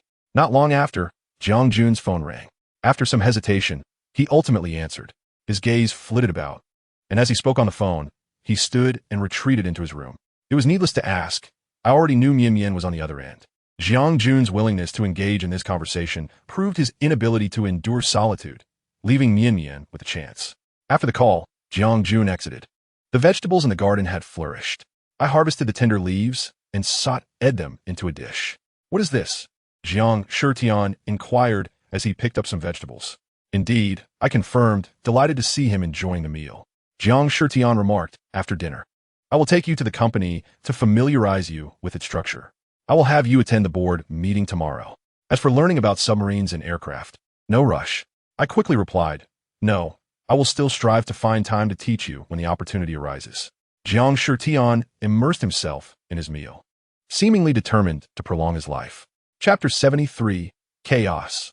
Climax. A wave of emotions surged through me, yet I felt powerless against Jiang Shitian's illness. Rather than labeling this as a mutually beneficial arrangement, it was more accurate to say we were huddling together for warmth. At this moment, both he and I needed one another. Jiang Shitian's visage had grown increasingly gaunt, a far cry from his former self. He lamented, "Zhou Li, it is a pity you are not a son of the Jiang family." I smiled lightly, playfully responding, "A woman can be as formidable as a man."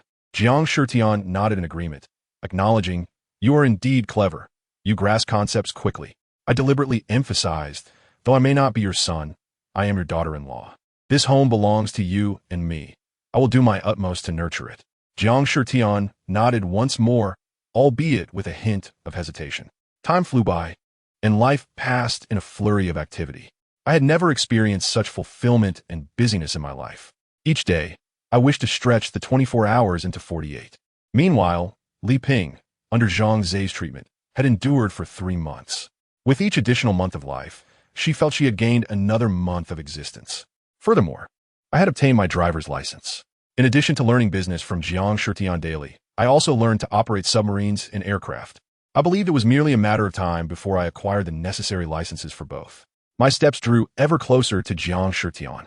I had no intention of probing his innermost thoughts. Compared to him, I was more concerned about the ecological garden I had cultivated. The vegetables in the garden had matured, and the fish were thriving. Daily, I prepared a variety of farm-fresh dishes for Jiang Shitian, yet he rarely appeared pleased. Until the midday of New Year's Eve, while dining, Jiang Shitian suddenly remarked, "Ultimately, it is when everyone is gathered that we can truly feel the essence of a family." He had expressed this sentiment on more than one occasion. I recalled that he had conveyed a similar thought before his argument with Jiang Jun. I understood he missed Jiang Jun. After all, he was his son. This scene felt oddly familiar. The difference now was that Mian was unexpectedly pregnant. Mian's belly was round, seemingly on the verge of delivery. Jiang Shitian rose, and I followed closely behind. Mian looked at us, somewhat smug. Ultimately, I had underestimated her. I had not anticipated she would bind Jiang Jun's heart with her pregnancy. "Dad, Mian is pregnant. She's carrying my child. The due date is in just a couple of days," Jiang Jun declared.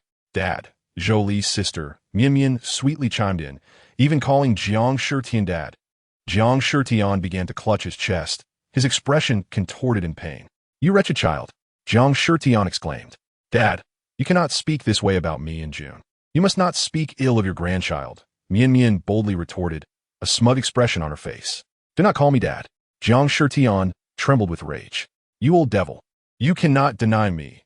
If you do, your family will rely solely on Zhou Li and will face extinction." Mian laughed, covering her mouth. At that moment, Aunt Lan entered with the news that members of the Zhou family, my father, Kai Fengqin, and Zhou Qing, had barged in. Presumably, the guards had not intervened upon seeing my maternal relatives. As soon as Aunt Lan finished speaking, the Zhou family appeared before us, while Mian wore a triumphant expression, seemingly expecting this turn of events. Kai Fengqin stormed in, immediately spotting the pregnant Mian. She pointed at her and scolded, "You vixen, how dare you provoke us? You summoned us here to witness this disgraceful spectacle with Jiang Jun." Jiang Jun scratched his nose, looking quite aggrieved as he replied, "Mom, didn't you tell me not to pursue Qing anymore?" Zhou Qing decisively lunged at Jiang Jun, shouting, "How could you betray me, Jiang Jun?" Seeing this, Mian cautiously approached to stir the pot. However, with a single nudge, her water broke, and she collapsed to the floor. Jiang Jun panicked, disregarding all else, and forcefully pushed Zhou Qing away. She stumbled and struck her head against the door, causing it to bleed. My stepmother erupted in fury and began to strike Jiang Jun. My father hurried to tend to Zhou Qing. The scene was chaotic. "All of you get out," Jiang Shitian bellowed, and then he collapsed to the ground. "Dad!" I rushed over to support Jiang Shitian. Subsequently, I instructed Aunt Lan to call for an ambulance and summon Jiang Zhe to accompany us. I worked frantically to provide first aid to Jiang Shitian, while my stepmother abandoned her shame and rushed to tend to my father and Zhou Qing. Jiang Zhe was already en route, thus he arrived even before the ambulance. Upon his arrival, he allowed me to rest while he took over the urgent rescue efforts. The ambulance soon followed. Unexpectedly, upon seeing the medical personnel disembarking, Jiang Jun forcefully pushed me aside and, cradling Mian Mian, bellowed at the staff, "Save her first. The child is about to be born." I, disregarding all else, rushed over and grasped the medical personnel, insisting I called the ambulance. "We must prioritize saving lives. He may not last much longer," Jiang Jun retorted. "You know very well he is dying. Of course, we must save the living first. Doctor, attend to this side." In a moment of anger, I struck Jiang Jun across the face. He held Mian Mian tightly, unable to retaliate. I remember Jiang Zhe mentioning that Jiang Shitian had already found a compatible heart. However, due to the significant risks involved in surgery, a transplant was not considered until it became a matter of life and death. Now, that moment had arrived. I pulled the doctor to Jiang Shitian's side to assist them in lifting him onto the stretcher. Meanwhile, Kai Fengqin and my father had surprisingly helped the injured Zhou Qing onto the ambulance first. They occupied the ambulance space, exclaiming, "Drive to the hospital. Our daughter is bleeding from her head." Chapter 74, Divorce. I gazed at the Zhou family, who were making a mountain out of a molehill, feeling an intense anger simmer within me. If Jiang Shitian did not undergo surgery soon, he might not survive. I directly commanded the security team, "Listen up, escort them off the ambulance." Kai Fengqin pointed at me, cursing, "Zhou Li, you bear the Zhou surname too. How can you treat your family this way? You will not end well. Are you blind? Can't you see your sister is bleeding?" She continued to berate me, and I signaled to the security team, "Move swiftly, show no mercy." Initially, the security team hesitated to be too rough, considering they were my maternal family. Upon hearing my command, they promptly dragged the Zhou family away from the ambulance. Once the medical staff and Jiang Zhe boarded, I swiftly closed the door, shutting out everything outside, including Kai Fengqin's voice. The ambulance sped towards the hospital. Unfortunately, upon arrival, it was still too late. The doctor remarked, "If only you had arrived a moment earlier. Even a little sooner would have sufficed." Now, proceeding with surgery is perilous. It seemed the delay caused by Jiang Jun and the Zhou family had cost Jiang Shitian his life. I clenched my fists tightly. There was no other choice. Let the surgery commence. After consulting with Jiang Zhe, I made the final decision as a family member of the patient. The doctor nodded in agreement. Thus, he and Jiang Zhe wheeled Jiang Shitian into the operating room. I waited alone outside, overwhelmed by an indescribable anxiety and turmoil. The lights in the operating room remained lit until just before dawn, when Jiang Shitian was finally wheeled out. By then, the Jiang family's lawyer had also arrived. "Doctor, how is he?" I asked anxiously. As the doctor prepared to speak, Jiang Jun approached, pushing Mian Mian in a wheelchair, with Mian Mian cradling a newborn in her arms. She had just given birth in this very hospital. Jiang Jun took the child from Mian Mian and joyfully exclaimed to Jiang Shitian, "Dad, look, it's a son. The Jiang family has an heir." Jiang Shitian slowly regained consciousness. Seeing him awake stirred my emotions, and I hurried over, momentarily disregarding Jiang Jun and the others. I leaned over Jiang Shitian's bed, weeping. Jiang Jun appeared somewhat at a loss. Jiang Shitian gently patted my head, as if he had something to convey. I quickly raised my gaze to meet his. His lips moved slowly, straining to articulate his final words. We all leaned in closer, fearful of missing something significant. Jiang Shitian glanced at me, then at Jiang Jun, and even at Mian Mian and the newborn child. Finally, he turned to me and said, Zhou Li, let us get a divorce. While I can still see you, please divorce me right here. This marriage was my doing, and now, let me end it, if you will." This proclamation struck me like a thunderbolt, leaving me frozen in place. I never anticipated that Jiang Shitian's first words in his final moments would be a request for my divorce from Jiang Jun. Was it because of Mian Mian's child? He had previously stated that despite my lack of children with Jiang Jun, he never aspired to pass down the Jiang family's legacy. He only wished for the family's affairs not to fall into Jiang Jun's hands. Now he was seemingly abandoning me from Mian's child. My hands instinctively clenched the bedsheet. Mian, upon hearing Jiang Shitian's decision, beamed with joy. She even mustered the strength to rise, taking the child from Jiang Jun and leaning closer to Jiang Shitian, sweetly saying, "Dad, this is the Jiang family's first grandson. He will surely inherit your legacy." Jiang Shitian ignored her, instead fixating on me, awaiting my response. The Jiang family lawyer retrieved the divorce agreement from his bag, inscribing Jiang Jun's and my names where it indicated the parties involved. He then slid the document before me, urging me to sign. I recall Jiang Shitian asserting that as long as he lived, I would always be by his side. However, Jiang Shitian was nearing death. His request for a divorce did not constitute a betrayal. I hesitated, but ultimately picked up the pen. Mian's smile was impossible to suppress. She maliciously remarked, "Zhou Li, don't worry about the divorce. The Jiang family's affairs will no longer trouble you." I slammed the pen down. Her words made me reluctant to sign. Although I had longed to escape, this was not the manner in which I desired to do so. To divorce in such a way would leave me with nothing but the label of a discarded wife from a wealthy family. I gazed at Jiang Shitian on the hospital bed, my eyes filled with resentment. Jiang Shitian's lips parted slightly, as if he wanted to say more. Yet Mian interjected, "Jungo, she clearly refuses to divorce. I've said it before, she covets your position as the Jiang family heir. Now that Dad is on his deathbed, she certainly won't relinquish that position." Her insinuation prompted Jiang Jun to realize that if he waited until Jiang Shitian passed away for me to divorce, I would then claim half of the inheritance. Thus, the previously reluctant Jiang Jun gritted his teeth and resolutely thrust the pen into my hand. "Sign it," he commanded. The Zhou family had also arrived. The corridor outside the operating room was crowded with patients and their families, yet someone had somehow tipped off the Zhou family. Zhou Qing's head had already been bandaged, likely treated at this hospital. They must have heard the news of Jiang Shitian's impending demise and rushed over to witness the spectacle. Mian, cradling the child in one arm, affectionately linked her other arm with Jiang Jun's, provocatively glancing at Zhou Qing, saying, "Jungo, only my love for you is genuine. Soon, our little family will live in harmony." Jiang Shitian, lacking the strength to speak, weakly nodded towards me, indicating I should sign. My spirit sank as I once again took up the pen. Jiang Shitian's gaze began to wane, his vital signs gradually fading, yet he still clung to life. Zhang Zhe urged, "Sign the document. If you do not, Mr. Jiang may not be able to take his last breath." At that moment, the crowd had swelled, with even media members surreptitiously capturing the scene. Everyone seemed to place me on a moral pedestal. Someone even shouted, "She was the one who agreed to let Mr. Jiang undergo surgery. Had he not been operated on, he would not have died. She has schemed to cause Mr. Jiang's demise and seize the Jiang family's fortune." If I did not sign, I would be burdened with those accusations. After Jiang Shitian's death, I would be disgraced and unable to exist in society. I murmured to Jiang Shitian, "Sometimes it is not a matter of not trying. One can only say that despite my efforts, I still cannot resist fate." I closed my eyes, allowing a single tear to fall. The tear soaked the divorce agreement as I inscribed my name upon it. The pulse monitor displayed a flat line, devoid of any fluctuations.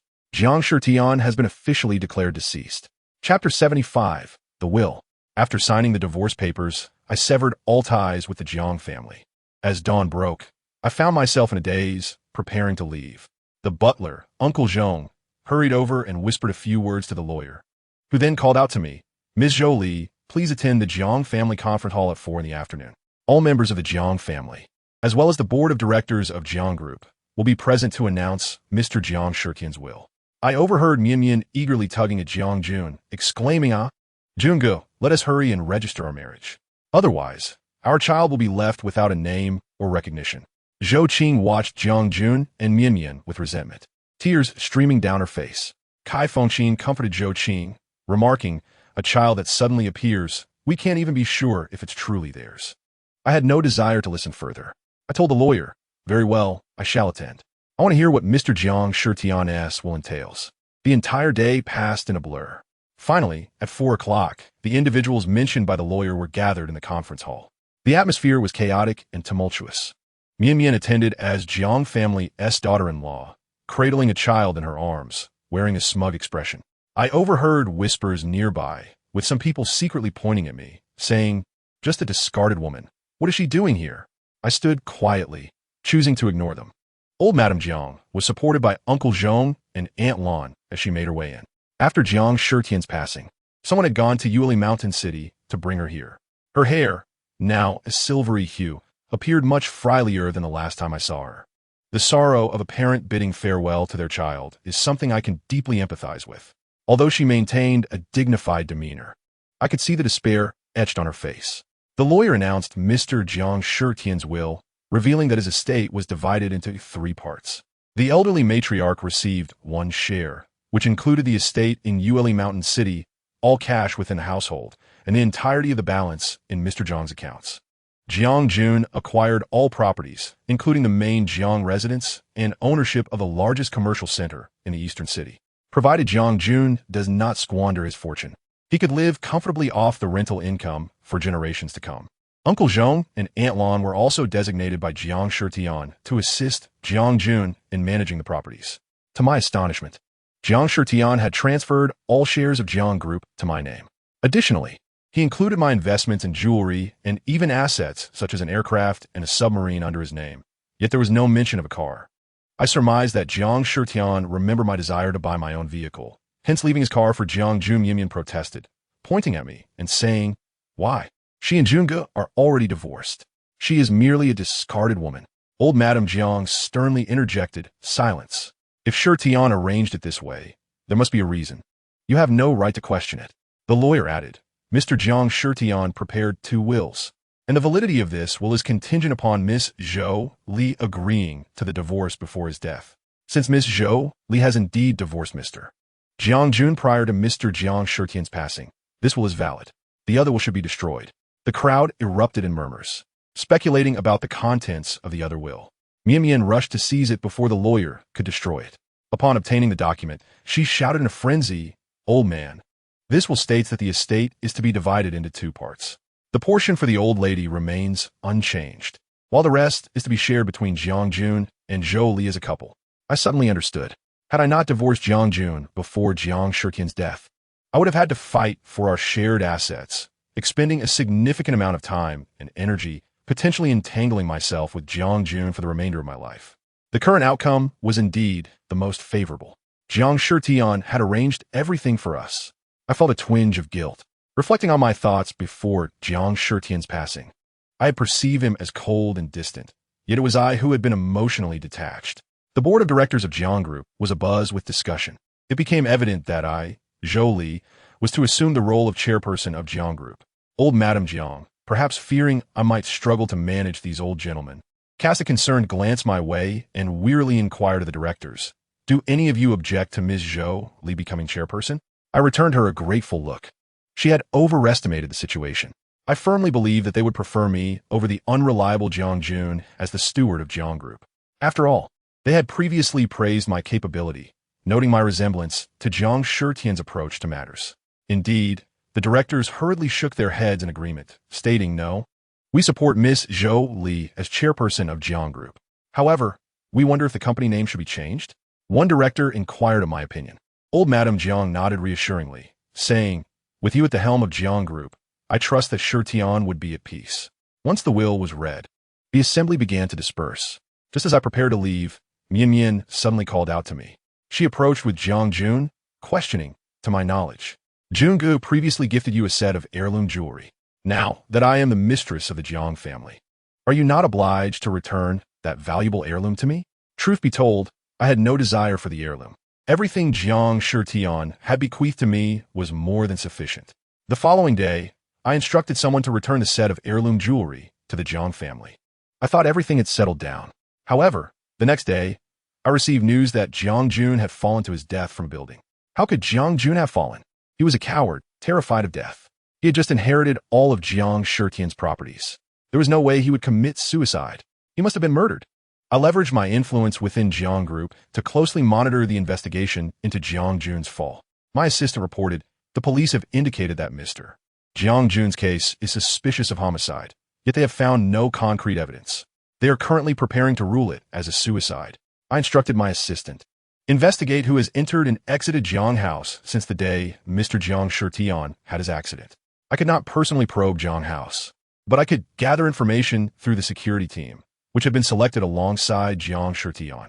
During my time in Jiang House, they had always followed my orders. As for Jiang Jun's death, I felt no sorrow. However, for Jiang Shitian's sake, I could not allow the perpetrator to evade justice. Chapter 76, Revenge 1. A few days later, my assistant approached me with findings. On the day after Mr. Jiang Shitian's incident, a new gardener was hired at Jiang House. There were no other unusual occurrences. I inquired, Jiang House already had a gardener. Why hire another? I was taken aback to learn that Mian had specifically requested someone to tend to the ecological garden. During my time at Jiang House, I had personally managed that garden without the assistance of their gardener. Logically, it was not unreasonable for Mian to hire an additional gardener for the ecological garden. However, everyone in Jiang House was aware that I had personally built that garden. Mian had been fortunate not to have destroyed it. Now, she had hired someone to maintain it. Her intentions could not be so pure. I asked my assistant, what is the background of this new gardener? My assistant continued to report, the new gardener, Chen Yixiong, was originally an electrician. It appears he was recommended for the position directly by Madame Jiang. I instructed, investigate the relationship between Chen Yixiong and Mian. The following day, my assistant confirmed, 10 months ago, a light in Madame Jiang's home malfunctioned, and she reported it to the property management. They dispatched Chen Yixiong to repair it. I recalled that in the past, Mian would involve Jiang Jun in every little matter. Even in the face of a trivial matter, such as a clogged toilet, Jiang Jun must personally intervene to arrange for its resolution. When the lights in her home malfunction, it is inconceivable that she would seek repairs herself. However, upon calculating the timeline, I realized that Mian met Chen Yixiong right after his scandalous incident. This leads to the conclusion that Jiang Jun, harboring grievances, did not reach out to Mian, but instead chose to associate with Zhou Qing. Thus, it is hardly surprising that Mian took it upon herself to repair the lights. Yet, what connection could there be between Chen Yixiong and Jiang Jun's demise? Current intelligence indicates that he was merely an electrician who once fixed Mian's lights and is now a newly hired gardener at the Jiang residence. If Chen Yixiong was indeed responsible for Jiang Jun's death, what could have motivated such an act? Suddenly, a flash of insight struck me. I recalled the words spoken by Kai Fengqin upon Jiang Shitian's passing. She mentioned that this suddenly appeared child might not be Jiang Jun's biological offspring. I immediately asked my assistant whether there had been any recent comparisons made in the Jiang family. Within half a day, the assistant reported back, on the day of Mr. Jiang Shitian's death, Mr. Jiang Jun had indeed been at the hospital verifying whether he and the newborn baby matched. The results were announced on the very day Mr. Jiang Jun fell to his death. What were the results? I inquired hastily. The truth was becoming clearer. If I am not mistaken, Mian's child is very likely to be the offspring of her and Chen Yixiong. The police have also uncovered this information. However, Mrs. Jiang adamantly denies any suspicion of murder. She claims that Mr. Jiang Jun, devastated by the loss of his father and unable to accept that his child was not his own, sought to take his own life on the rooftop. Unfortunately, he encountered the dilapidated railing and fell to his death. It must have been Mian collaborating with Chen Yixiong to tamper with that railing, I remarked. I scoffed, saying, so this also involves my renovations to the Jiang mansion? The assistant lowered his head, unwilling to speak. Since the police could not uncover substantive evidence, I believe that we, the common folk, are equally powerless. Jiang Jun's demise, in some respects, is a consequence of his own choices. He paved his own path and has paid the ultimate price for his erroneous decisions. I only feel pity for Jiang Shitian. After Jiang Jun's death, the inheritance he had just received would fall into Mian's hands. That was the legacy Jiang Shitian had labored to accumulate, and it certainly ought not to be squandered by them. In secret, I arranged to meet with Uncle Zhong and Aunt Lan. Uncle Zhong appeared weary, lacking the vigor he once had while serving Jiang Shitian. Upon seeing me, Aunt Lan burst into tears, covering her mouth in distress. In just a few short days, such significant upheaval had struck the Jiang family, with 2 generations of family heads passing away in quick succession. It is no wonder they are so affected. Young mistress, Aunt Lan managed to say through her sobs. Her address to me remained unchanged. I placed my hand gently on her wrist in a gesture of comfort, then shared my suspicions with them. Both Uncle Zhong and Aunt Lan are astute individuals, and after my analysis, it was evident they understood. I said to Aunt Lan, Uncle Zhong, Aunt Lan, I would like to entrust you with a task. Young mistress, there is no need for such formalities. If it is within my capabilities, I will do my utmost. Aunt Lan replied. Uncle Zhong nodded in agreement. As we deliberated, it wasn't long before rumors of hauntings began to circulate regarding the Jiang mansion. After the conclusion of Jiang Jun's case, Mian hastily attempted to sell the Jiang mansion. However, due to her exorbitant asking price, no one was willing to purchase it. I remained unperturbed. Quietly, I sold my villa adjacent to my home in Luoyang and liquidated Jiang Shitian's airplane and submarine. I instructed Uncle Zhong to inform Mian that no one in the East City could afford the Jiang mansion. As the site of crime, no one wished to buy such a haunted residence, fearing vengeful spirits and potential harm to the innocent. Consequently, Mian had no choice but to repeatedly lower her asking price. When I deemed it sufficiently reduced, I acted decisively to acquire it. During the signing of the property transaction, the naturally suspicious Mian felt a sense of being deceived. She looked at me and asked, "Why is it you?" I smiled faintly and replied, "Why could not be me?" She pressed further, "Why would you buy this mansion?" I nonchalantly inspected my nails and replied ambiguously, "Perhaps it is because this mansion houses the ecological garden I meticulously crafted. Or perhaps it is because it echoes the memories of Jiang Shitian and Jiang Jun." Mian shivered, and she ceased her inquiries. In that moment, she resembled a startled bird. Haunted by the specters of the deceased Jiang Shitian and Jiang Jun, Mian signed her name on the transaction agreement, and I too affixed my signature in the presence of a lawyer. From that moment on, I became the rightful owner of the mansion. Mian, displeased by my triumphant demeanor, gritted her teeth and retorted, "I only lowered the price out of consideration for our past relationship." I gently patted her hand, my voice laced with a chilling tone as I said, "Thank you. Although our past connection was minimal, I trust that Jiang Shitian and Jiang Jun in the afterlife are aware of your actions." Mian fled in distress, utterly disheveled. Yet, I had no intention of stopping there. I set my sights on the largest commercial center in East City. Chapter 77, Revenge 2. I surveyed the Jiang mansion, under the care of Uncle Zhong and Aunt Lan. It remained unchanged, reminiscent of the day I first married into the Jiang family. The environment was the same. The servants remained, yet it felt desolate. I recall the day Jiang Shitian introduced me to Uncle Zhong and Aunt Lan. Now they stood before me, but Jiang Shitian was no longer present. He would be gone forever. I had become the sole master of this vast, shadowy mansion. I paced to the coffee table, recalling countless occasions when Jiang Shitian would join me here for tea after meals. I settled into a Wang Wali wooden chair, imagining Jiang Shitian still sitting beside me. We would raise our teacups, sipping tea while contemplating our thoughts. Aunt Lan, upon hearing Uncle Zhong address me as Miss Zhou Li, perhaps realized that continuing to call me young mistress was no longer suitable. Thus, she switched to saying, "Let Miss Zhou Li have some peace." At that moment, who had the mind to consider grand plans? In the presence of Uncle Zhong and Aunt Lan, I spoke candidly. Uncle Zhong wore a slight smile of relief, while Aunt Lan appeared overjoyed. Aunt Lan remarked, "In our hearts, the daughter-in-law of the Jiang family will forever be you, Miss Zhou Li. That so-called murderer is of no consequence." Aunt Lan, some matters are best left unsaid here. We must exercise caution in public. After all, the police have closed the case, and we possess no substantial evidence. Furthermore, there will no longer be a daughter-in-law of the Jiang family. There's only me, Zhou Li. The kindness shown by Jiang Shitian is something I, like everyone else, will always remember. In the future, I will honor Jiang Shitian's legacy, ensuring the steady development of the Jiang group. I kindly reminded Aunt Lan while also establishing my stance. That night, the Jiang mansion appeared much like any other, yet something had irrevocably changed. I opened the window and looked up at the sky. A transformation was underway. I summoned the servants to assist me in erecting a shelter to protect the new seedlings I had planted. Even if Jiang Shitian could no longer savor my produce, I would strive to live well for myself. I prepared to take action against the largest commercial center in East City. However, I could no longer rely on supernatural tactics. Some strategies are only effective once. They must be adapted to the circumstances. I knew Mian enjoyed frequenting commercial centers.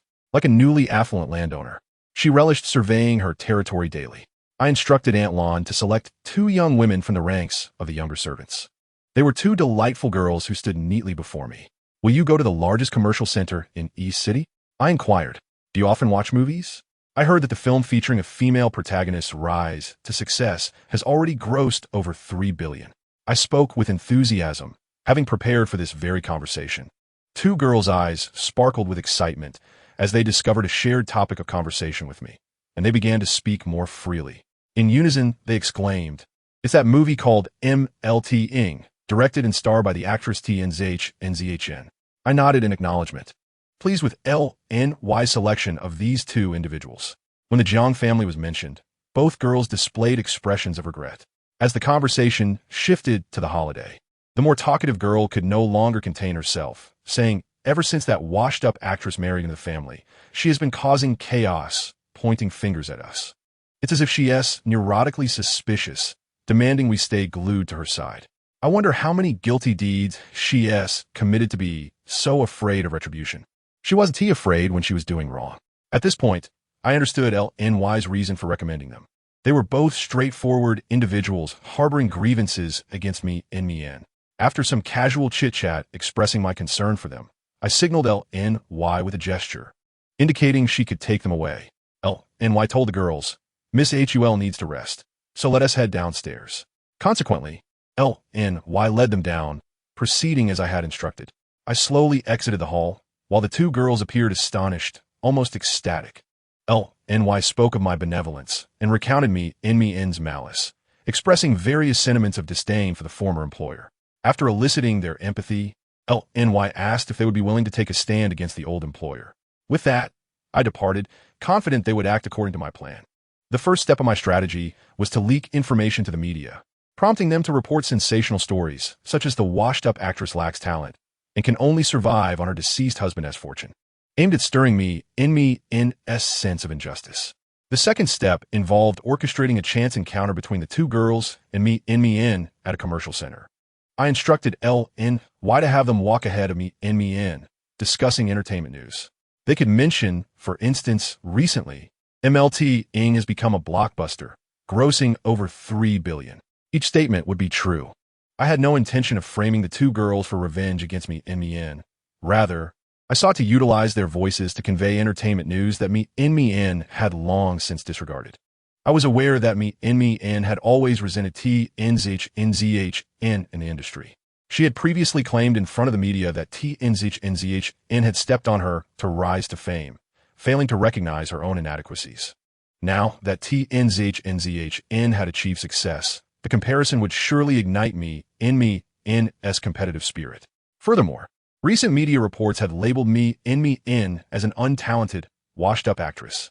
Thus, spurred by the box office success exceeding $3 billion and her resentment towards TNZH, given me in's current financial situation, she would undoubtedly invest in making a film herself. Chapter 78, Revenge 3. Indeed, not long after, news broke in the entertainment industry about the local tycoon intending to invest in a film, with me in emulating TNZH by directing and starring in it.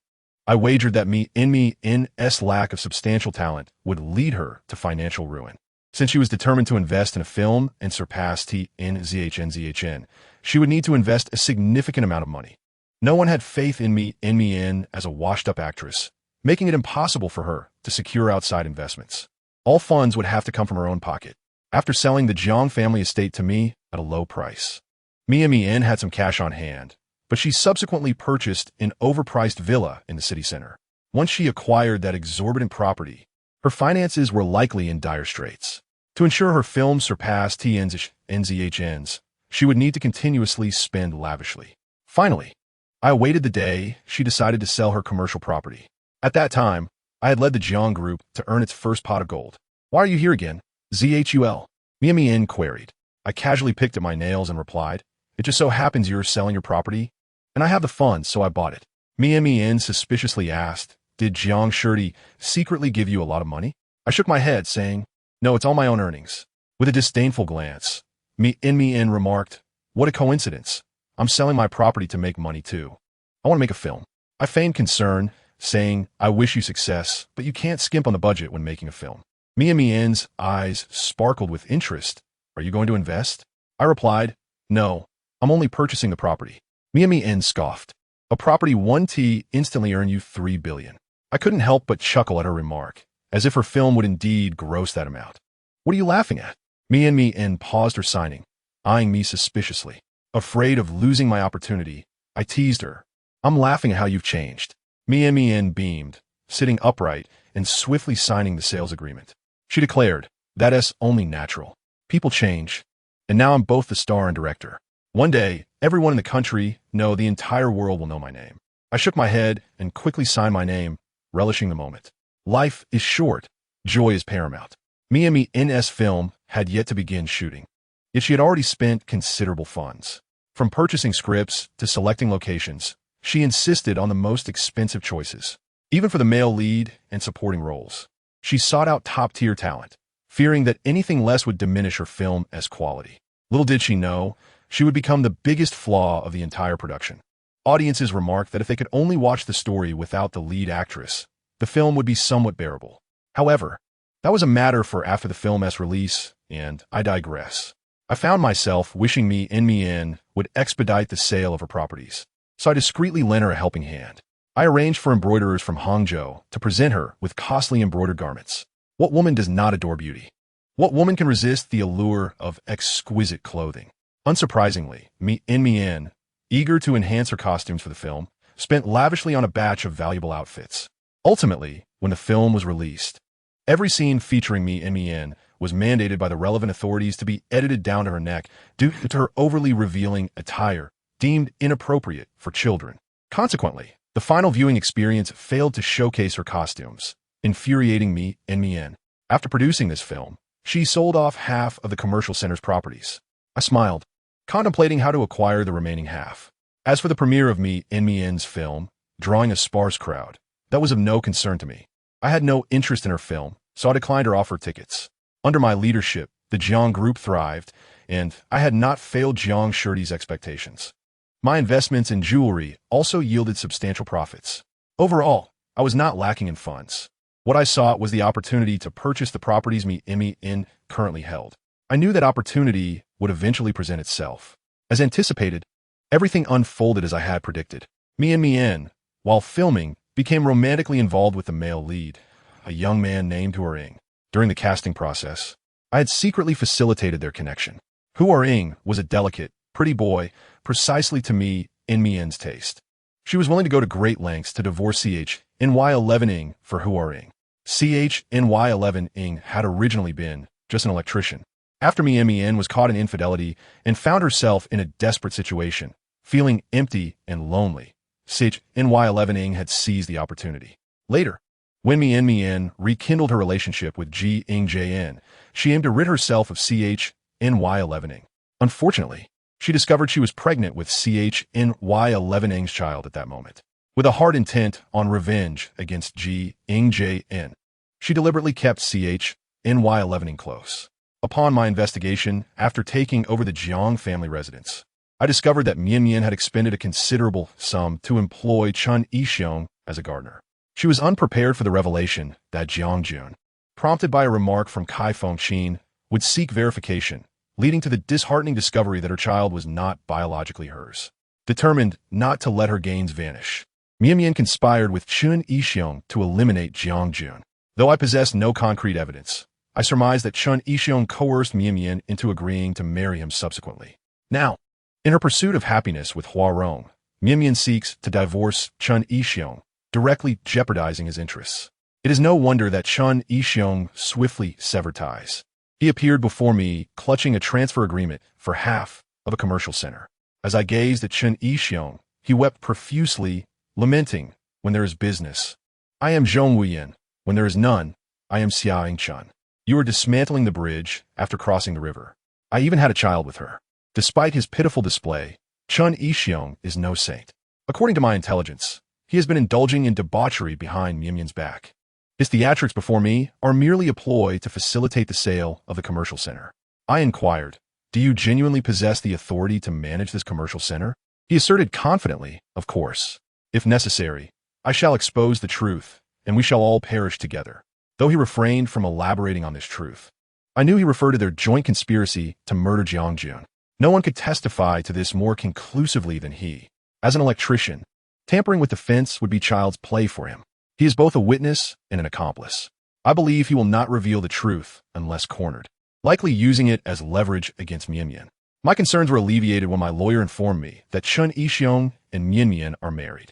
His sale of Mian Mian's shop falls under apparent authority, thus I can trust his management rights. Should Mian Mian pursue legal action later, it would be a matter solely between them, leaving me, the well-intentioned third party, unscathed. Thus, I signed the transfer agreement he presented, acquiring the largest commercial center in E-City. Chapter 79, Revenge 4. Shortly thereafter, I received numerous reports concerning Mian Mian. Firstly, she had divorced Chen Yixiong and married Hua Rong. Additionally, due to the disposition of the commercial center, a lawsuit ensued between Mian Mian and Chen Yixiong. As if the chaos was not sufficient, I smirked coldly and decided to alert the authorities. I knew that at this hour, Hua Rong would undoubtedly be at a private club. My report indeed unearthed his involvement in drug use and solicitation. With the unfolding scandal, Mian Mian lost the will to quarrel with Chen Yixiong. Her already underperforming film was promptly banned by the relevant authorities due to Hua Rong's association. Mian Mian petitioned the court for a recess, seeking reconciliation with Chen Yixiong. Before the cameras of various media outlets, Mian Mian called out to Chen Yixiong, "Darling, shall we make amends? You must understand, we have a child, and a child cannot be without a father." Following Jiang Jun's demise, rumors regarding the child's lineage circulated, yet none were substantiated. The police possessed information that remained undisclosed to the public, thus the true number of those aware was scant.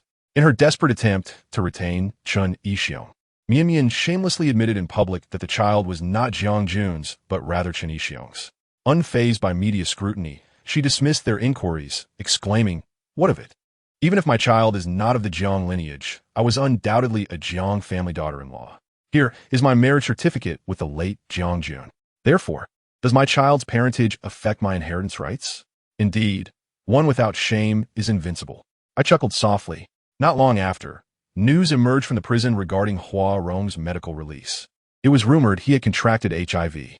Since taking control of the Jiang residence and its staff, I received assistance from Uncle Zhou. From him, I learned that Jiang Shitian had established an extensive intelligence network. Through adept informants, I had already discerned Hua Rong's true nature, an individual adorned in gold yet rotten within, indulging in vices of all kinds, even HIV. Thus, I utilized the influence of the Jiang family to subtly orchestrate connections between the two. Mian Mian was drawn to Hua Rong's star power and striking appearance, while Hua Rong was attracted to Mian Mian's naivety and wealth. Thus, they unwittingly fell into my trap. With Hua Rong's affliction, how far could Mian Mian distance herself? Chen Yixiong, now averse to Mian Mian, abandoned his intentions of reconciliation. He warned her that this matter would not conclude quietly. If she endangered him and their child with the threat of HIV, he would pursue the matter relentlessly. With that, I had no remaining doubts. Jiang Shitian, I have avenged your family. Sitting beside the tea table, I poured a freshly brewed cup onto the floor as a tribute to Jiang Shitian's spirit. Lily, I have also avenged you. I reminisced about my dog, Lily, and felt a pang of solitude. Thus, I took the initiative to call Li Ping. Doctors at the hospital had determined that Li Ping could not survive beyond 3 months. However, under Zhang Zai's diligent care, she lived for 3 years. When the time came for her departure, I regrettably could not provide her with a life akin to Kai Fengqian's. Silent tears streamed down my face, accompanied by a lingering sense of guilt. The loudest cries came from Uncle Wan. Throughout those 3 years, he remained by Li Ping's side during each treatment, and their bond deepened profoundly. Uncle Wan was mute. He could not articulate words, only weep and wipe his tears. I offered him a few words of comfort before quietly departing. For 3 years, I accompanied Li Ping to seek treatment from Zhang Zai. Now, I would likely never return. With Li Ping gone, my heart felt as though a piece had been ripped away. A stifling sensation consumed me, compelling me to step outside for fresh air. "Miss Zhou," Zhang Zai called out, halting my aimless wandering. He said, "Take care. If you need anything, do not hesitate to ask." "All right," I replied. Over the course of 3 years, Zhang Zai and I had developed a cordial friendship. Each visit to his clinic, we would leisurely stroll through the estate. My demeanor was indifferent, while Zhang Zai maintained his own character. We were different yet harmonious, having witnessed the seasons change together. Now, with no need to stroll the estate together, I felt a sudden sense of reluctance. I turned back, waved farewell in the direction of Zhang Zai's clinic, and called out, "Goodbye, I will not return." Even in the future, should I fall ill, Zhang Zai would come to treat me, thus rendering further visits unnecessary. Suddenly, a desire to travel abroad struck me. Previously, I yearned to escape, and now I had finally attained freedom. I could venture wherever my heart desired, unrestrained by career obligations. I wished to visit the country. It had been far too long since I last saw Luoyang. Over the past 3 years, countless events transpired, and we only communicated through WeChat and phone calls. Now, I was determined to find him.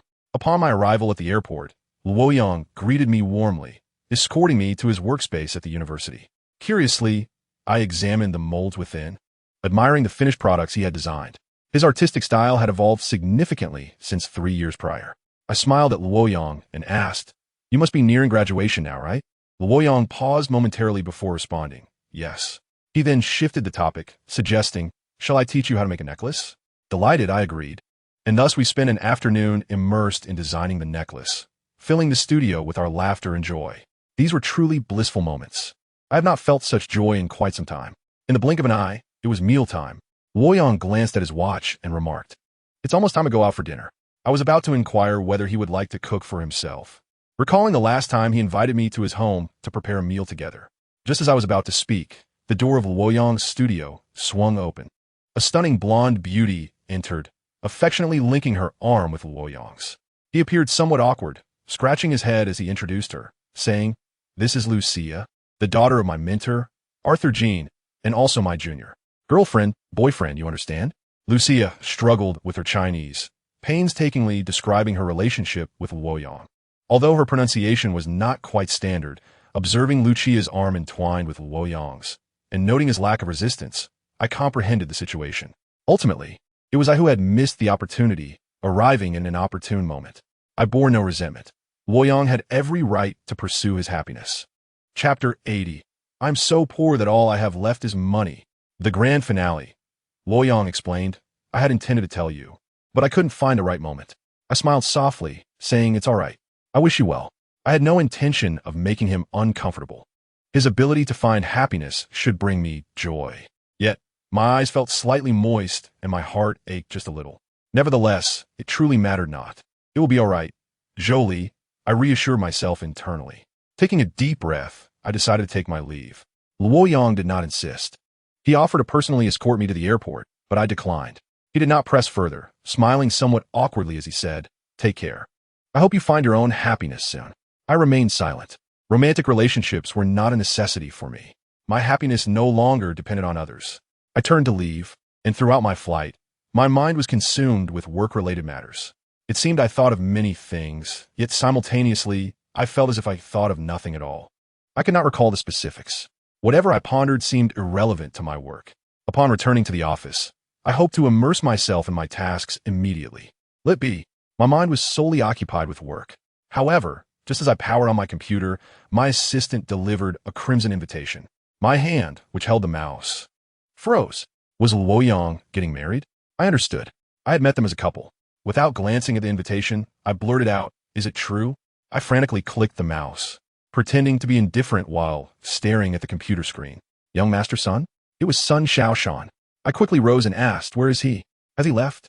My assistant looked towards the door, and Sun Xiaoshan then entered the room. It turned out he had been waiting outside my office all along. I felt my face flush, signaling my assistant to step outside. The office was left with just the two of us. I invited Sun Xiaoshan to the reception room, where we sat down to enjoy tea and converse. Sun Xiaoshan remarked, "Zhou Li, you haven't changed a bit." I stared at him in astonishment, then touched my own face. When we first met, Jiang Shitian had brought me to the Sun family estate to discuss land acquisition. Back then, Sun Xiaoshan appeared to me as a bright, sunny young man, his charming smile revealing a dimple that made him quite handsome. However, he gradually became increasingly reckless. I regarded him as an older brother, while he treated me as a younger sister, nearly drowning me in the process. After 3 years, had I truly not changed? I inquired. Sun Xiaoshan chuckled and asked, "Would you still like to be my sister?" Looking at his radiant smile and the dimple on his cheek, I felt a wave of nostalgia wash over me. My nose tinged with emotion as I replied, "I would." Then I awkwardly wiped my eyes, finding my hands wet with tears. The passage of time had transformed everything. If only life could remain as it was at first sight. Sun Xiaoshan, startled, quickly handed me a tissue, saying, "I apologize for scaring you. I'm not the same anymore. My health has improved, thanks to Dr. Zhang Zhe, whom you introduced. If you no longer wish to be my sister, it's no matter. I will always be your brother, silently watching over you. I smile through my tears. No, I'm simply happy. A week later, I attended Sun Xiaoshan's wedding banquet. At the ceremony, I met the bride, a charming and lovely young woman. I smiled at Sun Xiaoshan, saying, "The bride is beautiful and well-suited for you. I wish you both happiness." Sun Xiaoshan beamed with joy, saying, "Later, Mei Mei will toss the bouquet to you." The bride, Mei Mei, playfully winked at me, saying, "Xiaoshan's sister is my sister-in-law. I am so happy. My sister-in-law must also be happy." I laughed and replied, "Indeed." Amidst the crowd, Fu Jin raised his glass toward me. Zhou Qing was also present. The Zhou family, once rivals of the Sun family, now reduced to defeated foes, had also been invited. They ate with gritted teeth, their expressions reflecting their resentment.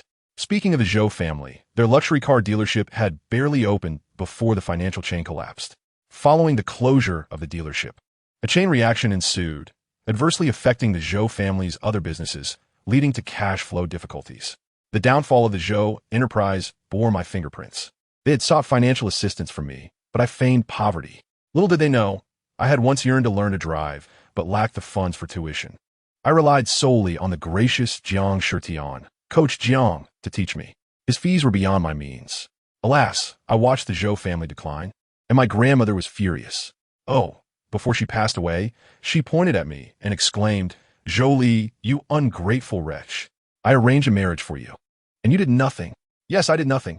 I have since divorced. I am a wealthy divorcee. As my thoughts wandered, the bride, Mei Mei, tossed the bouquet. I did not attempt to catch it. However, Zhou Qing stumbled while trying to seize it, falling to the ground. The bouquet ultimately landed in Fu Jin's hands. A chorus of admiration erupted, accompanied by endless applause. Holding the bouquet, Fu Jin instantly became the center of attention. The bride, Mei Mei, asked, "You caught the bouquet. Which girl will you give it to?" Fu Jin, holding the flowers, turned towards me and said, "I want to get it to a girl, but I wonder if she would accept it." The crowd began to cheer, a wave of "Marry him" resonating, creating a lively atmosphere.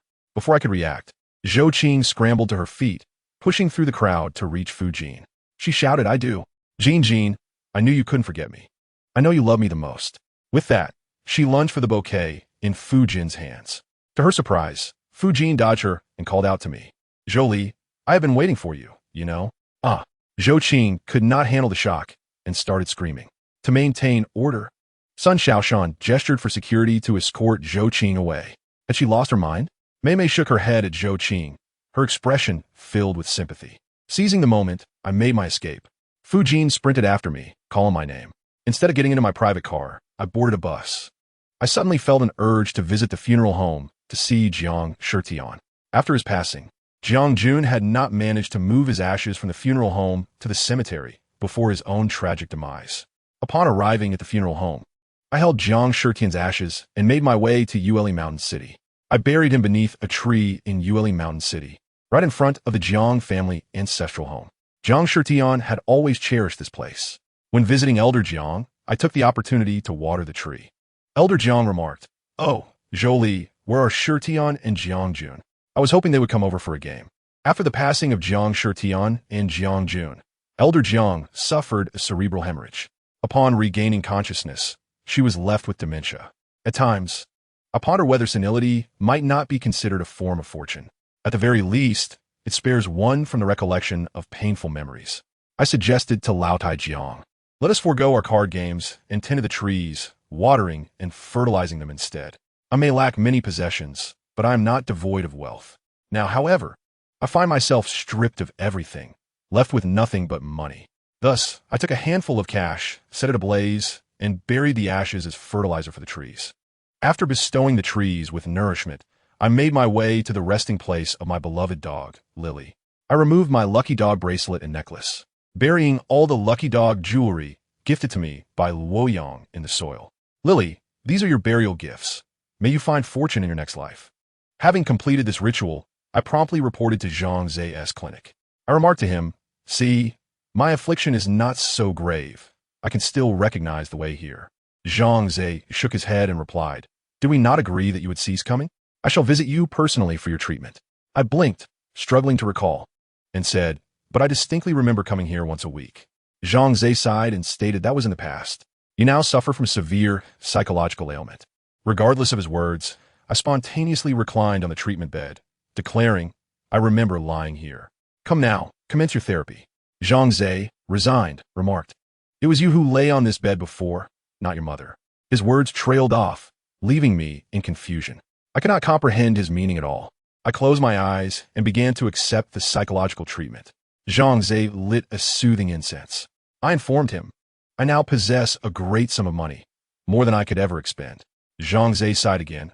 I too have considerable wealth. I continued, in times of poverty, I yearn for riches. Now that I have plenty, life seems devoid of meaning. Zhang Zhe fell silent, removing his white coat and lying beside me on the bed. He too closed his eyes. In that moment, he resembled not a physician, but rather a fellow patient in the same ward.